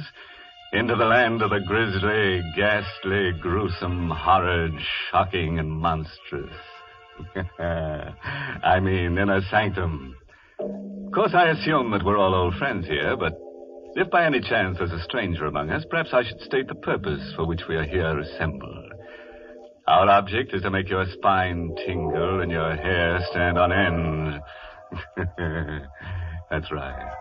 When we're through, you'll discover that a fiend in need is a fiend indeed. Heavens, you stop talking so scary, or folks will tune us off their radios. Oh, Mary, I'm just trying to scare them into the chill, so they'll have to drink Lipton tea. Well, that isn't necessary at all. For a great many years, people have been enjoying Lipton tea without any persuasion from you. That famous Lipton flavor has won the praise of tea experts all over the world. And you know, folks, these experts describe the Lipton flavor by saying that it's brisk.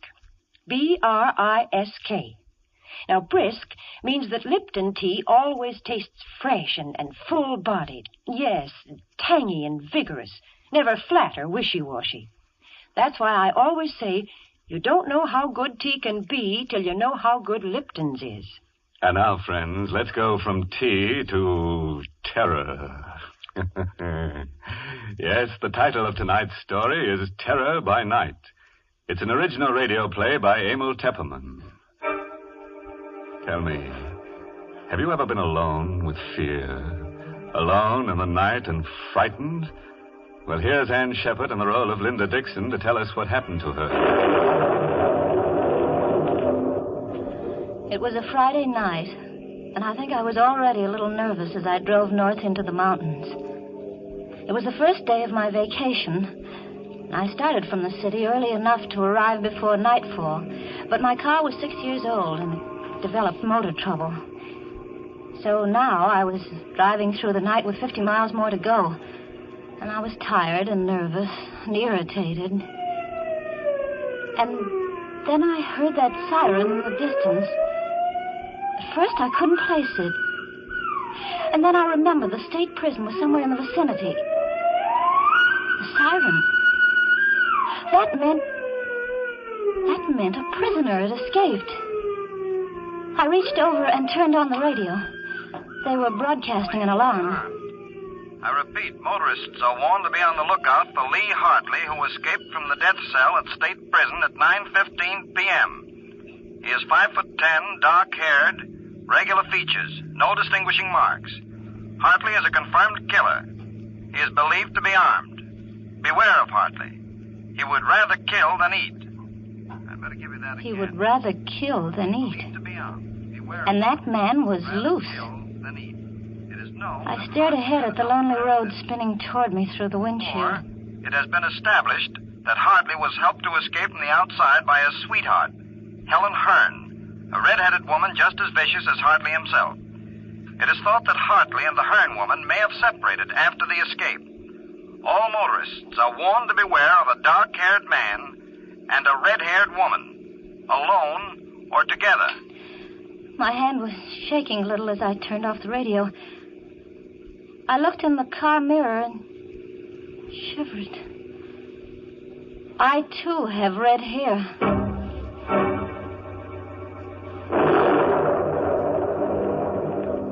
There was a storm coming up, and I was driving into it. And the night was black, and I felt small and lonely and frightened in the car. Then I saw them in the mirror, the headlights sweeping up behind me. A car. It had come out of nowhere. It was pulling alongside, cutting me off. I cowered behind the wheel and watched the door of that other car open. A man stepped out. Oh, I breathed a sigh of relief. It was a state trooper. Driving all alone, miss? Oh, yes, officer. Sorry if I scared you. We're stopping all cars. Where are you heading for, miss? Oh, I'm going up to Seven Lakes Hotel. That's near Carstairs. You see, I started out late from the city, and I'm having motor trouble. Yeah, sure. Can I see your driver's license, please? Yes, my driver's license, of course. Here, I've got it somewhere in my purse. I seem to be all fingers. It's that escaped prisoner, Hartley. How'd you know about him? Oh, well, I heard the prison siren. Then it came over the radio about Hartley and his red-haired girlfriend. Say, you've got red hair, too. Well, you don't think I'm that woman. Find that license yet? Well, I'm sure it's in here. So many... Oh, here, I've got it. Here's my license. Thanks. What time did you say you left the city? About 5 o'clock. Took you a long time to get this far. Well, I told you I had motor trouble. Oh, sure you did. Okay, Miss Dixon. Here's your license. You can go ahead. Thank you. Oh, darn. There it goes again. More motor trouble. No, it's the same thing the mechanic said it might have. There it started. You want to get that fixed first chance you get? Yeah. It's late, though. All the service stations are closed. Yeah, there's one that's open all night about 2 miles up the road. Oh? You better stop there. Bill Slater's place. He's a good mechanic. Yeah. He'll fix you up. Tell him Joe Nesbitt sent you. Right, thanks, I will. And listen, Miss Dixon. Yeah. You be careful. Don't stop to give anyone a lift, man nor woman. Oh, don't worry, I won't.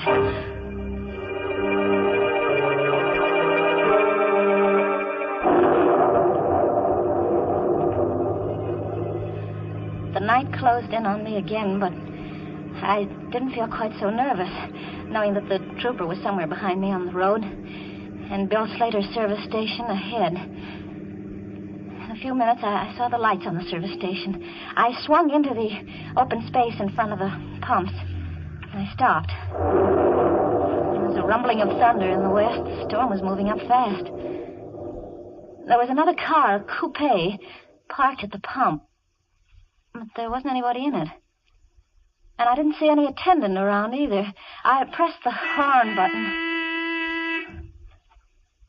No one answered. No one came out of the office. Still no response. Everything seemed so quiet and suddenly ominous. I found myself shivering. I had a curious feeling that someone was watching me. I've got to get away from here fast.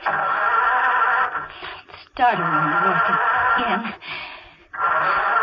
It won't start. It won't start.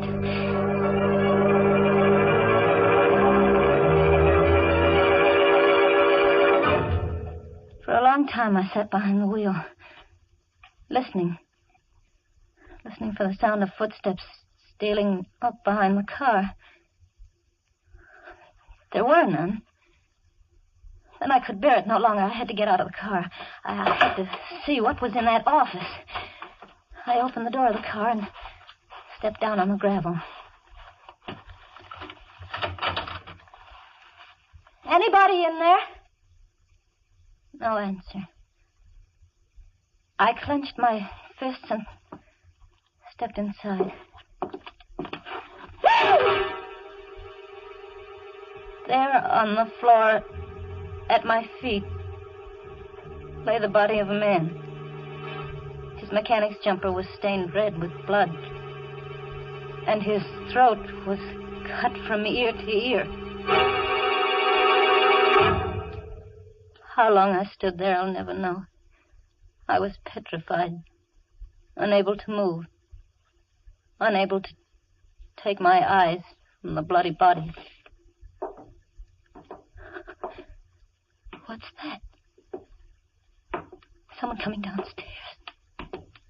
Hartley. It must be Hartley, the killer. He must have been hiding somewhere upstairs.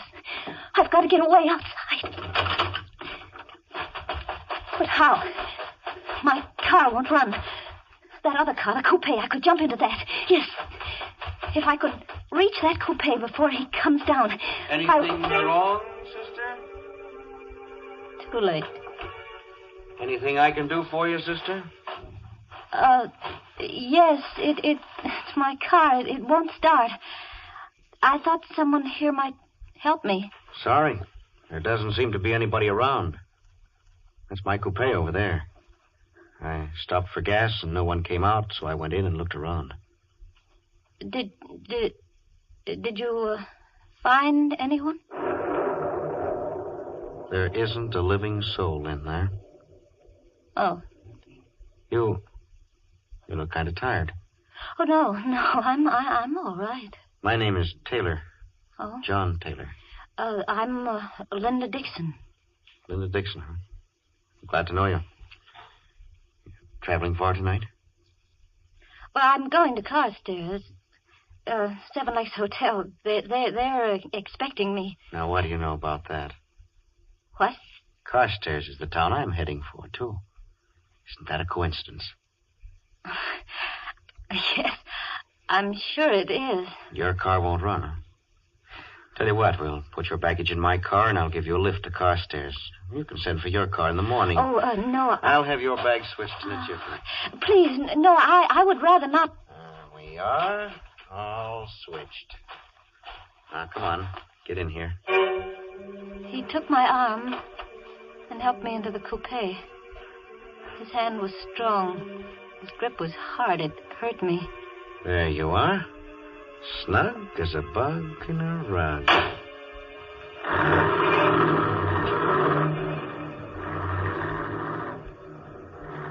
We drove away into the night, leaving behind us the dead man in the service station.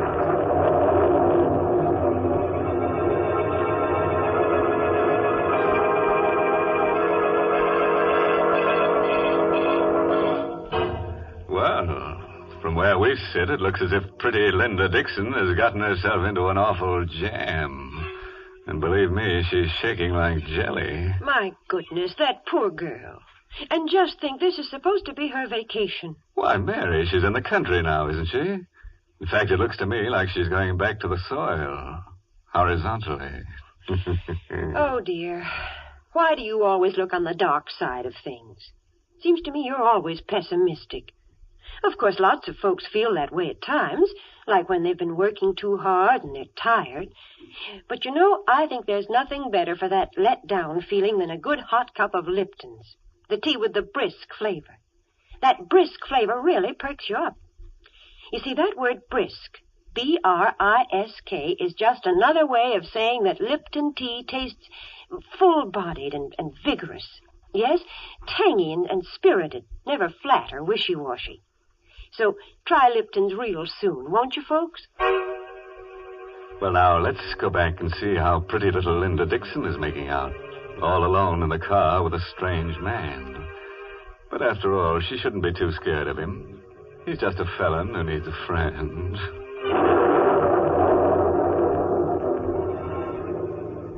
The storm broke a few minutes after we left that service station. We drove through sheets of rain. I sat stiff and tense beside the man who called himself John Taylor. He had both hands on the wheel, and he stared out through the windshield. My eyes focused on something on his right hand. It was a stain, a small stain, but it was wet and red. I couldn't take my eyes off it. What are you looking at? What? Oh, nothing. Nothing at all. Think I'll turn on the radio. Did you know there's been a jailbreak? Mark Liz, 5'10", very dark hair. Don't be fooled by his pleasant manner. He is a killer by instinct. Take no chances with this man. He is absolutely... I looked at the man beside me. Helen Hearn is a clever and dangerous woman. 5'3", red hair, very pretty. I caught Taylor looking at me out of the corner of his eye. What are you looking at? At your hair. It's red. There was a streak of lightning, and looking out of the rain-swept window, I glimpsed a signpost. The lightning illuminated the sign, and my heart skipped a beat at what I saw. That sign we just passed. What about it? Well, it said Kerhonkson ahead. We're going the wrong way. We should be on the Carstairs Road, not on the Kerhonkson Road. That's funny. Must have taken the wrong turn. Well, aren't you going to turn back? Sure. Whatever you say. We'll turn right around and go back. Uh-oh. We're in the ditch. In the ditch? It's no good. She won't budge. Well, It looks like we're stuck here for the night.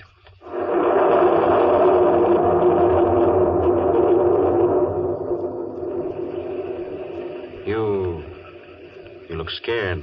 Oh, no. I think I'd better get out and walk. Perhaps there's a house nearby. Walk in this weather? Oh, I don't mind the weather, really. I don't. You can't walk in this storm? Well, nevertheless, I'm going to try. Not on your life. What do you mean? You're staying right here till I get the car out of the ditch. You get pneumonia walking in this storm. But I'm Let's see. Where's that flashlight? Ah, here we are. Got some tools in the trunk compartment. You stay put. Stay right where you are. I heard him open the trunk in the back. I listened for further sounds, but there was nothing. I didn't hear him moving there. I didn't hear any tools. I had to find out what he was doing. Slowly, carefully, I got my door open. I stepped out into the rain and sneaked back toward the rear. I saw him there, not moving, in front of the open trunk compartment, bending over with a flashlight in his hand. The ray of light was focused on something curled up inside. It wasn't baggage or tools. It was a woman's body. Just then he saw me. He snapped the flashlight off, but not before I caught a glimpse of red hair. Then I must have fainted.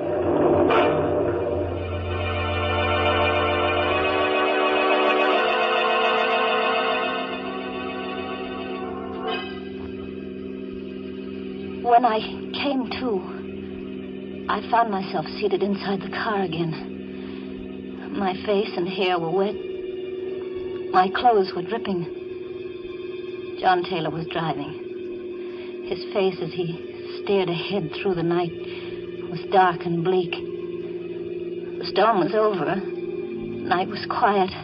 Oh, so you're awake again? I don't feel well. Is it because of what's in the trunk compartment? She's dead. I told you not to get out of the car. What are you going to do with me? What do you think? Please. Sorry, sister. Got to take your medicine. Oh, no. Better not make any trouble.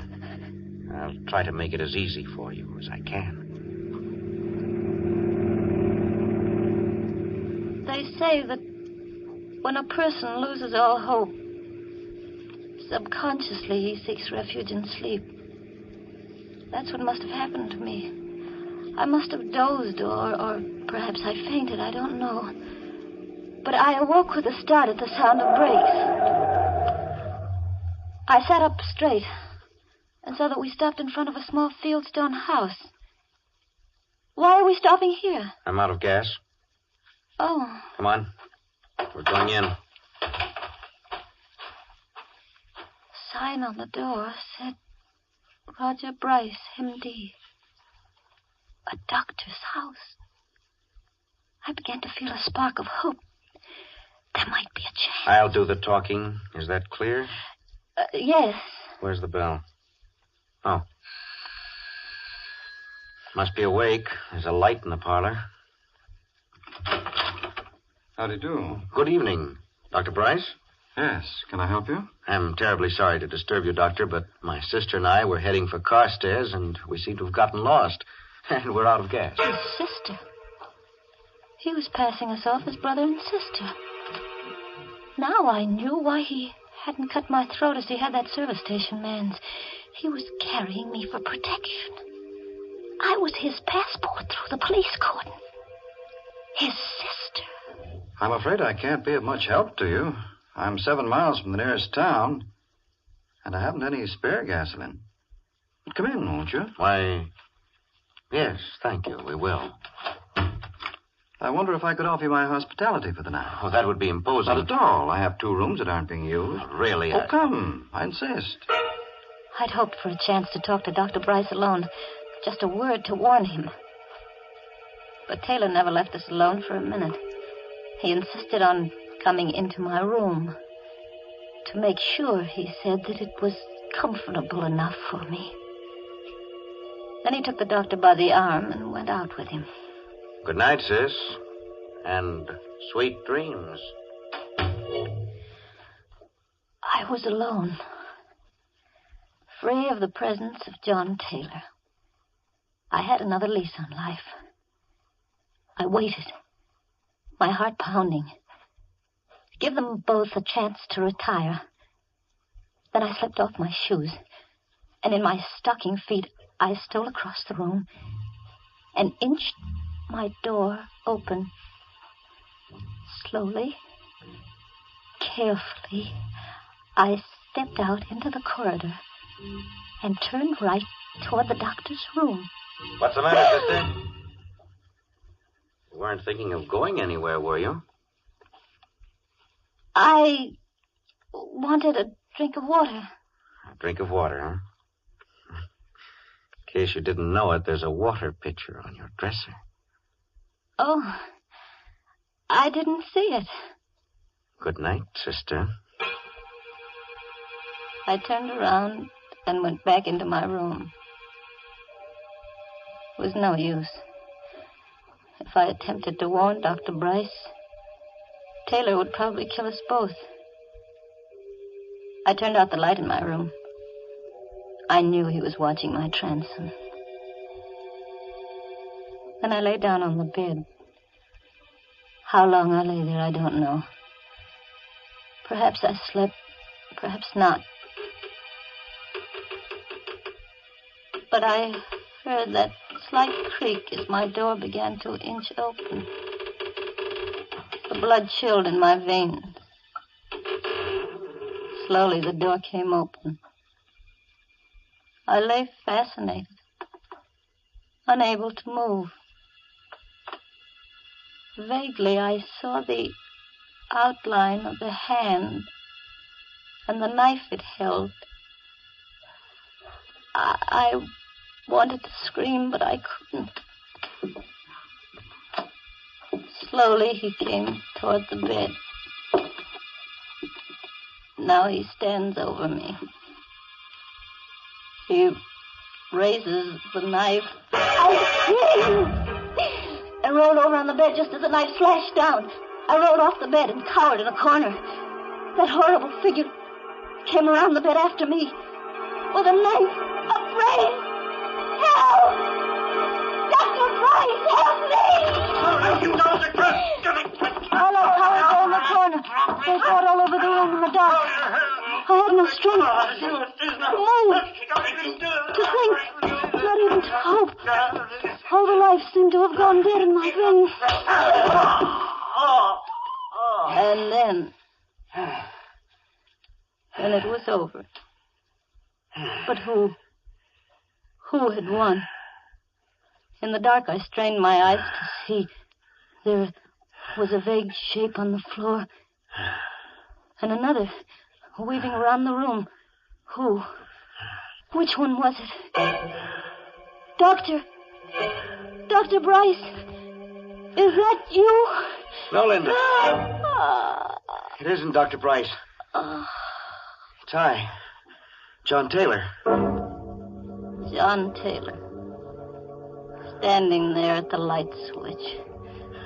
And on the floor lay Dr. Bryce unconscious, with a long gash in his head. I had to hit him with the water pitcher. My eyes turned to Dr. Bryce.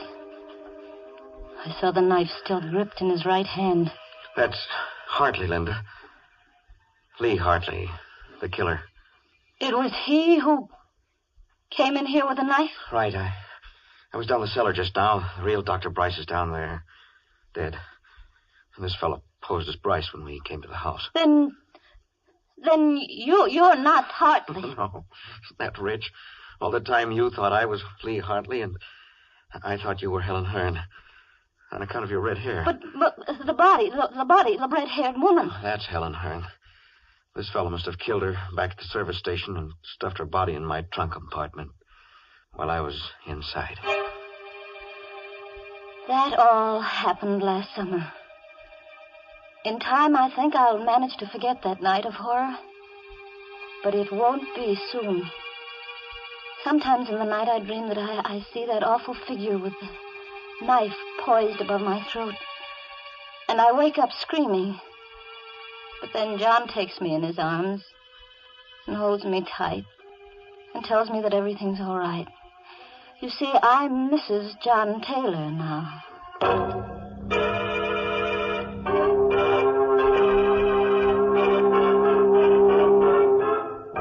Well, what do you know? A happy ending. As for Mr. Hartley, that pleasant killer, he got what he deserved. Yeah, some people never know when they're well off. You should have stayed in jail, where they never raise your rent, where they make no charge for meals or for electric current. You see, when you're in jail, everything is free, except you. You know, Mr. Host, that's the first happy ending we've had in a long, long time. And I must say I enjoyed it. Ah, those lovebirds shouldn't have gotten married. It's bad for business, Mary. Now, when she wakes up screaming from a nightmare, she reaches for her husband instead of a hot cup of a Lipton tea. Well, I'm glad she has a husband to comfort her. There are plenty of other occasions, Mr. Host, when Lipton's tea is welcome. And I don't mean just at meal times either. Lipton's is grand between meals. And, of course, it's the perfect beverage to serve when friends and neighbors drop in to visit you. Yes, I guess that's why more people serve Lipton tea than any other brand. And now a word of caution to all amateur detectives. They say that if you give a criminal enough rope, he'll hang himself. But if you give some criminals enough rope, they might tie you up. Oh, by the way, this month's Inner Sanctum mystery novel is Puzzle for Wantons by Patrick Quentin. Yes, and next week's Inner Sanctum story, directed by Hyman Brown, and brought to you by Lipton Tea and Lipton Soup. Next week's story is about a lonely man who falls in love with a mannequin in a store window. Oh, gee, the fellow wants a real girl, so he tries to make her come to life. And what do you know? He finds he has to kill her first. Well, now it's time to close the squeaking door, so good night. Pleasant dreams.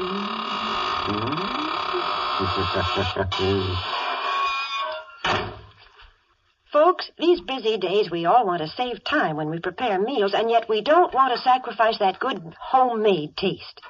Well, the answer to that is Lipton's noodle soup. You see, Lipton's takes no time to prepare, and yet it has a real fresh-cooked chickeny flavor. Yes, it tastes just like the chicken noodle soup you'd make right in your own home. Lipton's is economical, too. It costs less and makes more than canned soups. So, folks, don't forget to serve Lipton's noodle soup. And don't forget to tune in next Tuesday night for another Inner Sanctum mystery. This is CBS, the Columbia Broadcasting System.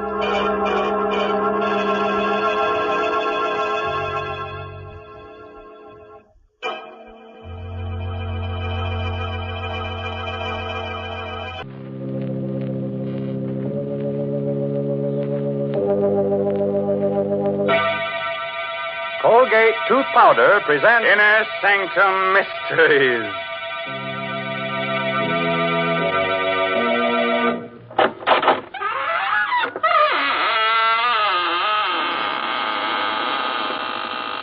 Good evening, friends of the Inner Sanctum. This is your host, Raymond, inviting you in through the squeaking door. Well, it's so nice of you to come here tonight and help me sit up with a corpse. Hey, such dull company, so cold and stiff, bored with being dead. All the life seems to have gone out of him. What? You say you've seen him before? Oh, no, he's not that horror man who plays in pictures. But he does look like him. So much so, in fact, you might even call him a dead ringer.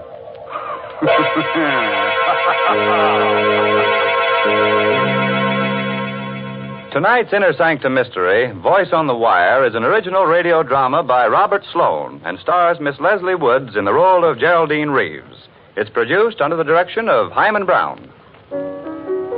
Use Colgate tooth powder. Keep smiling just right. Use it each morning and use it at night.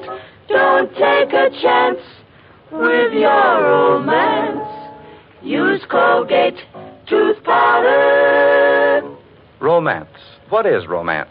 Romance is the light on the path of love, but a light so delicate that even a breath may put it out. Even a breath. You'd hate that to happen to you, wouldn't you? Well, don't let a breath of trouble ruin your romance. Don't let unpleasing breath offend the one you love.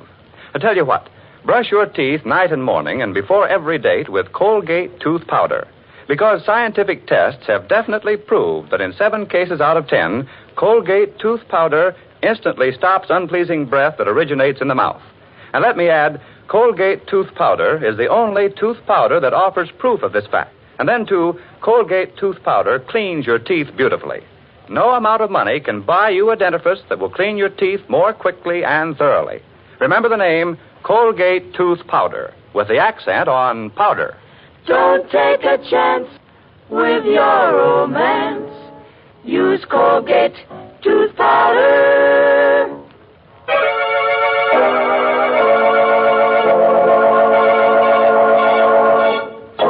No doubt the telephone is an ingenious invention, but as far as I know, no one as yet has been able to commit murder over it, although many people have wanted to. Still, there are worse things you can get on the phone than the wrong number, especially if you happen to call the voice on the wire. On a long, narrow island just off the shore of one of our larger lakes, Mrs. Geraldine Reeves, widow of the late composer David Reeves, lives alone in a gaunt, gray shingled house. Only a few hundred yards away are the charred remains of her former home where David was burned to death in a fire just 2 years ago.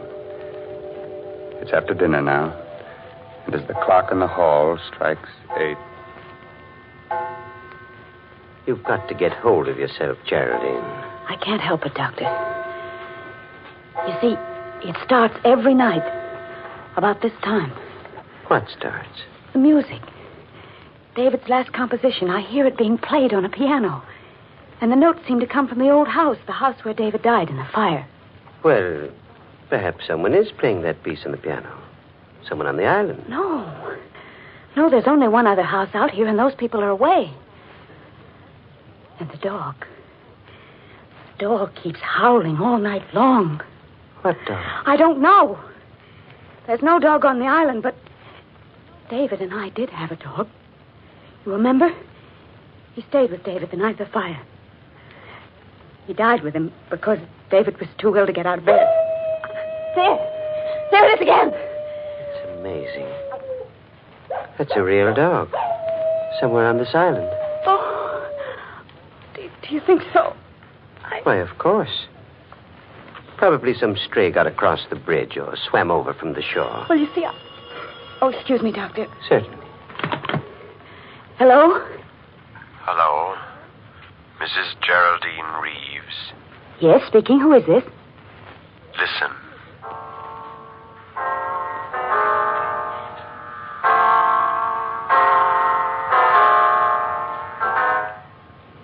Good heavens. You have 4 hours to live, Mrs. Reeves. 4 hours to live. What? What did you say? Hello? Hello? What's the matter, Geraldine? The music. The same music. I heard it again. What? Over the phone. Someone's playing it on the piano. It must be some sort of a prank. No. A man spoke to me. He said I have 4 hours to live. 4 hours to... Here. Let me have that phone. No, it's no use. He's rung off. Well, we might be able to trace the call. Hello. Operator. Operator. Somebody's trying to kill me. Hello, operator. Operator. What's wrong, Doctor? I'm afraid the wires have been cut. We'd better get into my car and drive into town right away. Yes, it isn't safe for me to stay here another minute.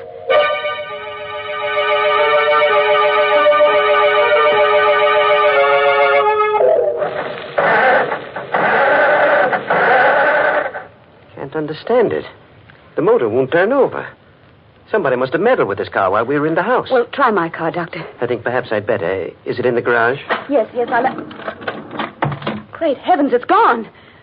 The garage is empty. The car's been stolen. Now, let's not lose our heads, Geraldine. But... We're not completely cut off yet. We can't use a car. We can still walk. But it's almost a mile to the bridge, and the road is so dark down along the water. It won't be too dark with a flashlight. We can go down through the woods to the edge of the water and walk along the shore. Oh, wait a minute. What's the matter? I just remembered. David's brother's driving out here tonight. Harvey? Yes, and his wife, Laura. They said they'd be here by 8:30, and if we wait for them, they can take us back in their car. What do you think, Doctor? That's safer than trying to make it alone. If we wait right here, perhaps we can watch the bridge and see them coming. Heaven's sake, Geraldine. What are you staring at? The bridge, Doctor. The bridge, look. This end of it's been washed out.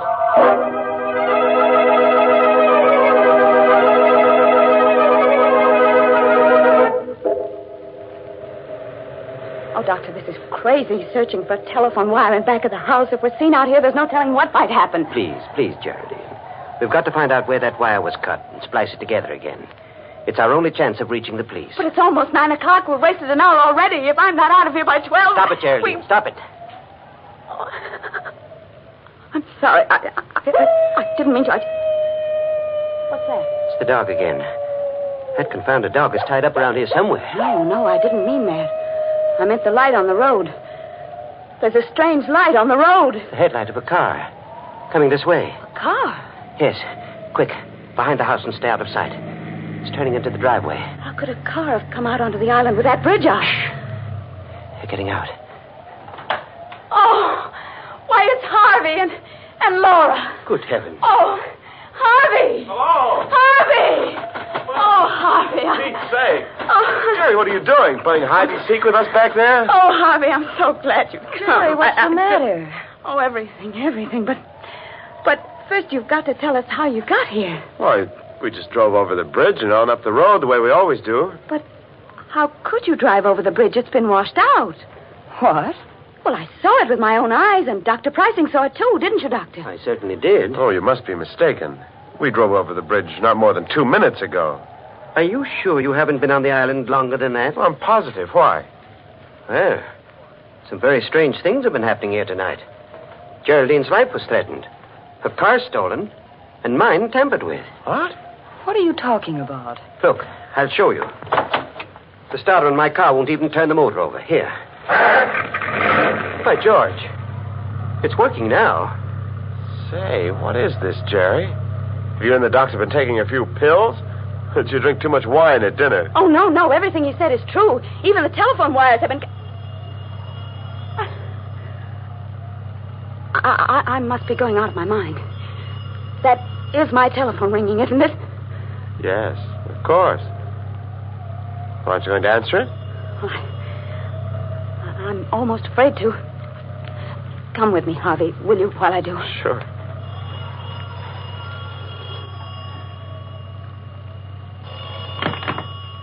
Hello? Hello. Mrs. Reeves. Yes? Listen.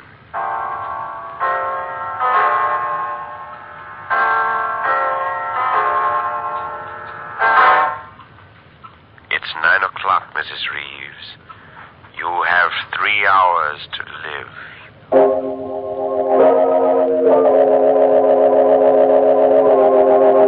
I can't stand this waiting, this endless waiting. Why don't the police come? Easy now, Jerry. They'll be here. You only phoned them a few minutes ago. Something can happen before they get here. I have a gun ready, just in case anything should happen. And I won't hesitate to use it. You have a gun, Doctor? Why, yes. Geraldine gave it to me before you arrived. Oh. What's the matter? You trust me with a gun, don't you? Why, of course. Laura, what is it? A face at the window. I just saw a face at the window. Laura, please, you're letting your imagination run away with you. No, I saw it right there. It was the face of a dead man. Quick, Harvey. Out the back way. Right. No, please don't leave us. We'll be right outside the window. Jerry, I'm afraid. Well, there's nothing we can do, Laura. They won't be far away. But I don't trust Dr. Pricing. You never should have given him that gun. Why not? Because I think he's a murderer. Oh! Yes. Don't you remember how he acted at the trial? When you were accused of starting the fire that killed David? He testified against you time and again. Subtly. To make them think you did it. Because he started that fire himself. What on earth are you saying? I'm telling you the truth. During the trial, he swore that he wasn't on the island the night of the fire. But he was. And I can prove it. How? By this cigarette case of his. Here, look at it. You see how it's charred and melted on the side where his initials were? He must have left it in the fire that night, by mistake. But he couldn't have. The police searched everything the next morning. They would have found it in the ashes. Not if it wasn't there. He came back for us that same night, as soon as he missed it, and dragged it out of the fire. He knew it would incriminate him if it were found in his possession, so he threw it into the lake as he drove home over the bridge. And that's where we found it, in the water. The last time we were out here. Oh, Laura, I hope you're wrong. So do I. But if I'm right, we're all in for... Laura! The lights! Somebody's cut off the lights! Laura! Laura, where are you? Carry the door! Coming through the door, it's the face I saw! Laura! Laura!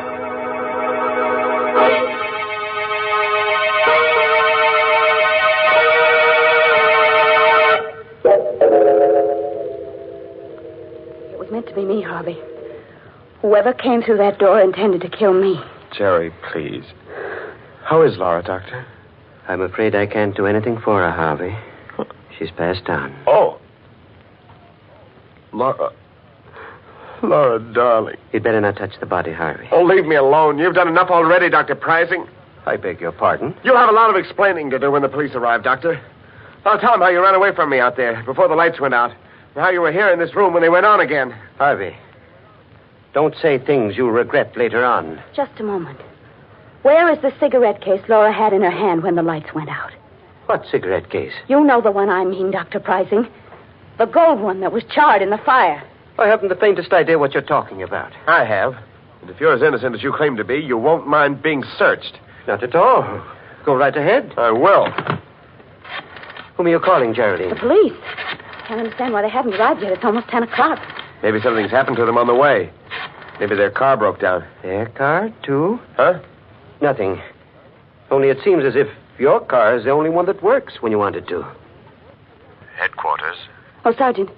Sergeant, I can't understand why your men aren't here yet. A murder's been committed.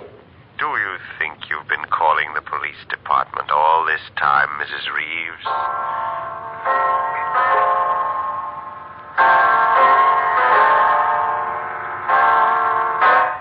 David's music. It's 10 o'clock, Mrs. Reeves. You have 2 more hours.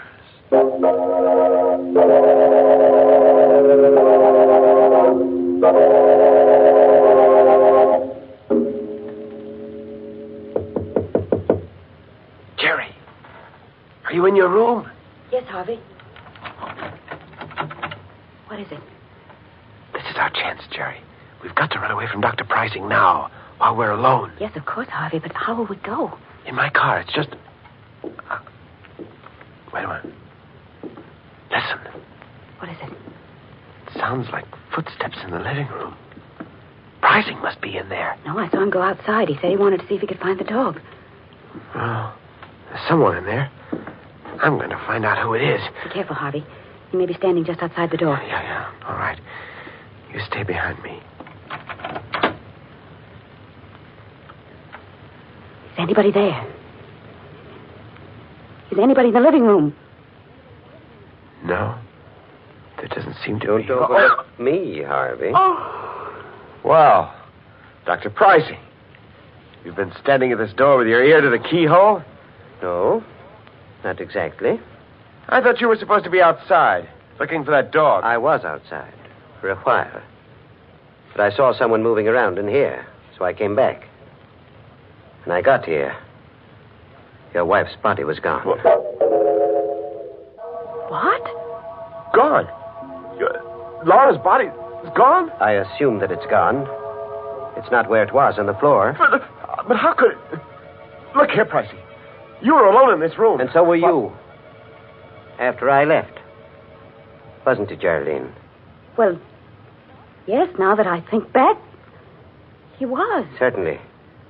What's more, Geraldine saw me leave the house. And when I left, the body was still here. After that, I don't know what happened. What are you driving at? Draw your own conclusions. I've drawn mine. Why, you... Harvey, stop it! Stop it! I'm sorry, Jerry. I just... The dog again. Yeah. I can't understand why you didn't find that dog, Dr. Pricing. He must be right out there where the old house used to be. But if you think you can find him, why don't you go? Good heavens, man. What? Look. There's a fire burning out there. On the grounds of the old house. Pricing, you started that fire yourself, and you're burning Laura's body in it to cover up your crime. Harvey, where are you going? I'm going to the fire, Jerry. I've got to stop it. I've got to put it out. I'm going to lose my mind if someone doesn't stop these awful things from happening. Won't anybody help us? Easy, Geraldine. The man who hopes to kill you was trying to break you down first. It's part of his plan. Here. Take a sip of this brandy. It'll help you. All right, thank you, Doctor. What's the matter? Oh, nothing, really. I just don't care for any brandy just now. What's wrong with it? Well, I didn't say anything was wrong with it. I just don't... You fool. Do you think I'm trying to poison you? I don't know what to think. Here. Give me that brandy. I'll drink it myself. There. Believe me now? I don't believe anyone. Listen to me, Geraldine. I'm the best friend you have in the world right now. You've got to understand that. Because there isn't much more time. We've got to get away from Harvey while he's still out there. What do you mean? Can't you see? He's trying to kill you. That's a lie. It isn't, Geraldine. Harvey's the one that's lied to us. He and Laura both. They intended to kill you when the lights went out. But in the darkness, Harvey made a fatal mistake. He thought it was you he was strangling, not Laura. I won't believe that. It's the truth. They never drove across that bridge at 9 o'clock tonight. They've been here on the island all evening. How do you know? Because we saw that bridge with our own eyes. And I saw it again just 5 minutes ago. It's still down. You're lying. Come out and see it for yourself. You're just trying to get me out of this house. Stop being such a fool. Here. Take this gun. If it'll give you any security, take it. And hold it in my back while we're out there. But for heaven's sakes, let's get away from Harvey while there's still a chance. All right. Give me the gun. Here. Now, you keep in front of me all the time. And I'm warning you. If you make one false move, I'll kill you in cold blood.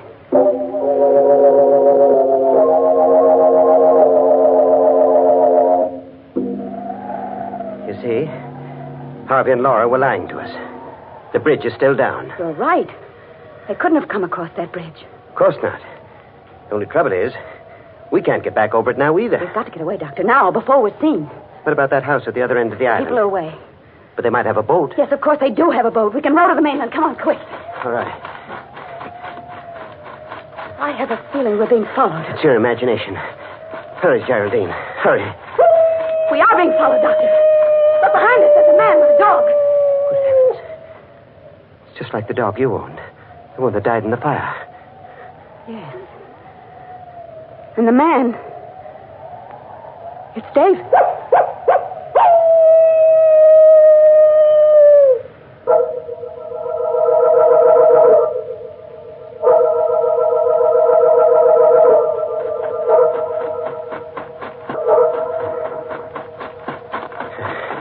We've lost them.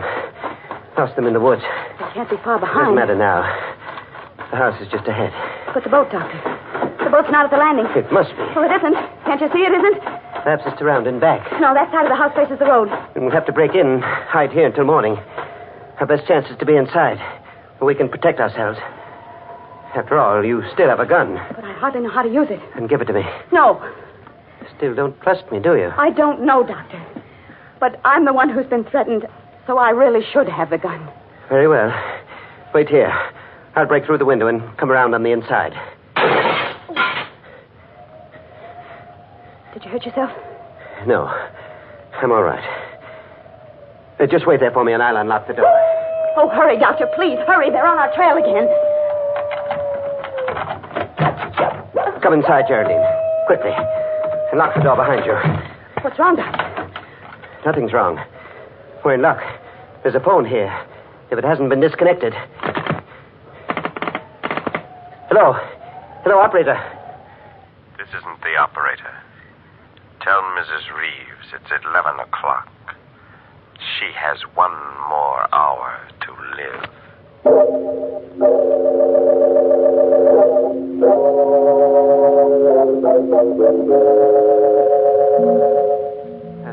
11. I won't leave this house. I'm not going to run away any longer. If they're going to kill me, let them come here and do it. Only for heaven's sakes, why don't they do it right away? Why don't they come here and get it over with instead of waiting until 12 o'clock? Geraldine, please. Well, I can't stand it any longer. I'd rather die than go through any more of this torture. I just... Sit down for a moment.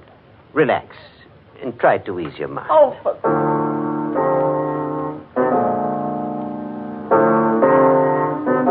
Dr. Prizing, what are you doing? Playing the piano. I thought it might relax you. But that melody... You're the one I hear at night, playing David's music. Playing it right here in this house. Yes, Geraldine. I've rented this house to protect you from David and the dog. Well, stop it! Stop playing that piece! Stop it! Now stay where you are. Don't be afraid. I won't harm you. As long as you have that gun. But the gun won't stop David. David's dead. Is he? Listen. He's right outside the door.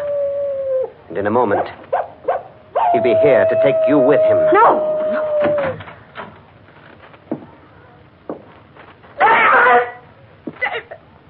Yes, Geraldine. I've come back to see you. In spite of everything you've done. Stop! You killed me, didn't you, darling? You started that fire because you knew I was too much of an invalid to get out of bed. Stay where you are! You hated me, Geraldine. Stop! No. Your bullets can't harm me now. Nothing you can do can harm me. Because I'm dead and you're still alive. Oh, David. David, forgive me. I didn't know what I was doing that night. Please believe me. I was sorry as soon as I started that fire, but it was too late then. I couldn't put it out. I couldn't. How dare you ask my forgiveness when you're still lying? But I'm not lying. I'm not. I told you everything. Why didn't you tell the police? Because I wanted to live. You'll confess everything now? Yes, David. Yes, I will. If you'll only leave me alone, please. It was my cigarette case Laura found in the water. I'd thrown it over the bridge that same night after I took it out of the fire. Well, I guess that's all we need, Harvey. A full confession with 2 witnesses. Harvey! Yes, Geraldine. I do look like my brother in this dim light. And the dog Laura's holding outside is the same breed as the one you own. Laura? Laura? Did you say Laura was alive? Very much so, Geraldine. It wasn't hard for me to pretend being dead. With the doctor keeping you away from my body. Then you were all in this together. You forced this confession out of me. Yes, Geraldine. The blank cartridges Dr. Pricing slipped into that gun of yours really turned the trick. Oh, excuse me. Hello. Oh, hello, Inspector. Yes, it's all right now.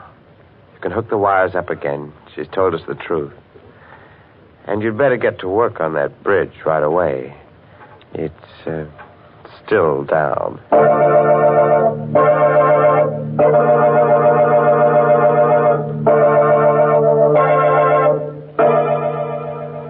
What an outrage, all those opportunities for murder and not a drop of blood spilled all night long. Oh, well, some days you can't lay away a corpuscle. And now, a moment while our Colgate voices bring you a message. Use Colgate tooth powder.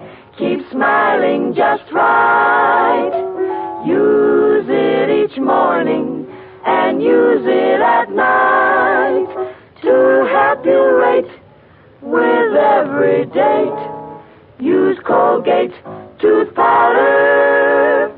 Tell me, do you really mean it when you say, I want to be alone? Or are you just pretending that you don't care about dates?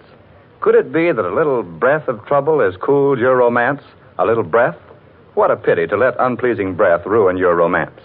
Why not brush your teeth night and morning and before every date with Colgate tooth powder?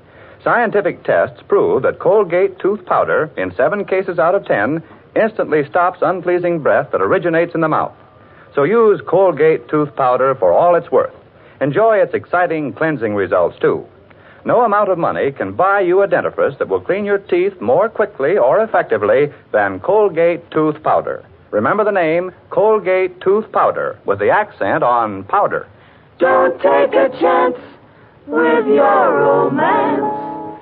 Use Colgate Tooth Powder. Well, it's time for me to join the moonbeams now. But before I leave under a cloud, before I'm missed, I thought I might pass on the moral of tonight's story. If you must light a fire under your husband's bed, be careful where you drop the ashes. By the way, this month's Inner Sanctum mystery novel is Puzzle for Puppets by Patrick Quentin. Well, now it's really time to close that there squeaking door until next week when Colgate Tooth Powder brings you another Inner Sanctum mystery. So until then, good night. Pleasant dreams.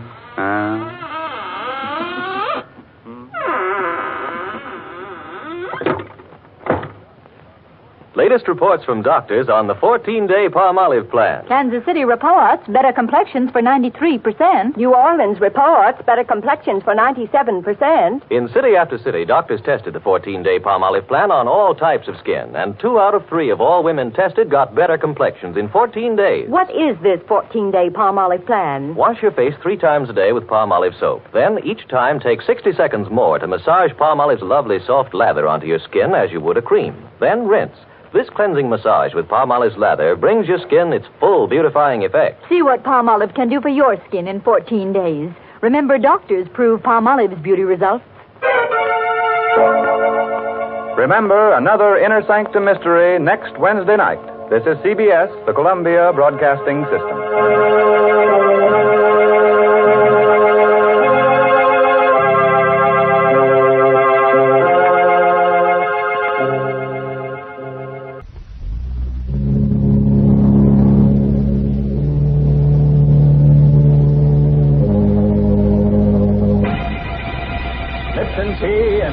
Soup presents Inner Sanctum Mysteries, starring Boris Karloff.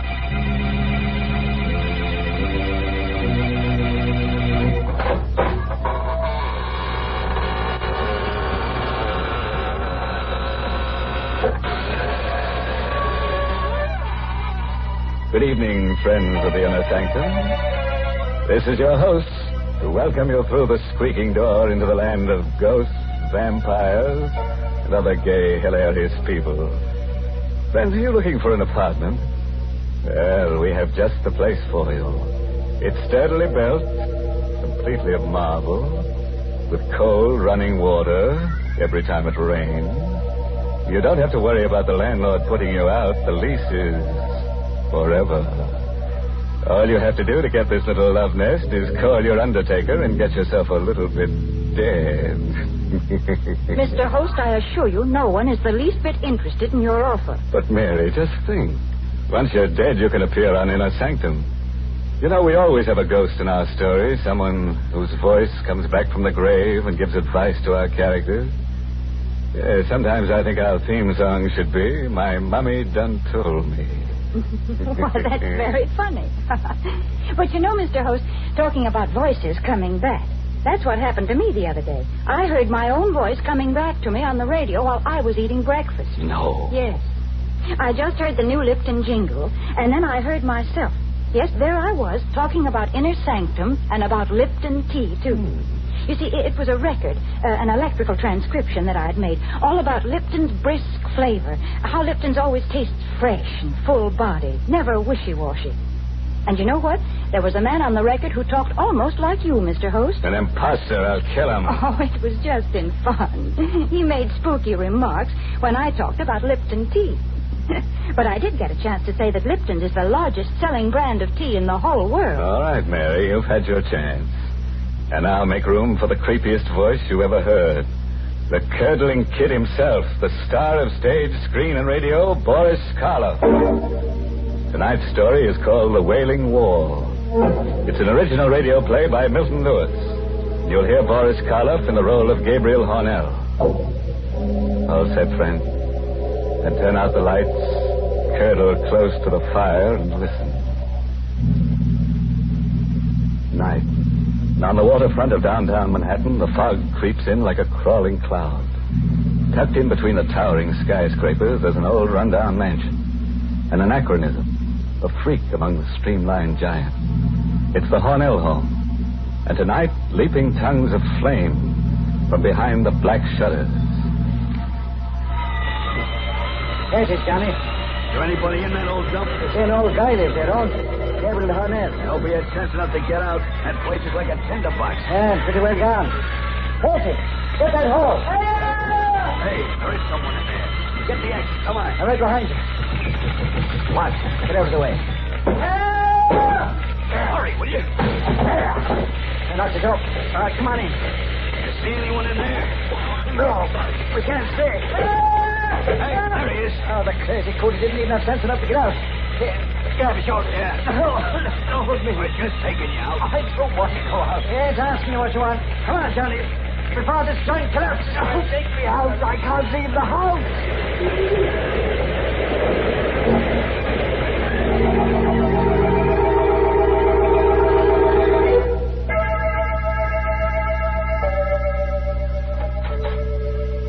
Mr. Hornell, I hope you're feeling... Oh. Mr. Hornell? Mr. Hornell? The head nurse. And hurry. Hello? Hello, this is Nurse Hopkins on the 18th floor. Gabriel Hornell is not in his room. The window is open from the bottom. Yes, I'm sure he did. There's a letter. I know, but I'm sure he's not alive. Oh, the letter? Yes, I'll read it to you. To whom it may concern. By the time you read this, I shall be dead. There can be no mistake this time. Death holds no fear, no terror any greater than what I've endured in life. For the past 40 years, I've searched for freedom. I hope now I've found it. Even now, as I write, I can hear her voice, calling to me as she did that night years ago. I'd prepared everything while she was in bed. Just the last few minute little details had to be complete. Gabriel? Gabriel, do you hear me?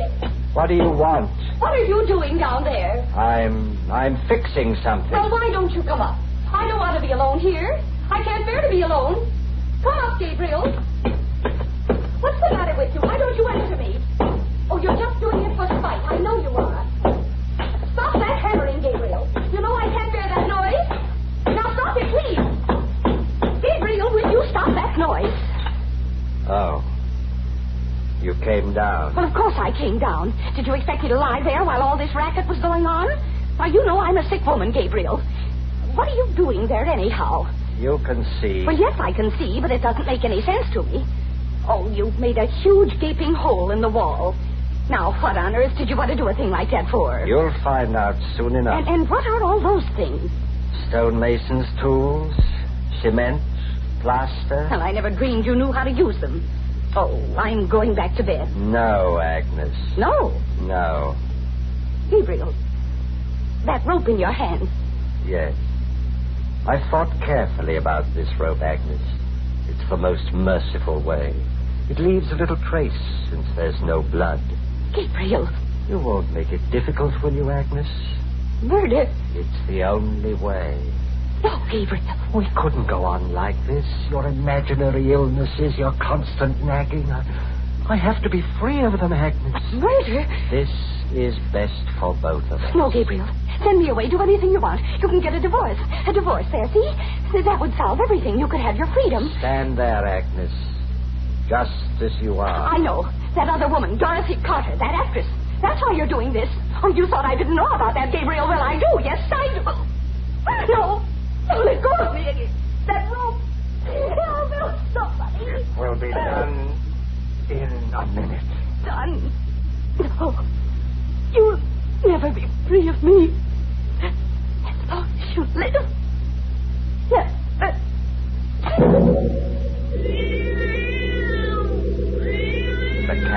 saw everything with its yellow eyes. The cat saw me take her body to the tomb I'd made in the wall. The cat saw me place her there and carefully seal it up.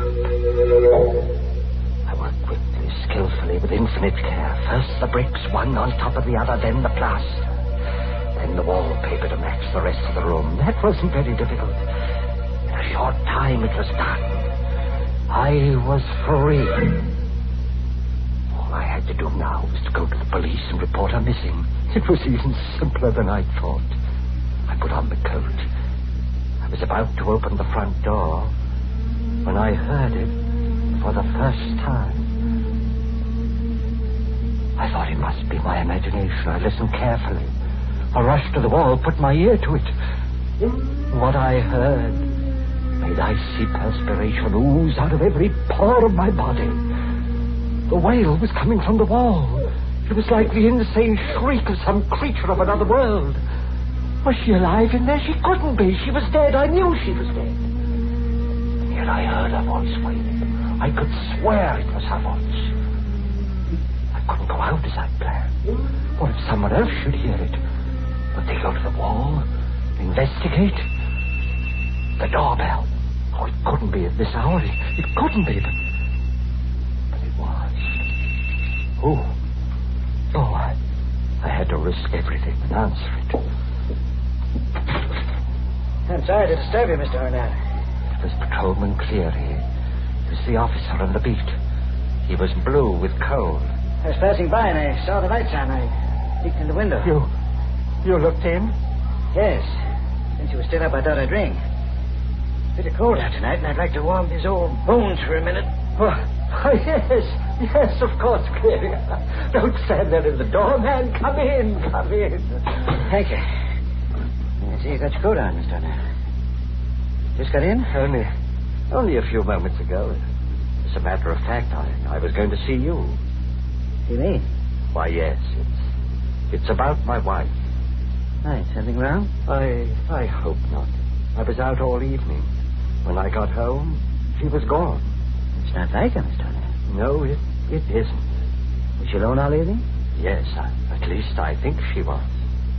You know, she hasn't been feeling very well lately, and I hate to think it possible, but she may have destroyed herself. Mrs. Arnett? No, she wasn't the sort. Oh, she was ill, terribly ill. I tried to keep it secret until she recovered, but the doctors knew. Insane? Yes. Don't you see? The river. I'd better get back to the precinct and report this. You'd better come with me. Missing Persons Bureau will... Hey, Mr. O'Neill. Yes? You must be mistaken. Isn't that her? That isn't a woman. Of course it is. It's coming from that room there. Sure, it's your wife. I know her voice, and she sounds like she's in pain. It can't be. There's no one in that room. She must have come in the back way. Come, I'll show you. No, don't go in. Huh? Nothing. There. You can see for yourself there's no one here. No one?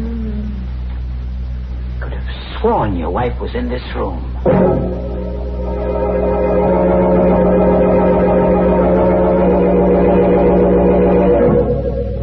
Well, how'd you like to live in a house with wailing walls? Well, one thing you have to admit, things aren't so very dead in the Hornell mansion. Or are they? Well, all I can say is I'm glad I don't have to live in that house with that awful wailing. Why, Mary, there's a wailing, whistling kind of noise in your house, too. The first time I heard it, I was so scared I shivered in my shroud. What? Oh, you're talking about my whistling tea kettle. Oh, goodness, there's nothing scary about that. Now, as you'd only try Lipton tea with its wonderful brisk flavor, that whistle would sound as cheery to you as birds whistling in the morning. Especially on these chilly mornings when a cup of Lipton's just makes you feel like the sun was shining inside of you. And, folks, if you want a sunny disposition, you should try relaxing with a cup of Lipton tea after a hard job like, well, maybe washing out your window curtains. Yes, and what's more, you can help your friends feel right with the world, too, by serving them Lipton tea when they come to visit you. Lipton's always taste so tangy and heartwarming, never flat or wishy-washy. Yes, that brisk flavor makes all the difference in the world. All right, friends. We've given you a chance to warm your blood. And now we fondly hope to turn it to ice again. With the help of our star, Boris Karloff. Oh, let's hear the second act of Inner Sanctum. We continue with the strange letter left by Gabriel Hornell. Here he was, in silent fascination as the cat screamed and leaped against the wall. Would he notice the new wallpaper in the dim light? Suddenly, the policeman turned to me. Yes, I guess that noise is only the wind. Strange how like a wailing woman it can sound, isn't it? Yes. Well, then, good evening now. I guess it'll be all right for you to stay here. I'll make a report at headquarters about your wife. It's very good of you, Cleary. If she turns up, you let us know? Yes, I'll let you know. Good night, Mr. O'Neill. Good night. He left. I locked the door and came back to the room where my wife was entombed. Was she still alive inside the hollow of that wall? I listened all that night. The wailing rose to a high, insane shriek, and then towards morning began to grow weaker, and so she was losing strength, and it seemed to die. The cat crept away. There was a merciful silence in the house. She was dead. She had to be by now. I sank down onto the sofa into a feverish sleep.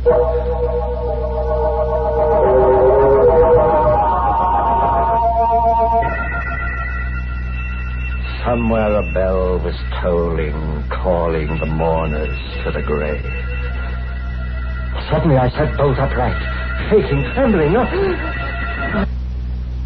I'd been dreaming. The front doorbell was ringing. It was night again. How long had I slept? The house was silent. Oh, there was nothing to fear now. I ran to the door, opened it. Hiya, kiddo. Dorothy. Well, are you going to keep me out here in the cold? No. Come in. I haven't been feeling well, Dorothy. Is that why you forgot our date tonight? I must have overslept. What time is it? 10 o'clock. 10?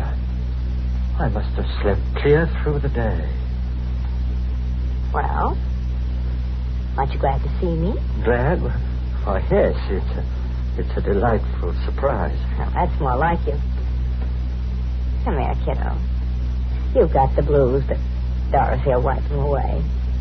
Give us a kiss. What's that? Just the wind. Oh, no, it can't be the wind. This is a very old house, Dorothy. You sometimes hear strange noises. Oh, I've never heard anything like that before. Sounds human. Oh, she's still alive.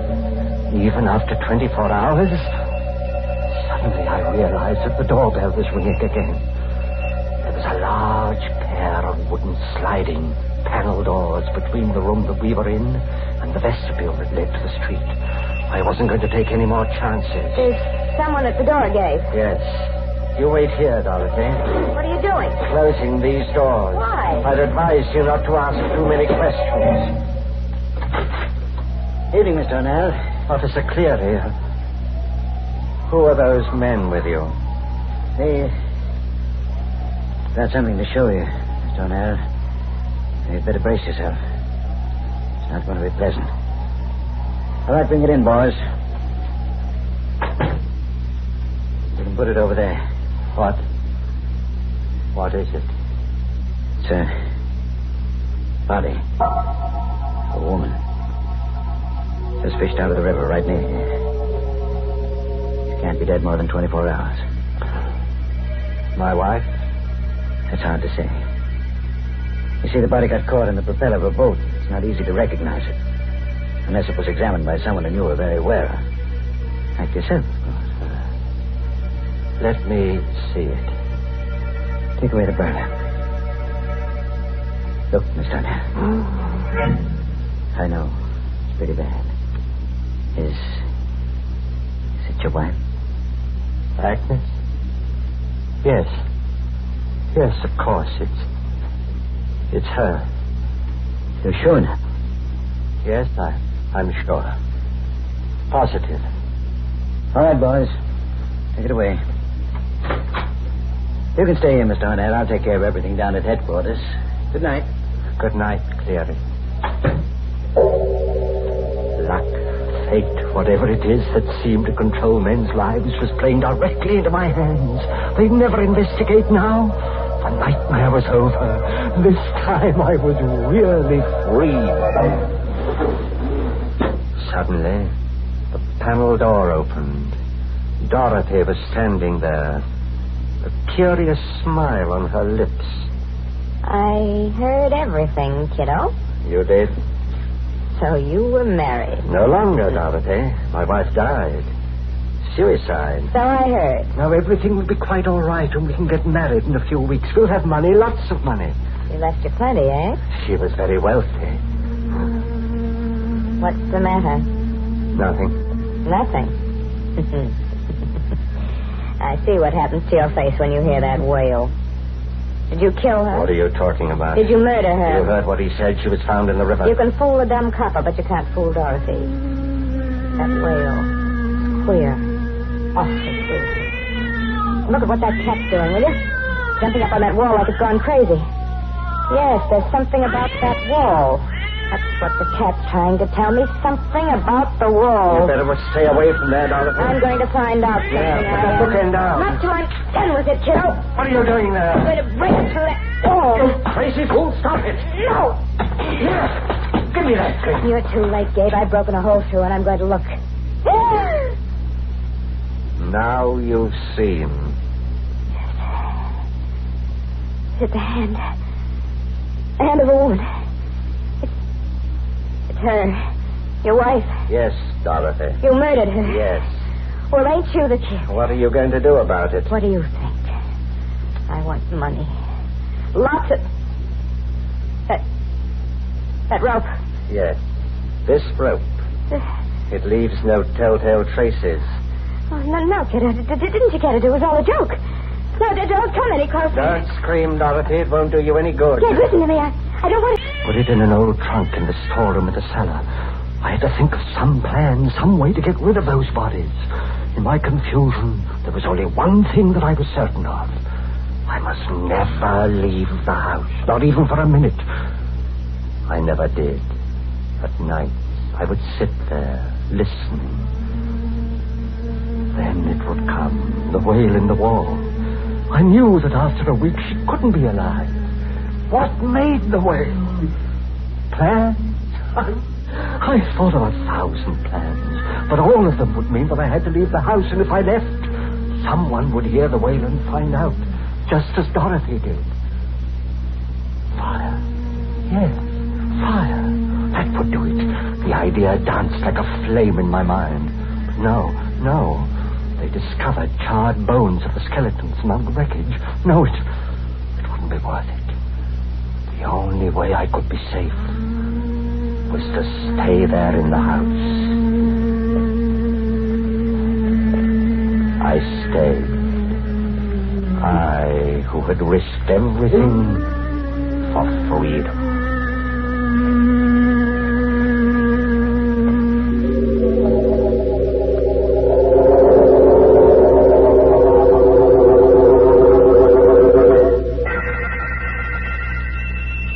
One day, the doorbell tinkled. I opened it. Mr. Hornell? Yes? I'm Mr. Crawford from the bank. May I come in? Just in here, in the vestibule. We've written to you a dozen times, but you've never replied. What do you want? Well, Mr. Hornell, you may not realize it, but you've overdrawn your account. The money your wife left is gone. Gone? So short a time? So short? Why, she died 40 years ago. 40? It seems only yesterday. We've been investigating. Even the grocer who used to supply your food no longer will extend you credit. Well, what do you want with me? I'm not starving. If you'd see your face, you'd realize that you are, Mr. Hornell. Now, if you'll only be reasonable, we can see to it that you get $250,000. $250,000? How? By selling this house. It's become very valuable. No. You get out of here. Get out. But, Mr. Hornell. Get out! Very well. He was right. I was starving. That night, when I heard the wailing begin again, I came to a decision. I had spent 40 years in the house. More punishment than criminals receive who've committed even worse crimes than mine. I'd take a chance. I opened the wall I'd sealed up 40 years ago. She was still there, but the wailing continued. Why? I looked into the tomb I made for her, and then I saw it. I saw this thing that had ruined my life. It was a tiny hole in the outside wall that I'd made when I first broke it open. The wind rushed through and made that horrible wail. What was the use? I took a match out of my pocket. I set its flame to the curtains. In a moment, the place would be an inferno. But I decided to stay. I wanted to perish with the house. In death, at least I'd be free.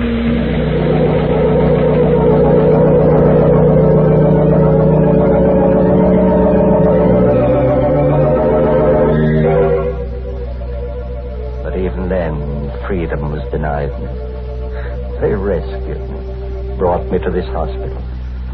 I had the nurse make inquiries from the police. She told me. No, there was nothing unusual found among the ashes. Everything was burned to a fine powder. If I had only set fire to the house 40 years ago. But no matter. The window is open. And it's 18 stories to the ground. I will soon be free.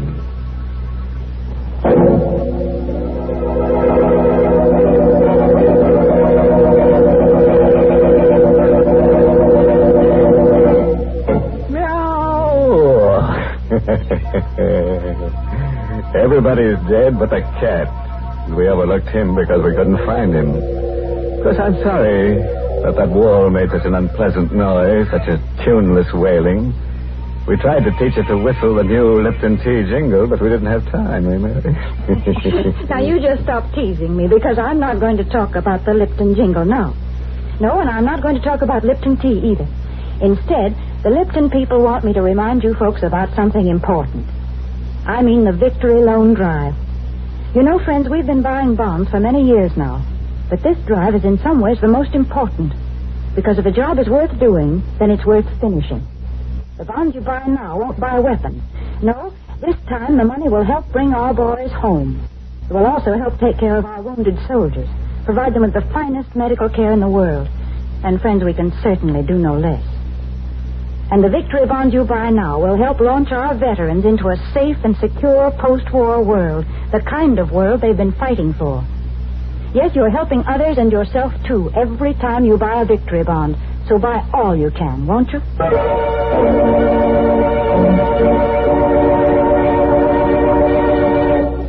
All right, friends. Until we meet at some haunted house, here's a parting thought. Don't seal your wife in a wall. That won't keep her quiet. Oh, by the way, this month's Inner Sanctum mystery novel is Devil in the Bush by Matthew Head. Yes, next week's Inner Sanctum story, directed by Hyman Brown and brought to you by Lipton Tea and Lipton Soup. Next week's story is about a man who gets hunches. His hunches are about death. He's sure he's going to be killed. Not by poison or fire or strangling. Nothing simple like that.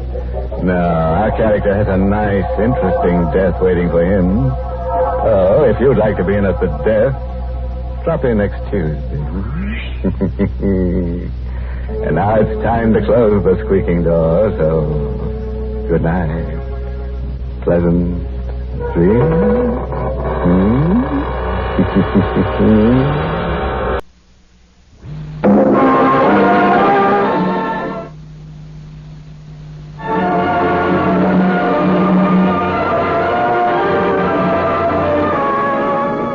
I have flown. I have sailed.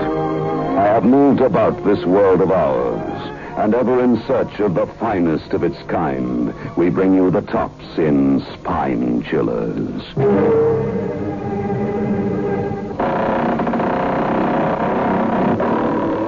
The creaking door.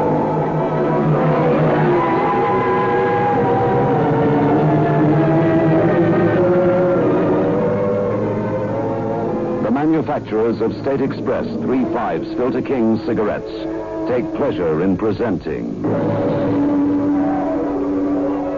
The Creaking Door.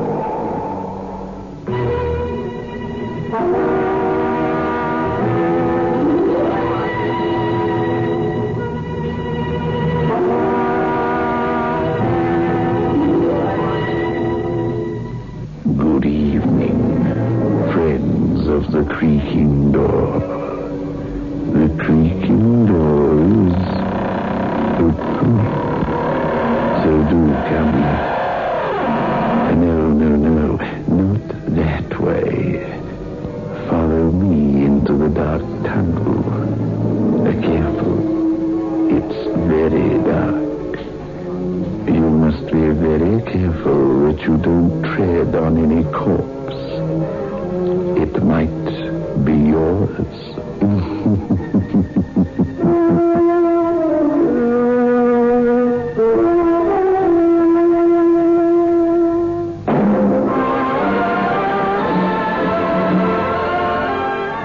Move in world class. Get the taste of new smooth State Express 3/5s today. We promise you, it's the smoothest cigarette you can get.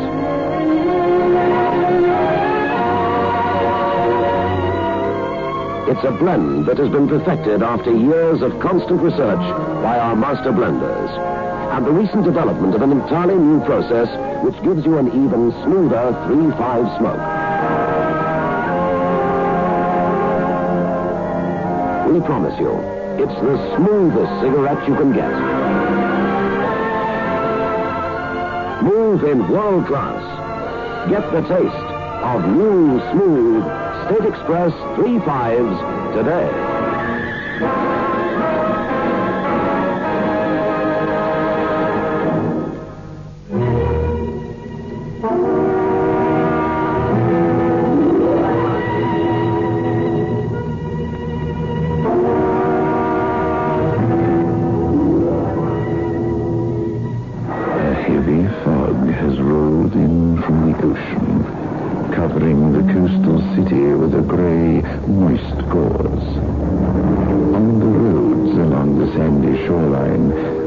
Patrol cars move slowly through the thick mist in their search for an unknown killer. A mysterious man wearing a white scarf who has already strangled 3 women.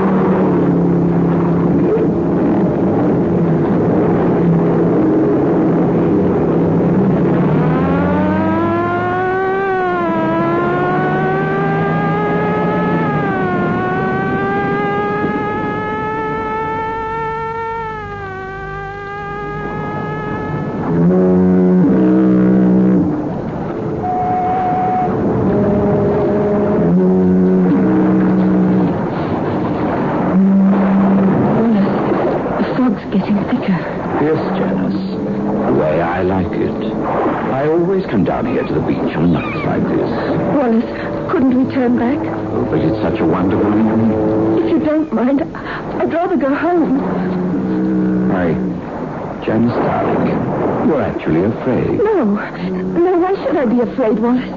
You're with me. Of course, my dear. I'm with you.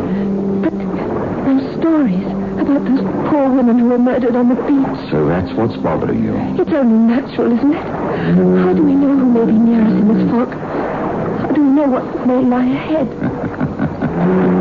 Why, Janice, my darling, that's what makes life interesting. Not knowing what lies ahead.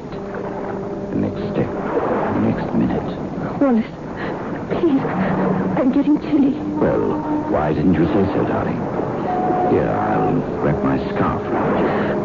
I'd rather go back to the house. Really, Janice, you're acting like a stupid child. Now, come on. Let me put this around your neck. All right. There. Now, I'll wrap it good and tight so you'll be warm. Wallace, please. What's wrong, Janice? Did you think I was going to hurt you? No. Well? I just just noticed. My bag. Your bag? What about it? It's gone. Are you sure you had it with you, my darling? Yes, positive. I must have dropped it somewhere along the beach. Well, we'll look for it in the morning. It may be gone by then. I had a pin in it, the diamond pin my mother left me. Why do you lie to me, Janice? Lie? I didn't lie. That pin you're talking about. It's there on your dress now. Oh, so dear, I'd forgotten. I don't know what's wrong with me tonight.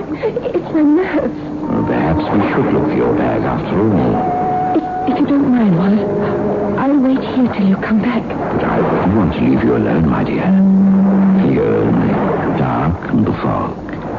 Your nerves, my dear. Oh, I feel much easier now. I'm not afraid. Very well.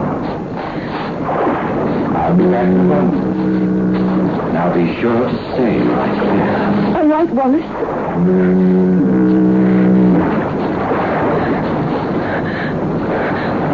Wallace? Is that you? I thought you went the other way. Wallace? Why don't you answer me? Please. Please, Wallace.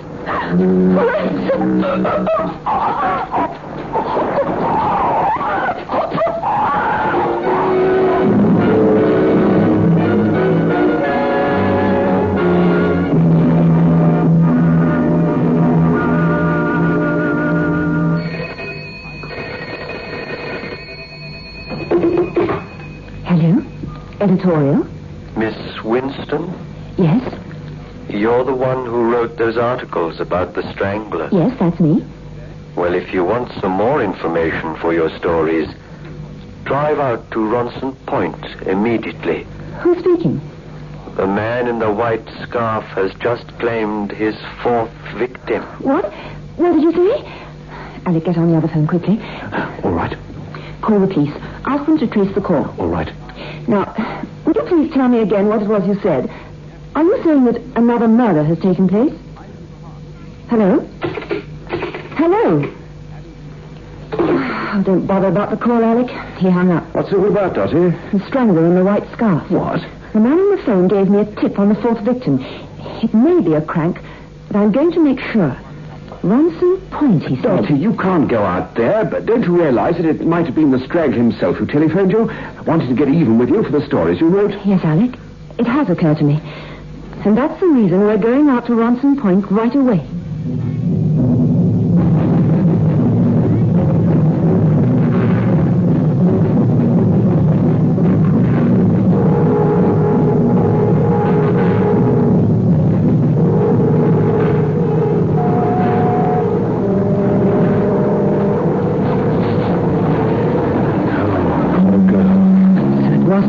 After all, it must have been the strangler. Look, Dottie, a white scarf tied around her neck, strangled the same way as the others. We'd better call the police. Yes, Alec, we'd better. The same pattern. Perhaps Dr. Hirschman was right after all. Who's Dr. Hirschman? A psychiatrist. He has a theory that the strangler either visited or read a great deal about northern India. India? Well, what's that got to do with murders? Many years ago, there was a caste who killed their enemies by strangling them with strips of white cloth. The cloth was knotted and pulled in the same manner as that white scarf around the woman's throat. Just a moment. Over there. Where? Behind that row of trees. I thought I saw something move. Something white. Oh, Alec. I'm not sure, but we're not taking any chances. Come on. Alec, this isn't the way to the car. I know. Then where are you taking me? That light over there, through the bushes. Into the house? Yes, perhaps. Let's run for it. That strange sound. I wonder what it is. I don't know. It seems to be an animal of some kind. Never heard anything like it before. That's my pet tiger. You live here? Yes, with my brother. We're looking for a telephone now. I'm Dorothy Winston, a reporter from the Tribune. I don't care where you're from. You're trespassing on private grounds. You'll please leave immediately. But someone's been murdered. We found her body on the beach. You'll do as I told you. Get off these grounds. My brother is ill. Much too ill to be. Wallace! Wallace! Go back to the house, Ralph. Oh, Wallace. I've been looking for you. Where have you been? You know very well I've been out here feeding the tiger. I thought perhaps you went back to the place where the... You shouldn't be out here. You know what the doctor said about the night here. Now go back to the house. But who are these people, Wallace? The young lady is a reporter, Ralph. A reporter from the Tribune. I'd like to use your phone, but your brother won't let me. I didn't want to disturb you, Ralph. I won't be disturbed. Then I suppose it's all right to make the call now, Mr. Grimsdale. Very well. We'll take you to it. Come along.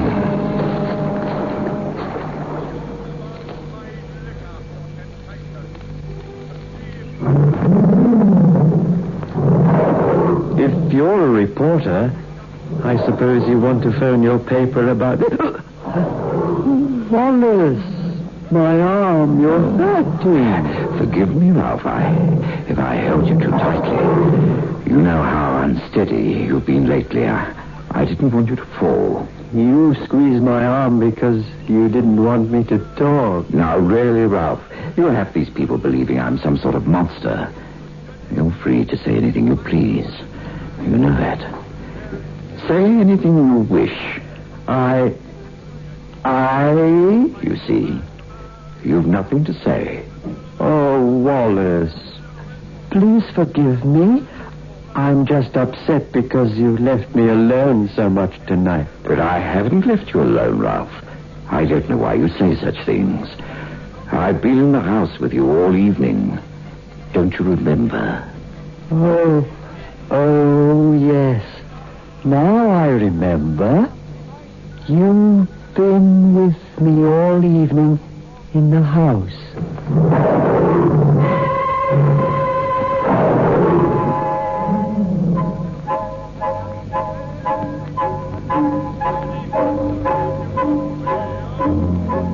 All right, Ralph.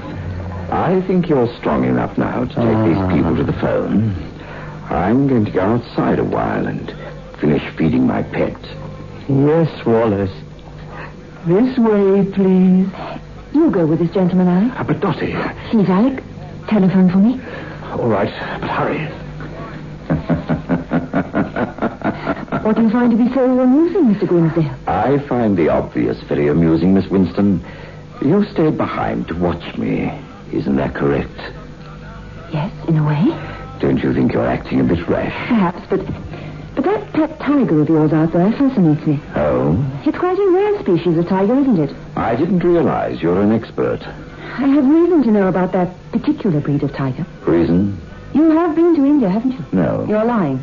I'd be a bit more careful of what I said if I were you, Miss Winston. You're not fooling me, Mr. Grimsdale, with that alibi of yours. Now, look here. You were on the beach earlier this evening. Ridiculous. You've changed your suit. You've changed it because the other one had a piece torn out of it. I found that piece on the beach, next to that woman's body. Now, you're lying. Am I? For your information, Mr. Grimsdale, I have that torn piece right here in my hand. Give it to me. Oh,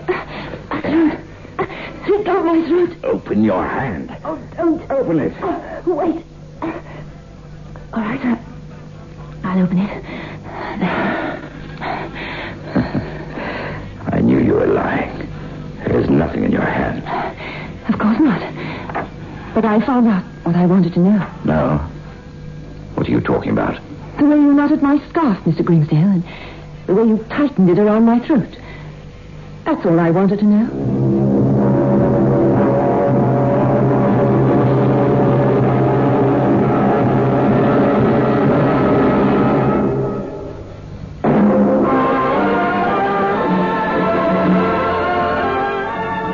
In world class. Get the taste of new smooth State Express 3.5s today. We promise you, it's the smoothest cigarette you can get.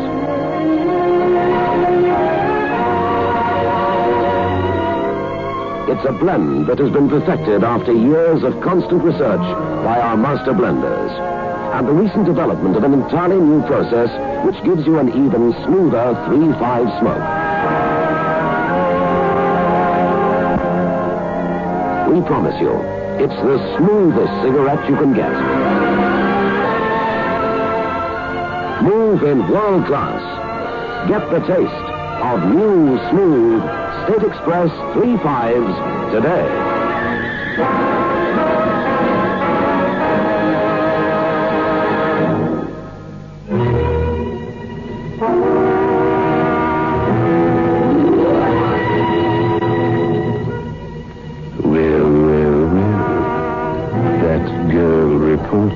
And her boyfriend weren't very clever, were they?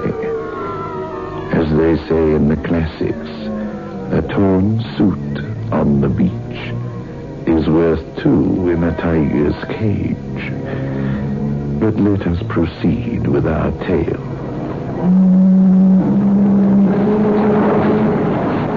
Grimsdale? What are you doing here? Looking for you. I suppose it's your turn to keep tabs on me now, is it? Dottie told me you tried to choke her with the scarf. Why did you run away? You knew I called the police and ran away. Really? You're talking nonsense. I have nothing to fear from the police. Where do you think you're going? I'm going back to the house to tell more news. What news are you talking about, Grimsdale? The fact that you and Miss Winston are outrageous liars. What? I looked all along this section of the beach. I found no trace of a woman's body. You're just saying that.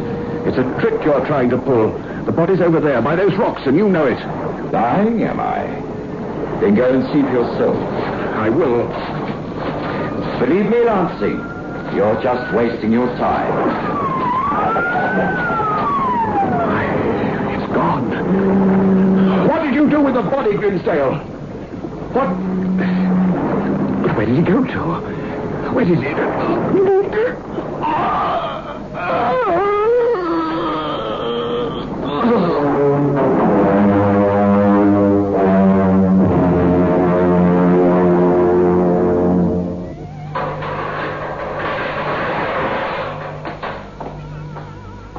Well, Miss Winston, how nice of you to visit me here in my prison cell. You seem very much at ease, Mr. Grimsdale, for a man who has so little time to live.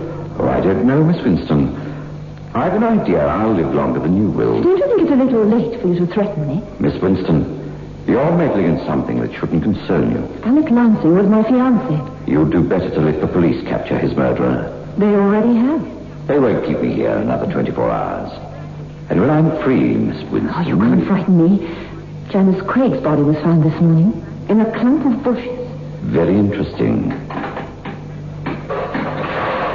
All right, Grimsdale. You can go now. But you can't let this man go. Now, look, miss. I've got my instructions. This way, Grimsdale. Just a moment. Oh, you have something else to say, Miss Winston? I haven't given up, Mr. Grimsdale. I'll prove that you murdered Alec and the others if it's the last thing I ever do. I see. Well, Miss Winston, who knows? It might very well be the last thing you will ever do.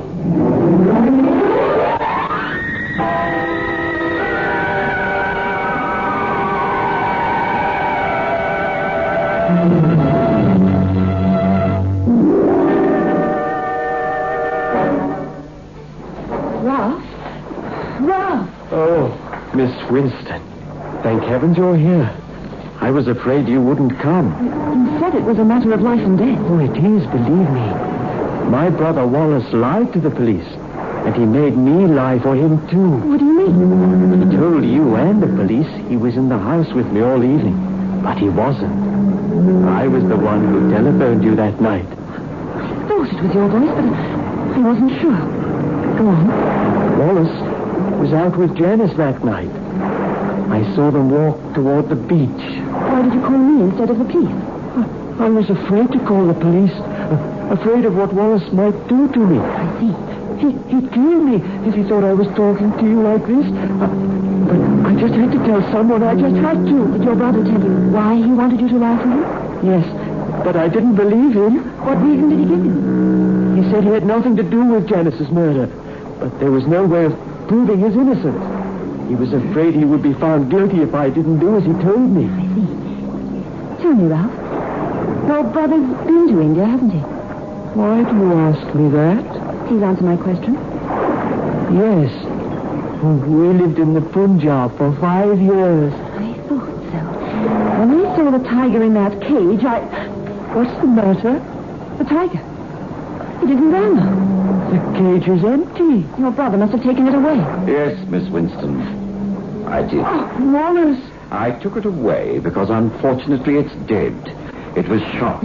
Wallace, What were you saying to her, Ralph? I didn't say anything. Not anything. Go into the house immediately. Now, wait a minute. Are you meddling again, Miss Winston? I'm going to protect the Crown's key witness in the case against you, Mr. Grimsdale. So, Ralph, you told her. Yes, I told her everything. I don't care what you do to me. I don't care because Stop that. Stop that. Stop it. You're through giving orders to anyone, Mr. Grimsdale. Put that gun away, you fool. Don't you dare move. I promise if you do, I'll fire. Ralph, hurry. Call the police. I'll keep him here until the police arrive. Ralph, don't do it. Call the police, I say. He'll kill you, too, if you don't. Yes, he will. I'll call him right away. Ralph, come back. He'll be back, Mr. Grimsdale, with the police. You're making a mistake. There's no mistake about you now. Not after what your brother told. For all you know, I may just have been trying to protect Ralph.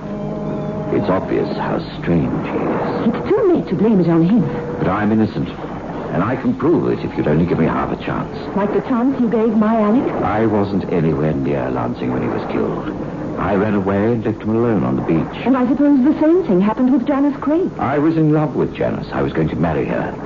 Ralph was always afraid that he'd be left alone. Oh, you can't make me believe that, Mr. Grimsdale. Just give me some kind of a chance, Miss Winston, before it's too late for both of us. I admit I was with Janice that night. But I didn't do it. I couldn't have done it. What do you mean you couldn't have? I'll show you why, if you go with me to the place it happened. Do you think I'm that foolish? I know, Miss Winston, you want to find your fiancé's murderer. But you'll never find the killer if they click to me. Please, give me a chance to prove to you who the real killer is. Before it's too late.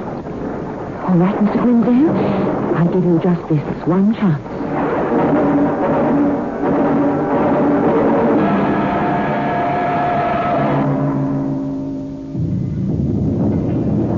Janice and I were standing just about here on the beach. Yes, go on. Janice was frightened. She had good reason to be. Please. You said you'd give me a chance to explain. All right, continue. But remember, I'll fire this gun on the slightest provocation. Janice had just made mention of the mysterious strangler. She felt a sudden chill. So I placed my scarf over her shoulders. A white scarf? Yes, I've always had a preference for white scarves. Like the one you're wearing now? Huh? I didn't realize I'd put it on this evening. Perhaps, Mr. Grimsdale, you do many things you don't realize. You think I'm insane? You don't have much time left, Mr. Grimsdale.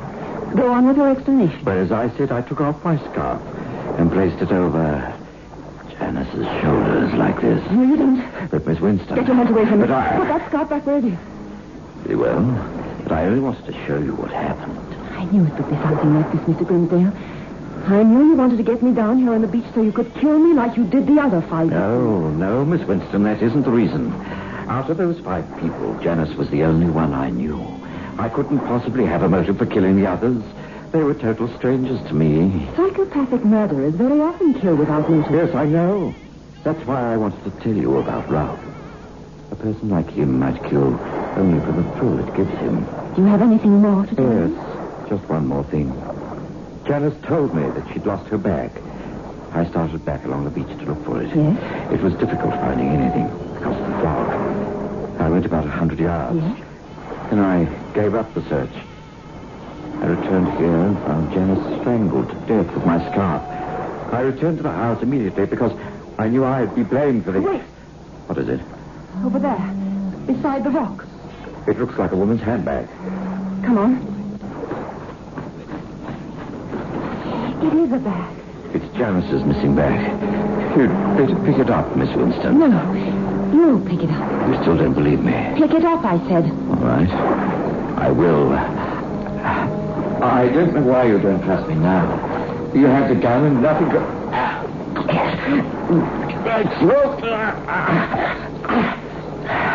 I knew you couldn't resist another victim, Miss Winston. I knew. That's where you're wrong, Mr. Grimsdale. Entirely wrong. There are other ways of committing murder.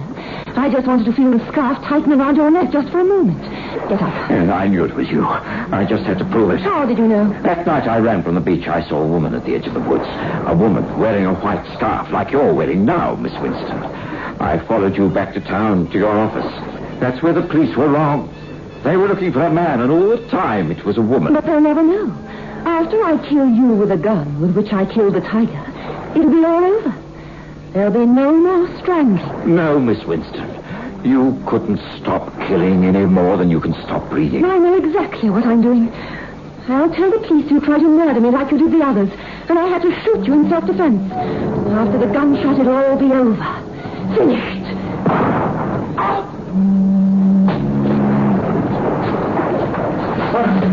I had to wait, Wallace, until you'd moved out of the line of fire.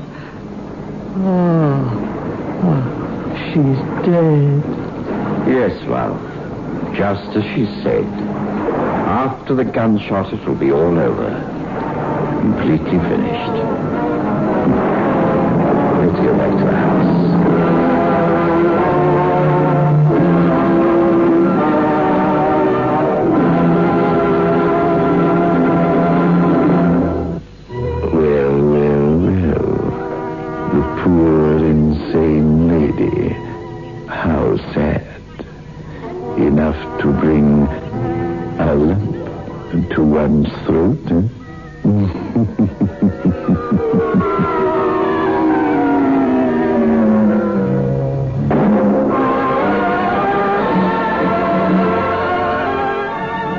In world class. Get the taste of new smooth State Express 3.5s today. We promise you, it's the smoothest cigarette you can get.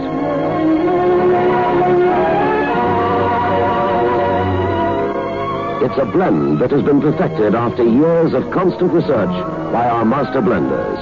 And the recent development of an entirely new process which gives you an even smoother 3.5 smoke.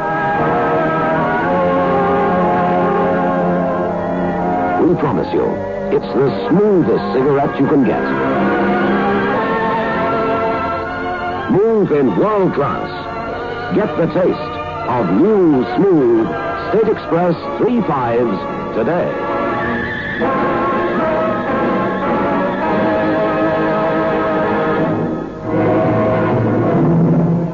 This is your host back again. Just a reminder of our rendezvous next week. Where are we going? Through the creaking door? Of course.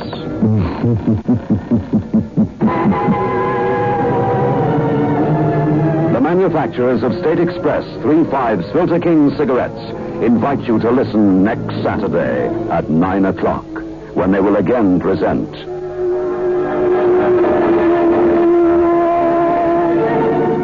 The Creaking Door.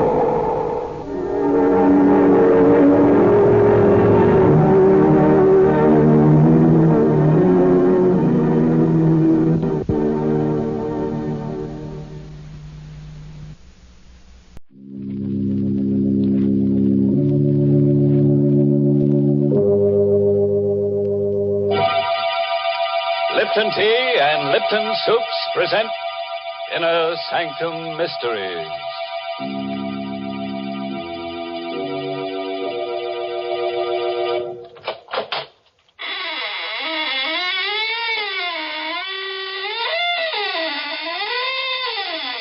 Good evening, friends. This is your host to welcome you once again to the Inner Sanctum. Do come in and join our circle, but watch out you don't get double-crossed. But, you're disturbed by those bodies dangling from the ceiling. Well, you know some people, they just die to come here. Then they hang around week after week and never say a word. Well, I have a theory about that, Mr. Host. What's that, Mary? Maybe the reason they're hanging around is because they think we're going to serve refreshments later on. Hey, that could be, all right. You know, lots of folks are like that. And who can blame them? When there's good food ahead, they just won't leave. And that's especially true if there's a chance that Lipton tea is on the menu. Now, the reason for that is simply this. Lipton tea is tea at its delicious best because Lipton's has such grand, brisk flavor. In fact, brisk is the very word the tea experts themselves use to describe Lipton's full, hearty taste. You'll agree, I'm sure, the very first time you try it, for Lipton's is so lively and full-bodied and satisfying. Yes, it's that brisk flavor that makes more people buy and enjoy Lipton's than any other brand of tea in the world. So whenever you ask for tea, make sure you ask for Lipton tea.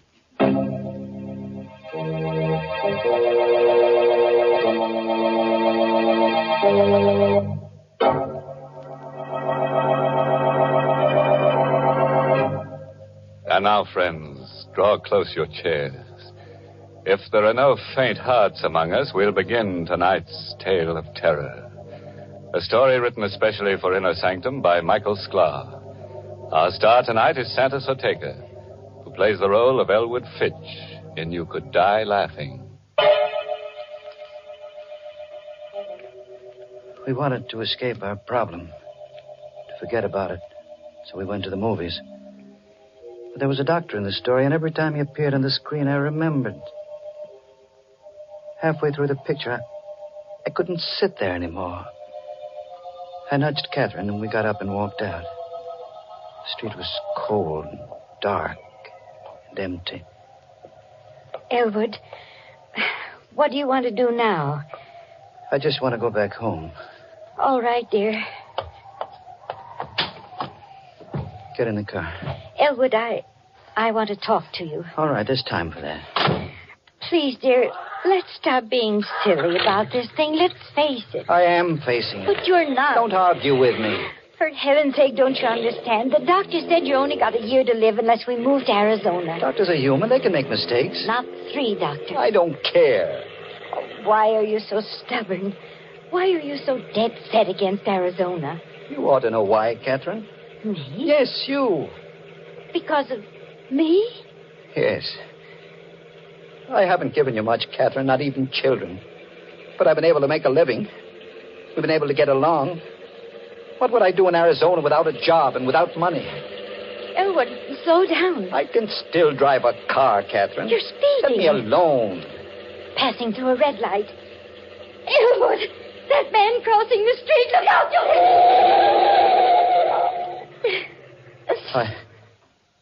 Catherine. Did I? Yes. He's lying on the ground. Good Lord. He walked in front of the car. We've got to help him. Is he? He's dead. Oh, Elwood. I didn't mean to do it. I couldn't help it. It happened so fast. Better call the police. Police? Well, you said he's dead. The police? Catherine, there's no one but us on the street. Nobody else saw it happen. Well, what difference does that make? Get back in the car. Elwood, are you suggesting I was speeding. I passed a red light. And now this. They'll arrest me. They'll put me on trial for manslaughter. But my... He's dead, isn't he? We can't help him. It won't do me any good if I go to jail. But running away, leaving the body... Catherine, we've got enough troubles without this. We're going to get into the car and drive straight to the garage. I've got a year to live. And I'm not going to spend it in prison.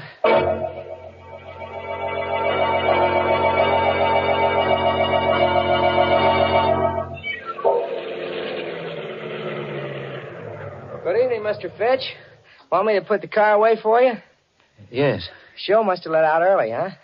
We didn't stay to the end, Anne. I didn't care for the picture. Ah, them pictures. I always tell my wife. Say, what did you hit? Hit? Yeah, your front bumper. Blood on it. That blood... A dog ran in front of the car. Do me a favor, Dan. Wash it off before you put the car away. Sure thing, Mr. Fitch.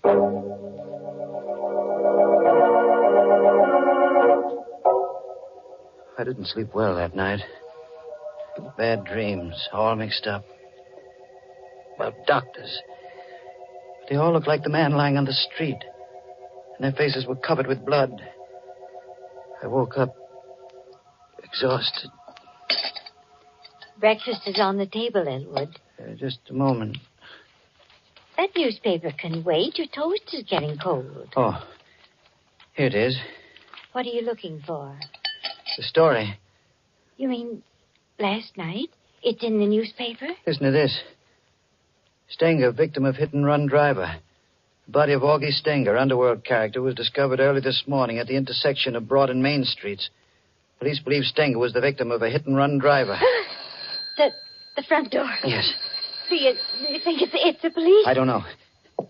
Get a grip on yourself. I'll see who it is. Morning. You, Mr. Fitch? Yes. What can I do for you? I don't like to talk business on the front doorstep. Business? It's about last night, that accident. What accident? Don't try to act innocent. I saw that hit and run. Now can I come in? Let me handle this, Catherine. Who are you? The name is Chandler. I was sitting in my car last night at Broad and Main Street. I saw the accident and I followed you home. Thought I ought to talk to you about it this morning. What do you want? The cops are looking for that hit-and-run driver. I'm the only guy that knows you're him. It ought to be worth something for me to keep my mouth shut. You want money? Yeah. Blackmail. Don't talk to him, Elwood. Send him away. No, we can't do that, Catherine. He'd go to the police. But Elwood... Leave this to me. All right, Chandler. I'll give you the money. How much? $500. That's chicken feed. 1,000. Ah, now you're talking sense. When do I get it? I'll give it to you now. It's in my coat pocket. Here. Here it is.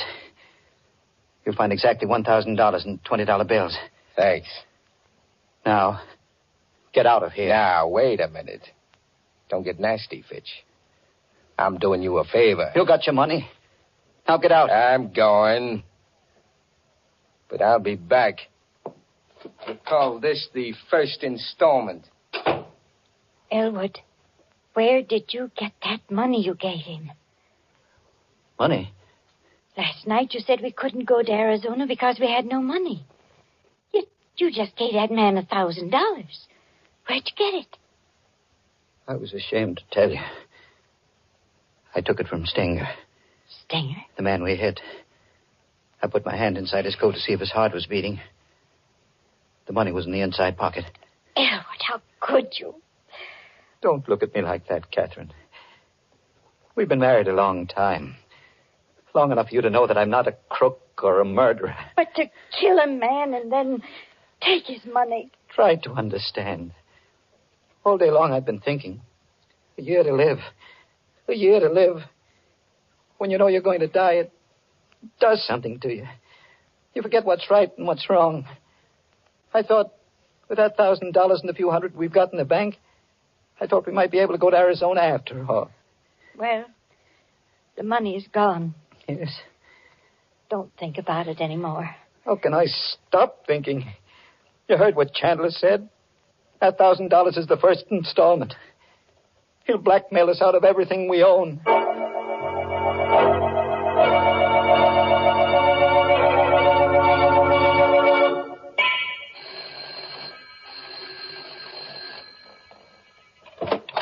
Chandler. Shut the door, quick.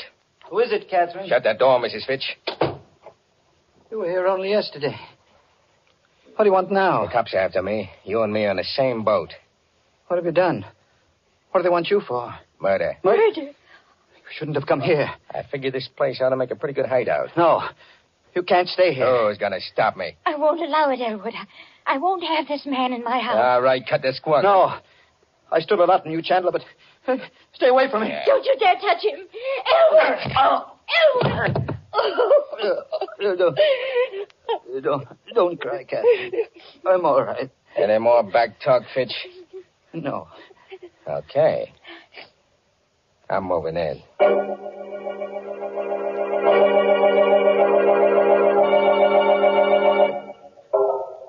He took over the house.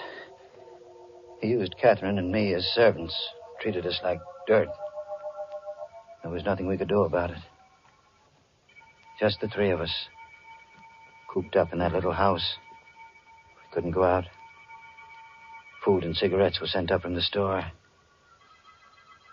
Went on like that until Tuesday morning. Hush, Elwood. Chandler will hear you. He can't.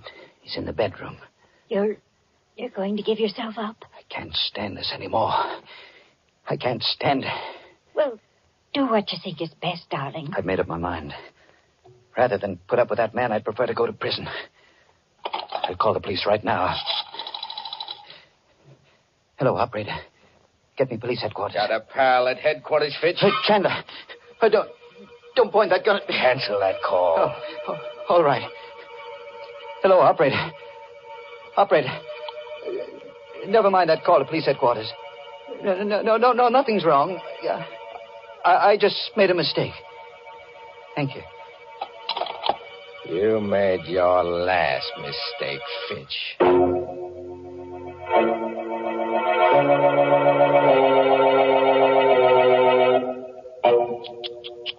Imagine that black villain, Jack Chandler. First he blackmails Elwood, then he blackjacks him, and now he blackballs him from using his own telephone. You know what I'd do if I were Elwood? I'd apply for a writ of habeas corpus. That is, if Chandler doesn't turn Elwood into a corpus first. Things do look bad for Elwood, I must admit, Mr. Host. My, what a lot of unpleasant surprises he's been having. Yes, and he's in for a lot more, Mary. Goodness. Well, right now, I'd much rather talk about pleasant surprises. Well, that's a lady's privilege, Mary. You go right ahead. A good instance of a pleasant surprise happened to me one of those glorious sunny days last week. Florence Perry and I drove out to the woods to gather spring wildflowers. But we'd scarcely reached the woods when the sky clouded over, and in a few minutes we were chilled to the bone. Back to the car we hurried, figuring the whole afternoon was ruined. And it was then that Florence brought out that pleasant surprise I mentioned. A whole big thermos of heavenly hot Lipton tea. Well, we sat down and had ourselves a regular tea party right there in the woods. Suddenly everything seemed bright and cheery again. Lipton's had certainly saved the day with its bracing, cheery taste, its delightful, brisk flavor. The same thing happens so often with so many folks. Any time during the day, Lipton's is a pleasant, refreshing treat. Tea with a glorious, full-bodied tang that adds extra zest to every occasion. The reason? It's worthwhile remembering, friends. Lipton tea has brisk flavor.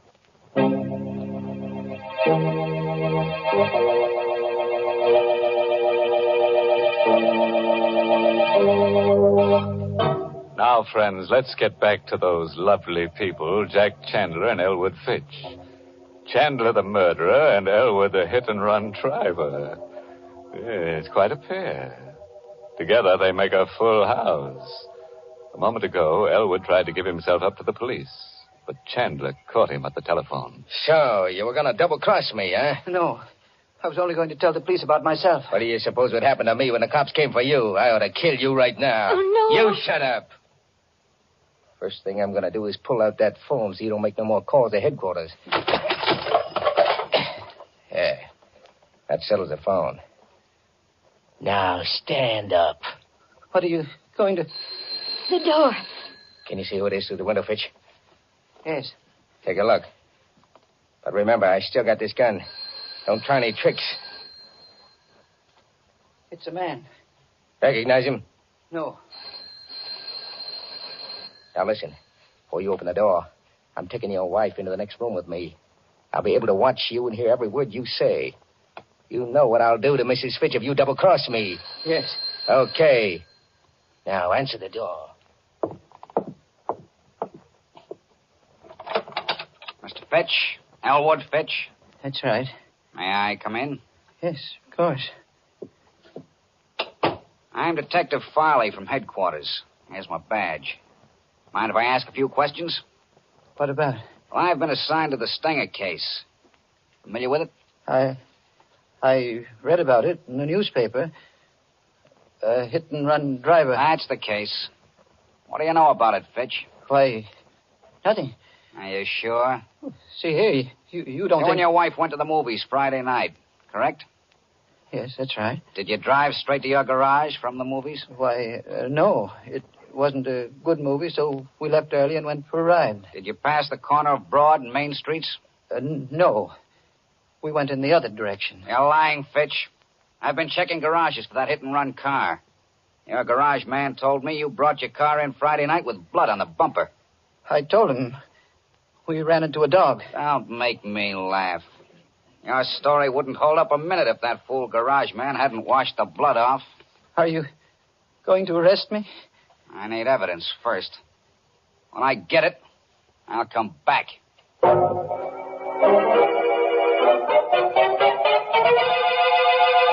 Blood on the bumper. That cop is wise to you, Fitch. He said he'd be back. Sure. He'll be snooping around looking for proof. Yeah, this is one heck of a hideout. I'm leaving. You're going away? Yeah, glad of that, ain't you? Well, you got nothing to celebrate. What do you mean? I need time, plenty of time to get away from the city. I'm not going to leave you here to squeal to the cops as soon as I'm out of the door. We wouldn't tell the police. Yeah, I'm going to make sure you don't. I got one murder rap on me already. It might as well be 3. 3? Elwood, he means... Listen, Chandler, I swear we won't tell. Why should we? Remember what you said. We're both in the same boat. The police are after me, too. You tried to double-cross me once before. I ain't taking any chances. Please. There's no use begging. It won't do no good. When are you going to do it? Before I go. Sometime after dark.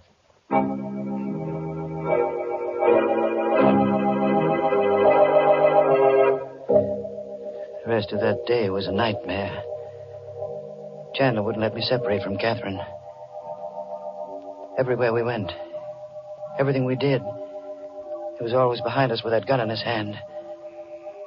The gun. I had to take it away from him. He was much younger than I, big and tough. But I had to try. I watched for my chance. It came late in the afternoon. He was lighting a cigarette. He put the gun down on the living room table while he felt in his pockets for a match. Both of us were the same distance from the gun. I made a dive for it. Hey, get away from that rod. No, let go. I killed you for this. Catherine, you help me. Grab his hand. Let go of me. Let go. Hold him, Catherine. Hang on to him.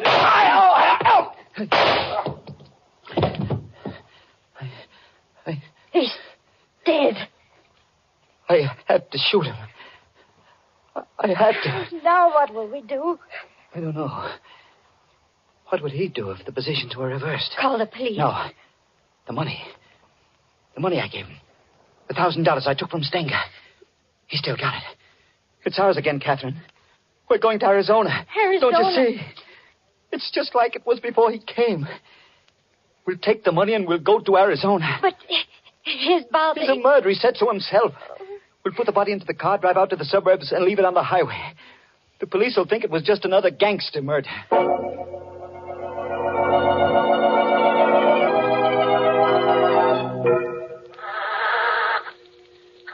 I was just able to squeeze the dead body into the luggage compartment. Hurry, Elwood. Let's get away before one of the neighbors sees us. Oh, my gosh. Now, what's the matter? The gasoline gauge. It's almost empty. Oh. We'll have to stop at the garage.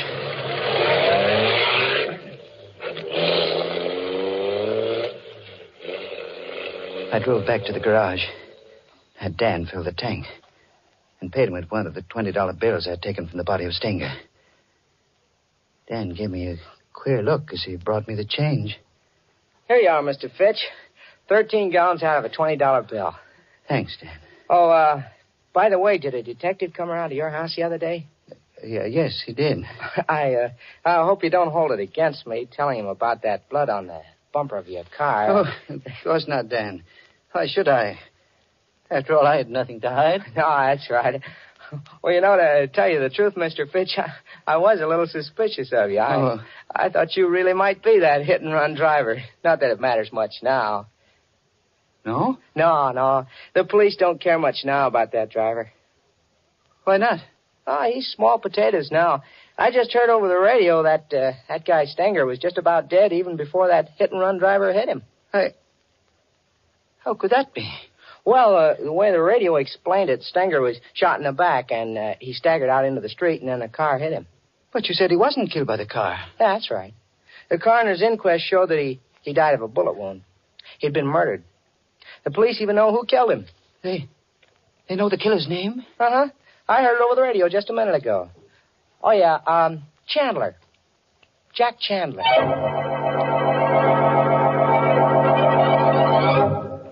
I don't remember driving away from the garage. kept going around in my brain. Chandler had murdered Stenger. Catherine and I had run away from a crime we hadn't committed. No wonder Chandler had seen the accident. No wonder he feared the police. And now he was dead. His body packed into the luggage compartment of the car.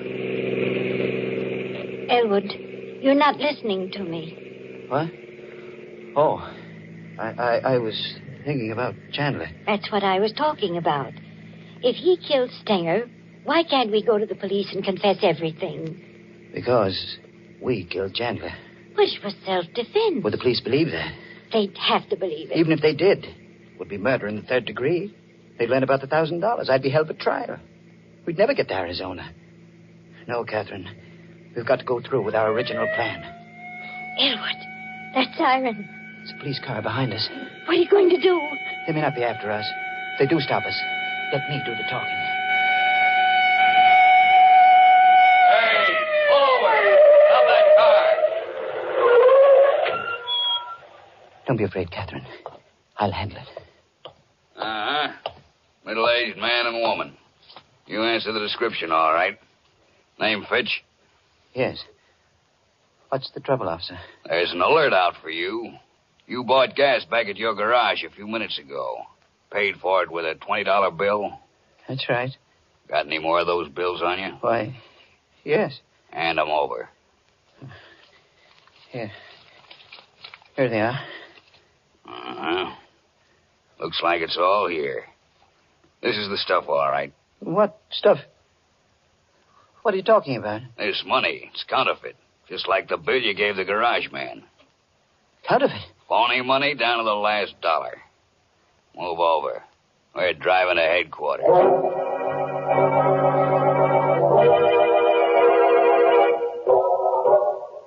Well, that's the story, Detective Farley.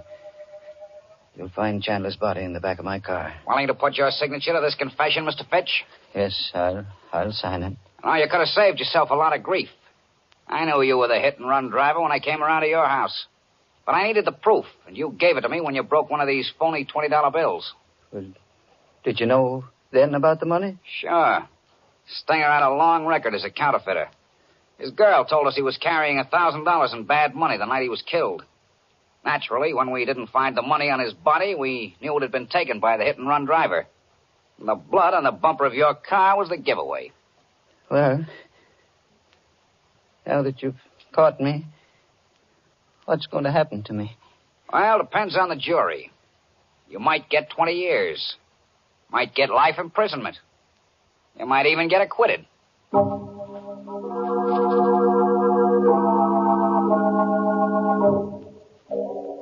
I'm in the courtroom now. Catherine beside me, waiting for the decision. The jury just filed in. The judge has asked if they reached a verdict. The foreman of the jury is rising to his feet. Your Honor, we find the defendants not guilty.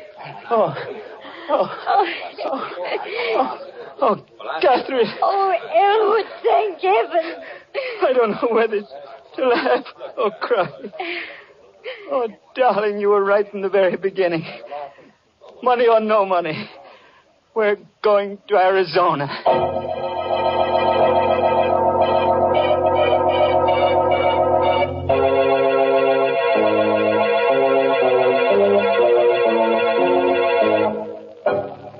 Well, fooled you that time, friend. Slipped you a happy ending when you weren't set for it. But that jury decision, I don't know. It sounded a bit fishy. But seriously, friends, do you like happy endings? I don't, but then some people do. You know, someday, just to make sure, I'm going to have some research organization take a gallows poll. Well, Mr. Host, that seems a lot of trouble to go to when there's plenty of proof right in front of your nose that says people love happy endings. And what is that proof, Mary? It's the way thousands and thousands of families every day top off delicious meals with delicious Lipton tea. There's a real happy ending for breakfast, lunch, or dinner, folks. Try it and see. In fact, so that you won't forget it, add Lipton tea to your grocery list right now, this very minute. It's the world's favorite tea, and you're always sure of getting tea at its tastiest when you get Lipton's. Because remember, Lipton tea has that marvelous brisk flavor.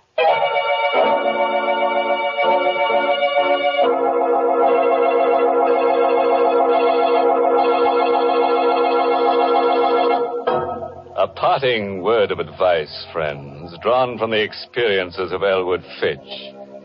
If your wife wants you to take a trip, don't argue. No, don't protest. Simply bash her on the head and deliver her to the police. You can always say she tripped. Oh, yes, this month's Inner Sanctum mystery novel is I Hate Blondes by Wolf Kaufman. And next week, the makers of Lipton Tea and Lipton Soups will bring you another Inner Sanctum story directed by Hyman Brown and called Screams in the Night. Of course, there'll be lots of screams. The kind you like. Blood-curdling. And there's the usual triangle. A man, his wife, and another girl. But the joker is, he who grasps best gasps last. Don't get it? And for the details, better be listening to Inner Sanctum next week. Until then, good night. Pleasant dreams.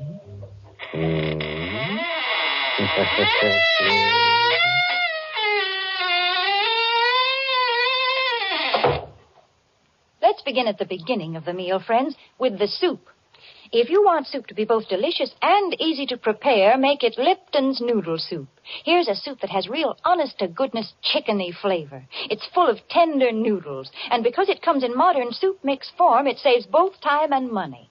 Lipton's noodle soup mix is quick to make, and it makes lots more than canned soups, yet costs less. Try Lipton's noodle soup. And tune in next week for another Inner Sanctum mystery. This is CBS, the Columbia Broadcasting System.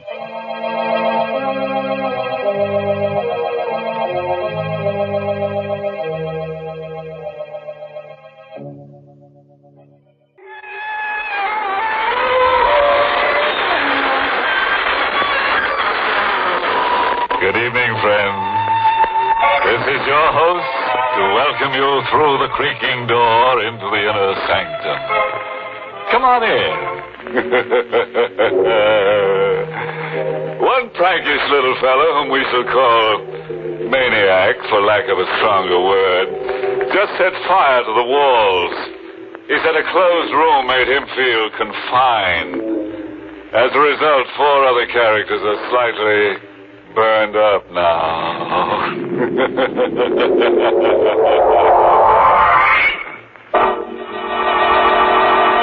Tonight's Inner Sanctum mystery, Corpse for Halloween, was written by John Robert and stars Larry Haynes in the role of Jimmy with Barry Kroger as Cavanaugh. And now, let's unhinge our minds a little. After all, what's a little insanity among friends? Tonight's story dramatizes the fanatical hold of memory. The one scene, the one fragment that plays and replays over and over again in your mind. The one terror that's with you when you dine and when you walk and when you sleep.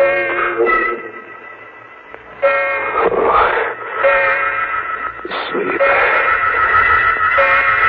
Who can sleep?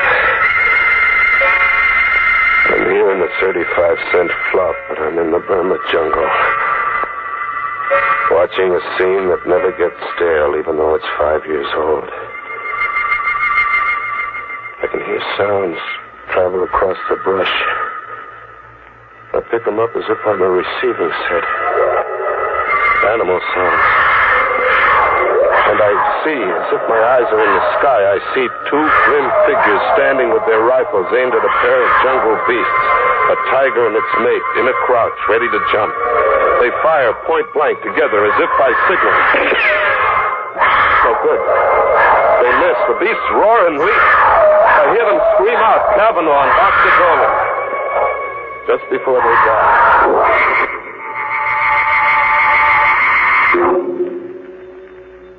5 years.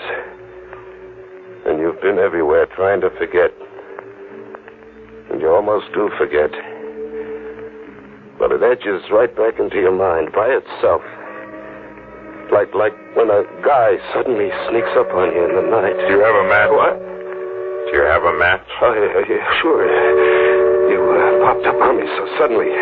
You're a nervous man. Thank you. I have a parcel with me. For you. For me? What, are you kidding? No. I have a parcel for you. Here, take it. Wait a minute. Hey, wait! But he's gone. Just the way he came. As if he's a chip off my sanity. As if there'd been nobody. But there is a package left with me. The mind doesn't dream up a package. A cardboard box, heavy kind of.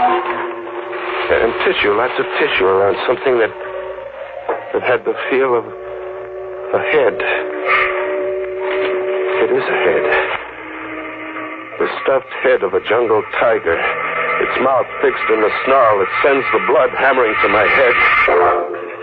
Doesn't make sense.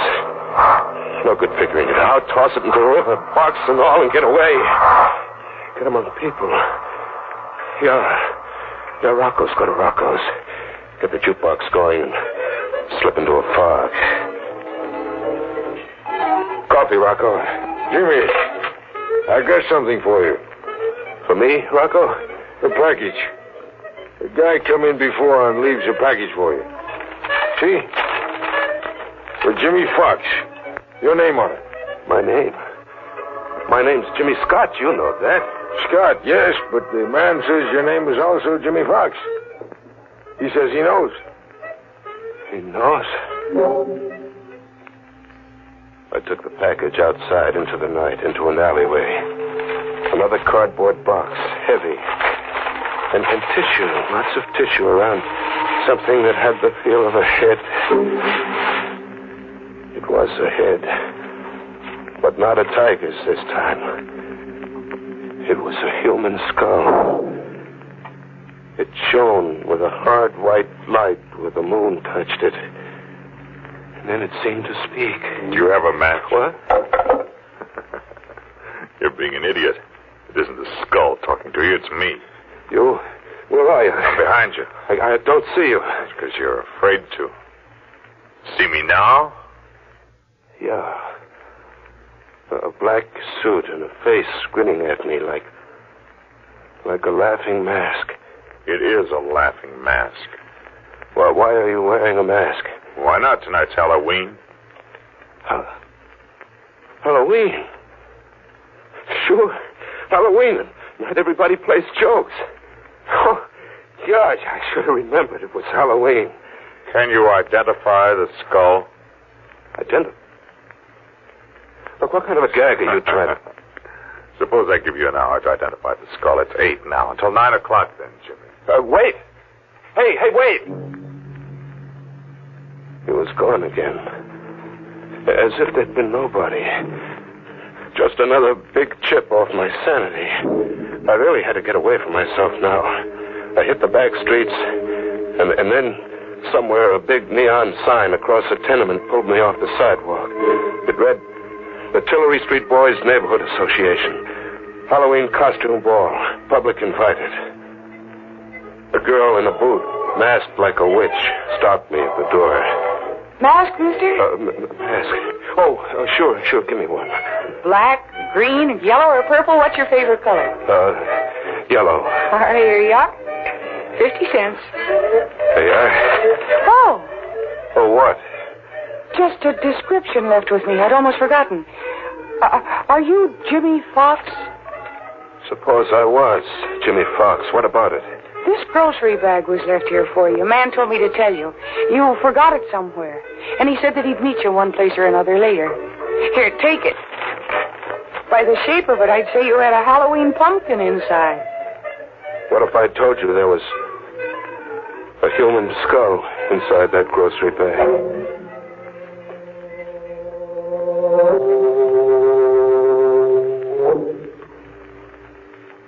he'd meet me one place or another.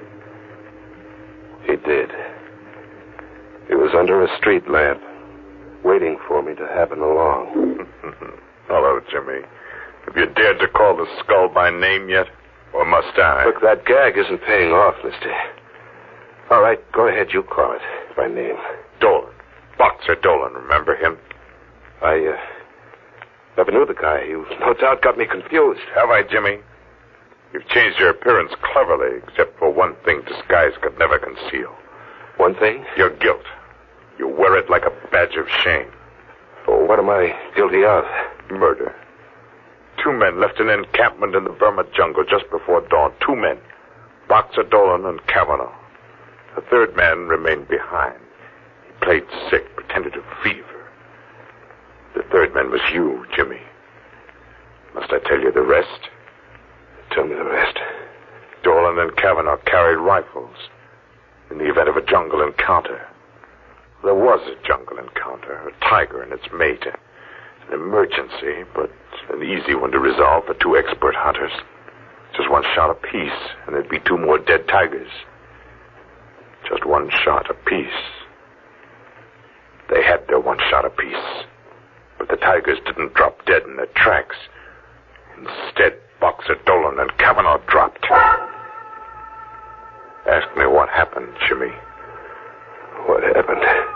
During the night, someone had emptied their rifle loads and substituted blank bullets. You did that, Jimmy. You engineered the murder of 2 men. You murdered your 2 partners in crime. Just 1 day's push from the Hindu temple you'd all teamed up to loot. They got within 24 hours of treasure, and then you murdered them. 1 more day to the temple, so why split 3 ways, huh? You know about the temple. But I never pushed on to that temple. No loot, no nothing. How about that? You lost your nerve. You just hadn't counted on losing your nerve. What are you, a detective? No. I'm your 2nd victim. I'm Kavanaugh. Kavanaugh? But Kavanaugh was killed. Unfortunately for you, he wasn't. I'll show you what I had to survive. Feel my sleeve. Feel it. It's empty. Torn out of the socket. Now the face behind this laughing gargoyle I wear. See the left profile. Oh, it isn't pretty, is it? The eye's gone, too. I spent 5 years finding you, Jimmy. I've waited a long time to let you see my face. You came after me to kill me? After you've had the same 24 hours you arranged that Dolan and I would have. What do you mean, the same 24 hours? Unarmed, in the jungle, and helpless. I'm going to hunt you for 24 hours. In this jungle, the jungle of the city, with every beast of prey I can buy. I'm going to hunt you, Jimmy. And in the end, when I've wrung every suffering from you, I'm going to kill you. What do you mean? Every beast of prey you can buy. The denizens of the city jungle, the riffraff, the murderers, the men and women who buy and sell murder. I can afford them, Jimmy. See this, Ruby? Is it real? And I have dozens, Jimmy, dozens. I didn't lose my nerve. It's 10 o'clock. You can go now. Go and see if you can escape me and my pack. You're going through with this? Get along, Jimmy. Hurry. The beasts will be coming at you from the sewers and the cellars, ambushing you from the shadows, into the dawn and through the day for 24 hours, until 10 tomorrow night. Or you win. You live. Hurry, Jimmy. See how painful death can be.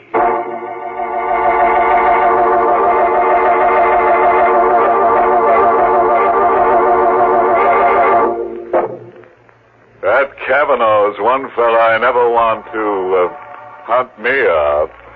No, sir. That guy slays for creeps.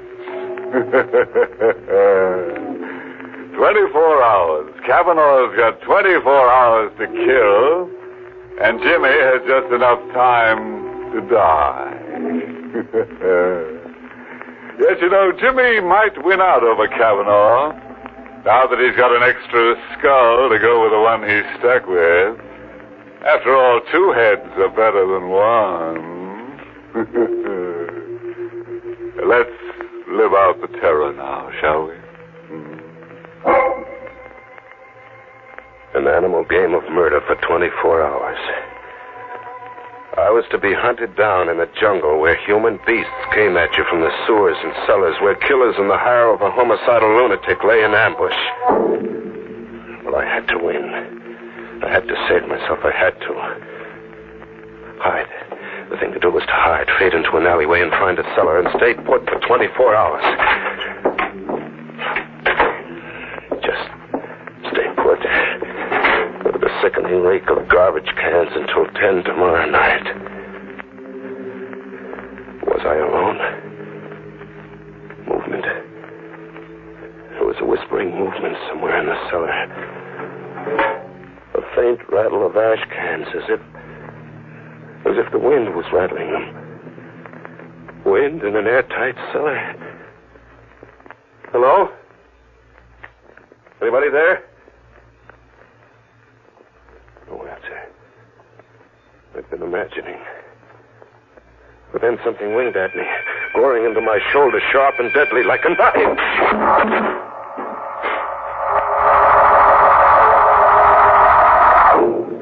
I came to, bleeding from a shoulder gash. I got out of there and back into the streets, into a jungle of faces. It was Halloween night like I'd never seen it. Masks and costumes on kids of 6 and old crones of 60. A crazy jungle of witches and snarling sea captains and lunatics. They couldn't all be in the hire of Kavanaugh. And then, where a fence was plastered with circus posters of jungle animals, a zany-looking guy was shooting from the hip at the poster while making menacing faces like a bad man. I caught a whiff of powder in the night air. The shot had burned into the poster. I crept up behind him. Faking a gun with my fist in my coat pocket, I rammed against his back. Get him up, pal. Reach. I got nothing to understand this. Your gun. I want your gun. Hand it over. Oh, sure. Yeah. Now walk. Walk up the block and don't turn back to look.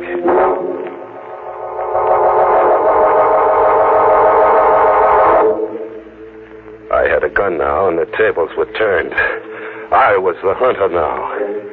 I drifted to the docks and took up a position with my back to the river. Thinking of suicide, Jimmy? Not anymore, Kavanaugh. You sound as if your morale had suddenly improved. My morale's going great, Kavanaugh. Your animal hunt's about to boomerang, blow right up in your face like this. Who's hunting who, Kavanaugh? Who's hunting who?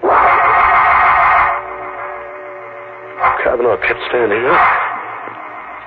3 bullets, point blank, enough to blow his head off, but Kavanaugh kept standing up unharmed. How does it feel to hunt game with blank cartridges like Boxer Dolan and I did once? Blank cartridges? But that crazy-looking guy, I saw him burn a hole in the circus poster. Only 1 bullet. The first one was real. Simple? Yeah, simple. I get it. Dead-Eye Dick was another one of your beasts. Who's hunting who, Jimmy? Who's hunting who? Kavanaugh! Kavanaugh, wait! Kavanaugh, kill me! Get it over with and kill me now, will you? Kavanaugh, you gotta kill me! I had to get out of there. The subway. Get the subway. Fade into the subway. Get on a train and ride to the end of the line. Ride out of the jungle. An empty station. No one in it. No, someone. 2 people. A dapper little guy buried behind a newspaper, and an old lady in ragged clothes carrying a pet half hidden under a coat. A pet that looked like a cat. She came up to me, close, like to ask me something. This side goes to Lefferts Avenue Station? Lefferts, I don't know. I'm a stranger here. Oh, hush, Genevieve. Oh, Genevieve is hungry. That's not a cat. No, son. A cub. A tiger cub. A tiger tiger cub. Would you like to stroke Genevieve? Oh, no. Don't run away, son. Genevieve won't hurt. I ran away with the old crone after me, hobbling on her skirts, and the little dapper guy behind the newspaper circling at me from the opposite direction, cornering me. I jumped to the tracks, my only out, and I ran. I ran it deep into the bowels of the subway, deep, very deep, with the little dapper guy after me, as if he meant business. And then the train, it had a Halloween look, too, bearing down on me, an iron face with banjo eyes. I ran against the wall and flattened out. The train flashed past, and the dapper little guy screamed.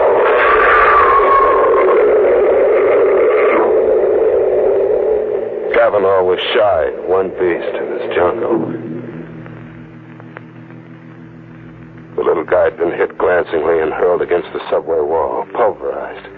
I got to him quickly and frisked him. I had a gun now.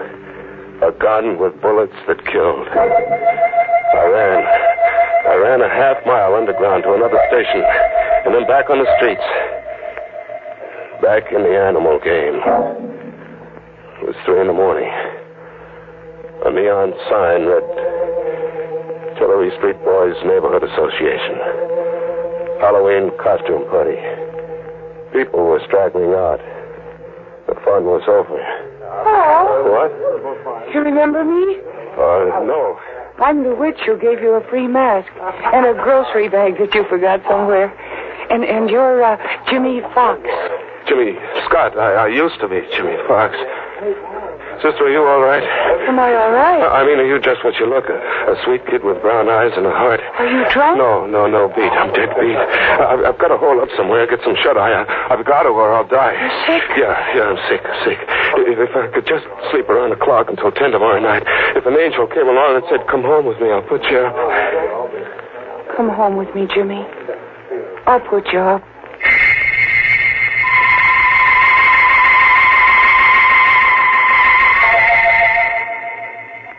I fell asleep on a sofa with the gun under my pillow and the girl on a chair watching me anxiously. I had a friend. I could drop off and live in dreamland until 10 that night. At 10, I could wake up and live. Coming awake, I heard the alarm we'd set go off. The alarm stopped. And there was a sound. An animal sound. And then a claw scratching at me, tearing at my cheek. And I jumped up. The girl was gone. A guy was sitting watching me now. A skinny kid with a heavy shock of hair, not a day over 21. Oh, that's a lousy way to have to wake up from a sleep, pal. Lousy way. There was an animal clawing at me. My cheek's bleeding. Genevieve, she isn't housebroken. Still a little wild. You should have seen her dash for the kitchen when you let out a scream just now. Genevieve. Who are you? You're Jimmy Fox, huh? Yeah. I got something for you. For me? Yeah, it was given to me to give to you. Here. A ruby. Hey, wait a minute, look. It's 10 o'clock. I set the alarm for 10, and it's 10. Well, it's only a quarter of. That clock's always 15 minutes ahead. Now the game's over. It's 10, and you can't cheat. I've won, Kavanaugh. You can't go back on your promise, Kavanaugh. You can't. What are you trying to get over, pal? I don't understand. I've won. You can't cheat. I won't betray. A gun. Pal, you're crazy. Hey, wait, look. Oh! You're crazy. It's 10, and I won't betray Kavanaugh. I've won.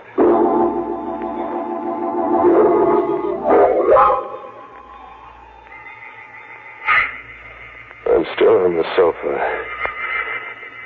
My arms are rigid, and my legs rigid. Like something exploded inside me and paralyzed my nerves. I can just look and hear. She's in the room now. A girl with a sweet face and brown eyes. Only her eyes are red, swollen from crying. I hear her talking to a cop. He's taking down what she said. He was a stray. He was like a sick dog in the street. So I picked him up and brought him home. Yes, sir. Why did he kill your brother, Buddy? I don't know. I was taking a shower, and I heard him scream like a crazy man. I heard him talk all mixed up. But I was taking a shower, and I couldn't get here in time. There must be something you can tell me, miss. Oh, officer, everything is so mixed up. At the Tillery Street costume ball, a man gave me a cat with tiger stripes, and he begged me to keep it for him for a while until he found a new home for it. He'd been evicted, he said. Yes? Well, then, in the all-night restaurant my brother works in, a man gave Buddy a ruby to give to Jimmy Fox. When he woke up, he told my brother the ruby belonged to Jimmy Fox. This piece of glass? Yes. That's something off the Woolworth time counter. What else? That's all. Really, that's all. I watch and I hear. I see through Kavanaugh's trick. Get me crazy, so I'll murder a stranger who called himself Buddy. The brother of a girl with brown eyes and a heart. Frame me, so I'll just want to die. Through weeks of a murder trial and months in the death house and 4 minutes in the death chair. I kept listening to them talk. The girl and the cop. Okay. We'll have to get the rest from Jimmy Fox there. Yeah, look at him. He's paralyzed with fright. I wonder what kind of a crazy Halloween story he's going to try to palm off on us when we get him talking. Captain Devereaux speaking. McAvoy, send a police ambulance to 445 10th Street, apartment 3 rear. And McAvoy, see that a straitjacket's on that ambulance.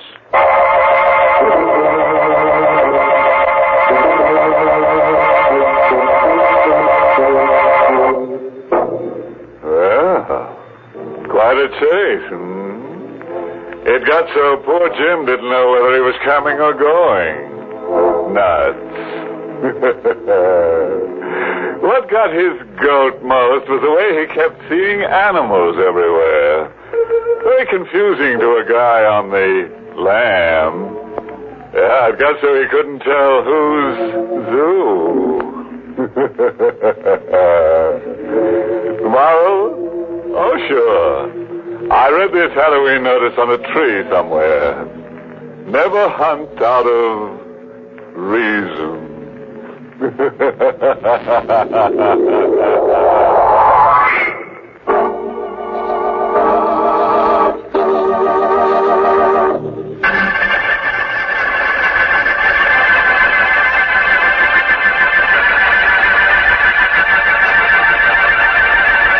Good night. Pleasant dreams.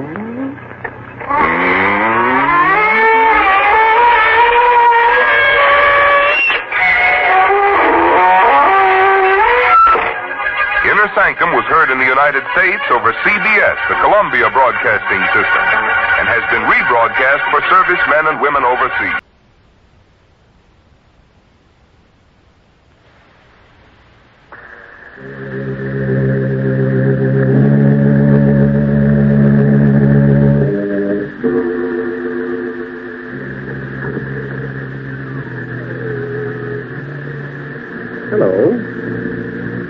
Hello. Oh, there you are. I was afraid for a moment that you had forgotten our appointment. Why, you almost scared me to death. And that wound, too, after all the pains I've taken to carry you. You want to be, don't you? I'm your host on behalf of the makers of Cottage Hill.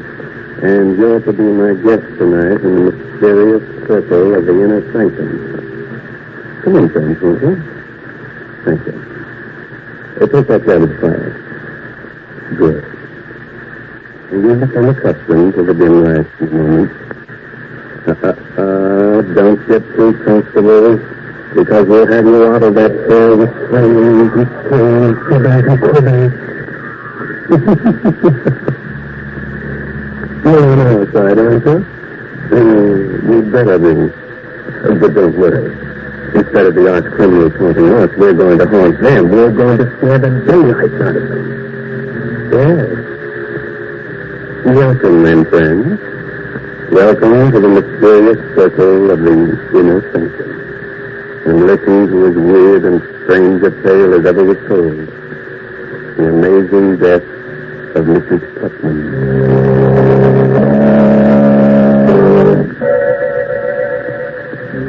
Tonight at midnight, a light burned out suddenly in the wing of a large gloomy mansion.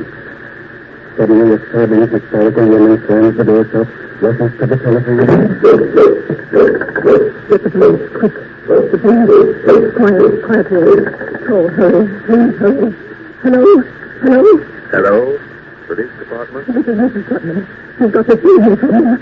Don't kill me. What's that so? I'm being murdered. Where are you?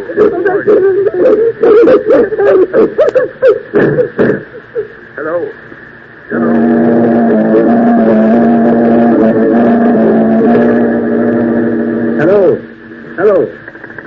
Hello, operator. This is Jeff Hansen, police headquarters. Trace the call that just came through to us. Hurry. That's funny, Jeff. Did you hear what I heard, Porky? I sure did, unless we're both having the same dream. Hold it, Porky. Yes? Yes, operator. Hansen, Jeff Hansen. You have? That's 12. Write this down, Porky. Yes, sir. Yes. The Putnam House, Maple Street. Thank you very much. The Putnam House? Yeah. Say, that's the first time in centuries we've heard that name in the police department. Come on, Porky. Someone in that house is in great danger. We've got to get there, and quickly.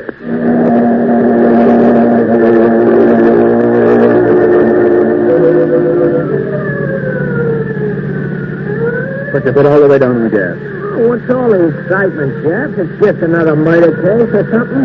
We get them wholesale. Maybe you're right, Porky. You're too jumpy lately, Jeff. What's the matter with you? Oh, nothing. Just on edge. You ought to get married. Then you'd have so many other troubles you wouldn't have time to think of yourself. You know, everybody should get married. At least once. Especially you, Porky. Oh, I'd get married tomorrow if I knew a girl who loved me for myself alone. Keep your eyes on the road, Mr. Vice to the Love Lord. All right. I forgive you for the crack. Now, look, Jeff. You and me is a great detective. Only you can solve everything but the mysteries of the heart. So what does nature do? Nature endows me with the wisdom which you ain't got in that department. Ain't nature wonderful? Turning me to straighten out your amours. Now, first of all, you gotta learn to treat love right. This is Maple Street, Porky. Oh, okay. I'll take up the lessons of love where I left off later. Pull up this Love Law, and here we are. Let's go. Right, Jeff. It's a pretty old house. Ain't exactly a haunted place, but a ghost could feel at home here. Don't be silly. This house is fairly modern. What are you wondering about? I'm counting the stairs. Didn't you think you observe everything? Now, remember, keep your eyes open and your mouth shut. You know how reliable I am, Jeff. Yeah, I do. Yes? From police headquarters. One moment, please. You can't come in like that. It's all right, Williamson. Yes, Miss Lewis. Come in, please. Thank you, miss. My name is Jeff Hansen. This is for Ed Lamb, better known as Porky. I'm Lois Putman. How do you do, Miss Putman? Did you say you were from police headquarters? Yes? Yes, Dad.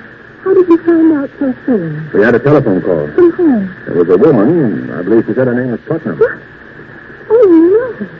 When did you get this call? Only a few minutes ago. The woman screamed that she was being murdered. She cried out for help. Oh, no. What in heaven's name are you talking about? My aunt is dead. Dead? Yes. She died 2 hours ago. Her name was Mrs. Putman? Yes, Martha Putman. You say your aunt died 2 hours ago? Yes.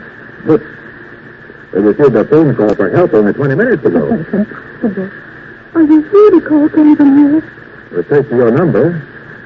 Besides, I believe the woman said her name was Mrs. Putman. Isn't that right, Porky? It sounded like it. This is some idiot's idea as well. The poor woman has been dead now 2 hours. Lois, you should work. She's got to close yours. I will, Doctor. We've men from police headquarters. Hello? This is Dr. Hyder. Doctor? Detective Hansen, did you say? Jeff Hansen. This is Ed Lamb. Hi, Doc. What is police? What's the end of your aunt's Putman? It's just a strange phone call back to this house, Doctor. Somebody screamed for help. From this house? Yes. And why didn't we do it? Perhaps we made a mistake. However, we're forced to sort of look around. Please forgive us, Miss Putman. Whatever you like. Thank you. Well, perhaps you'd better lie down there. I'll be all right. Porgy, I want you to make a thorough search of the house and don't let anything go unnoticed. You're back, Jack. Oh, Doctor? Yes, you're back a moment ago. What is it? If you don't mind, Doctor, I'd choose to ask you a question. Please, follow what? What caused Mrs. Putman's death? The causes of her death were quite natural. A blood clot lodged itself in the veins of her heart. She may have reported cold, coronary thrombosis. How many members are there in the family? My oldest Lois and Mrs. Putman's brother. He's very ill and his sight is failing. Is there anyone else? Yes, there's Joe Adams, the gardener. He lives in the back of the garden. One of the butler has been with Mrs. Putman for years. Would you mind, Doctor, if I looked at Mrs. Putman? If you wish, just follow me.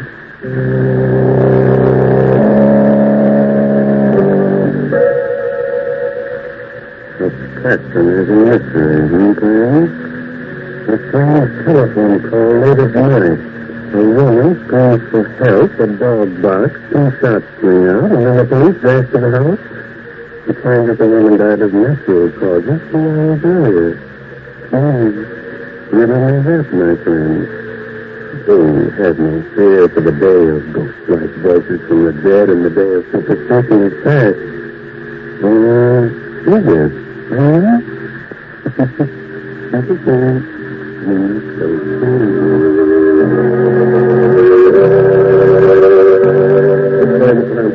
Thank you. Why do you keep this door locked? Oh, simply to avoid any fumes. They're all so high strung. Oh. What's the matter with your hand, Doctor? You mean this bandage? Hurt yourself? It was just clumsiness. While cutting some doors, I slipped my hand. It bled rather profusely. I'm sorry for all this inconvenience, but in my business, it's wise to check on everything. I understand. You wish to examine the body more thoroughly? No. No, I don't think so. She looks rather natural for a corpse. Here we go. Yes. May I see the butler now? Yes, this couple is over in just a few moments. After I see him, I'd like to talk to the others, too. We'll be touching with Lois Wilson. He's quite broken up.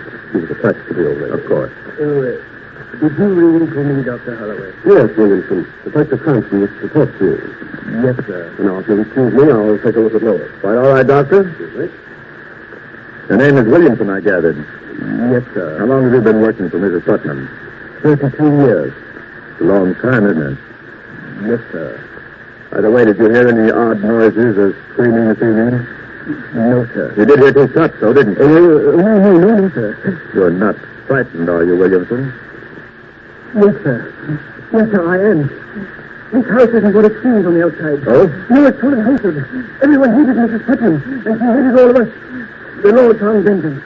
He didn't deserve to live. There wasn't a kind thought in him. Who killed her? The devil took her. Who fired those 2 shots? Lightning struck twice. Where is the dog? Hanging with his head. Don't think you're fooling me, Williamson, by avoiding my question. Take me to Mr. Putman's room. Yes, sir. It's right here. Not very near, though. Shall I knock? No. No, you may go. Yes, sir.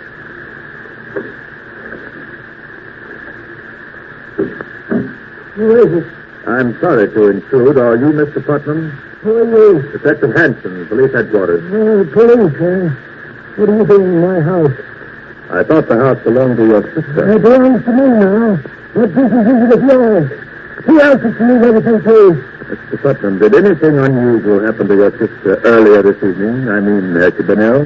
This cat was never ill in her life. Would there be any reason for anyone murdering her? Yeah. Maybe. I don't know. Maybe. It's hurt each and every one of us. The woman Lois life, I sent this fiancé away many years ago. She made me into the wreck I am with a cruel tongue and a devil's disposition. She was responsible for the death of the gardener's wife long ago. Hasn't done a kind thing in her life. If she's been murdered, the whole place good riddance. Is it possible that all of you have given her cause to treat you that way? Don't you dare say that. You stupid, foolish maniac. You didn't know it. How dare you? Get out of my room. Get out of my house. Get out of my... I'm sorry, Mr. Putman. I didn't mean to upset you. I'll go now. Yeah. Hey, Jeff. Yes, Wilkie? Hey, I've been looking for you. Yes?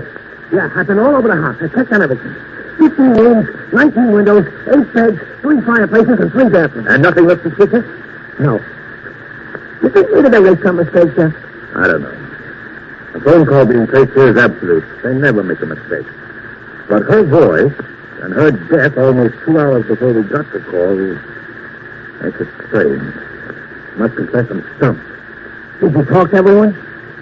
I'd like to talk to the gardener, but right now we'll pretend that everything's all right. And we made a mistake. We'll drive away and then come back later. You mean you really ain't thoroughly convinced? That's right, Porky. I've got a hunch that we're up against a case that's stranger than any we've ever known or heard of.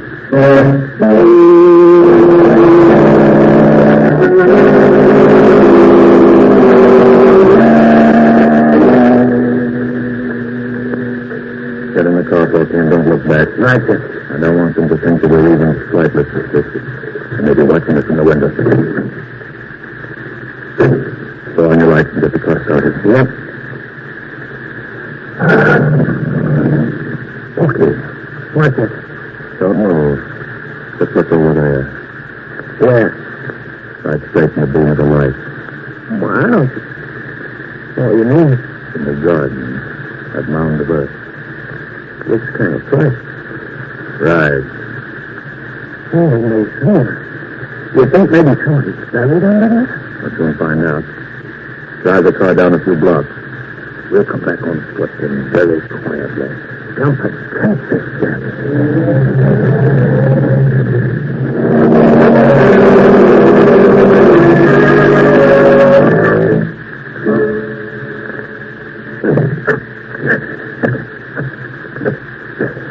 Not so loud, Porky. Don't hit me up. How much deep are we going to dig, Jeff? The earth is still soft. We haven't reached what we're after. What are we after? We'll know soon enough. You think the old lady might be buried here and the body in the house of somebody else? I don't know. Hey, Jeff. Huh? Jeff, I hit something firm with my shovel. Feels like a body. All right. Don't use the shovel anymore. We'll dig with our heads. Porky, you're right. It is a body. Yeah, it feels like it's wrapped up in a rug of some kind.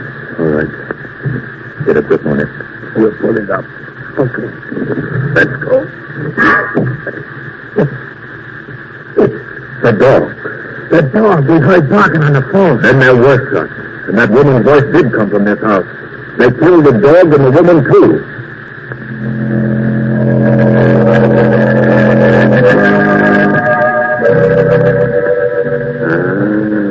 Are you completely mystified?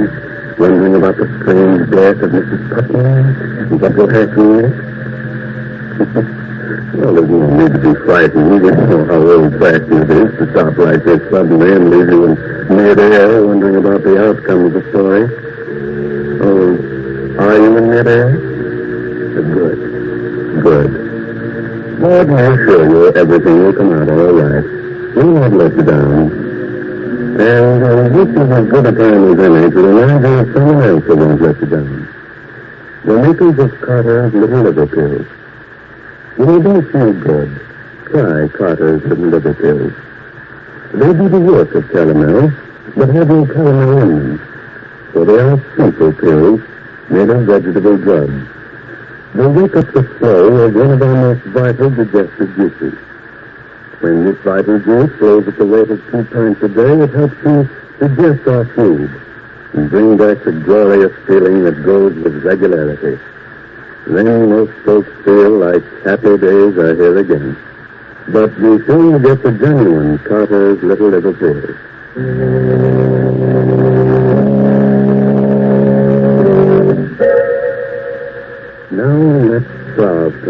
inner Sanctum mystery.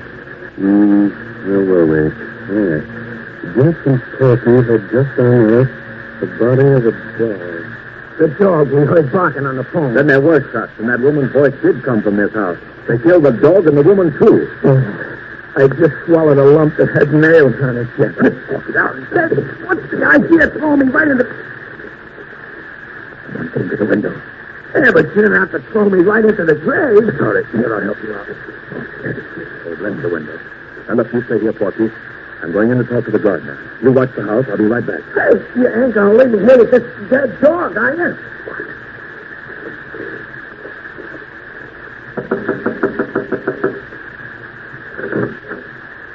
What do you want? I'm from police headquarters. You better let me in. What do you want? I want some information about that dog that was buried in your garden. You're crazy. Who buried it there? There's no dog in my garden. Was there a dog in the house? I don't know. You'd better answer my questions, Mr. Adams, unless you prefer going to jail. I don't know anything. Who killed Mrs. Putnam? Everybody. Everybody hated her. What do you mean by that? Everyone in that house wanted her to die.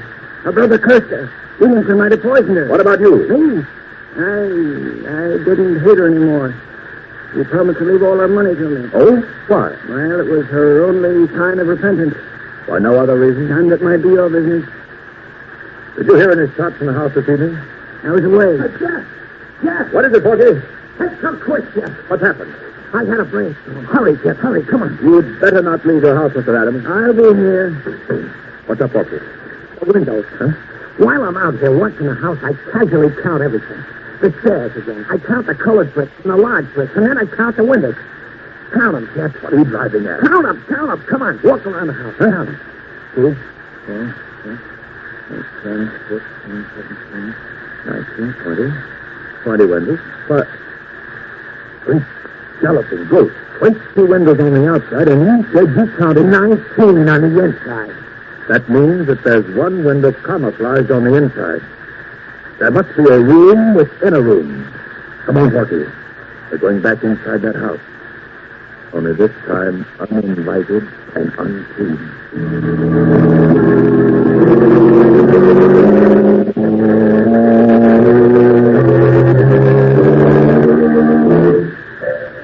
You think maybe the room is up around here, sir? Just keep trying, Porky. Run your fingers over every inch of wall and furniture. I got something. Heart failure. I get a splinter in my finger. Why did I ever... Quiet, puppy. I think I've got it. No kidding? Sit over here. Have your gun ready? There's a little knob here in back of the bookcase. I think if you swing the bookcase open and lead us into another room. There goes. Look out, Lucy. You've come to kill me, but I'll kill you first. I'll kill you if you come near me. We haven't come to kill anyone. Who are you? I'm Mrs. Putman. What? Mrs. Putman?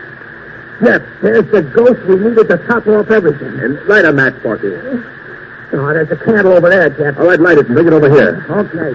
How do we know that you're telling the truth, that you are Mrs. Putnam? Heaven knows I am, but I wish I was someone else. I've gone through so much. If you are Mrs. Putnam, then who is the dead woman downstairs? The dead woman? Yes. He's my cook. He took suddenly ill and died earlier this evening. Your cook? I can prove to you that I'm Mrs. Putnam. How? My signature. I signed a new will tonight. They forced me to will everything to them. Oh, you must believe me. We'll check on that.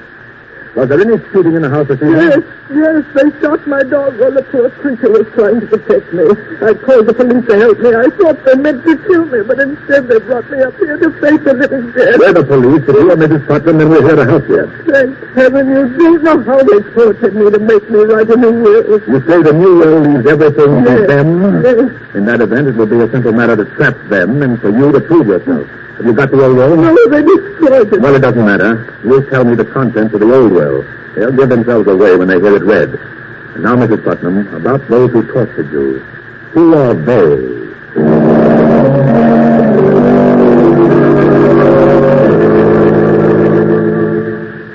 I'm grateful to all of you for not objecting to my presence at the reading of this will. Having you here to take the counsel is best for all of us.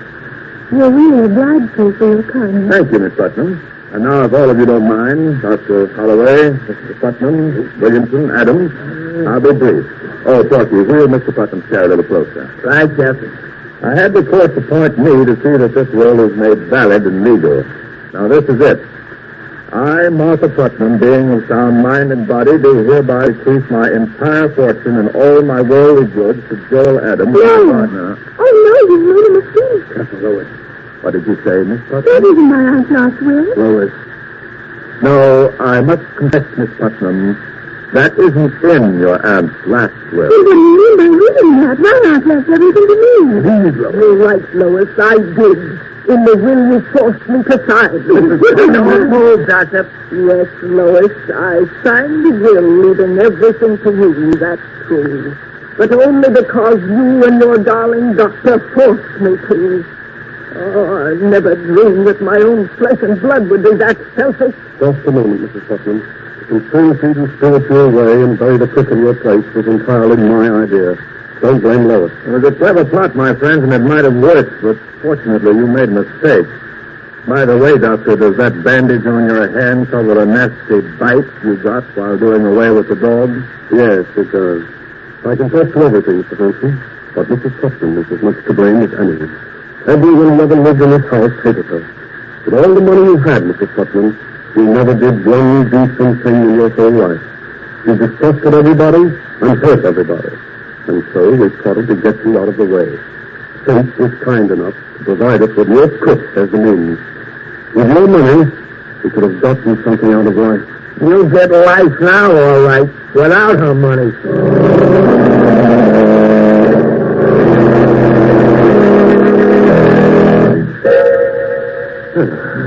You can relax now, friends.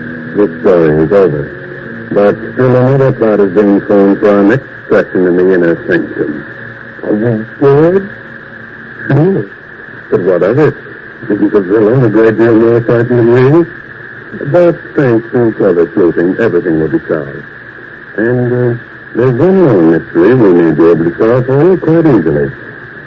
When you do feel good, when you're low and irritable and the whole world looks black and uninviting, try Carter's little liver pill. Don't give in to that depressed feeling that bogs you down. Go to your nearest drugstore right now and ask for genuine Carter's little liver pills, regular size, 25 cents.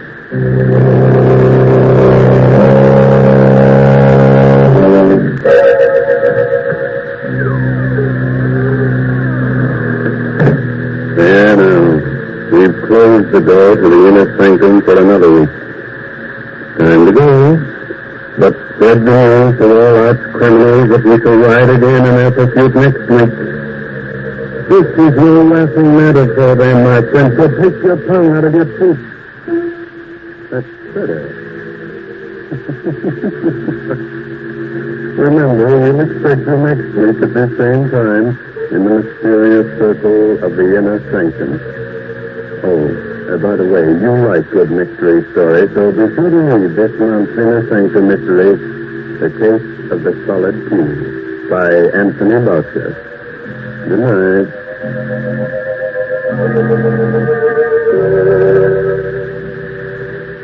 This is the National Broadcasting Company.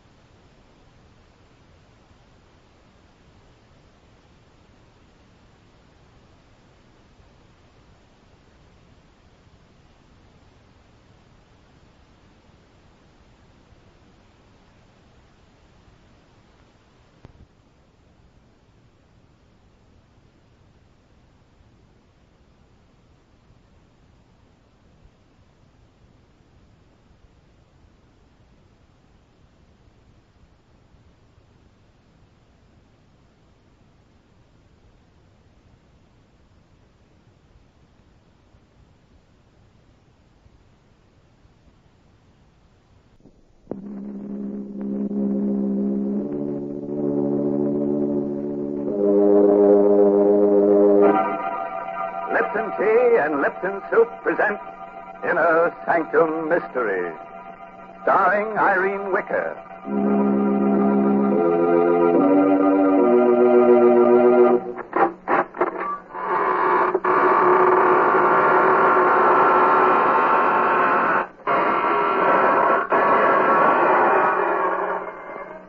Good evening, friends of the Inner Sanctum. This is your host inviting you in through the squeaking door. Ease yourself in. The welcome bat is out. Pick yourself a place to stand. You have several choices. You can stand in awe, or stand aghast, or stand rooted to the spot. Or if you find you can't stand it at all, just stretch out on the floor and lie still. You'll have plenty of company there before we get through with tonight's list of victims. Good gracious, Mr. Host. I don't think I'd enjoy that company. Well, they're not very lively, Mary. In fact, you may find them a little stiff at first. But they won't interrupt if you want to talk. And you know I do want to talk, Mr. Host. So suppose you go greet your other visitors while I have a little chat with our Lipton listeners. You know, folks, sometimes when you're trying to describe a thing, you find it's very hard to think of just the right word. But that doesn't apply when you set out to describe Lipton tea. For Lipton is so different from other teas. Its flavor is so extra special that there's a special word to describe it. Brisk. Yes, brisk is the tea expert's word for full-bodied, tangy flavor. Oh, but then why bother with words when Lipton's itself can tell you so much more? You'll taste the difference right away and discover how much Lipton's brisk flavor adds to your enjoyment. Yes, with Lipton's you get all the goodness nature puts into tea. So for deep-down satisfaction, folks, fill your cup with brisk-flavored Lipton tea. That's a good idea, Mary. And now, friends, if you'll just reach over and switch off those harsh, bright lights, we'll begin our story of The Creeping Wall by Sigmund Miller, starring Irene Wicker in the role of Karen Jeremy. Just let the soothing darkness envelop you like a straitjacket. You'll be surprised how nervous you'll feel. Here's Karen now. Can you think of anything more absurd than being afraid of the walls in your own home? Why I should feel that way, I don't know. My husband Horace seems to think it's just a case of nerves. Walls are just made of wood and plaster. Still, they give me a queer feeling. Once, while sitting alone and reading, I had an odd sensation that the walls were tilting. I looked up. Sure enough, they were all leaning toward me. I closed my eyes, but when I opened them again, they were all straight again. Oh, it was a horrible experience. But a much worse thing happened to me last night. I was asleep, dreaming that I was sitting in front of my vanity, making myself pretty. I was alone. It was late at night. Suddenly, I noticed through the vanity mirror that the wall behind me was a little closer. I sat quite still for a moment. Then I turned round, and it was closer. You have to experience it to know what a dreadful feeling that is. And I heard a crunching sound. The opposite wall also had moved nearer. I screamed. But it was only a whisper. Then all the four walls began to hem me in. They moved nearer and nearer. I could feel the cold of the walls filling the remaining space of the room. I was going to be crushed to death. There was a book of matches on the vanity. I lit a match and held it near the cold walls. They stopped moving. They were afraid of the heat. Then the match went out. The walls began to move again. I lit another match. They stopped. I held it until it drained itself out in my hand. I frantically lit another one. The last. It flared up, and then it died out. The walls began to move. They were just inches away now. And one of them touched my hand, icy cold and dreadful. In an agony of terror, I beat against the walls, and I screamed with every breath of life. Karen, what's the matter, dear? Don't let them crush me! Help me, Horace! Stop beating the walls. Karen, what is the matter with you, dear? Oh, I was dreaming. The walls were closing in on me. I had to light matches to stop them.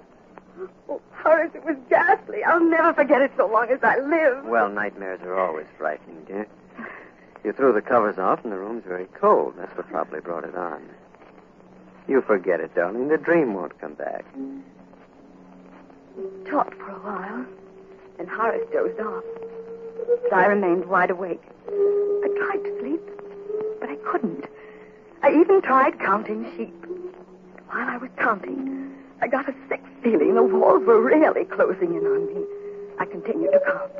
14, 15, 16, 17. The walls were coming closer. I mustn't believe it. It was my imagination. Only in mind. 18, 19, 20, 21, 22. I could feel the walls hovering over me. They were moving silently this time. 23, 24, 25, 26. Karen! Get some water quickly. The curtains are on fire. They were on fire. The flames were creeping up the curtain. Here, help me pull the curtains down. Here's the water. How did they get on fire, Horace? Well, there's a book of matches on the floor, Karen. Here's a burnt-out match. I didn't do it. Oh, believe me, Horace, I swear I didn't. Darling, you haven't been feeling well lately. I think you ought to see Dr. Gustafson. I'm you sure don't believe me. I wouldn't do anything like that. I couldn't. You probably weren't aware of it. Probably nothing serious. Dr. Gustafson's a very good man. Now, Karen. Don't be a baby, darling. All of us get ill sometimes.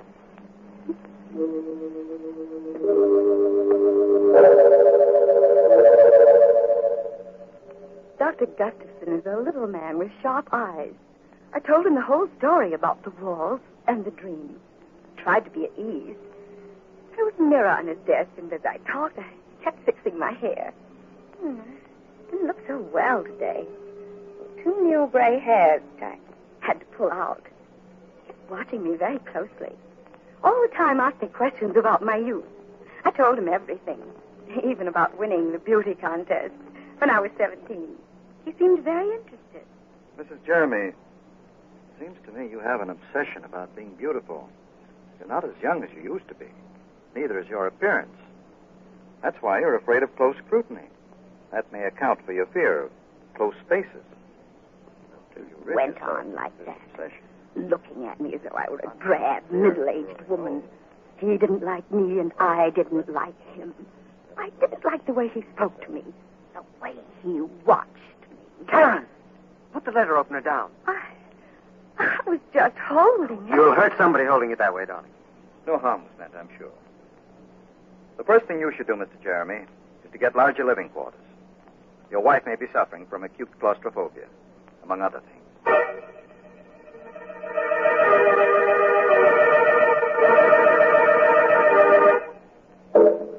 I was glad the visit to that horrid little Dr. Gustafson didn't influence Horace at all. He still loved me. Told me I was the loveliest woman in all the world. One day he came home in great excitement. Darling, I've got a wonderful surprise for you. I've just bought the famous Meadow Mansion. Oh, Horace, do be careful. You must my hair. What is this Meadow Mansion? Well, it belonged to John Aiken. You know, the famous naturalist. Mm-hmm. He was killed, poor fellow, in an auto accident. It's a huge house, and you won't be troubled by walls ever. Come on now, darling. We have to see the agent and sign lots of papers. We went to the agent's office. Mr. Swanson was his name. A very friendly old man. He kept looking at me all the time he was talking. Mr. Swanson, we'd like to take occupancy of the house right away. I don't think it's a good idea, Mr. Jeremy. You see, there's still a lot of Mr. Aiken's property in the house, and... Oh, well, we don't mind that. You don't understand. It's specimens Mr. Aiken's left there, animals and snakes. They're waiting to be shipped to the zoo. Well, there's nothing to worry about. They're in cages, aren't they? It'd be very unpleasant if they weren't. Scared to death of snakes myself. If we'd only wait a few more days, they'll all be shipped out. Oh, don't worry about it. We'll leave the animals strictly alone. We've just got to move in right away. Well, the house is so big, I guess you can manage. Here are the keys, and good luck to you both.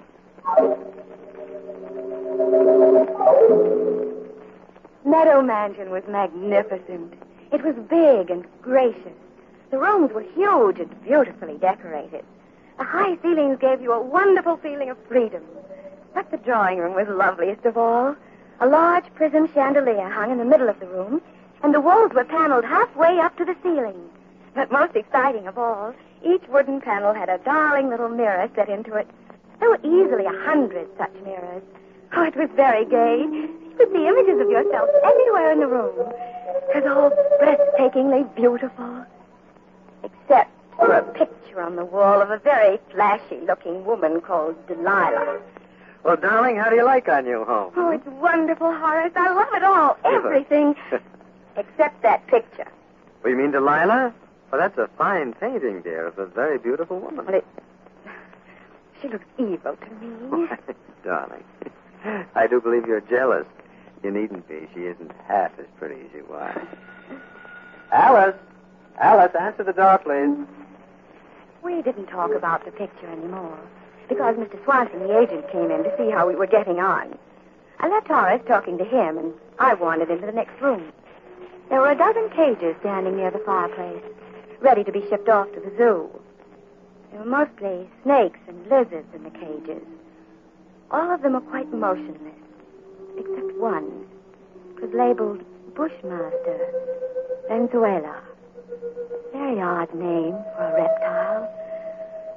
Fearfully ugly, yet it fascinated me.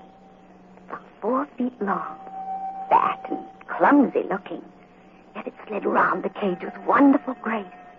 Kept moving round and round, trying so hard to get out. It looked at me pleadingly. And then I found my hand on the safety catch. I drew it away in horror. The snake kept going round and round the 4 glass walls. Must be maddening to have walls so close they touch you all the time. I remembered what a terrible feeling it was to be frightened of walls. Then suddenly, the snake was in the middle of the floor. Karen, don't move! Good heavens. It's out of the cage. Stand still, Karen. I didn't move. Not one bit. I wasn't frightened. I was only wondering how it had escaped from the cage. The snake lay there in the middle of the floor with its head up, hissing. And it started to move. It slid in a wide circle toward Horace and Mrs. Swanson. It's coming towards me. I've got to get out of here. Don't run! But he didn't listen to Horace. He started running and the snake struck him. It struck him twice in the left. Then he continued running past me. Then suddenly he fell. Horace picked up a chair. He smashed it down on the snake. He smashed it again and again and again until it was dead. His body is swelling. He's dying. I didn't open the cage. I swear to you I didn't. He got out by himself. Oh, the door must have been loose. Please believe me, Horace. I didn't open it. I couldn't have opened it. You must believe me. You must. Oh, you must.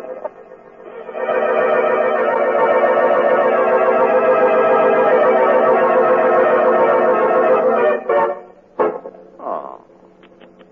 You know, I'm really upset about poor Mr. Swanson. He hardly opened his mouth in the story when he was out like a light. Not a nice way to make an exit. I'm really sorry we had to lose the Bushmaster. A very valuable reptile, and we could have used it in another story. But that's the way it is in our business. Our losses are terrific. Houses burn down, money is stolen, characters die away on us. Every week it's something else. It's simply murder. You do have a lot of trouble, don't you, Mr. Host?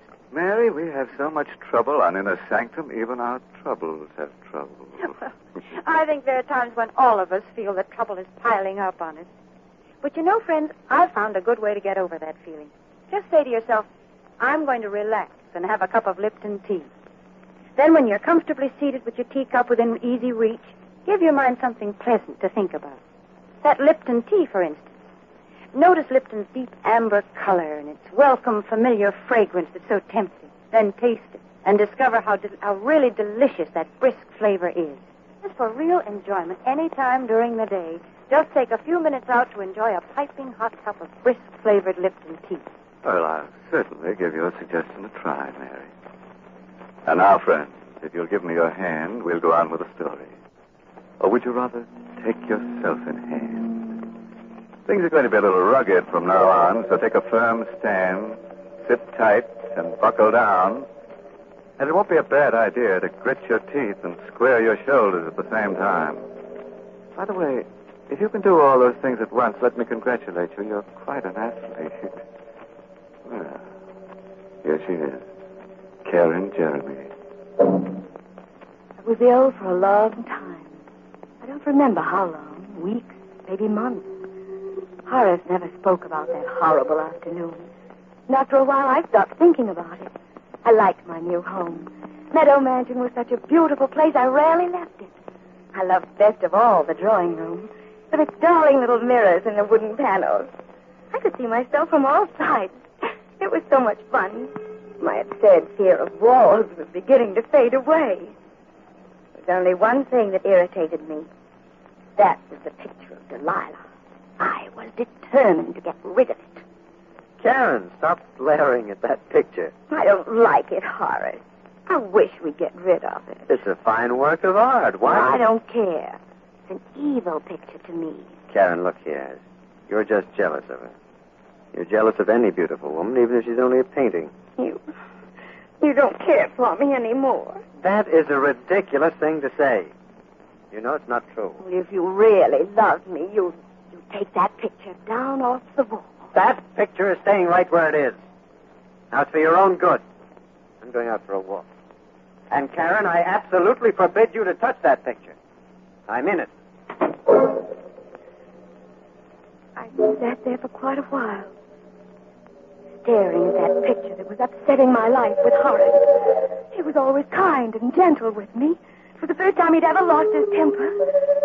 I looked at Delilah. There was a gleam of white teeth between her full lips. She was an abandoned-looking thing. Her long hair cunningly untidy.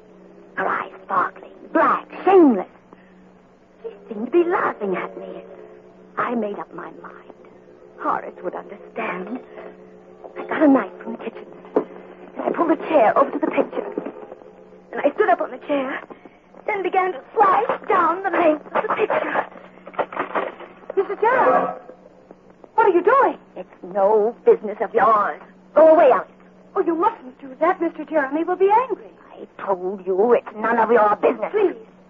Please come down off that chair. You're destroying a beautiful painting. You meddling little fool. I'll teach you to interfere. Mrs. Jeremy, I've put up with you for a long time. Nobody's ever dared to slap me. You vicious, miserable hag. That's what you are, a hag. For years I've pampered you. I've always told you how beautiful you were, how lovely you looked. Well, maybe you were beautiful once, but now you're just a self-centered, haggard old woman. I just look at your face. She was lying on the floor, silent, bleeding. I didn't stab her. It wasn't me. It couldn't be me. I wouldn't do such a thing. I looked at myself in the paneled mirror. I looked pale. My hair was all untidy. And I thought of Horace. He would never believe I didn't do it. He'd look at me in that piercing, sad way. No, he mustn't see the body. I must hide it before he gets back. I dragged her over to the closet. I hid her body in the corner. I locked the door with a key. There was blood on my hand. I don't know how it got there, but I had to wash it off. And the knife, I threw it in the garbage pail. There was blood on the carpet, too. I took a scatter rug and carefully placed it over the spot. And I sat down and waited for Horace to come home. The room was very queer. The chandelier seemed to be lower. All the walls, they seemed to be closer. I sat there fighting off that old terror, praying and praying that Horace would come home. As soon as he came, I'd put my arms around him and never let him go again. Never let him go. And I heard the doorknob turning. I hurried over to the door. Hello, Karen. Oh, darling, I'm so sorry. It was all my fault. Please forgive me, Horace. I can't bear your being angry with me. Please say you forgive me. That's all right, Karen. I shouldn't have lost my... What happened to the painting? It's cut. I don't know what came over me. But you see, I didn't cut it all. I stopped. It does cut a little. I can repair it. It'll be just as good as new. I'll never do it again. I swear I'll never touch it. Well, it's not too badly damaged. I'll get Alice to take it over to the art shop. Maybe they can repair it. Oh, Alice isn't here. She's gone to get your blue cloak from the tailor's. Karen, that is not true. Alice got that coat this morning. Where is she? I don't know where she is. Karen, you do know. Where is she? She was here just a little while ago. She must have gone out. Alice! Alice! I'm going to find her. No. Please don't leave me. Please, Horace. Tell me where she is, Karen. I can't remember. I can't remember anything. Karen, did you do anything to her? No, nothing. You're not telling me the truth. Something has happened to her and you're hiding it. Now, I'm going to find her. She must be somewhere. No, she isn't in the house. How do you know she's not here if you don't know where she is? I didn't mean that. I'm going to look around. All right. There's blood on the floor near the closet. Yes, I cut my finger. The closet is locked. Have you the key, Karen? No, I don't have it. Karen, give me that key.